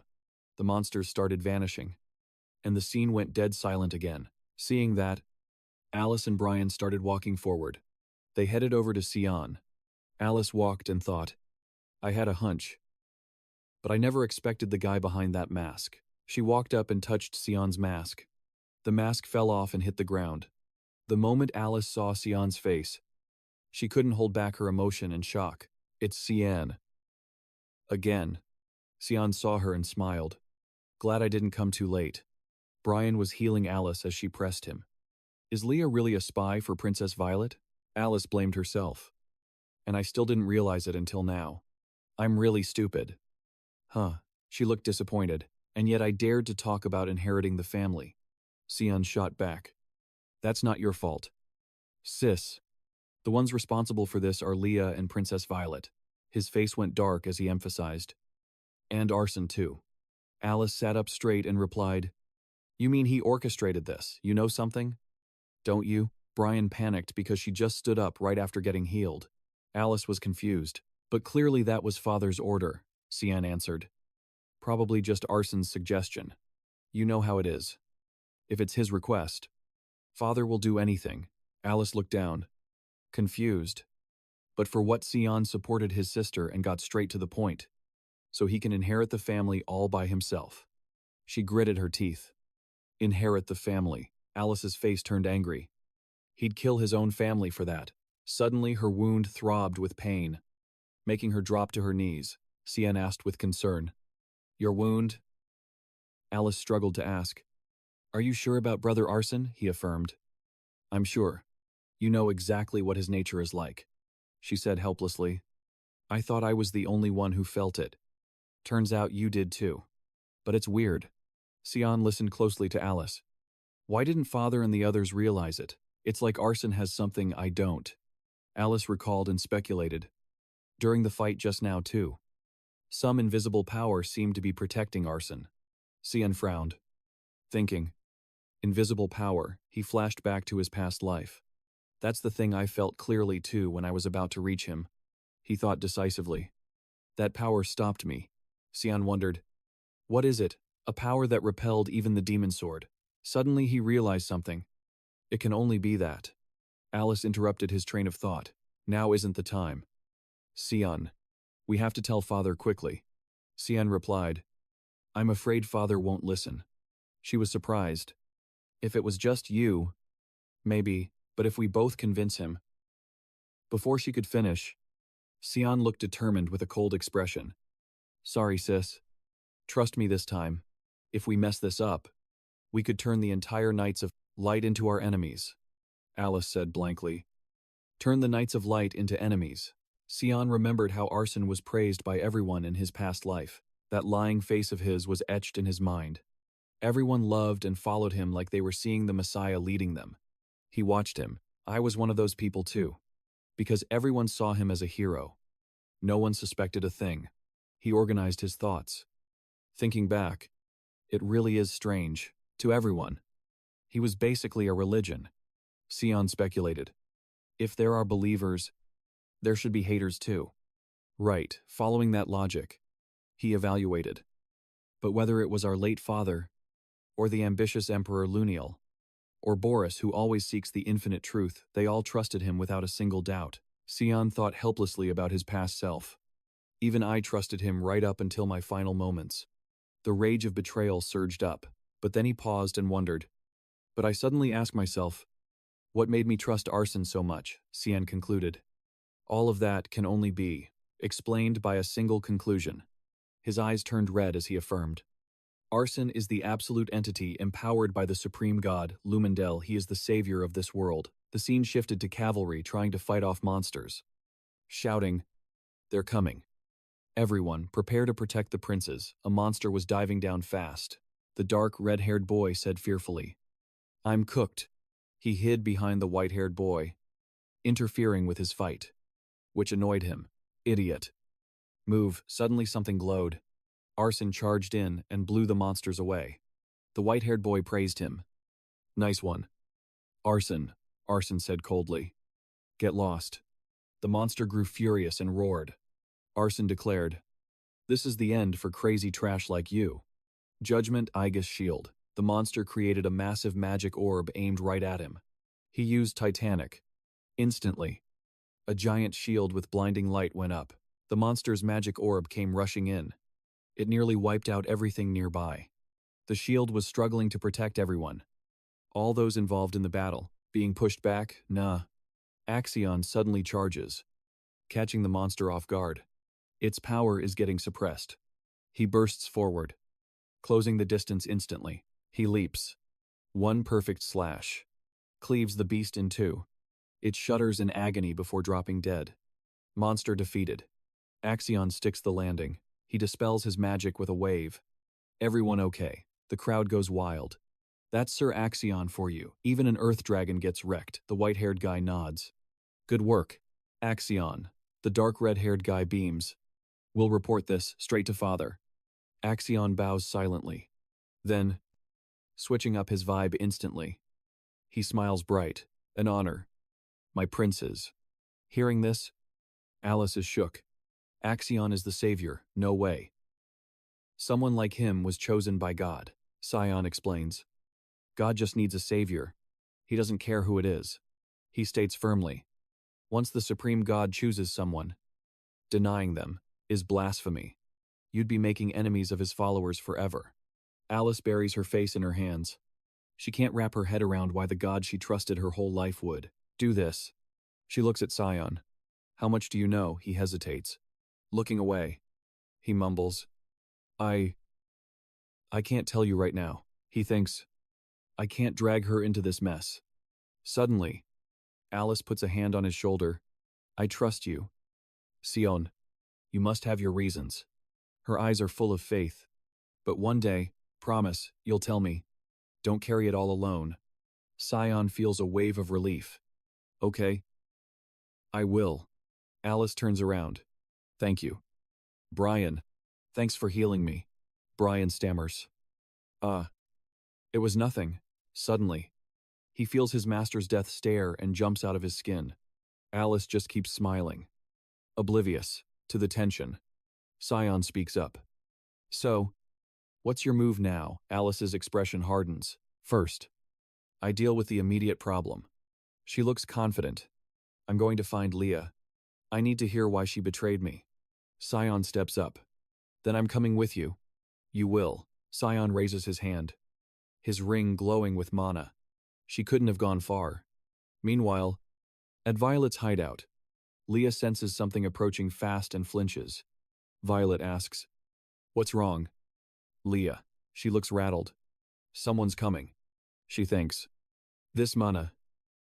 I've never felt anything like it." Violet shrugs. "Impossible. No one knows this place but me." Just as she says that, boom. The safe house gets wrecked. Leah freezes. Something whizzes past her face. Violet screams. Leah's eyes widen in shock. That's... She stares at the sword embedded in the wall. She recognizes it instantly. Isn't that Lady Alice's sword elsewhere? Axion is analyzing a magic circle. He checks the purple powder residue on his hand. Puzzled, traces of a magic scroll. Teleportation Axion barks an order. Find any nearby locations that could serve as a hideout. Now, a soldier spots something. Looking nervous. "Sir Axion, please check this area," the soldier asks. "Is Princess Violet safe?" Axion stares down the cliffside and mutters, "We'll find out soon enough." Looking down, they see a massacre monster, corpses everywhere. The soldiers shout, "Yes, sir, scene switch." Leah is on the move. She's running for her life. Brows furrowed. She thinks, that killing intent. That mana. I thought it was some high-rank monster. Leah eyes the figure chasing her Sion. Wait, it's just a kid. She pauses. No, he must have backup. Immediately, Leah bursts forward. Activating Wind Step. Can't let my guard down. Her gaze sharpens. She draws her blade instantly. Slash, she thrusts her sword right at Sion. Sion dodges it effortlessly. Leah's shocked. He dodged that, facing this mysterious figure. She demands, "Who do you work for? I've never seen movement like that in the House of Vought." Sion stands there, masked and silent. Leah gets serious. "The sword you threw. Did you save Lady Alice?" He listens but says nothing. Leah loses patience. She flares her aura and growls. "Not gonna talk." Huh, she's pissed. "Let's see if I can make you scream instead." She triggers Wind Step again. She launches off the ground, cracking the earth beneath her feet. A barrage of attacks flies at him. She moves like a blur, creating a kill zone. Her blade grazes Sion's body, then barely misses his face. Leah analyzes. Even in the Night Order, I can count the people who can match my speed on one hand. She leaps back, getting anxious. I can't drag this out. She strikes. Sion dodges again. She freezes. Her mind races. He's still dodging his speed. She stares at him. Is he faster than me? She can't accept it. Gritting her teeth, she realizes he hasn't even drawn a weapon yet. She moves again. She leaps high. Don't you dare look down on me. Losing control. She unleashes a massive wind strike right on top of Sion. Boom. Debris flies everywhere. Dust covering the area. A silhouette emerges from the dust. He's holding a condensed sphere of magic. Leah panics. No way Sion counters. Launching the orb and slicing through it to trigger the blast. The attack hits her point blank. It slashes through her defenses. She screams in agony. Kaboom. A massive explosion tears up the ground. Through the chaos, Sion walks forward. Leah can't move. Pathetic. She forces a smirk, refusing to beg. To think I'd get cooked here. She looks up at him. You look just like the Grim Reaper, silent till the end. Huh. Sion steps closer. Defeated. She asks for one last thing. I'm dying anyway. Can't you just tell me? Is Lady Alice alive? Sion leans in. Instead of that? I'm curious why you're making that face. Leah blinks. Confused. What? Sion tilts his head. You look satisfied. Leah's expression softens, a faint smile appearing. I was expecting you to look more miserable. She whispers, maybe. This is my karma. dying like this. Sweet meh. A voice cuts through the air. Karma for what Leah freezes. That voice. She looks up to see Alice supporting Brian. Lady Alice. Alice stares her down. Tell me, why did you betray me? Leah weeps tears of joy, unable to meet her eyes. Thank God. Lady Alice. You're alive. Alice is shaking, angry tears in her eyes. Shut up. Tell me, why did you lie to me all this time? Leah just sobs. Silent. A painful memory flashes in her mind. My hometown was a small village, wiped out by monsters. A memory of a little girl crying alone in the ruins. I was the only one left. Suddenly, a voice. We found a survivor. It was a ray of hope. Hang on. Little one. We killed the monsters. You're safe now. They pulled her from the rubble. Someone barked an order. What are you waiting for? Get her water and food. Now Leah's eyes locked onto someone. The royal knights came just in time. It was a miracle I survived. But in her memory, a princess looked annoyed, frowning at the person who saved her. When I had nowhere left to go, it was Princess Violet who saved me. So naturally, a life for a life I owed her. She told me, your chance to repay me is coming soon. Leah was given a mission, build a close relationship with House Vess and wait for my orders. So, I joined the Vess household as a maid. Then she met Lady Alice. She was confused when she first saw her. Looking back, she actually regrets it. The lady really liked her. I shouldn't have left. Leah blamed herself. I should have just died in the ruins of that village. If only. Violet's glare flashed in her mind. When the time comes, kill Alice Frost for me, she thought. Then none of this would have happened. Alice, totally confused, asked, Am I a threat? Leah replied. Princess Violet is always paranoid about House Frost. She explained, because First Prince Luniel is close with Asen. The princess thinks House Vess is siding with Luniel, Leah confessed. Maybe the emergency situation just made her insecurity explode. She only trusts herself. She's a total coward. Leah spoke from the heart. Completely different from you. Lady Alice. Why did I even serve someone like that? Leah got real. You trusted me so much. I'm so sorry for letting you down. Alice stood there, stunned and silent, just listening intently. Sian cut her off. Annoyed. Stop spouting nonsense. Leah looked confused. Sian glared a warning. If you think repenting gets you forgiveness, you're dead wrong. She suddenly realized. Young Master Sian. Alice immediately tried to stop him. Wait. Sian, let me think for a sec. Sian seriously pointed his sword at Leah. This doesn't end that easily. Leah closed her eyes. Accepting it. Yes. I know. Young Master. Alice rushed to stop him. Hold on. Sian, just listen a bit more before deciding, Brian reassured her. Wait. Lady Alice. Please trust young Master Sian. Alice went pale. Sian didn't hesitate, he swung his sword. Alice watched helplessly. Unable to do a thing, he sent Leah off without a single last word. Meanwhile, a door got smashed open. Violet screamed. On guard. Which bastard is this? She panicked. Thinking. Damn it. Where's Leah? Not now of all times, a man walked in. So, you're here. Violet was terrified. How did he find this place? Asen looked cold as ice. I'm here to escort you. Princess Violette. Rain pattered on the roof. Princess Violet raged. You look like you want to kill me. Don't you? What kind of disrespect is this? Asen bluntly admitted. That's right. I did plan to kill you. Prince Fabian. Prince Nezovian. And you. Princess, all meant to die by a special rank monster. According to the script, you thought you'd do that and stay safe while listening. The princess hid something behind her back. Asen noticed and instantly cast a spell. The paper she was hiding burst into flames. Asen's eyes were cold. I wasn't finished speaking. The princess looked annoyed. You're seriously rude. So, are you still going through with that plan? Who knows? What's that supposed to mean? Asen scanned the room. He caught a glimpse of Alice's sword. Where's the brother who came with me? Handled him. The princess took the chance to mock Asen. Maybe he conspired with Louis, since he is your brother. After all, thinking about it, that might be good. Planning to add revenge for little brother to your scheme. No.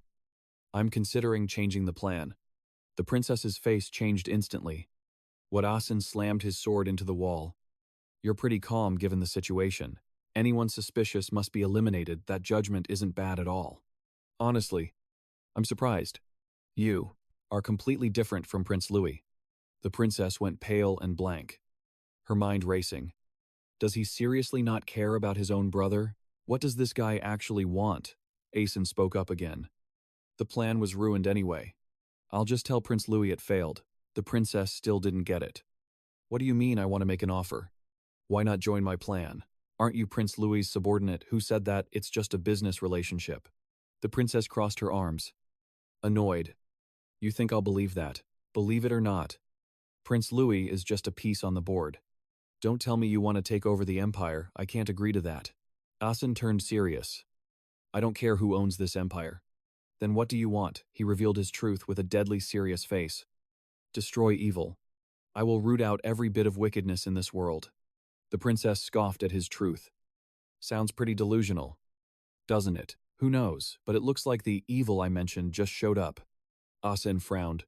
Right then, the wall shook, and cracks started racing across it. Asen felt a chill run down his spine, a strange magical power.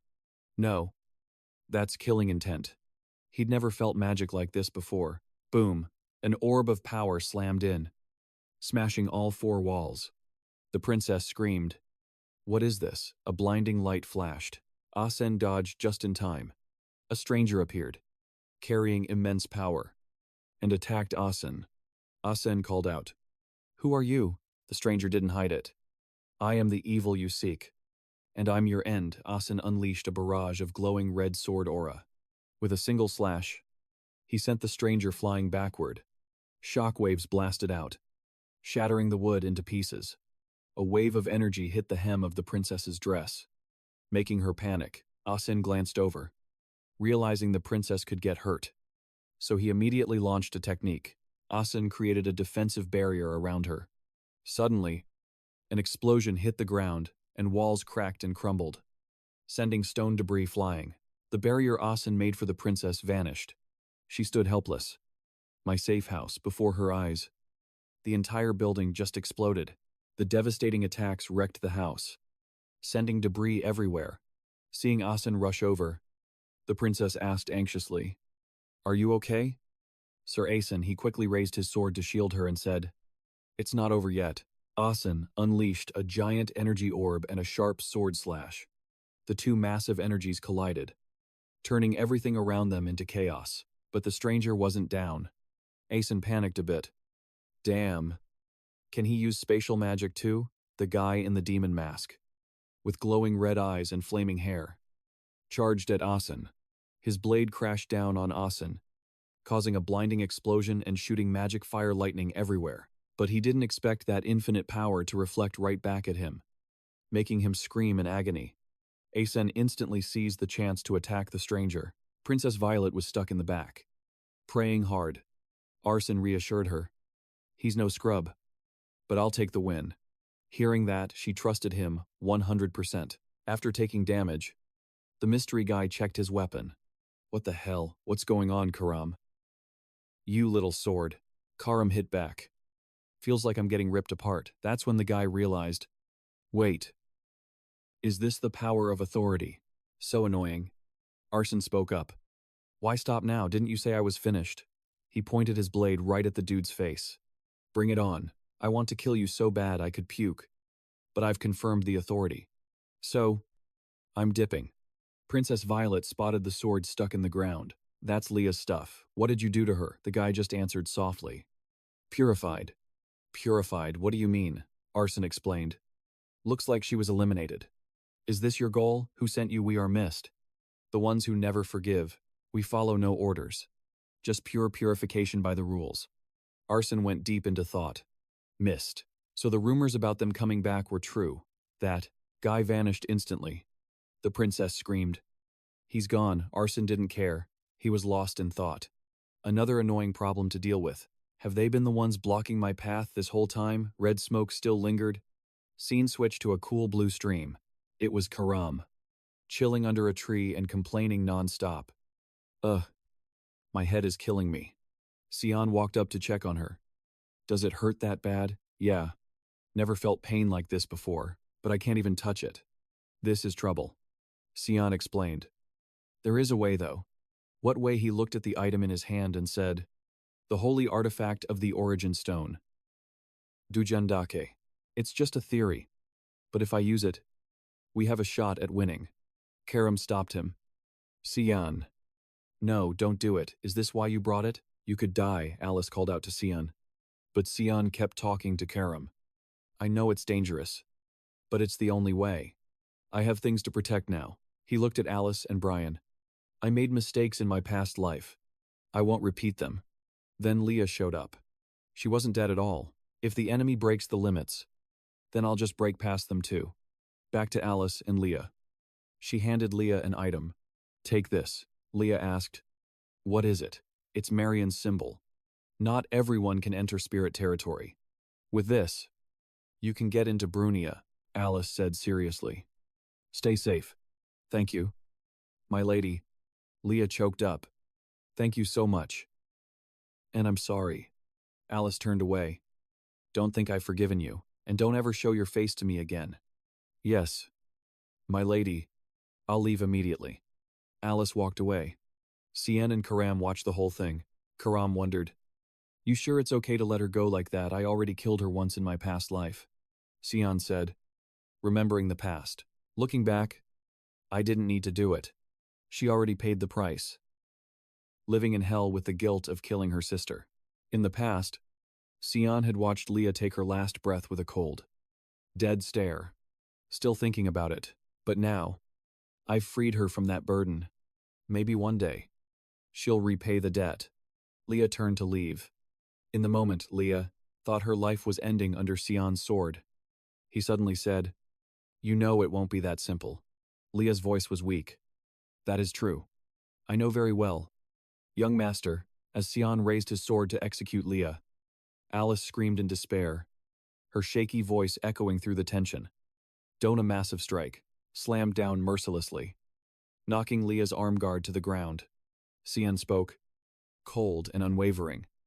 Leah, today, you died, and I hope someday you'll return this favor. Leah's face went pale, eyes wide, looking totally stunned and confused. She couldn't believe what she just heard. Stay here until I call for you, Leah thought to herself. Can young Master Sian see the future, remembering those moments? She was even more sure. He said it like that. That one day I'd have to pay for my mistakes. But when that day comes, I swear I'll repay you with my life. Young Master Sian. Determination was written all over Leah's face. Back to the conversation. Karam asked Sian, you feeling sick? Why are you being so nice all of a sudden? She poked Sian's cheek. Did you die from a terminal illness or something? Suddenly, a voice called out. Karam turned around. Alice, did everything go well? Alice replied politely. Yeah. Thank you. I should have told you earlier. Thanks for saving my life. She said it. But inside, Alice was thinking, a demon sword with its own mind. Can we actually be friends? Meanwhile, Karam replied to Alice. No problem. Alice thought, maybe she has a good demon sword. You and Sian seem close. Huh. Karam denied it fast. Can't say that. We're just master and servant. Master and servant, yup. But his body will be mine soon anyway, so don't get any funny ideas. Alice went blank hearing that, only replying, okay. She thought, never mind. This is going to be harder than I thought. At Duan Academy, Principal Kundel was reading a letter from Alice. I finally found the answer I was looking for. I've decided to leave the Holy Knights. They've lost their way. They protected the wrong people. Protecting the family image has turned into something completely different now, but my father won't do anything to fix it. I'll visit you soon. Teacher. Because there's still one thing I want to ask you. It's about the relationship between Arson and Luniel. I'll explain more when I see you. Until then, please take care of Sian for me. Reading the end of the letter, Principal Kundel felt for Alice. Seems like both of us suffer because of family. Oh, Alice, I get that you're still worried about your little brother. I'll put some effort into it then. He turned to Boris. Sorry for making you wait. It is fine. Principal, how is your life at the academy? I think I'm getting used to it. I called you here because I'm curious about something. The principal paused. Boris replied, Yes. Principal, when were you planning to confess that you work for my nephew? Luniel, any reason you're hiding it, I am not hiding it. Principal, I just thought it wouldn't affect my work here. The principal sat silently, looking deep in thought but serious. Then can you tell me? Why did you come to this academy? Facing that firm attitude, Boris sighed and admitted, I'm looking for someone. And have you found them yet? I think I have. The principal's face went dark, a terrifying aura radiating off him. He declared to Boris, Leave that person alone. If the one you found is who I think it is, then I suggest you don't touch them. Boris smirked, his eyes glowing with that strange light. I'll carve that advice deep into my heart. Principal, I've never seen Principal Kunder react like that. I might have been a bit rude. In the forest, Boris was talking to his tool, a small scroll named Hisia. Seems Sean did a great job winning everyone over. He's truly a clever one, never a dull moment with the reports. The scroll floated up instantly. What will you do now? Things get messy if more people get in our way. I know that. Hisia transformed into a small shield. Warning Boris. You better be careful. I'm just in spirit form right now. But Karam has a real body. Then let's start by wrecking everything around her. Boris sneered. Hisia praised. Great idea. Boris continued. Leave it to me. Suddenly, a woman walked up and asked, You wanted to see me? Professor Boris, thanks for coming. Shizuka. No. I was planning to talk to you too. Boris got straight to the point. I want to ask about Sean. He stays in the dorms all the time and skips most classes. Yet his grades are still cracked. Shizuka added, I think he's just a natural-born genius. You interested in him, that's right. At first, he was the one interested in me. Boris slowly approached Shizuka with a terrifyingly cunning look. But now I'm starting to get curious about everything related to him. Professor Shizuka, or should I say, disciple of the Black Mist, Shizuka was shook, but quickly unleashed waves of dark purple energy, churning the air. Boris didn't just stand there, he cast his magic. With a wave of her hand, Shizuka unleashed the Jade Hound skill. The monster morphed into a grotesque form, with dozens of glowing red eyes and razor-sharp teeth. It lunged and bit down hard, leaving a trail of fiery light. Shizuka jumped up, relentlessly attacking the monsters he summoned, with a flurry of vertical and horizontal slashes. Each sword strike glowed with purple magic, piercing through the monsters. She activated Power of the Black Mist, radiating insane killing intent. Darkness erupted with true power. Not stopping there, Shizuka unleashed another skill, Mist Domain. The monsters screamed in agony and flew into the sky. Boris stood aside, squinting with a mix of surprise and admiration. You can even open your own domain this. I didn't see coming. So this is how you keep magic from leaking out. Shizuka landed on the ground. She looked at Boris with a sinister expression. I don't know how you found out who I am, but you surely know this could cost you your life. Right, if that's your wish, then I'd be happy to help you out. But a book appeared in Boris's hand, and he gave a faint smile. It won't be that easy. Shizuka was pissed. Confident. Let's see how long you can keep that up. From behind her, a group of swordsmen appeared, rushing in on Boris's command. She raised her knife to his face. Boris declared, I will begin your purification. Boris didn't fear her. Challenging. Fine by me. I can take all of you on. Back with Nana. She saw her dad and called out. Papa Sean looked exhausted. I'm back. Brian was starving. She threw herself at Papa, hugging Sean tight, while Brian was famished, and immediately asked Emily to cook something to fill his stomach. As for the reunited father and daughter, she hugged Sean while he thought, she's grown so much, it's getting hard to hug her. He asked, how's your health lately? You still doing okay? Nana was overjoyed to see her dad. I'm great. I listened to everyone just like Papa said. Hearing that, he breathed a sigh of relief, patting her head, reassured his daughter was safe. Looks like everything's fine. Sean thought about Shizuka's training course. I asked her to train Nana to control her outbursts so that bloody banquet wouldn't happen again. The president's training might be brutal, but she's the best fit for controlling instincts. Her training sessions are terrifying, all those scary images of her appearing clearly. Eyes full of hatred, strict and frightening. From her perspective, everything is just battle, blood, and cruelty. He recalled those images and praised his daughter. Good job. You worked hard. Yes, but today the teacher was busy, so I couldn't practice. Hearing this, he thought, busy, probably out cleansing. A woman's voice spoke up. It was Karam. I told Shizuka to go cleanse that guy Boris. Sean asked. Say what? She explained. He's working as a teacher here. And since Shizuka is also a teacher, it's easier to get close. Sean turned around. Eru isn't going to like that. Do you know what she's up against? You mean the scripture. You worried Shizuka and her mist can't beat him. Sean stood up. You clearly know exactly what it is. He was furious. And you still didn't tell me. You want a beating, Karam awkwardly explained. I didn't think I needed to report every little detail. Sean listened and sigh hid. No time to rest. Karam asked. You going to her? He explained. I have to. That guy's lineage is dangerous. He probably went to support Shizuka. Sean ordered Brian. I gotta go. Watch over Emily and Nana here. Brian, mouthful, asked. Huh, Sean asked. What are you eating? Brian explained. I was starving. Do you need me to come? He asked while chewing. Sean refused. I'm going with Karam. He thought, this is the first normal person who dares to eat Emily's cooking.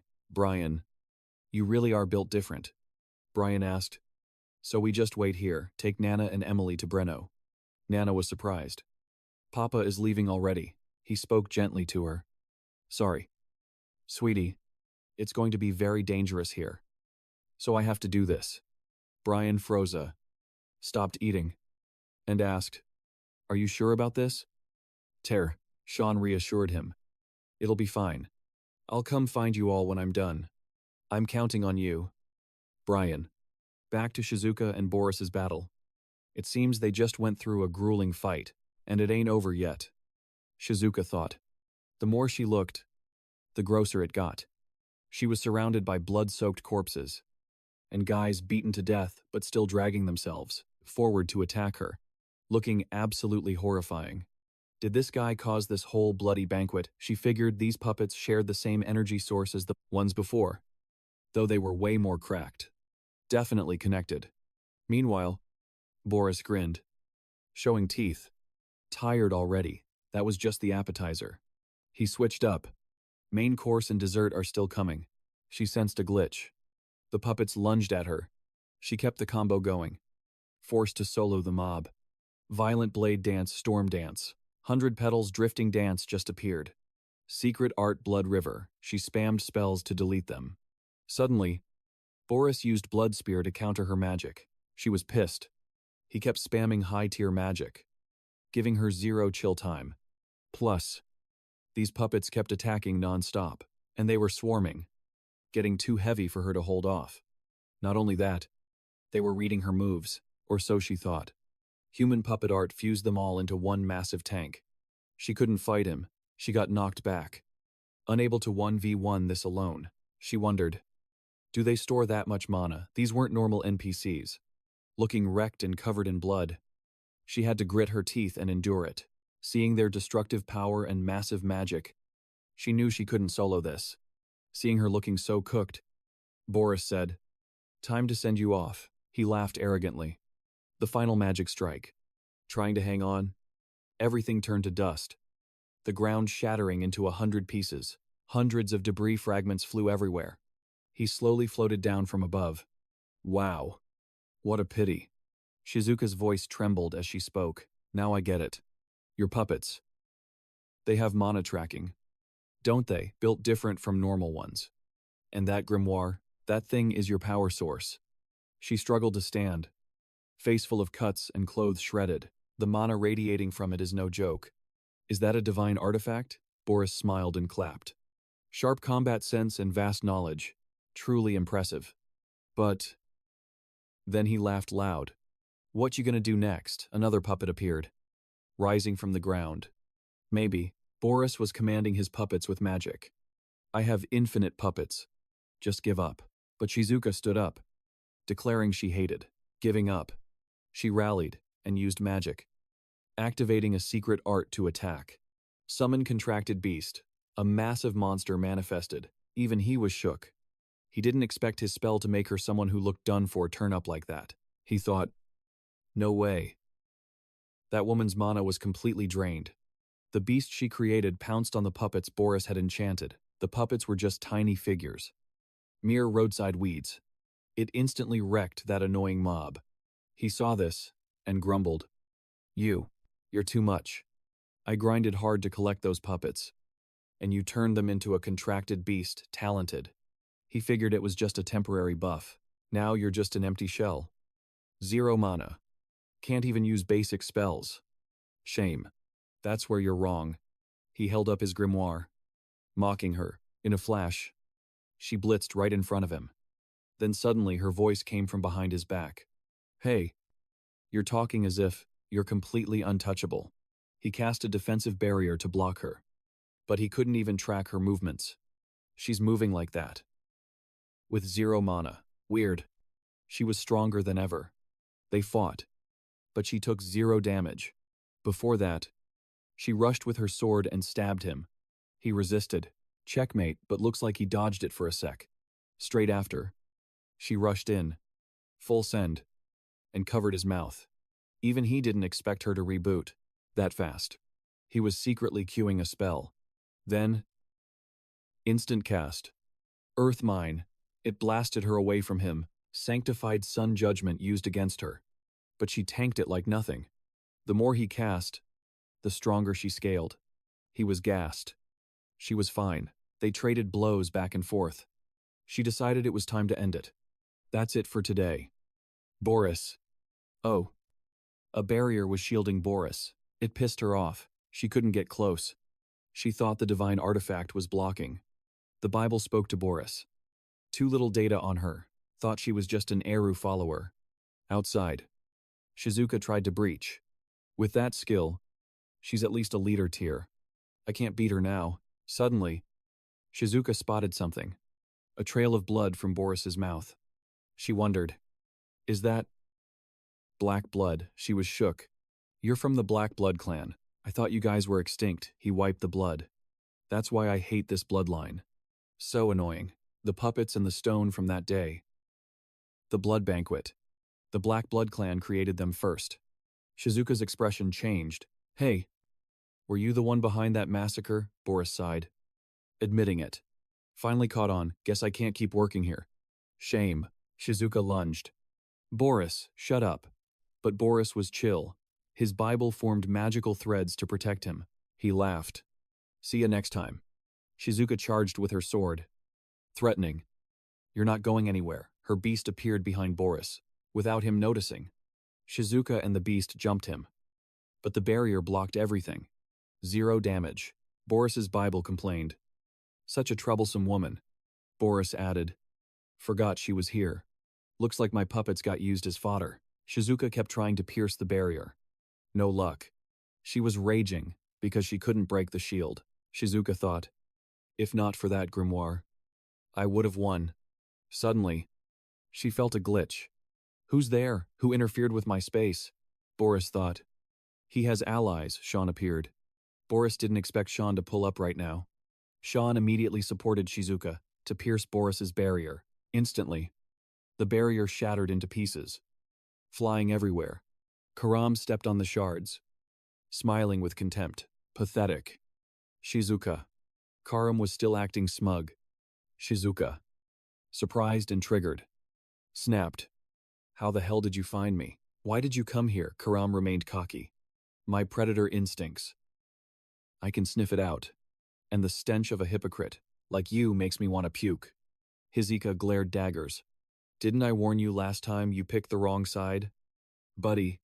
A blinding golden light flashed up. Shizuka popped his supreme divine magic, sprouting massive white wings before instantly morphing back into a Bible with one giant eye. God mode activated.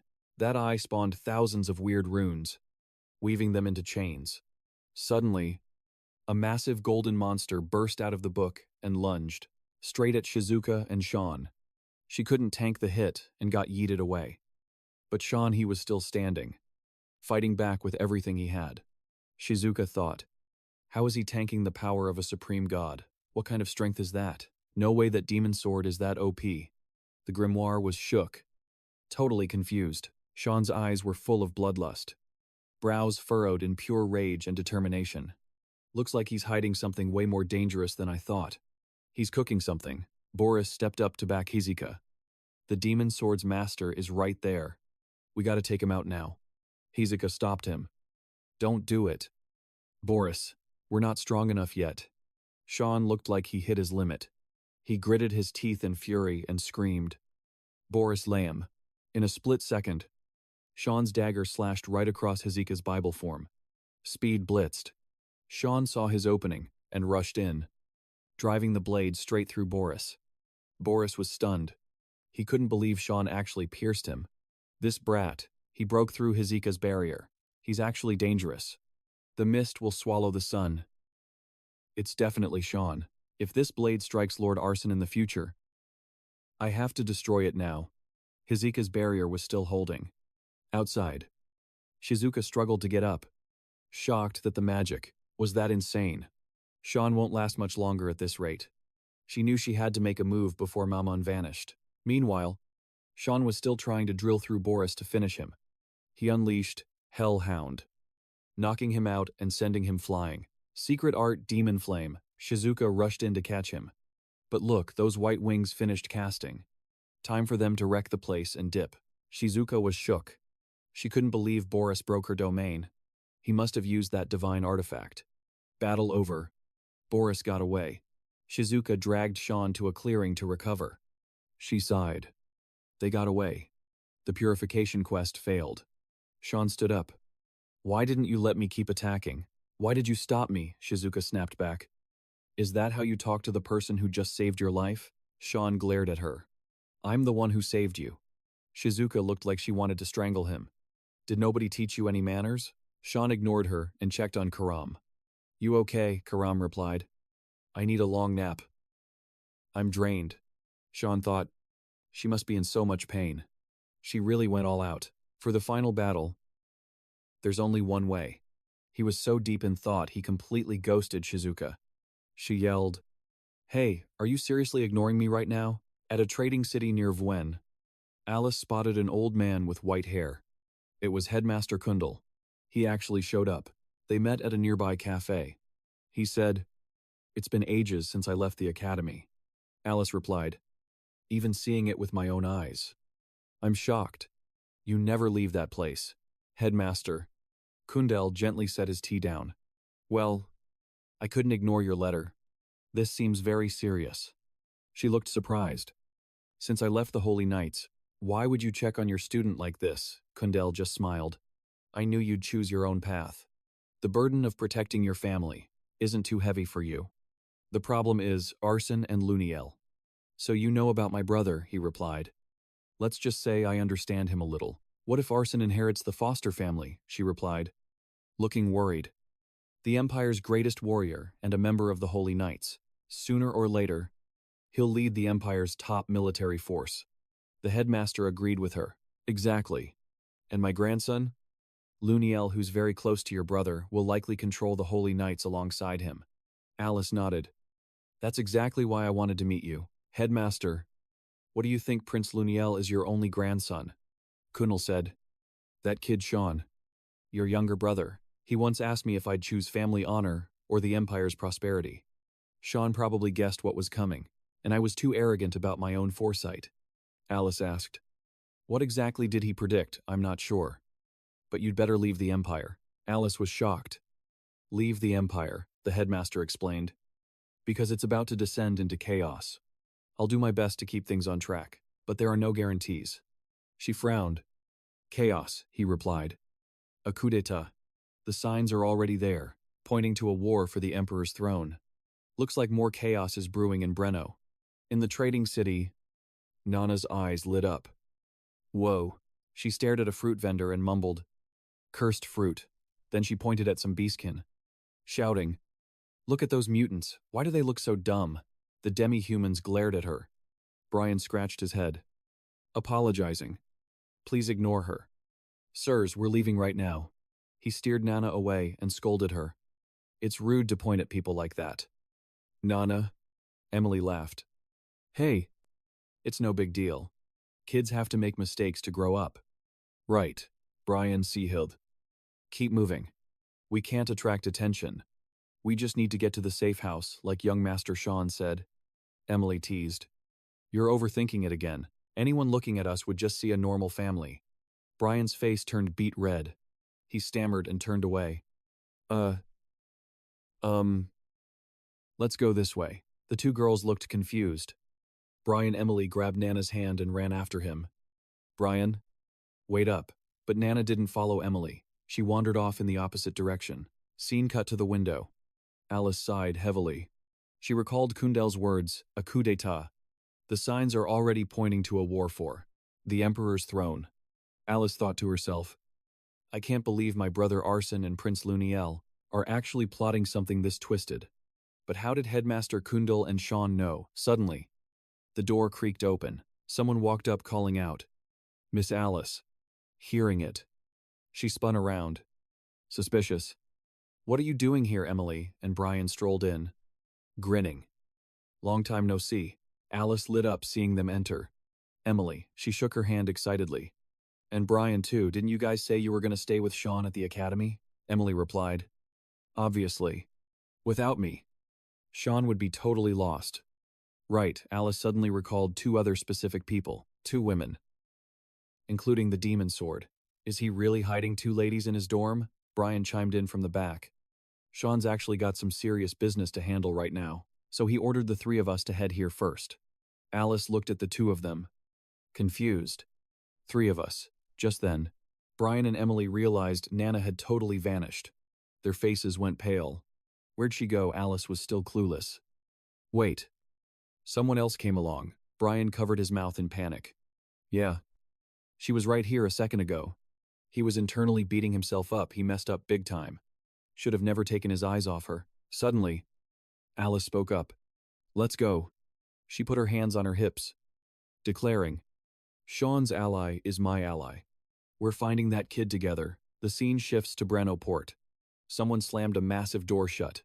It was that goblin from before. He slapped the door, shouting, "We are ready to ship out." The werewolf grinned. "We're gonna make a fat stack of cash from this." The goblin led the way down below. "Time to report to the boss." Suddenly, the goblin froze. "Yo, isn't that the brat from earlier?" The werewolf squinted. "Yeah. The one who pointed right at us." They sounded annoyed. "Got some nerve showing her face here again. She's actually brave." The goblin walked up to her. "Hey kiddo, why are you out here all by yourself? Where are your parents?" Nana pointed at the ship. "Over there." She raised her voice. "I smell something super familiar in there." The goblin went ice cold. "Just a curious brat." "Huh." The two of them smirked to themselves. Looks like another payday just walked right into their lap. The goblin started scheming. "We've got tons of yummy stuff on the ship." She tilted her head. "Candy." He forced a friendly smile. "Yep. Lots of candy." Internally, he was mocking her. Isn't she a bit old to be begging for candy? Seeing Nana's glowing eyes, he thought, "Is this kid a bit slow or something?" Nana asked, totally letting her guard down. "Can I really have some?" The goblin nodded. "Of course, we're the good guys." Remember, the werewolf joined in, trying to sell it. "You can have as much as you want for free." Suddenly, Sean's face popped into her head. "Listen, Nana, if a stranger offers you candy and tells you to follow them, then you have to say..." Her eyes sparkled. "Thank you." The werewolf crouched down. "That's right. Right this way." "Kiddo." Nana skipped onto the ship. "Candy, candy." The goblin pointed to a door. "Right behind this door is an all-you-can-eat candy buffet." Sean's voice echoed in her mind again. "Nana, if someone tells you to go into a dark..." Strange room, then definitely do not listen to them. But she completely ignored him and bolted inside. The goblin chuckled. Bro, how was it that easy? He slammed the door shut instantly. The werewolf smirked. And just like that, another item added to the inventory. The goblin relaxed. Our luck is insane today. Meanwhile, inside the room, Nana looked at the dark cages. Confused. She looked around. Where's the candy? Then she noticed small children chained up. Who are they? She looked back at the closed door and whispered, Did Nana get scammed? Remembering Sean's disappointed sigh. Her eyes filled with tears. I'm sorry. Papa, I got tricked. Suddenly, she caught a scent. Nana sprinted deeper inside. This is that smell from before. She stopped after a short run, standing in front of a cage covered by a white cloth. Here, the smell is coming from here. Her golden eyes glowed as she lifted the cloth. That delicious smell, it's a high-rank monster. A red hyena. Nana mumbled. Is it you? She reached her hand toward its head. But it growled, guarding itself. Suddenly, Nana's small hand patted its head, making the beast freeze in confusion. She praised it. So good, then she asked, Why are you in here? Do you want to get out? It wagged its tail. Nana happily snapped the iron bars like twigs to let it out. Suddenly, a voice called from behind. Hey, she looked back to see the kids whispering, Big sis. Can you free us too? Hearing that, she grinned. Hey. Scene shift. The two traffickers approached a figure sitting on a throne. Everything is ready. Dur Zur. It was Chairman Tozino of the Red Hyena Merchant Guild. He smiled. Excellent. Let's roll out. A dwarf asked, Are we doing the deal directly today? 2. Sir. Yes. Tozino grumbled. That guy Moritz vanished. So the Grey Merchant Guild is cooked. He rubbed the red hyena's muzzle and continued. No middlemen getting in the way anymore. Gazam Academy pays big bucks for these kids. So we're going to cash out huge on this one. Suddenly, the dwarf goblin added, First Aubart died. Now the Grey Guild is gone. Call it a woman's intuition. But I've got a really bad feeling about this. The others heard the dwarf's voice and questioned their entire existence. That dwarf is a girl, she ignored them. We need to be super careful this time. Sir, he remained confident. Nothing to worry about. We've got a solid ally this time. Suddenly, boom, the ship exploded in the distance. What? That's my ship, Tozino screamed in rage. Who's there? Nana had already escaped. She scolded them. You guys are bad adults. Her 2 dragon horns poked out. Her voice dripped with killing intent. Nana is going to make you pay. Tozino was shocked. Is that kid? A dragonkin Nana pointed straight at the goblin and shouted, Hey mister, you're a dirty liar and a bad adult, the werewolf snarled. That little brat. The goblin got annoyed. Pointing at me again, he lunged straight at her. Say goodbye to those fingers. You brat. Nana didn't even try to dodge. She smashed a fist into the goblin's face. Then roundhouse kicked the werewolf in the chin and slammed her horns hard into the dwarf's stomach. Instantly KO'd all 3 of them. Tozino grinned wickedly. So you really want to fight? Huh, go, capture that kid alive. Nana stood silent, watching. The red hyena growled at her. Threateningly, it leaped high into the air. Aiming straight for Nana, its hammer smashed down, leaving a massive crater in the ground. Tozino started sweating and yelled, Hey, I said capture her alive. Didn't I? He cursed. You stupid mutt, you better pray that the merchandise isn't damaged, but right then, Nana didn't just tank the hit, she caught that falling hammer with one hand like it was nothing. Suddenly, she frowned. She spotted a circle on its neck, a strange seal engraved on it. Nana was confused. What is that thing? The red hyena swung its hammer wildly, desperate to smash her flat, but she was too fast, dodging everything. Torino watched from the side, screaming. You can't even catch one tiny brat. Furious, he activated the collar's power. Look at the size of you, the beast roared in agony as the collar shocked it. Nana didn't say a word. She just charged energy into her fist. Ready to strike, she dashed straight for the red hyena's chest and threw a punch. Bam! It couldn't dodge, sent flying backward instantly. Torino saw that massive body hurtling straight toward him. He panicked. "Don't come over here," but it was too late. Crash. The beast's body slammed right into him, sending debris flying everywhere. In another part of the city, chaotic footsteps echoed. Suddenly, Brian and Emily noticed the explosion at the harbor. Brian panted. "Over there, I can feel a massive amount of mana coming from that spot." He gritted his teeth and sprinted. "We have to hurry." Emily struggled to chase after him. "Wait for me, back at the rubble." Torino actually survived getting flattened. He cursed. "You damn brat. You're gonna pay for this." He tried to use his bracelet to order the red hyena to grab her. But suddenly, his face went pale as he muttered. The collar. On its neck, the collar was disintegrating. Torino was terrified. It broke. The beast stared at him with pure rage. It raised its sharp claws, inching closer to Torino's trembling head. Then, a sickening crack echoed through the smoke, followed by his blood-curdling scream. Suddenly, the beast sensed someone approaching and went on guard. Nana walked forward slowly, hands behind her back. The red hyena stood tall, looking down at her. Suddenly, Nana moved, and the beast tensed up. But then, Nana pulled out a cub. The baby hyena wagged its tail, happily looking at its mom. She chirped, "Ta-da, you're this little guy's mommy." "Right, he's been looking for you." Seeing her baby, the beast lost all its aggression and let out a soft growl. The cub yipped in response. The mother happily picked up her baby and left. Nana waved. "Bye-bye, you have a nice mommy now." Then she suddenly sniffled. "Hick. I miss my papa so much." Suddenly, a voice came from behind. "Thank you for saving us." She turned around. "Oh, it's you guys."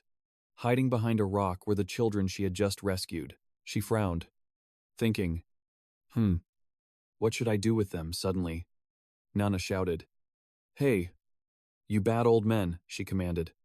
"You guys have to take responsibility for these kids. Take them home right now. Or else." Her eyes filled with killing intent. "Nana is going to eat every last one of you."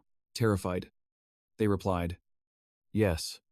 "Young miss," she waved happily as the kids were taken away. Then she mumbled to herself, "Nana saved them. I wonder if Papa is proud of Nana," she reassured herself. Nana didn't cause trouble. Nana did a good deed. Papa has to be proud of Nana. Suddenly, a hand reached out and patted her head. "Good job, Nana." When she saw it was Sean, her face lit up. "Papa, how did you find me?" he thought to himself. The entire village was covered in mana equal to an adult dragon. How could I possibly miss it? He remembered the empty room back at the hideout.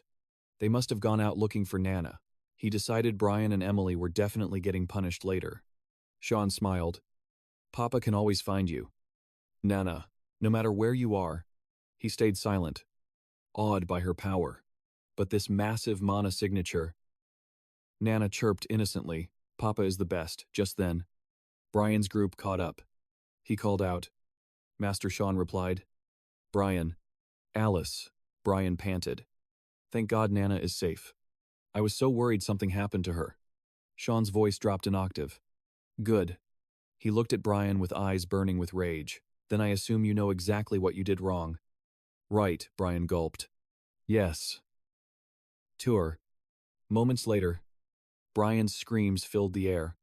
Alice watched in surprise. "The person we're looking for." She stared at Nana. "Is she?" Dragonkin scene shift to the imperial capital Yusuf.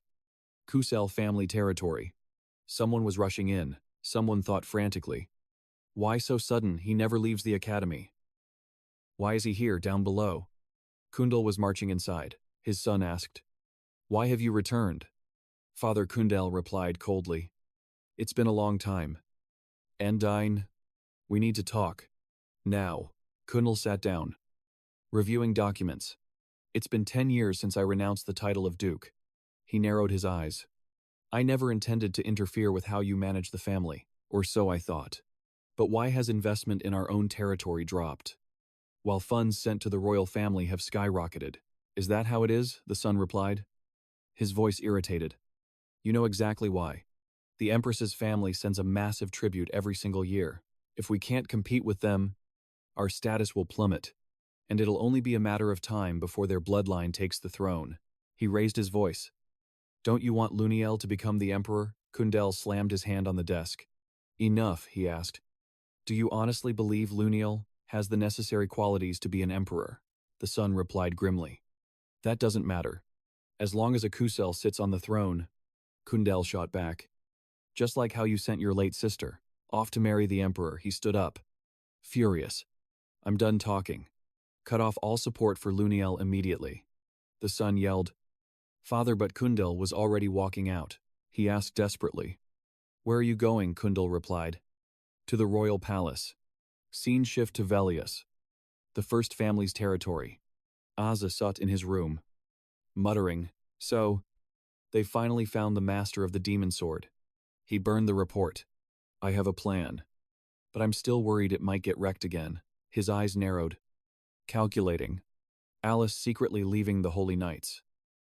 That wasn't part of the plan. But it's not exactly bad news either. It actually solidifies my position as the heir. But Asen felt a twinge of anxiety. That look of contempt in her eyes. Does she know something? He frowned. Annoyed. She's such a thorn in my side. Suddenly, a pillar of light erupted in the room, catching his attention. A warp gate. The silhouette of the user slowly materialized. The figure knelt on one knee. Boris Layam, reporting for duty. Master, Asen asked suspiciously. What happened to you? Is this the true form of the Black Blood tribe? The creature sweated profusely, struggling to speak. Forgive me, Lord Asen.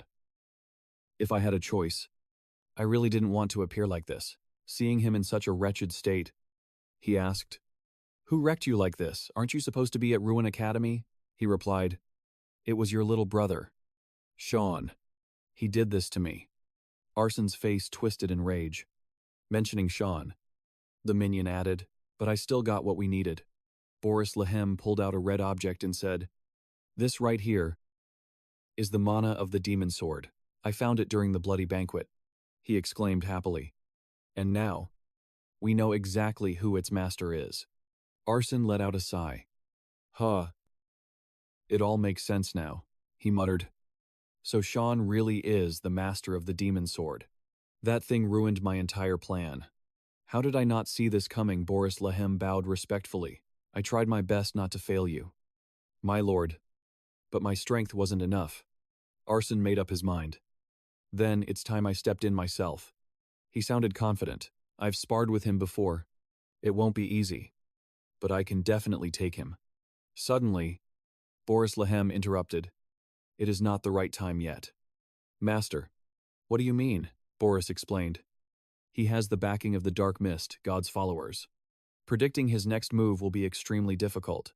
Arson narrowed his eyes. So, do you have another plan? He replied. You just need to follow the prophecy. An image of a sword appeared with Boris's voice. The Saintess will lead you to the divine sword. Find Durandal. Outside. Kevin flinched. The divine sword. He slowly backed away. I have to tell Lord Sean. Fast. Suddenly, Boris Lahem appeared right behind him. Looks like we have a little rat. He grabbed Kevin by the throat. Boris interrogated. Aren't you one of Lord Arson's men? Who were you planning to spill this secret to? Arson stepped out slowly. I've suspected you for a long time. Kevin looked terrified. Lord Arson glared. Did you really take me for a fool? Kevin. The scene shifted to Luna, searching through the shelves. It's not here either. She recalled the book she found in Professor Boris's office. The only clue was that it was written in the ancient tongue. She sighed with regret. If he hadn't used magic to kick me out, I could have learned way more. Luna slammed the book shut on the table. So far, I've only found out that there are 2 books written in the ancient tongue. The image of those books flashed in Luna's mind. The Holy Scripture and the Demonic Scripture. The one I saw that day was probably the Holy Scripture. But why was it in his room? She fell into deep thought. And why can't I find a single thing about what's inside or how to use it? Her eyes opened wide as she made a decision. Looks like my only choice is to sneak into the Garam Academy Forbidden Zone. Suddenly, someone called out. Luna looked up in surprise.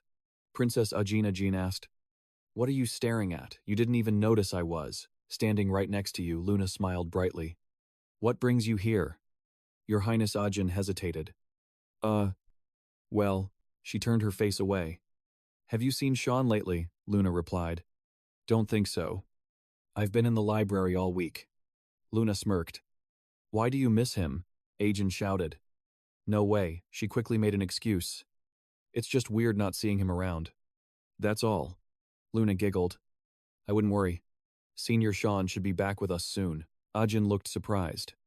How can you be so sure? Luna smiled softly. Because that's just how he is. Ajin looked suspiciously at Luna, who was happily humming. Suddenly, someone ran over. Princess Emergency, she looked confused. Jessie Mert, she asked. Why are you in such a rush? He shoved a letter into her hands. It's from the Imperial Family Princess. Read it. Quick, Ajin snapped. Hey, who said you could read it? Reading other people's mail is rude. You know, he screamed in panic. Just read it.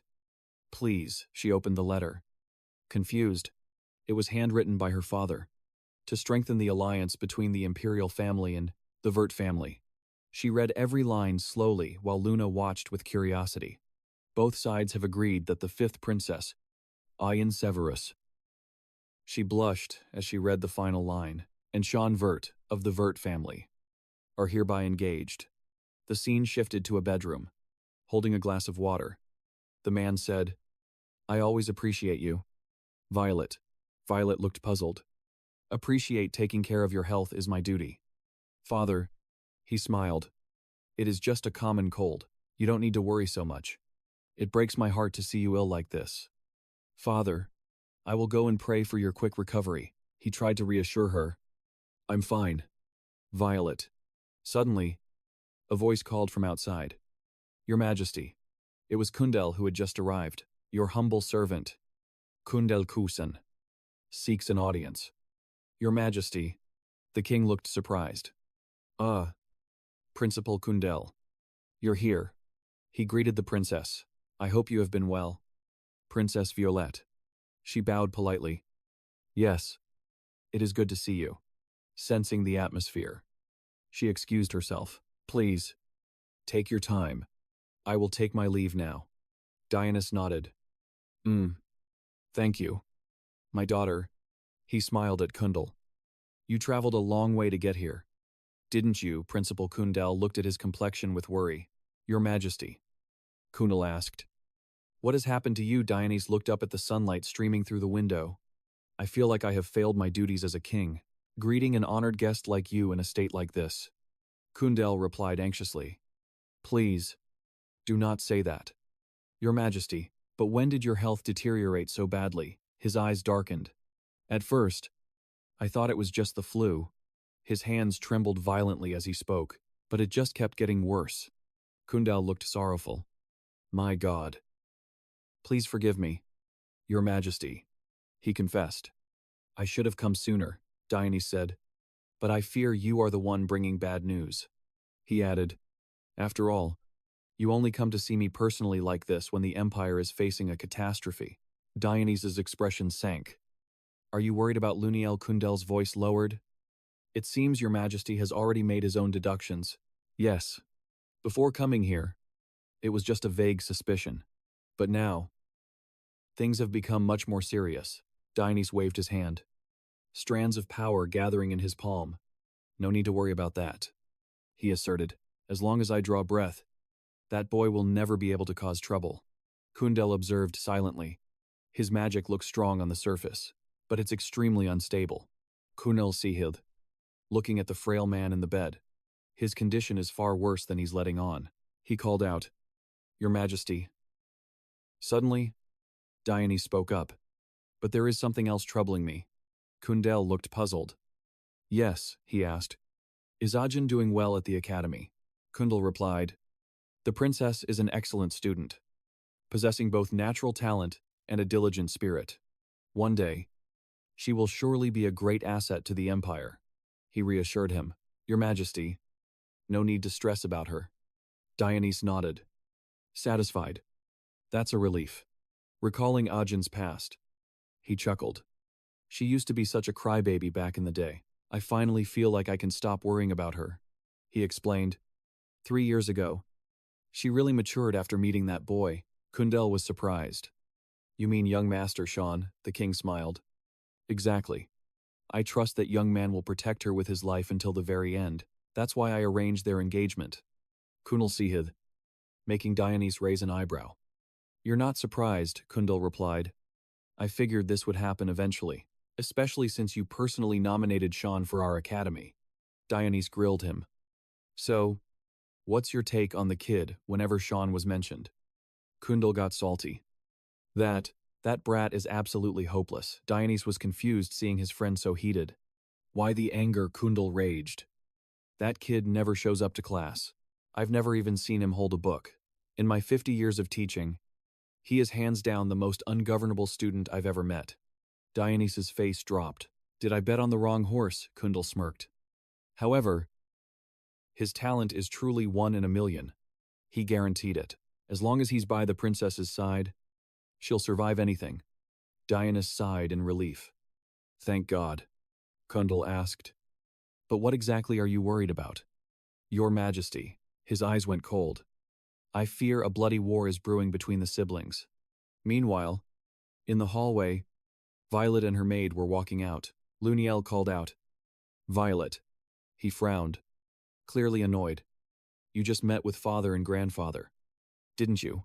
Why is the old man here? Violet walked past him. Unbothered. No idea. Why don't you go ask him yourself? Luniel snapped when she ignored him. What? Hey, I'm not done talking to you. Violet stopped dead in her tracks and cursed. You're such a plague. He went ballistic.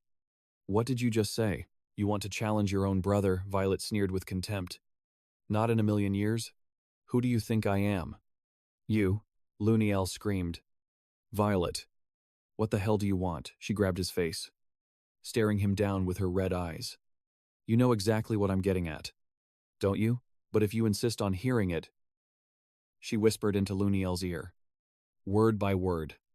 You're planning to kill off the other siblings, aren't you? Dearest brother, terrified. He slapped her hand away. Don't accuse me without proof. Luniel turned to leave. I'll go ask grandfather myself why he's here. Watch your mouth. Violet Luniel's face was dark as night. Which rat betrayed me? How does that brat know? Damn it. This is a disaster. Seeing her mocking smile made his blood boil. What are you planning? Violet. The scene shifted to Ajin, who was currently panicking. I'm getting engaged to Sean. Why did father agree without asking me? Luna replied calmly. If you don't want to, just refuse. Ajin pouted, her voice weak. It's not that I don't want to. I just have to be careful not to affect the relationship between our families. But why didn't father tell me first, suddenly? A foot stomped on the ground. Jesse Mert shouted. This marriage. What are you doing? I support it with all my might. He was shipping them so hard she blushed. I saw everything. Princess, I saw your heart flutter for young Master Sean. He reached his hand out into the sunlight. This is destiny, or perhaps the will of the gods, he rejoiced. Making young Master Sean belong to the princess, tone it down a bit. Will you? Suddenly, someone walked in and asked, What are you doing, Jesse Mert? This is a library. Sean pointed around. Libraries are for quiet reading. Right, Sean saved the day. You're making the princess awkward. Ajin grabbed Jesse's collar and dragged him down. Ouch. Ajin dragged him by the collar and bolted out of Sean's sight. He was confused. What was that about? Luna called out coolly. Senior, she asked. Do you like Ajin? He answered casually. No. In reality, Sean was mentally pushing 40. And Ajin was just a kid to him. Sean shuddered internally. I wouldn't dare. Luna closed her eyes indifferently. Is that so? Suddenly Sean asked. What are those books? She said. I'm looking for clues about a book. He was curious. Which one? Luna replied. The one we found in Professor Boris's office, right now. I only know it's written in an ancient language. Sean squinted and thought. Maybe that's all we can find out.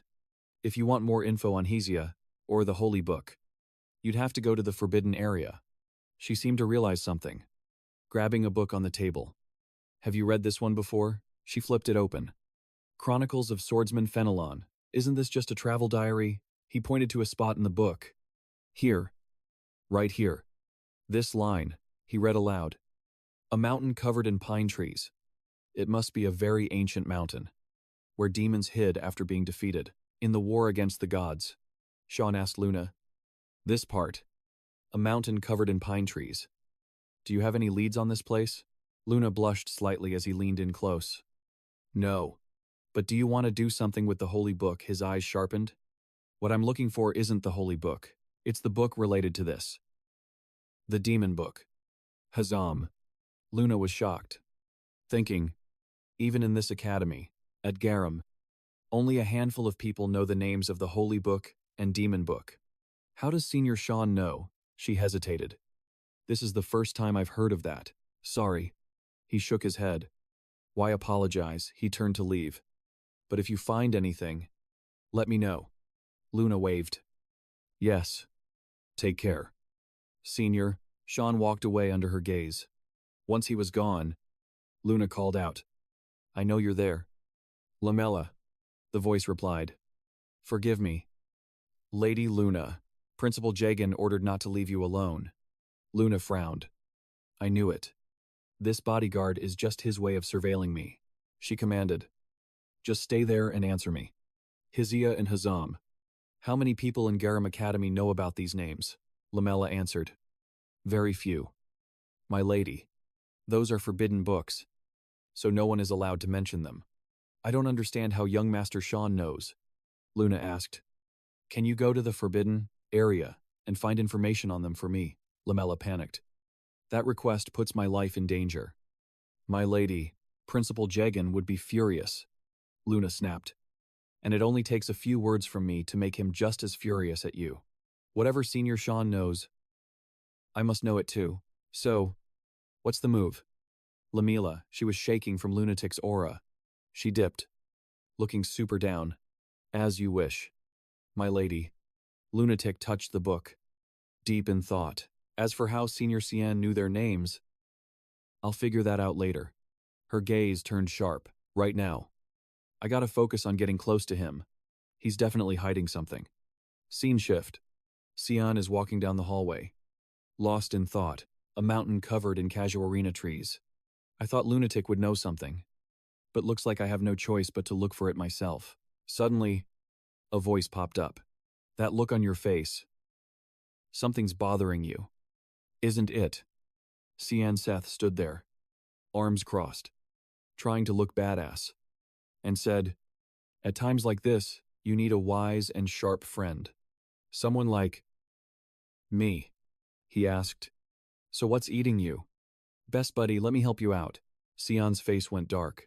I think his brain actually short-circuited. He asked suspiciously. What are you plotting? Seth just grinned and said to himself, I get it. You're shocked by this wise side of me. Sian brutally walked right past him. Sorry. Not in the mood for your jokes right now, he called back. Annoyed. Hey. Wait up, let's talk. I might actually be able to help. Sian was roasting him in his head. His brain is 99.9% muscle. How could he possibly help? So annoying. Suddenly, Tifrozi. Wait. Seth's hometown. Spania. Isn't that a place full of sand? Sian asked. Have you ever heard of a mountain covered in casuarina trees? Seth mumbled. Surprised. A mountain covered in casuarina trees, Sian added. Or Hazam. Seth grinned. It's been a long time since I've heard that name. Sian questioned his whole existence. Huh, you're not joking. Are you? Seth clenched his fist. Furious. Hazam.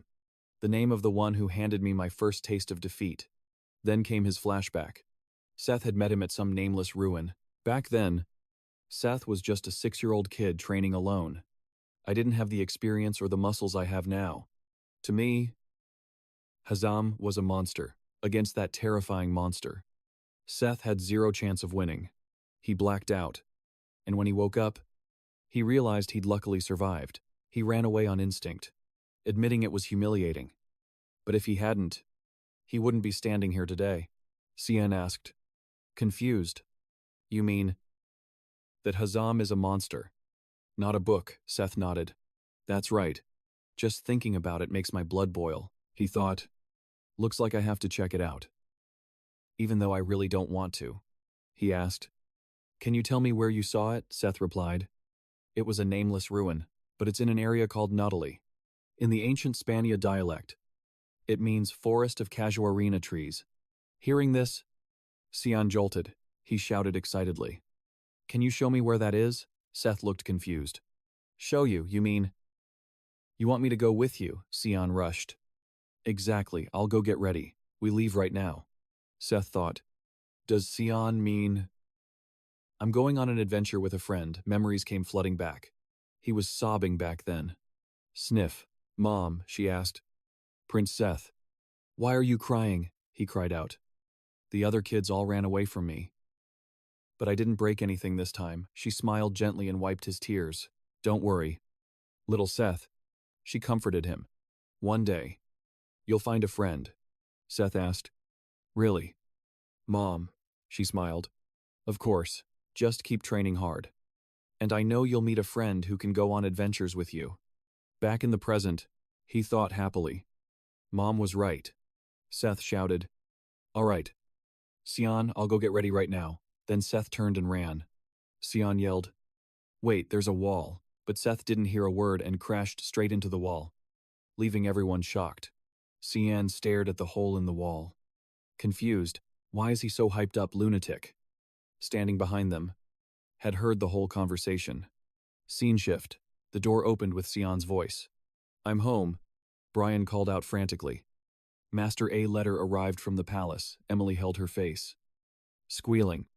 Oh, young master, you're going to be so surprised. He snatched the letter. Suspicious. Did you guys open my mail without asking again? Emily panicked. Sorry. Young master, I didn't mean to Sian read the letter. Skeptical. What is it that's got you two so excited? Emily chirped. Young master is getting married. He was horrified. Married why? To who Emily beamed. Princess Ajin Sian remembered Lunatic's question from this morning and realized, so that's why she asked me that. The list of things giving me a headache just got longer. Sian folded the letter, thinking, I'll deal with this later. He geared up. Sian ordered, I'm heading out again for a while. You two take care of Nana. She lay on the couch, saying, Don't worry, Papa. Then she asked innocently, But, is Nana getting a mommy soon? He snapped. There's no mommy here. Brian was shocked. What do you mean? Master, do you not agree to this marriage? Emily sobbed for Ajin. Princess Ajin's heart is going to break, he explained. My future isn't going to be pretty. I'll probably be accused of destroying the Empire's hope or blaspheming the gods, and end up executed. Or I'll be on the run for the rest of my life. Sian added bluntly, seeing their horrified looks. So, I can't drag her into this. I'm leaving now. They silently watched the door slam shut. Emily said sadly, Young Master Sian is so pitiful. Asen really is a devil. Brian put a hand on her shoulder to comfort her, but we won't let that happen. He tried to lift her spirits. Come on. Smile. For the young master. We have to be strong. Emily cheered up. You're right. Brian. Beside them, Nana's tiny voice piped up. Nana too, they turned around happily. That's right. Nana too. But then, both froze in shock. Nana. No, they stared at Nana, who had taken Sian's form, and asked, Young Master Sian scene shift to New Delhi. Southeast of the Kingdom of Spania. Sian's voice rang out. This carpet is actually amazing. Seth grinned. You mean my trusty Alamut? Sian admitted. Yeah. Thanks to it. We've saved a ton of time. He squinted suspiciously. By the way, are you sure you know where we're going? Seth grinned confidently. Don't worry. I remember everything.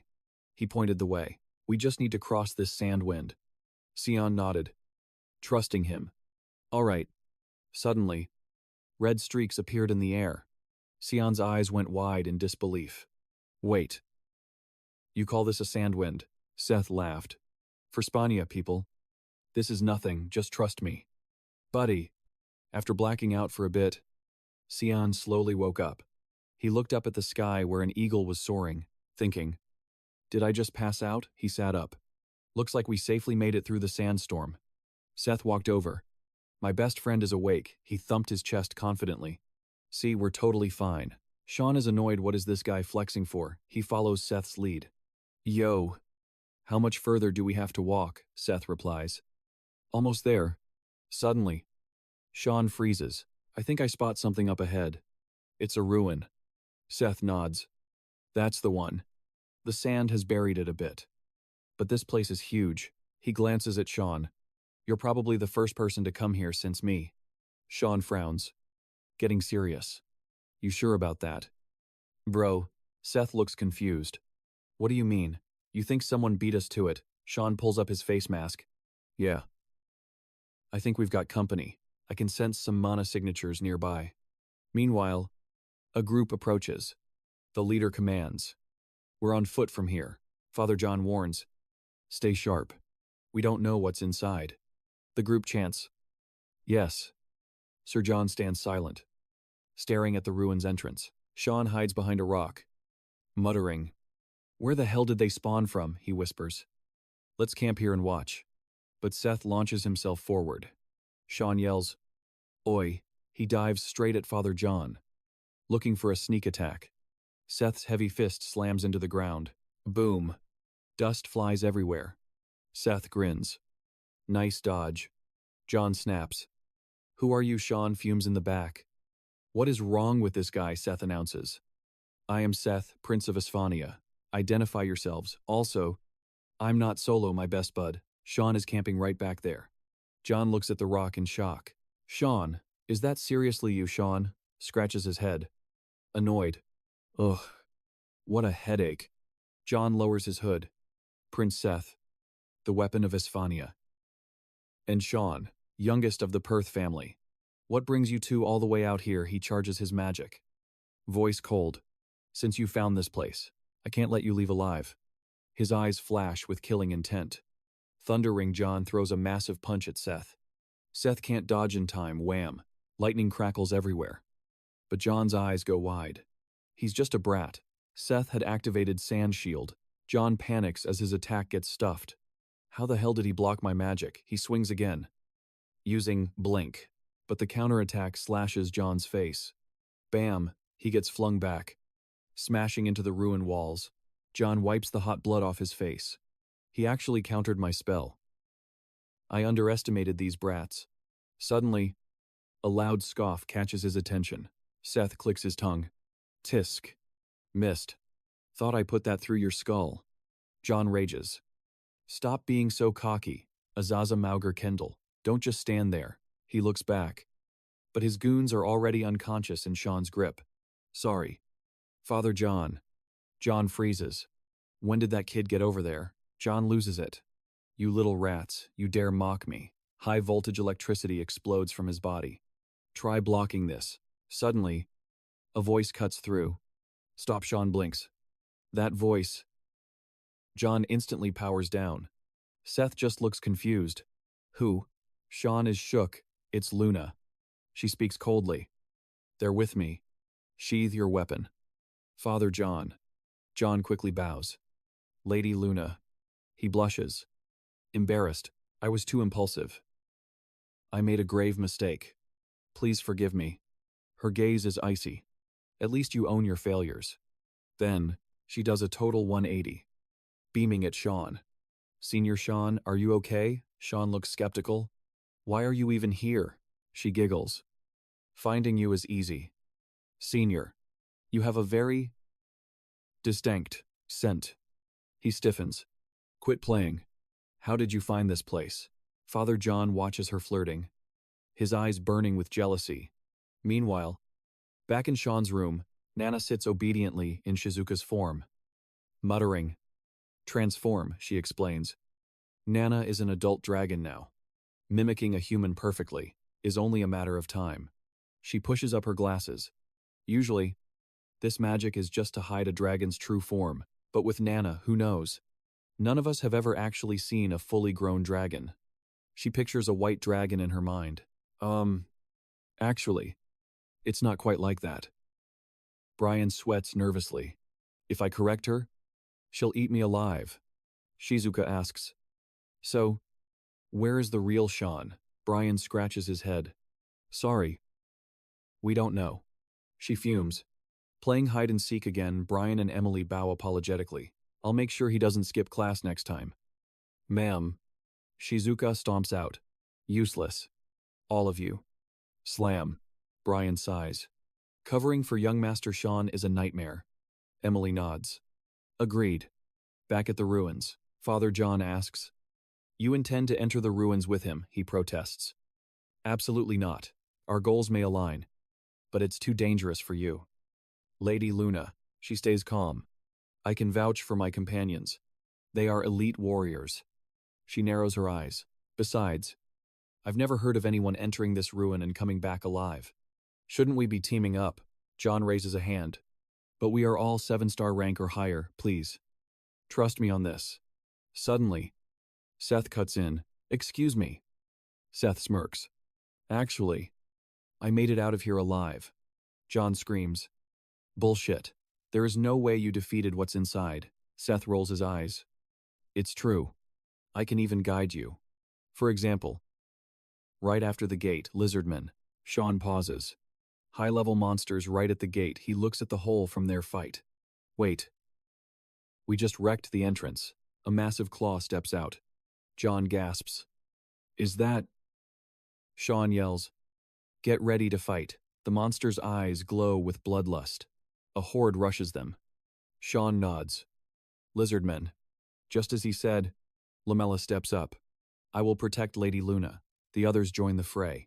They quickly fall into formation. Seth unleashes Royal Thunder, slashing through the ranks. Others use Speed Slash to knock them back. Luna casts Glacial Frost to freeze them, but she realizes it's not enough. There are too many of them. She starts casting Void Sphere. She hesitates at the sheer power required. Meanwhile, Sean channels a massive amount of dark mana and splits it. Orbs of darkness materialized right in front of the lizard monsters. Boom. They carried immense power, shredding every single beast to pieces. Anyone seeing this? They just couldn't believe their eyes. No way. A kid like Sian actually clapped high-rank monsters, unheard of. The scene was total devastation. And nobody expected that kind of S-rank power from just one sentence. Bro is broken. He's actually that strong. Even Seth was shaking in his boots. And Lamella was terrified. Someone asked Sian what he was doing. And honestly, even he looked surprised. The guy who fought Seth earlier thought Sian stole his spotlight. But Sian, he didn't care. He just needed a guide. You're useful. So you live. Hearing that, the guy stormed through the gate. Super salty about being called a tour guide. Everyone else followed. Lamella spoke up, pointing out that these ruins were definitely not normal. Lunatic explained it wasn't simple, there were traps everywhere. They reached the dungeon, and she realized the whole place was built with ancient magic. Behind them, the broken rocks started moving on their own. Creepy. The dungeon gate wouldn't budge. Even with magic trying to force it open, nobody saw it move. Seth tried his unlocking magic, but nothing. Even his minion admitted he'd never seen a gate like this before, so he tried to brute force it like the others. He fired his lightning blast straight at the gate, but it didn't even scratch it. The guide just laughed at him. Nice try. Bro, what a clown.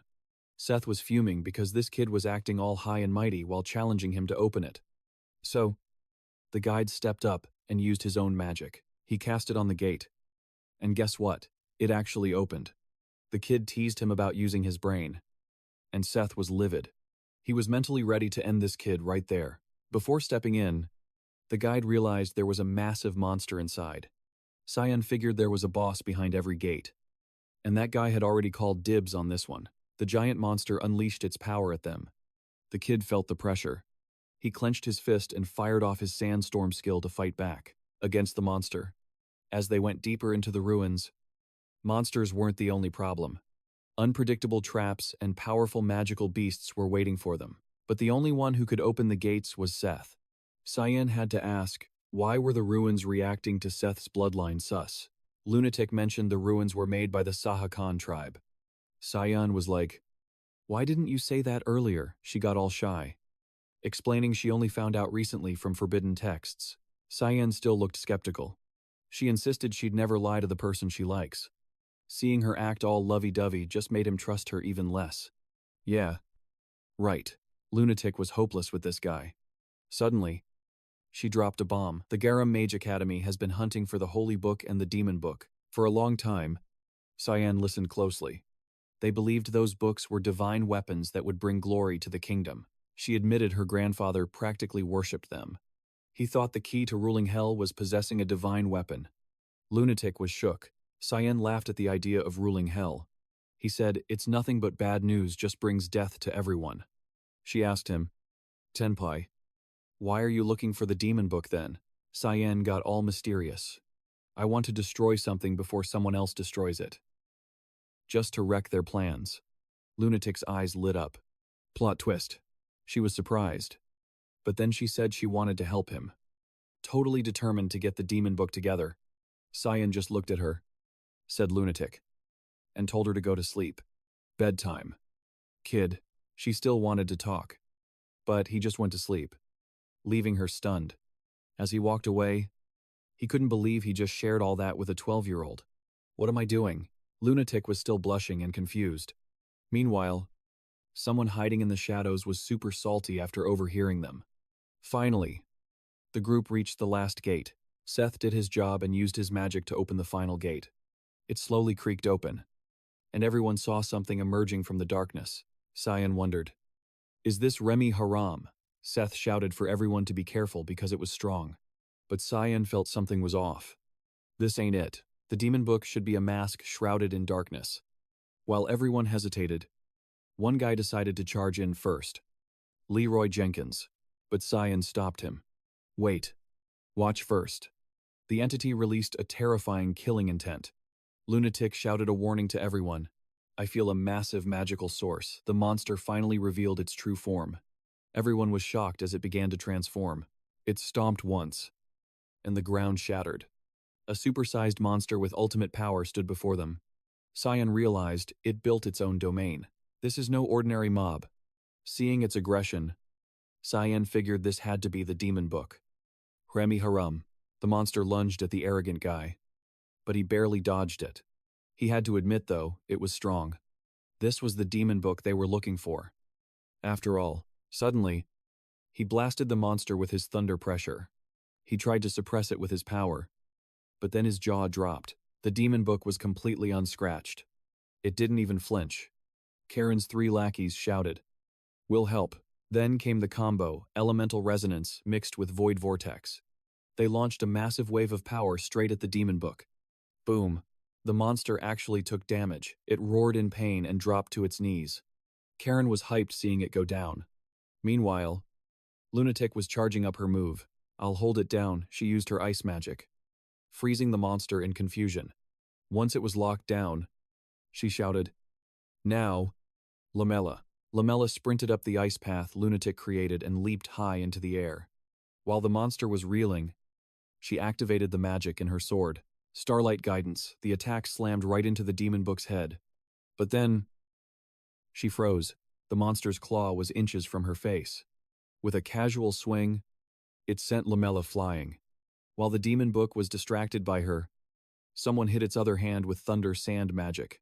The monster snapped to alert after the sneak attack.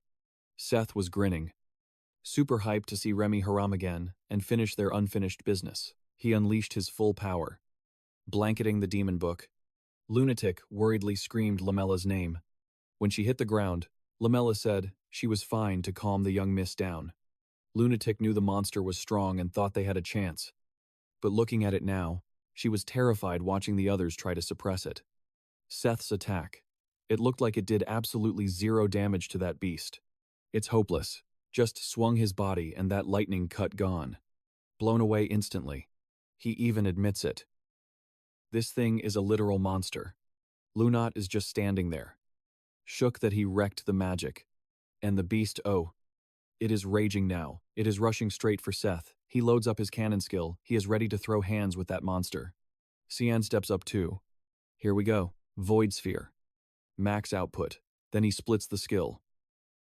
Genius play. Direct hit. That is critical damage. Seth barely dodged as that beast face-planted into the ground. Boom, massive explosion. Sian is shocked, as clap. He did not think it would be that easy to beat. Felt a bit bad for stealing the kill from Seth, though. While Sian and Seth are arguing over who carried the fight, Karen is in the back, losing his mind. He does not get it. How is young Sian this cracked? Who even is this kid? Lunat is all over Sian, checking on him. Karen cannot stand it. He is seething so hard he ignores his own goons calling him. Suddenly he snaps, calls them useless trash. Go get Lady Lunat. The trio turns pale, they know they messed up big time. Sian checks the corpse. Nothing but bones, weird. They left the territory. So where is the beast? Seth has got no clue. He never beat it before. Suddenly, blue flames erupt on the skull. Sian freezes. It is not over. Something is rising from the ground.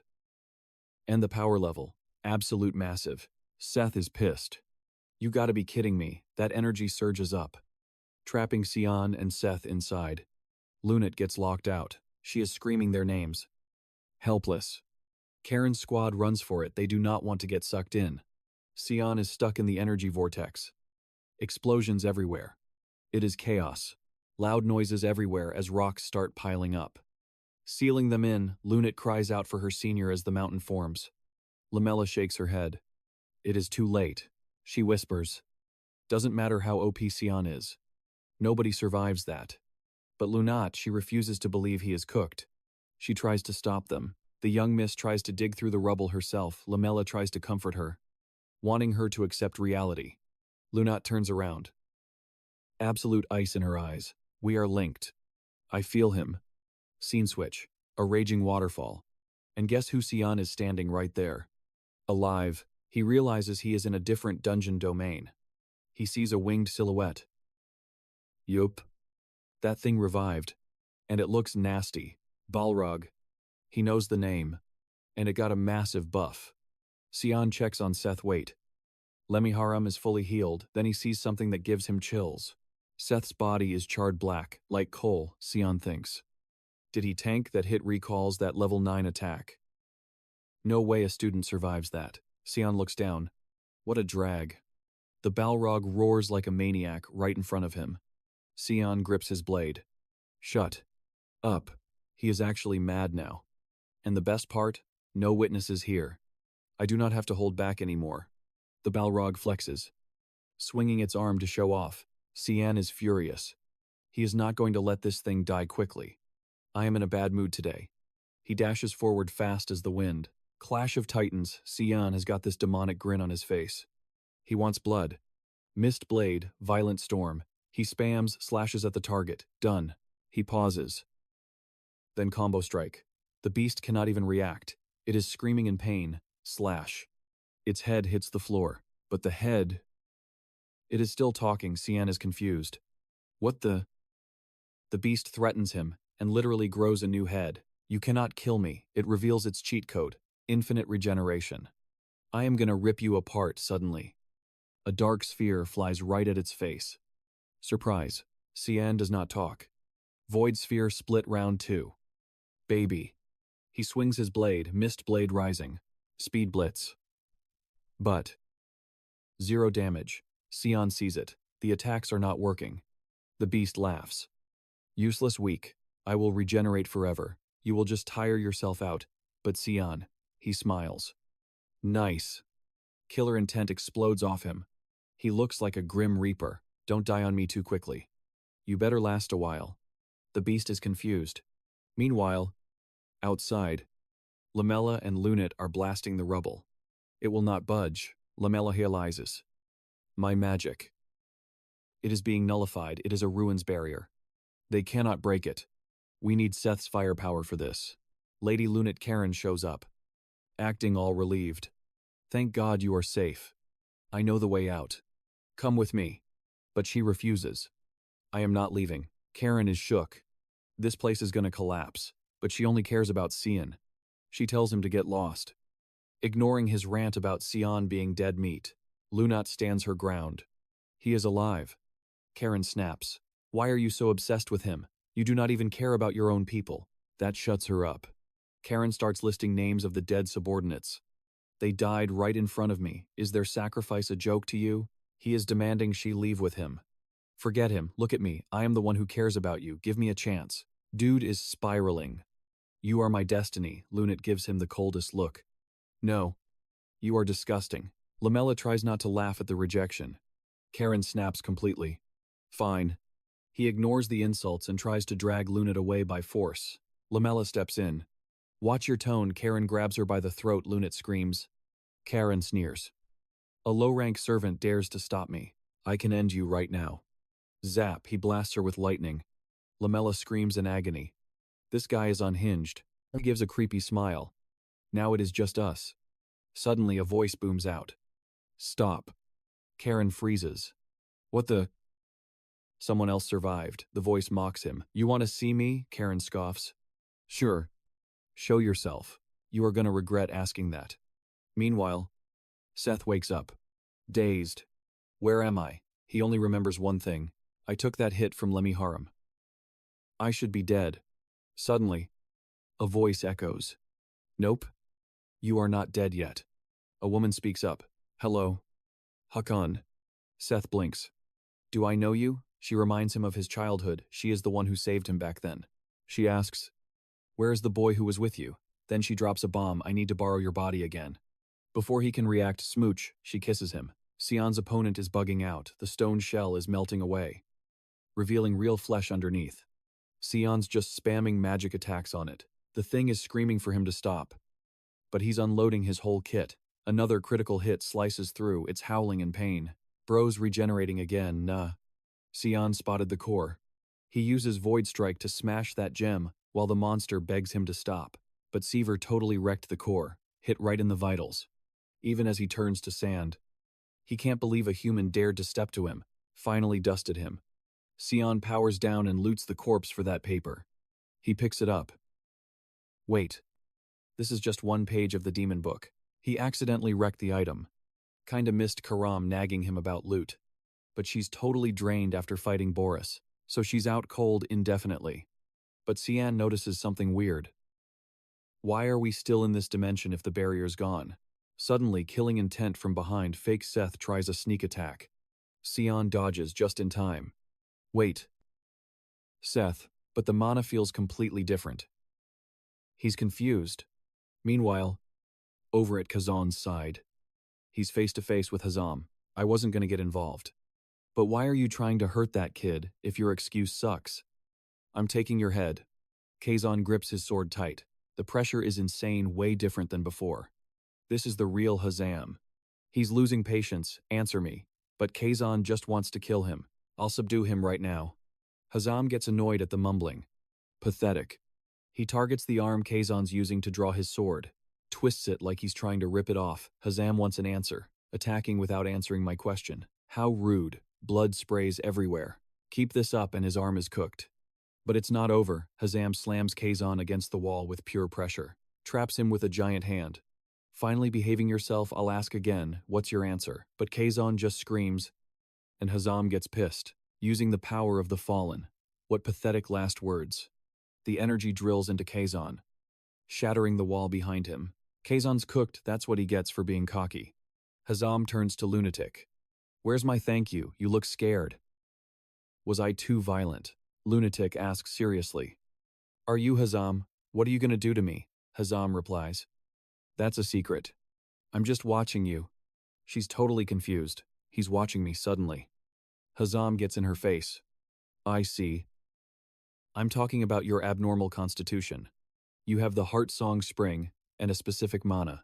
It's similar to mine. No wonder you felt familiar. Must be the work of that black-haired brat stuck in there. Lunatic gasps. You mean Senior Sian? Hazam thinks for a sec. His name is Sian, you guys seem close. Seeing her panic, he reassures her. Don't worry. He's probably chatting with the ruin's owner.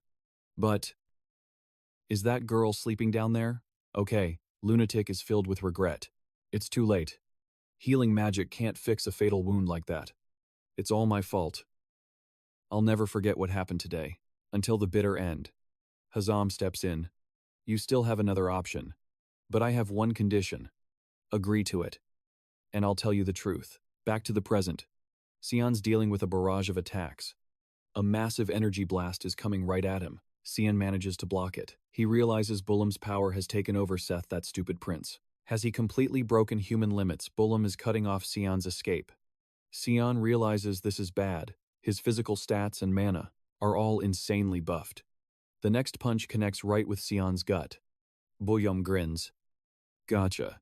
She pins Sian down, then tosses him like a rag doll with one hand. Sian drags his sword into the ground to stop himself from crashing.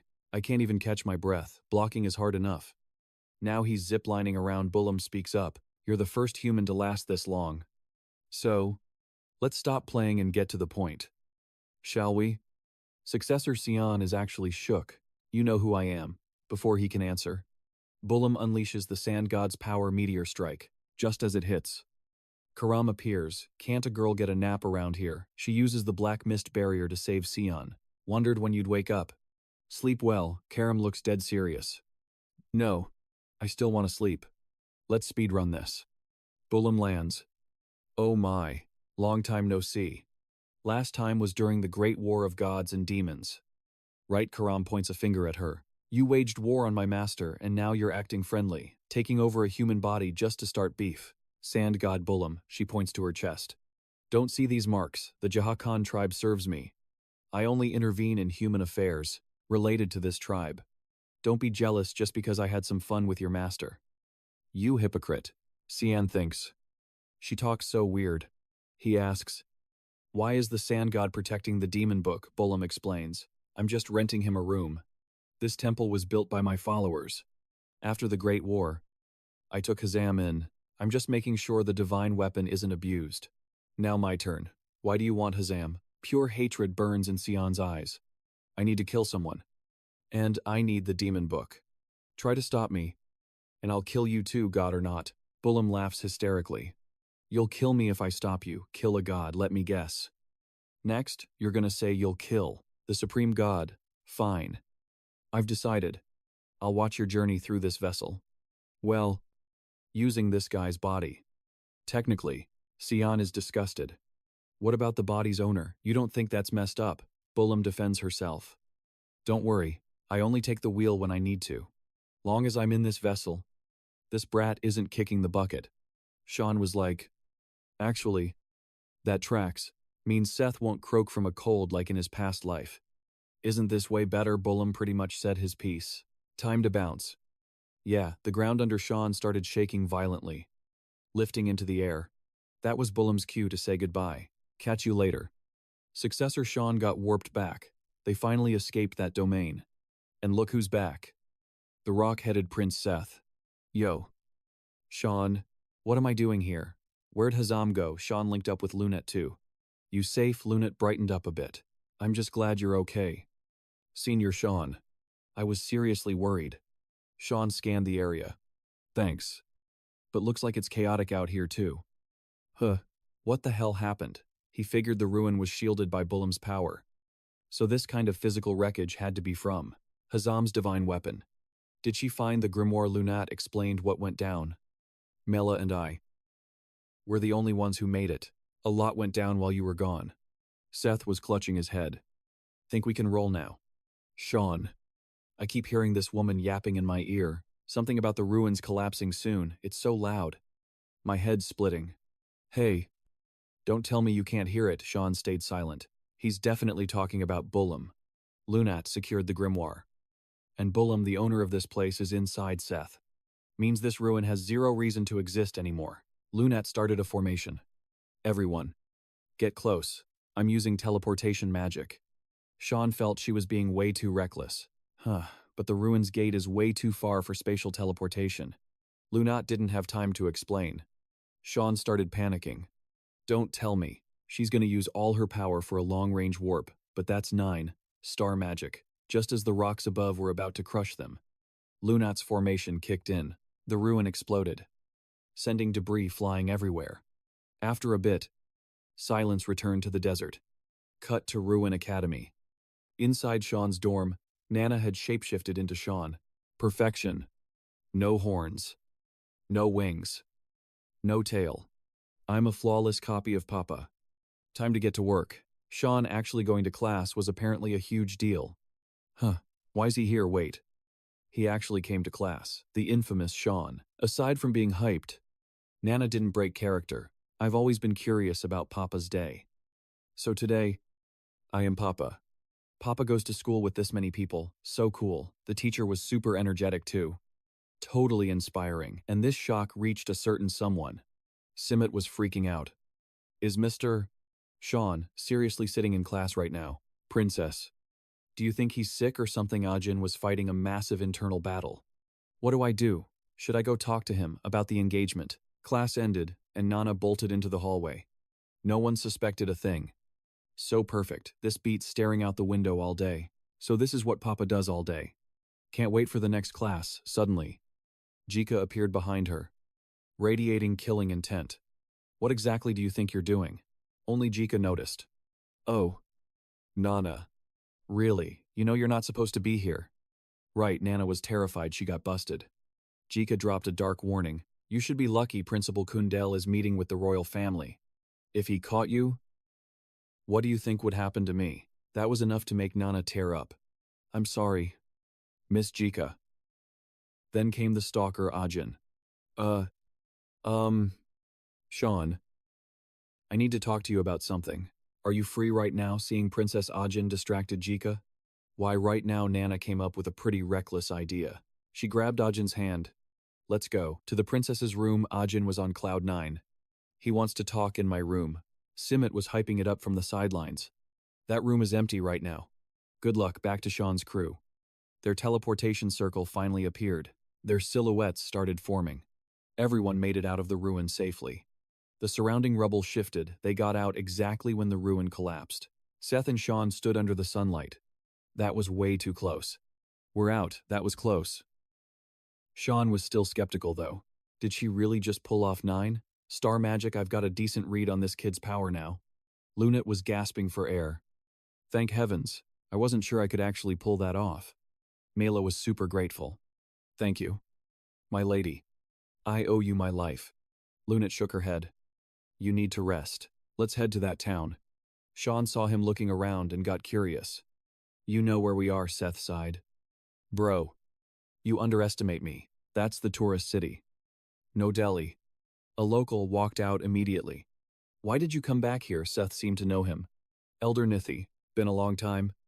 Old man. Nithi put his hand up. Don't come near me. 6 years. Prince Seth. That's a long time. For my people to heal from the past. Please. For this poor old man's sake. Just leave. We've suffered enough. We can't handle seeing this place get wrecked again. Seth was totally lost. What the hell, aren't we tight? Nithi trembled as he brought it up. Do you remember him? Seth had a million question marks floating above his head. Remember what Nithi screamed at his nonchalant attitude. My son Agap, when you were a kid, you knocked out his 2 front teeth just to train him. Seth thought he was overreacting. Bro, that's just kids roughhousing. Nithi didn't think it was normal. Because of that, he still can't find a wife, and that's not all. You were always destroying the village well. Wrecking every building and wall. Do you even know why you did that? Seth's eyes sharpened as he remembered. They were just in my way. Nithi screamed. Why not use the door, Sean?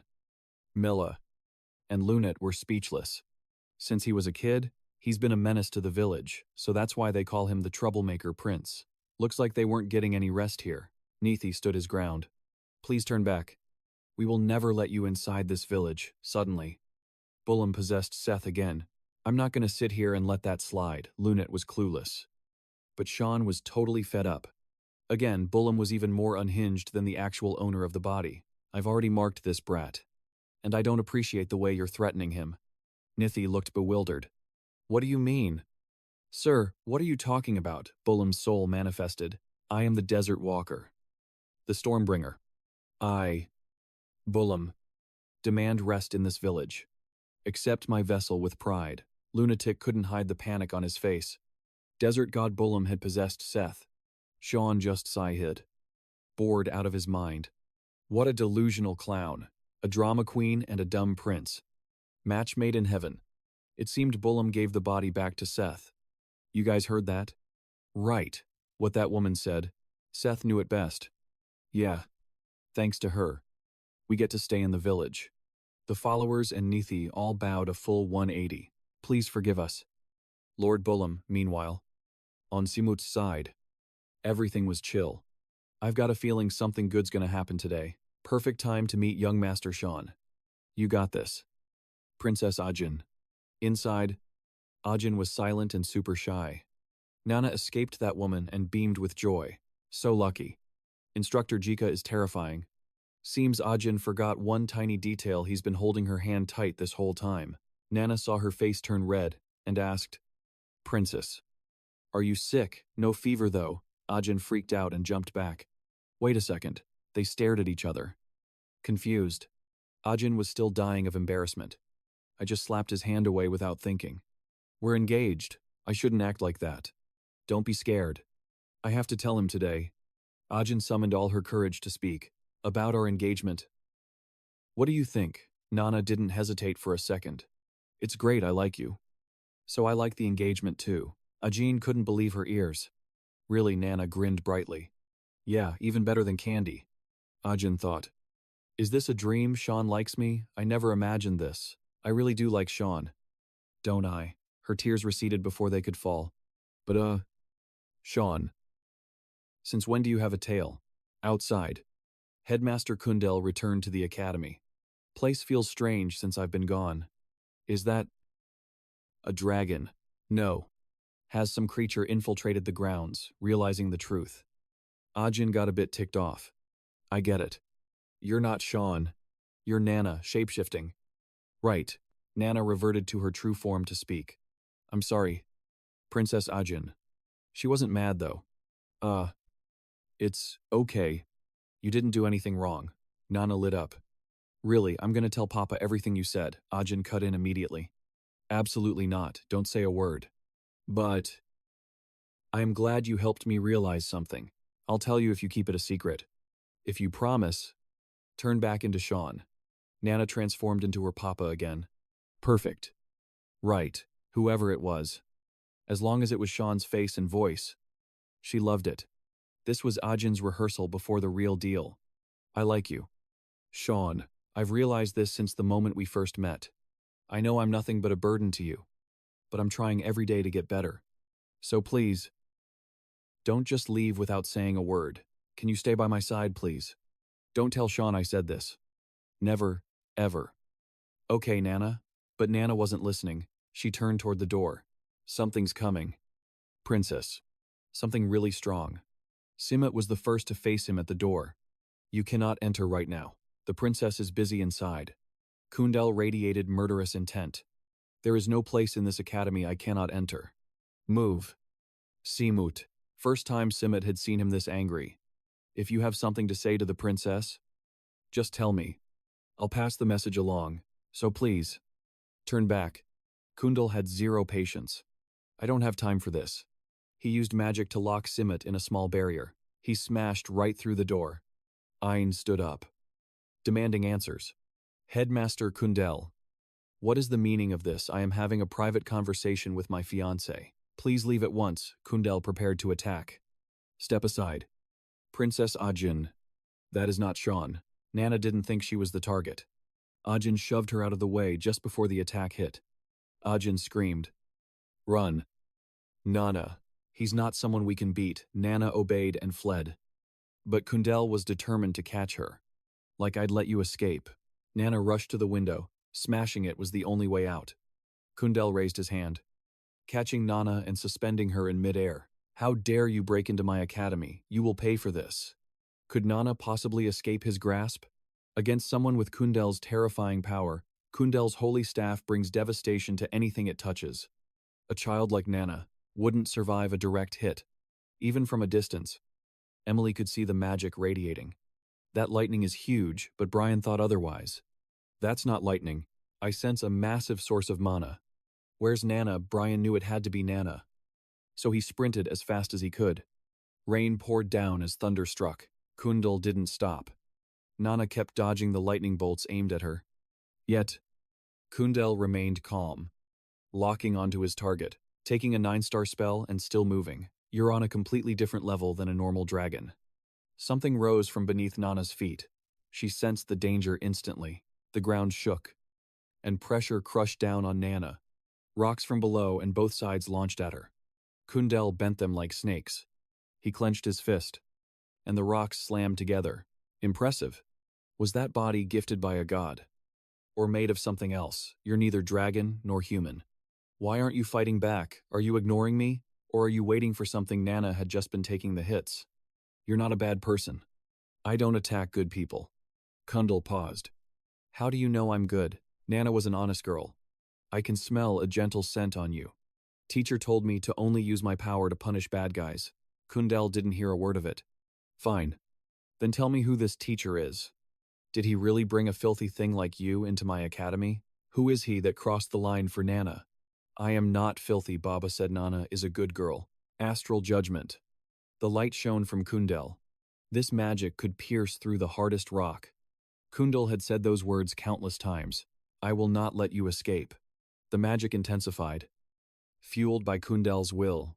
This second strike gave Nana no warning to dodge. The girl has to stop it herself. I can't hold out any longer. Whatever happens, happens. Nana might actually be possessed. Kundel barely touched her face. And Nana unleashed a shockwave so strong she couldn't run. And he couldn't stop it.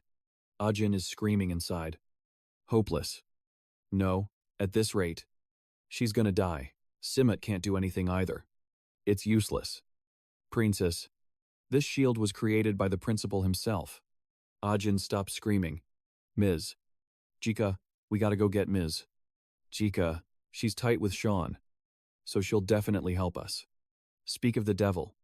She appears instantly. No need to call me. With all this noise, who wouldn't know? Behind Brian.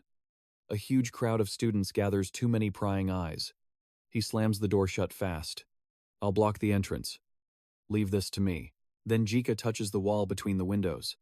This shield uses the principle as its core. Simut asks, is there any way to break it? Breath in. Jika starts focusing. It's a bit much for a lecturer. But it's the only way. Jika activates the secret art demon fusion. Forget everything you two see right now, or else you're gonna lose your lives. Kundel successfully pins Nana down. Finally done. He's shocked looking at Nana's current state. So this is her true form. Just a child, Jika used Mist Slash to shatter the barrier. She rushes to Nana's side. I apologize. Principal Kundel, please don't hurt this child. Kundel says, you don't look like your usual self. What is your relationship with this kid? Jika shows zero fear. She is my student, so I will take full responsibility for her. Nana's voice is fading. Instructor Jika. As a principal. Kundel can't allow this to happen. The issue isn't about taking responsibility. Step aside, Jika bravely resists. I can't do that. Suddenly, Nana slowly sits up. I'm not a bad kid. I was really wrong. So please don't yell at Ms. Jika, seeing Nana cry. Kundel remembers the past. He sighs. The rain is too heavy. That girl is badly hurt. Treat her first. Once you're done, come see me. Jika doesn't get why he changed his mind so suddenly. Like that, principal. Thank you so much. Kundel turns to leave. It's too early for thanks. We still have to discuss about who's going to take the fall for this. Back to Sean's squad once they got into the village. Set is wearing a female outfit. What the hell is going on? The villagers are worshipping him like crazy. The goddess has descended. She possessed the body of the lightning prince. Amazing Set is about to lose it. I asked, what the hell is happening here? The one you want to chase out is Nethi, and this is him too. The lightning prince has always been an outstanding teen. I knew this day would come. The villagers chant both names. Long live Goddess Bulam, long live Prince Set, annoyed. Set rips the dress right off. Cut this crap out. Sean has no interest in joining the fun. They sure know how to enjoy a party. Meanwhile, Garam is still suspicious. And I'm wondering what she's plotting. That person named Bu Lam, clearly. She's using that musclehead to monitor us. But I can't guess what Bu Lam wants. Hearing that, Sean thinks it makes sense. Gods can't interfere in the human world. If she left the temple, she can't do anything. Just like that mist god. Right, Jika gave a strict warning, but she is inside that musclehead's body. Don't let Bulam see you let your guard down, especially when you're in the enemy's sights right now. Lunat walks over. Senior Sean. Were you waiting for me, Sean? Nods. Yeah. I want to talk to you about something. Is Mela okay? Lunat replies happily. I was a bit worried earlier because her injuries were pretty bad. But she's much better now.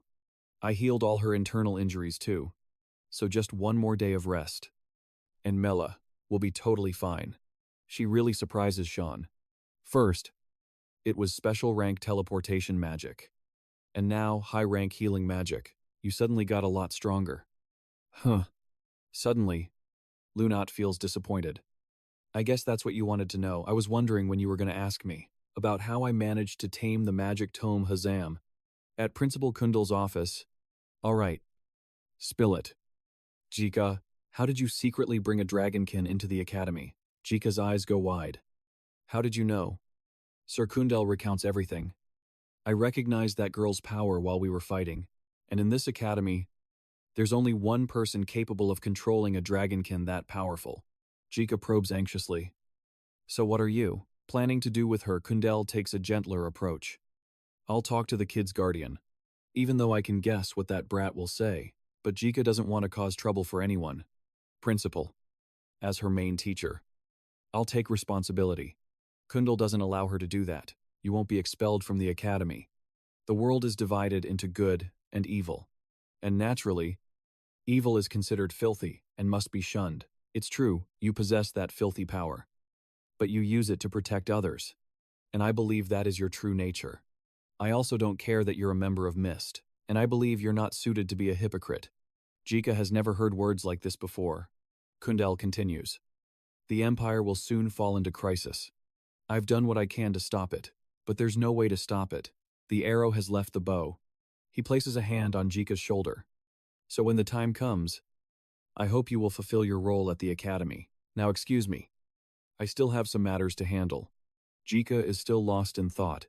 Crisis, and what is my role? What exactly is the principal expecting to happen? For some reason, Kundal slows his pace.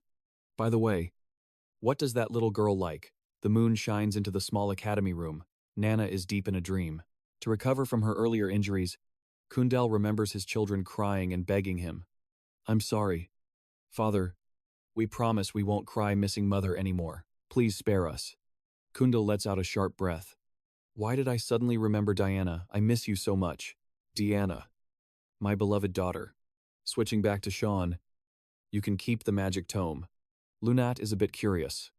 But don't you need it? Even so, Sean doesn't really need it yet. I still have other ways. You don't need to worry. Just promise me you won't give it to the academy. The Garam Academy. And absolutely, don't let it fall into anyone else's hands. Or I'll take your life myself. Now. I'm heading back to the academy first. You can come back with Set later. Lunat feels like he's such a dummy. There he goes again. Always doing whatever he wants. At this moment, Hazam finally decides to show up. You really like him. Don't you, Ma? Lunat doesn't deny it either. That's right. So, do you know what he's planning to do? Look, Hazam was like, do I look like I got a clue? I literally just met the guy. Lunat's eyes were locked in.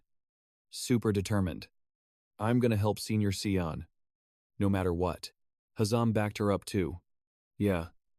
And you can totally pull this off. Just cherish the bond we got. And you'll have my trust too.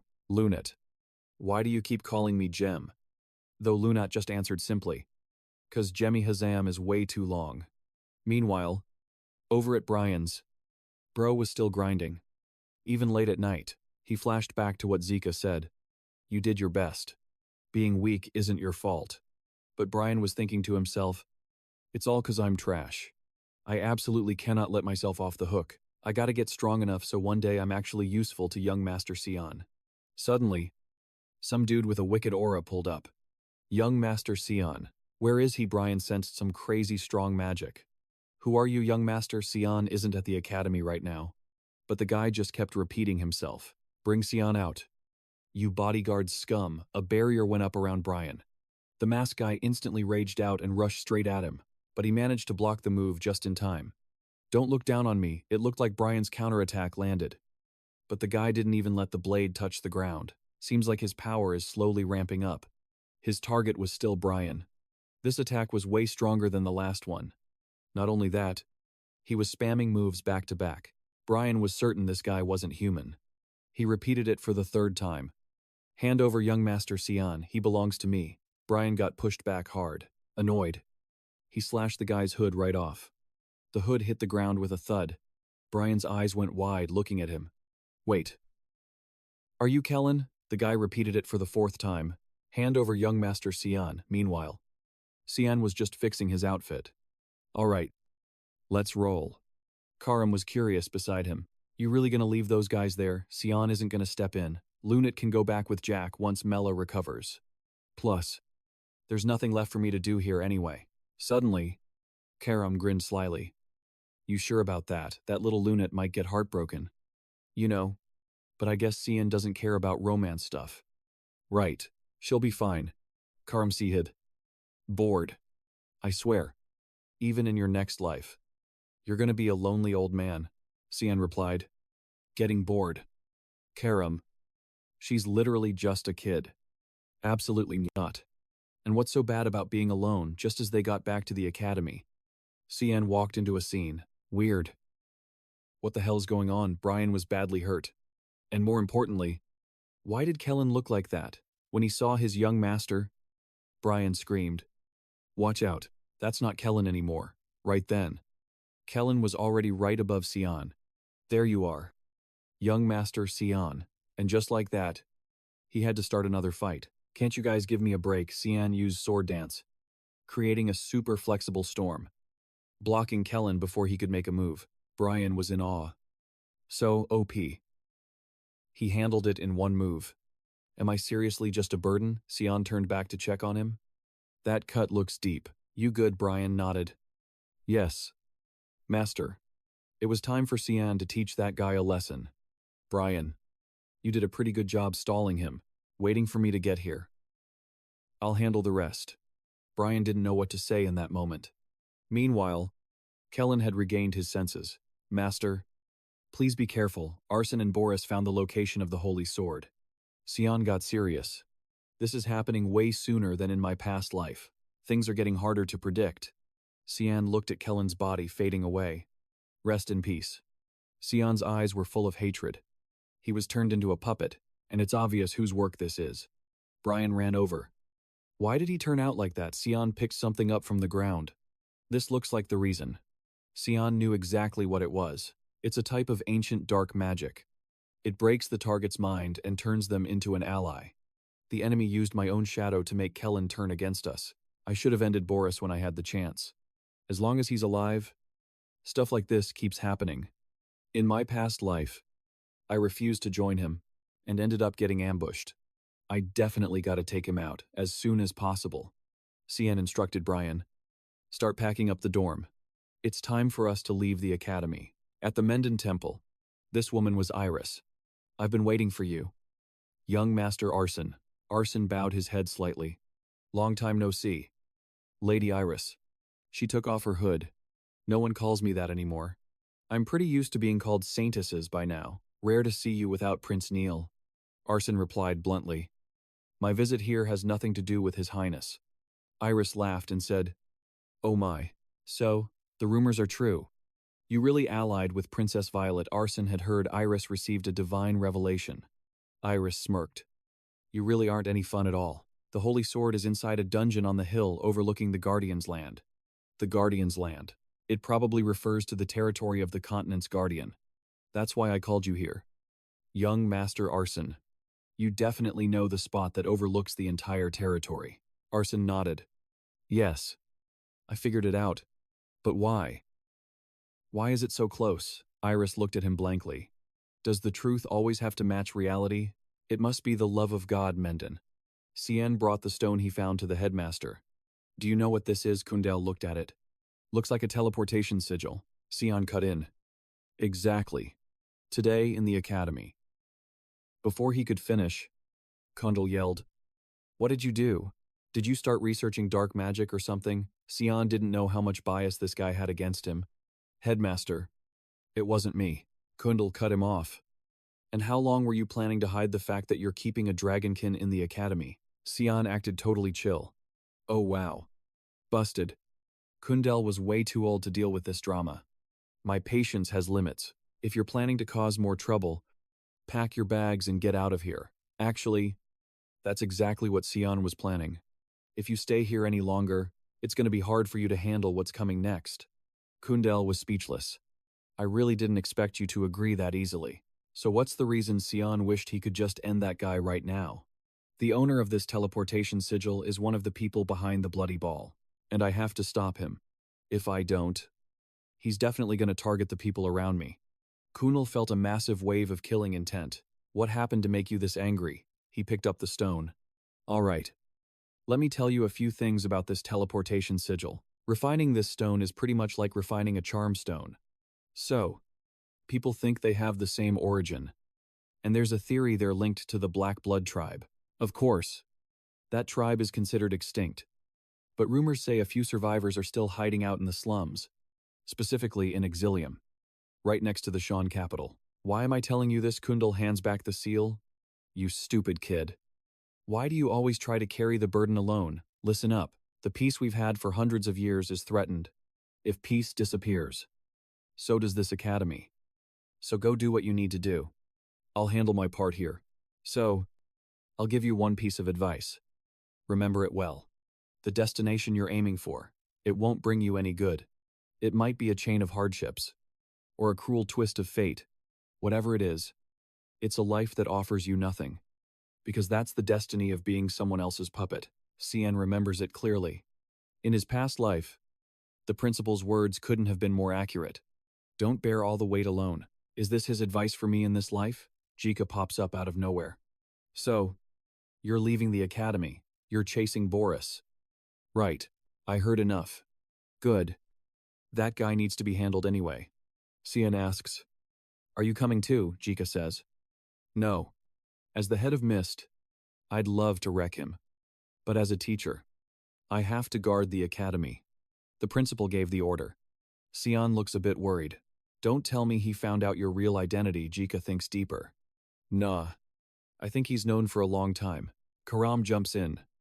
That just proves not everyone can be a principal. Don't you dare underestimate him. Jika fully supports Sian. Obviously, he has a plan. So I'm leaving this to you. Make sure you send Boris straight to hell. Suddenly, Sian feels refreshingly hype. Oh, I'll definitely make him taste hell before he goes there. Karam adds on. We'll turn hell into a luxury resort for that clown, at a clearing in Asen's territory. Asen is shook. No way. It's so close to our territory. Is this really the holy sword? Iris says. It's glowing just like in the legends. Asen touches the holy sword. Answer my call. Duran, the sword stands a bit crooked. So Iris is worried. Is it gonna be okay? The one called Duran appears, successor of the light god and my true master. Suddenly, Asen's face gets slammed into the dirt. Just 2 fingers. But the pain is insane. Duran is in the form of a little girl. You took long enough. What is wrong with you? Idiot, how dare you let me suffer such humiliation? I will never forgive you. You useless trash. Asen immediately rubs his face. Where did this brat spawn from? Iris seems to know. That little girl must be the avatar of Duran. But I didn't expect the Holy Sword's avatar to be so tiny. Duran's tears are flowing like a waterfall. You think my form right now is funny. It's all that jerk's fault. How could he know? Does he have the ability to see the future or something? That hateful guy, the master of the demon sword. He stole my power. I can't stand this humiliation. Get it back from me now. You cursed successor of the light god at Duel Academy. Sian runs to Nana's side. Luckily, her wounds can be healed. Honestly, I was shocked to hear Nana tanked a hit from the continent's strongest mage. That means I don't need to worry about her anymore. Nana can be an independent dragon now. Brian is there too. Please forgive me. Master, I have failed you once again. As your guard, I failed. Sian stars at him. Then do better next time. I'm leaving now. Got a lot to handle. Brian lights up like a flower. I will go pack our things as you commanded. But where are we going? Sian says. A place in the suburbs of Duel. Miss Jika will fill you in. Take the other 2 there and wait for me. I'll join you later. Brian is filled with determination. Understood. Master, leave everything to me. Sian isn't done yet. Oh, one more thing. Without you, I couldn't have raised Nana. Babysitting isn't my strong suit. You serve me well. Brian, I'm off. Emily has something to say. Wait a second. Young master, I made food for you. Take it. But as she finishes, Sian vanishes. Where is he rushing off to? At the ancient ruins in Nodli. Zagan arrives. It's a total mess. Is this the last place you heard from Cajon? The subordinate replies. Yes. And Zagan pulls something out. Someone with such big ambition, who knew he'd die here, oh vengeful spirit. Leave the flow and manifest. It seems Cajon is about to appear from his lingering soul. The vengeful spirit appears as commanded. Zagan probes. What happened to the demon book Cajon recounts perfectly. It was taken by Lady Lunatic. Hearing that name, Zagan is stunned. Lunatic was here, why Cajon hesitates. To help Sian find the demon book, veins pop out on Zagan's face. For real, his subordinates whisper. Why would Lady Lunatic do that? Zagan finally says. Good. Return to where you belong. Cajon's soul returns to his world. Zagan prepares to move. What are you waiting for? Find Lunatic and bring her here now. In the Exilium sewers. Kara rushes the crew. Can't you move faster? Fisher is trying to stuff everything in. I'm going fast. Quit nagging. Toby stands there. This mana flow is weird. I bet most humans would get absolutely wrecked by this. Fisher knows. Right. Only us, demi-humans, can handle these magic stones. Did you forget why this place is called a city of death? Kara doesn't seem to care. Talk less. Work more. Lord Boris is waiting for us. Toby is bored. Okay. Why are you so serious today? A blade suddenly touches Toby's neck, and blood drips to the ground. Fisher can't even tell who is there. Kara instantly uses explosion flame, blasting the attacker, but Sian dodges it effortlessly. Kara is pissed. Did he just cut through my magic? Fisher might be the calmest one there. Focus. Kara. Sian charges in with sword dance, followed by speed storm. His go-to combat move. They all dropped without a chance to fight back. Sian is here for a reason. Seems like you guys know Boris. Tell me where he is. Sparks flew from Kara's mouth. So, you must be Sean. Sean's eyes reflected the furious crimson flames that had just nuked the place. Meanwhile, Lunat was low-key panicking. Senior Sean. Bella saw her freaking out and asked, Is something wrong, Lady Lunat? Couldn't even get the words out. No. It's nothing. Suddenly, Sean let out a few coughs. Well, like I told you, this carpet is one of my family's most peak heirlooms. And you two are about to witness exactly what it can do. Behold the great Rebirth. This relic can teleport us back to the academy in a blink. And I'm giving you special permission to ride it, Lunat said with a straight face. We've already got one. Bella sighed at the guy's ignorance. Lady Lunat comes from the Garum Mage Academy. Basically the place with the biggest collection of relics. Rare the Great Rebirth isn't really anything special. You can go by yourself. Your Highness. And just like that, their carpet zoomed out of the desert. Lunat was dead serious right now. We have to hurry. I can't explain it. But I think something bad happened to Senior Sean. But down in the Exilium sewers, Sean managed to jump out right before it blew up. Who would dare use explosion magic in a place like this? Kara spoke up. That was basically a suicide attack. The whole area is rigged with activated magic stones. You know what that means, as long as they're burning.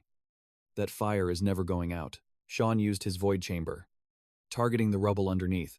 No clue what he was planning, but he started sucking it all up. Look again, they're completely gone. Kara guessed. Did they all get burned to ash? Sean had a different theory. No way they burned up that fast. Looks like they escaped down that path. Kara brought up something spooky. Not all of them, except for that woman who died earlier. Sean decided to check just to be safe. At the same time, some non-human creatures approached. What's this? Just a human brat. Why is a human here? Get lost. Human Kara had never seen anything like them before. What the hell? I just put out the fire for you. Why so aggressive? Sean narrowed his eyes. They just don't want me here. A long time ago, This place used to be a peaceful village, but the Holy War and Leviathan's rage shattered that peace.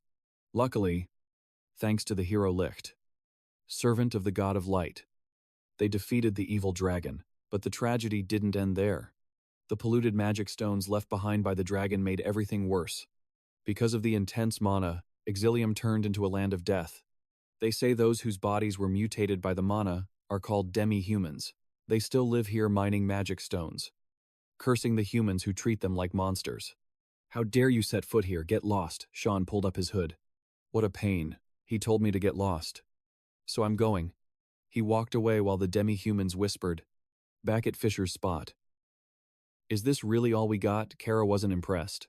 What a waste of time. All this mess just because of one kid. Fisher replied, it could have been worse. At least Toby recovered his form. Yeah. You're right. If it wasn't for the power Boris gave us, we would have been cooked by Sean. Finally, Boris showed up. Did you get hurt because of me, Lord? Sean tracked us all the way here. We're sorry. It's all my fault. Kara didn't blame him at all. Why are you apologizing? He's the one in the wrong. He started it. That bastard Sean. He attacked first. Toby was still traumatized. I didn't even realize my head got chopped off. That guy is broken. Boris put on a pitiful act. I shouldn't have dragged you all into this. Kara shot back. Don't say that. Thanks to you, we have a chance. If it weren't for the money you sent from the palace, we would have starved to death ages ago. Now we can finally repay you. So stop worrying and lean on us. Boris nodded. All right. But please don't push yourselves too hard. Kara hated Sean more than anyone. We'll make him pay for what he did. Boris was doing this for everyone's sake. I'll make sure this ritual succeeds. Fisher dumped out the gems he collected. Boris would lead the ceremony. As the ritual began, he did something with the book in front of him, and a magic formation activated. Hestia's voice rang out. Hurry up. Boris, he's already here. Kara felt it too. Just like Hestia said something was coming. It was none other than Sean. He went straight for Kara. But Fisher stepped in to block the hit. I won't be fooled again. Sean, Fisher was overflowing with power. How are you guys still alive? Maybe it was pure hatred fueling him. He slammed Sean right into the wall. Boris said, Lord Sean is being held back. Hestia urged him. This is the only way to defeat him, slowly. A dragon began to materialize. Hestia's voice echoed. Awaken. Asen meanwhile at Duel Academy. In the royal dorms. Simud noticed his companion seemed out of it. Princess. Ajin couldn't stay calm anymore, just as I thought. It feels weird coming to find him first like this. Simud chuckled awkwardly. Well, young Master Sean has never been one to make the first move, but it's fine. Princess.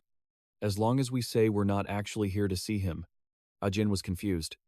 Are we going out or going back? Simud was truly a reflection of his master. We're just here to see if Nana is okay.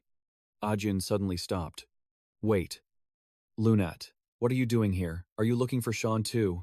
Lunat nodded. Yeah. But he's not here. Ajin blinked. Not here. What do you mean? Lunat had just found his room completely empty.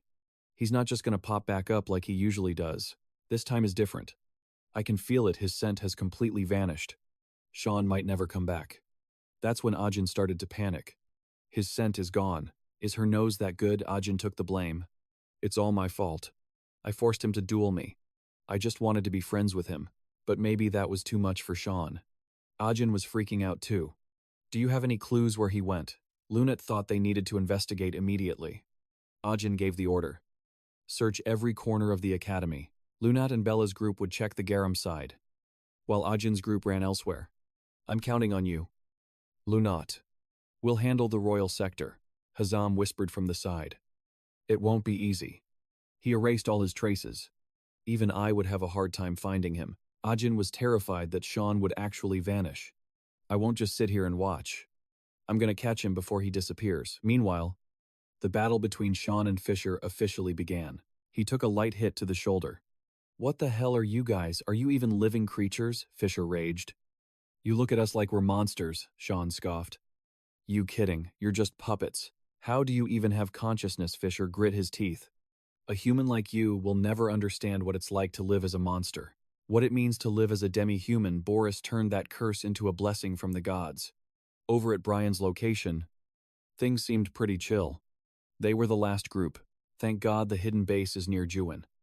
And Emily's here too. You did great. Brian. Hey.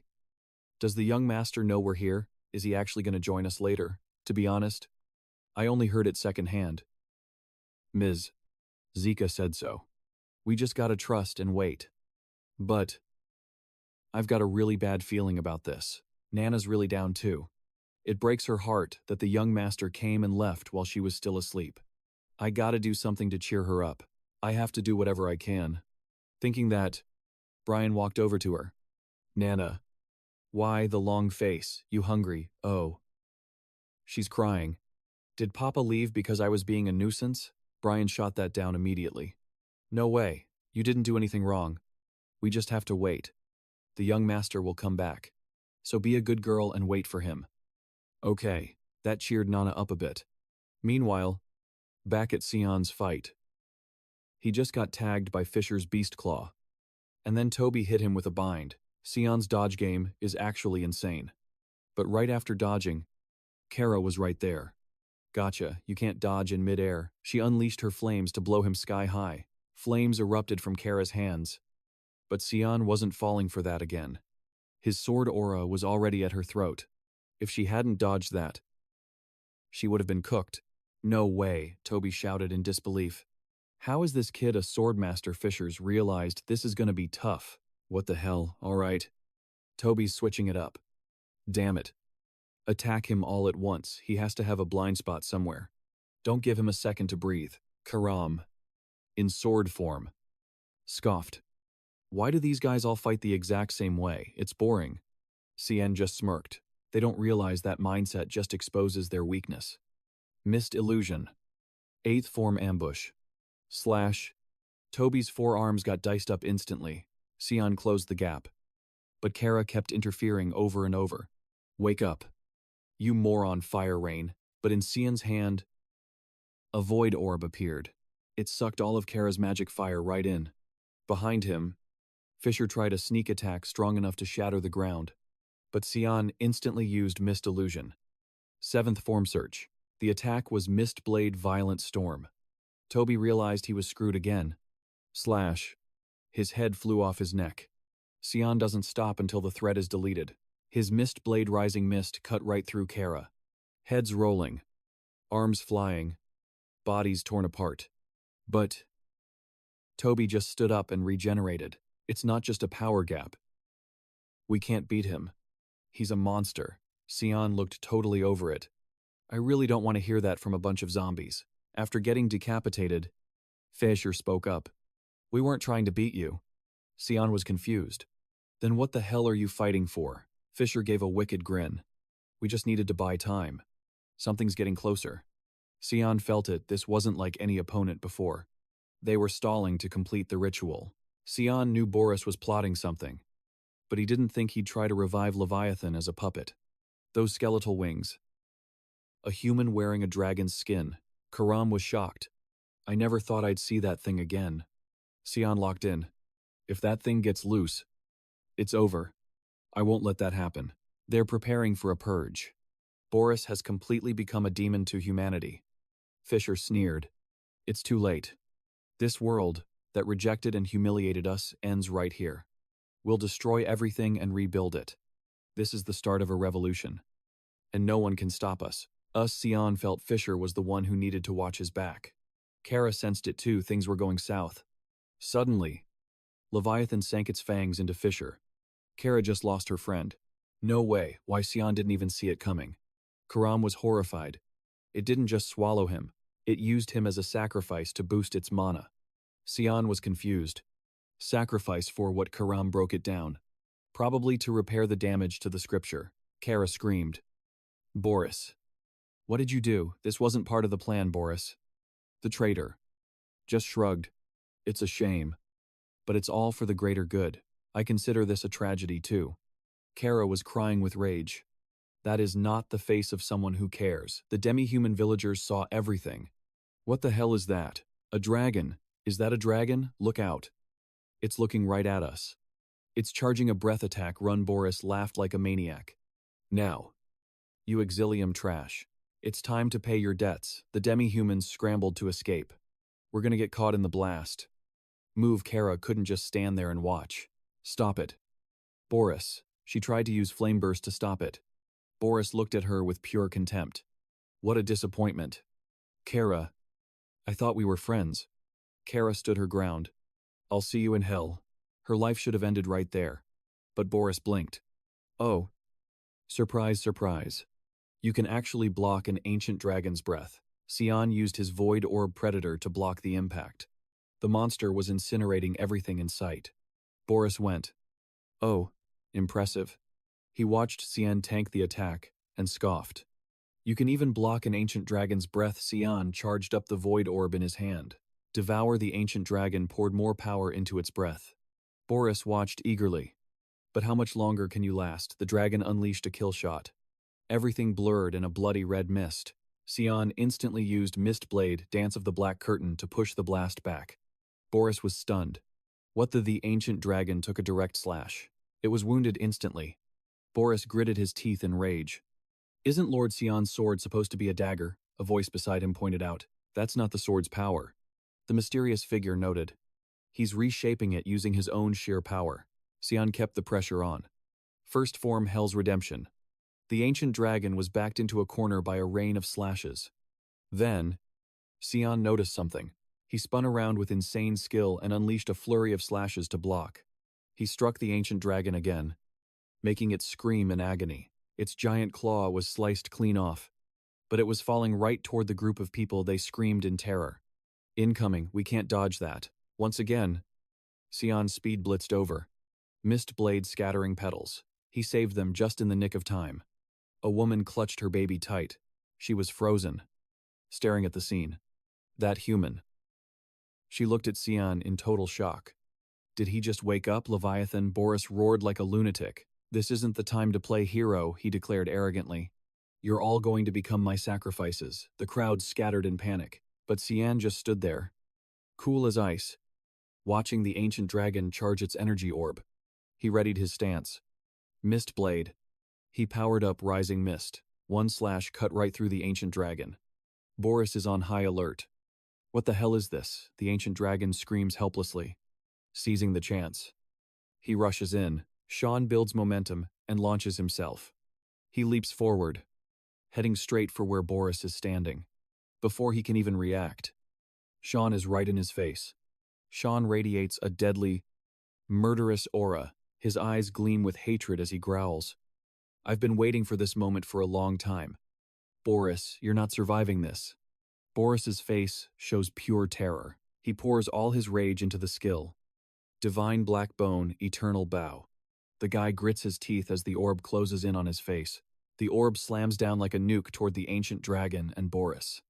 It devours everything, aiming to annihilate the enemy. Scene shifts to Gemnum, who realizes something. Found him.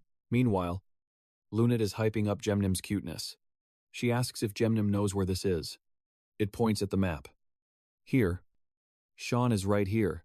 She rests her chin on her hand. Guessing. That's Exilium. Basically an abandoned slum. She wonders, why would Sean go to a place like that? Gemnum snaps back. How the hell should I know? It speaks its mind. I just sensed the aura of an ancient dragon I used to know. But I gotta see it with my own eyes to be sure. This makes Lunat look confused. She's shocked. An ancient dragon. No way, it reassures her. Don't worry. With Sean. It's probably just a slightly overgrown lizard. Lamella bursts through the door. Senior Lunat. She startles her. Lunat quickly closes the book. And Gemnum scampers off to hide. Lunat stammers. What's wrong? Lamella. She explains. I'm sorry. People from the Garum Guild suddenly barged in. A cloaked figure interrupts. It is a summons from Lord Jagan. You must come with us. Lamella leans in and whispers to Lunat. I have a bad feeling about this. I'll stall them. Senior Lunat. Run for it. Lunat glances at her suspiciously. Don't you work for my grandfather? Why help me? She looks away. Flustered. You saved my life. Senior Lunat. I'm just doing my duty as a knight. Lunette smiles. Thank you. Lamella, I'll go. Just please pass this message to Princess Ajin, the cloaked person urges. Let's move. Miss Lunette. Lamella puts on a serious face. Understood. I will relay the message immediately. Lunette leaves with the cloaked group. She guesses. They must be calling me back because of the ruins. Her expression turns serious. Grandpa might even be planning to target Sean because of that. She calculates. I have to stop it myself before it happens. Back to Sean and the ancient dragon skeleton buried under rubble. Karam asks. He's dead for real this time. Right, Sean observes. Yeah. Definitely. Look at that giant crater I made. It's over. Suddenly, a voice scolding him catches Sean's attention. This is all your fault. Human A. Wolf confirms. That's right. Everything started when he showed up. The wolf in the brown coat questions him. I even saw him threatening a child and a woman.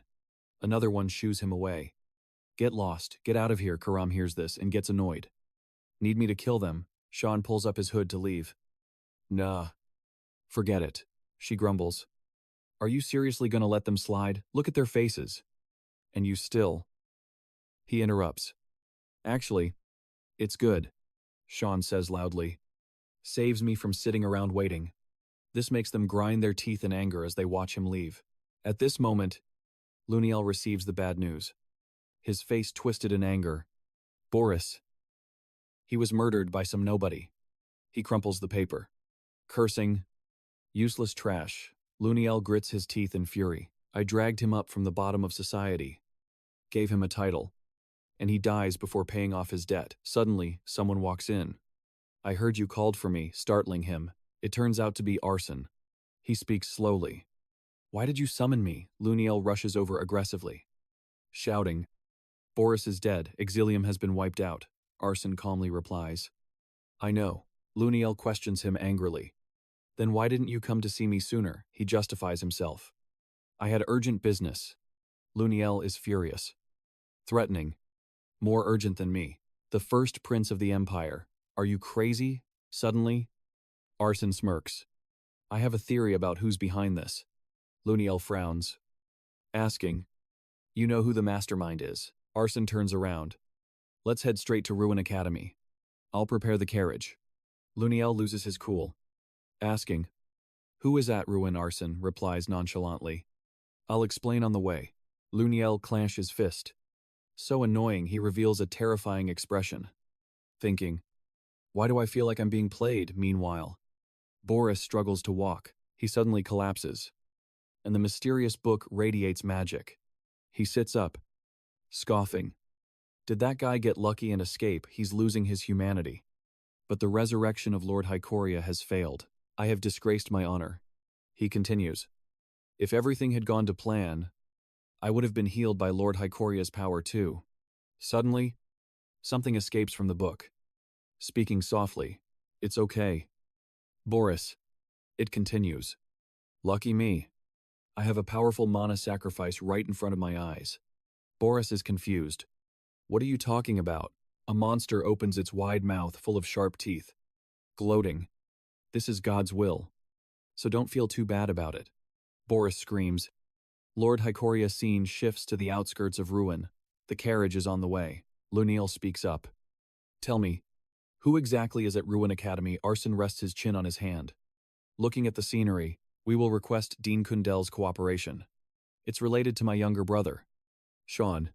Luniel hears this and asks, Sean, your brother is involved in this. Arson reveals. That child is the one who killed Boris. Hearing this stuns the first prince. Arson frowns in annoyance. He is also the owner of the Demon Blade, and a secret assassin for the Mist organization. Luniel falls into confusion and asks, Is that true? Are you sure? Arson explains. This is the information Boris traded his life for. All this time, the one sabotaging us was Sean. Luniel holds his face in anger. Everything is finally clear now. He played us like a game while being right under our noses. Arson crosses his arms nonchalantly. A wanted order has been issued by the palace. The order must have been sent to Ruin Academy. Luniel press. Wanted under what charge? Arson's eyes turned sinister. and his voice fills with scheming intent. The mastermind behind the blood banquet and the Exilium incident. His identity is the leader of an evil assassination organization. Luniel's face lights up with joy. Doesn't that give us plenty of reasons to put a price on his head? So you plan to pin it all on your own brother, but Arson feigns injustice. Even though my heart aches to draw my sword against my own flesh and blood, he asserts. Sean must be eliminated for the peace and justice of the continent. Arson is certain. That is his fate, and the unavoidable will of the light god. The door opens, and Lunette slowly walks in with a serious face, asking, "You came to ruin personally too?" Her grandfather replies, "I didn't expect you to come voluntarily." Lunette retorts, "You summoned me." Jagan continue, "I'm asking as a grandfather, not as the council chairman. Answer me honestly." Lunette starts to get nervous. He turns to her and asks seriously, "Did you go to the Nordelli ruins with Sion? I'm asking if you helped Sion get his hands on the grimoire." She played dumb. "I have no clue what you're talking about." "Grandpa." Jan flared his mana, voice dropping low. "Just as I thought. You're covering for Sion." The pressure he unleashed was massive. The whole room felt heavy. Luna tried to hold on. "Isn't that just your theory? You can force me all you want." "I'm not talking." He stared down at his granddaughter. "You dare resist my gravity mana? You've grown." "Luna," he roared in anger. "You are the future of the Garum Council." He crushed her with gravity. "Don't let useless emotions sway you." She struggled to speak. "I'm tired of this." Luna's eyes went cold. "You won't control me anymore." "Grandpa." She instantly countered his mana. Jagan was shook. She nullified it. "No way." She held her ground. "Give it up. You aren't getting anything out of me." Jane's vibe shifted. "I see your will clearly now. You forced my hand." Luna went on high alert, thinking, "A magic trap. He set up a spell in here beforehand." The spell snapped active, binding her hands tight. He walked over slowly. "Soon, you won't remember a thing or feel any regret." Luna struggled hard.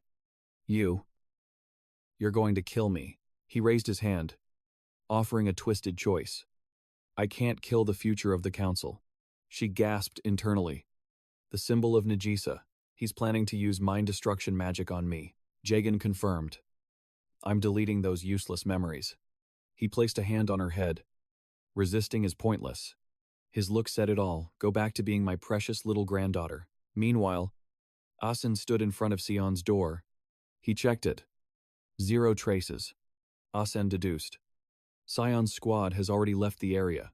He turned to ask Duran, "Can we track them?" She leaned on her hand. "Damn it. I can't find a single trace.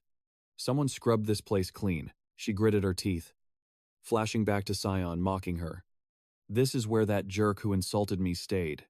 I swear I'll pay him back for that humiliation." The heir of Black Bone. Asen spoke up. "I plan to interrogate him, but looks like that's off the table." Duran scowled. "Don't look down on me, you insolent brat." Asen quickly apologized. They both took off. Asen explained, "We've already dispatched the Imperial Army. Now we just sit back and wait for intel." She replied nonchalantly, "I don't trust you humans. Find him yourself." The heir switched scenes to Kundel. He put down a document he just read. Kundel grimaced. What a troublesome mess. Suddenly, Luniel kicked the door open, feigning concern. "You doing okay lately?" he smirked, calling out, "Grandpa." Kundel side-eyed him and asked, "Why have you come here?" Luniel poured out his feelings.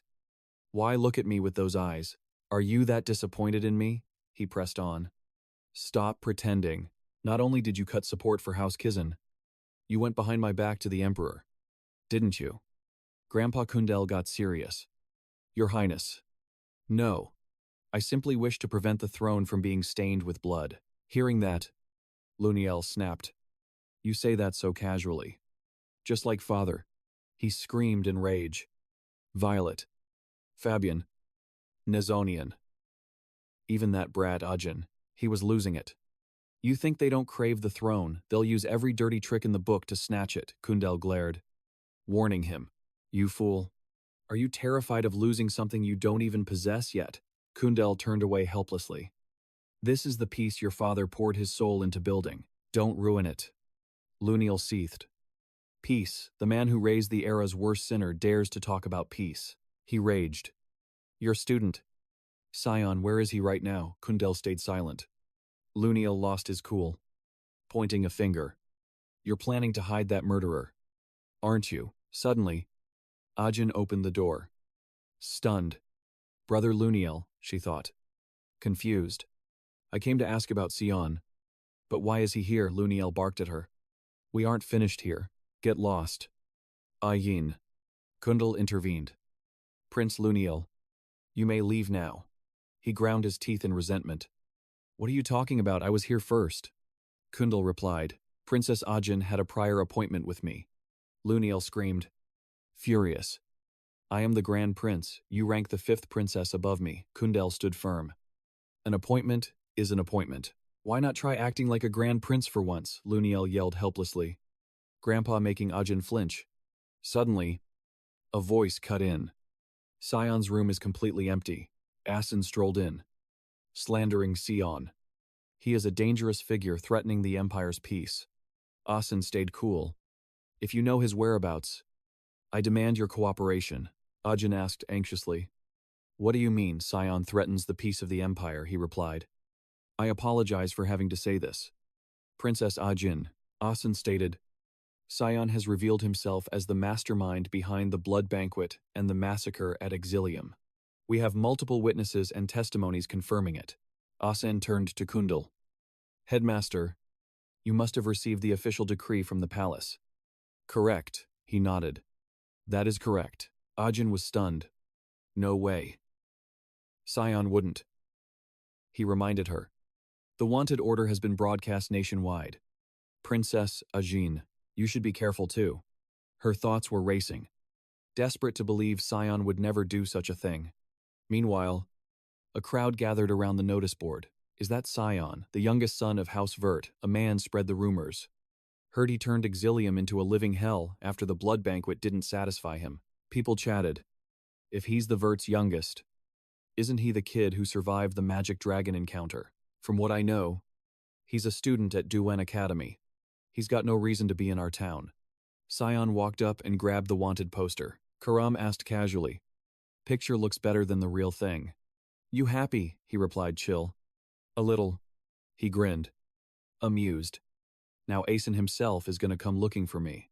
Leaving Karam standing there. Totally done with him. Alright. That's the end of the video. That was the summary of the series. If you guys have any thoughts, drop them in the comments below. Okay, don't forget to smash that like button, subscribe, and hit the bell so you don't miss any more bangers. For now, peace out and see you later. Bye-bye.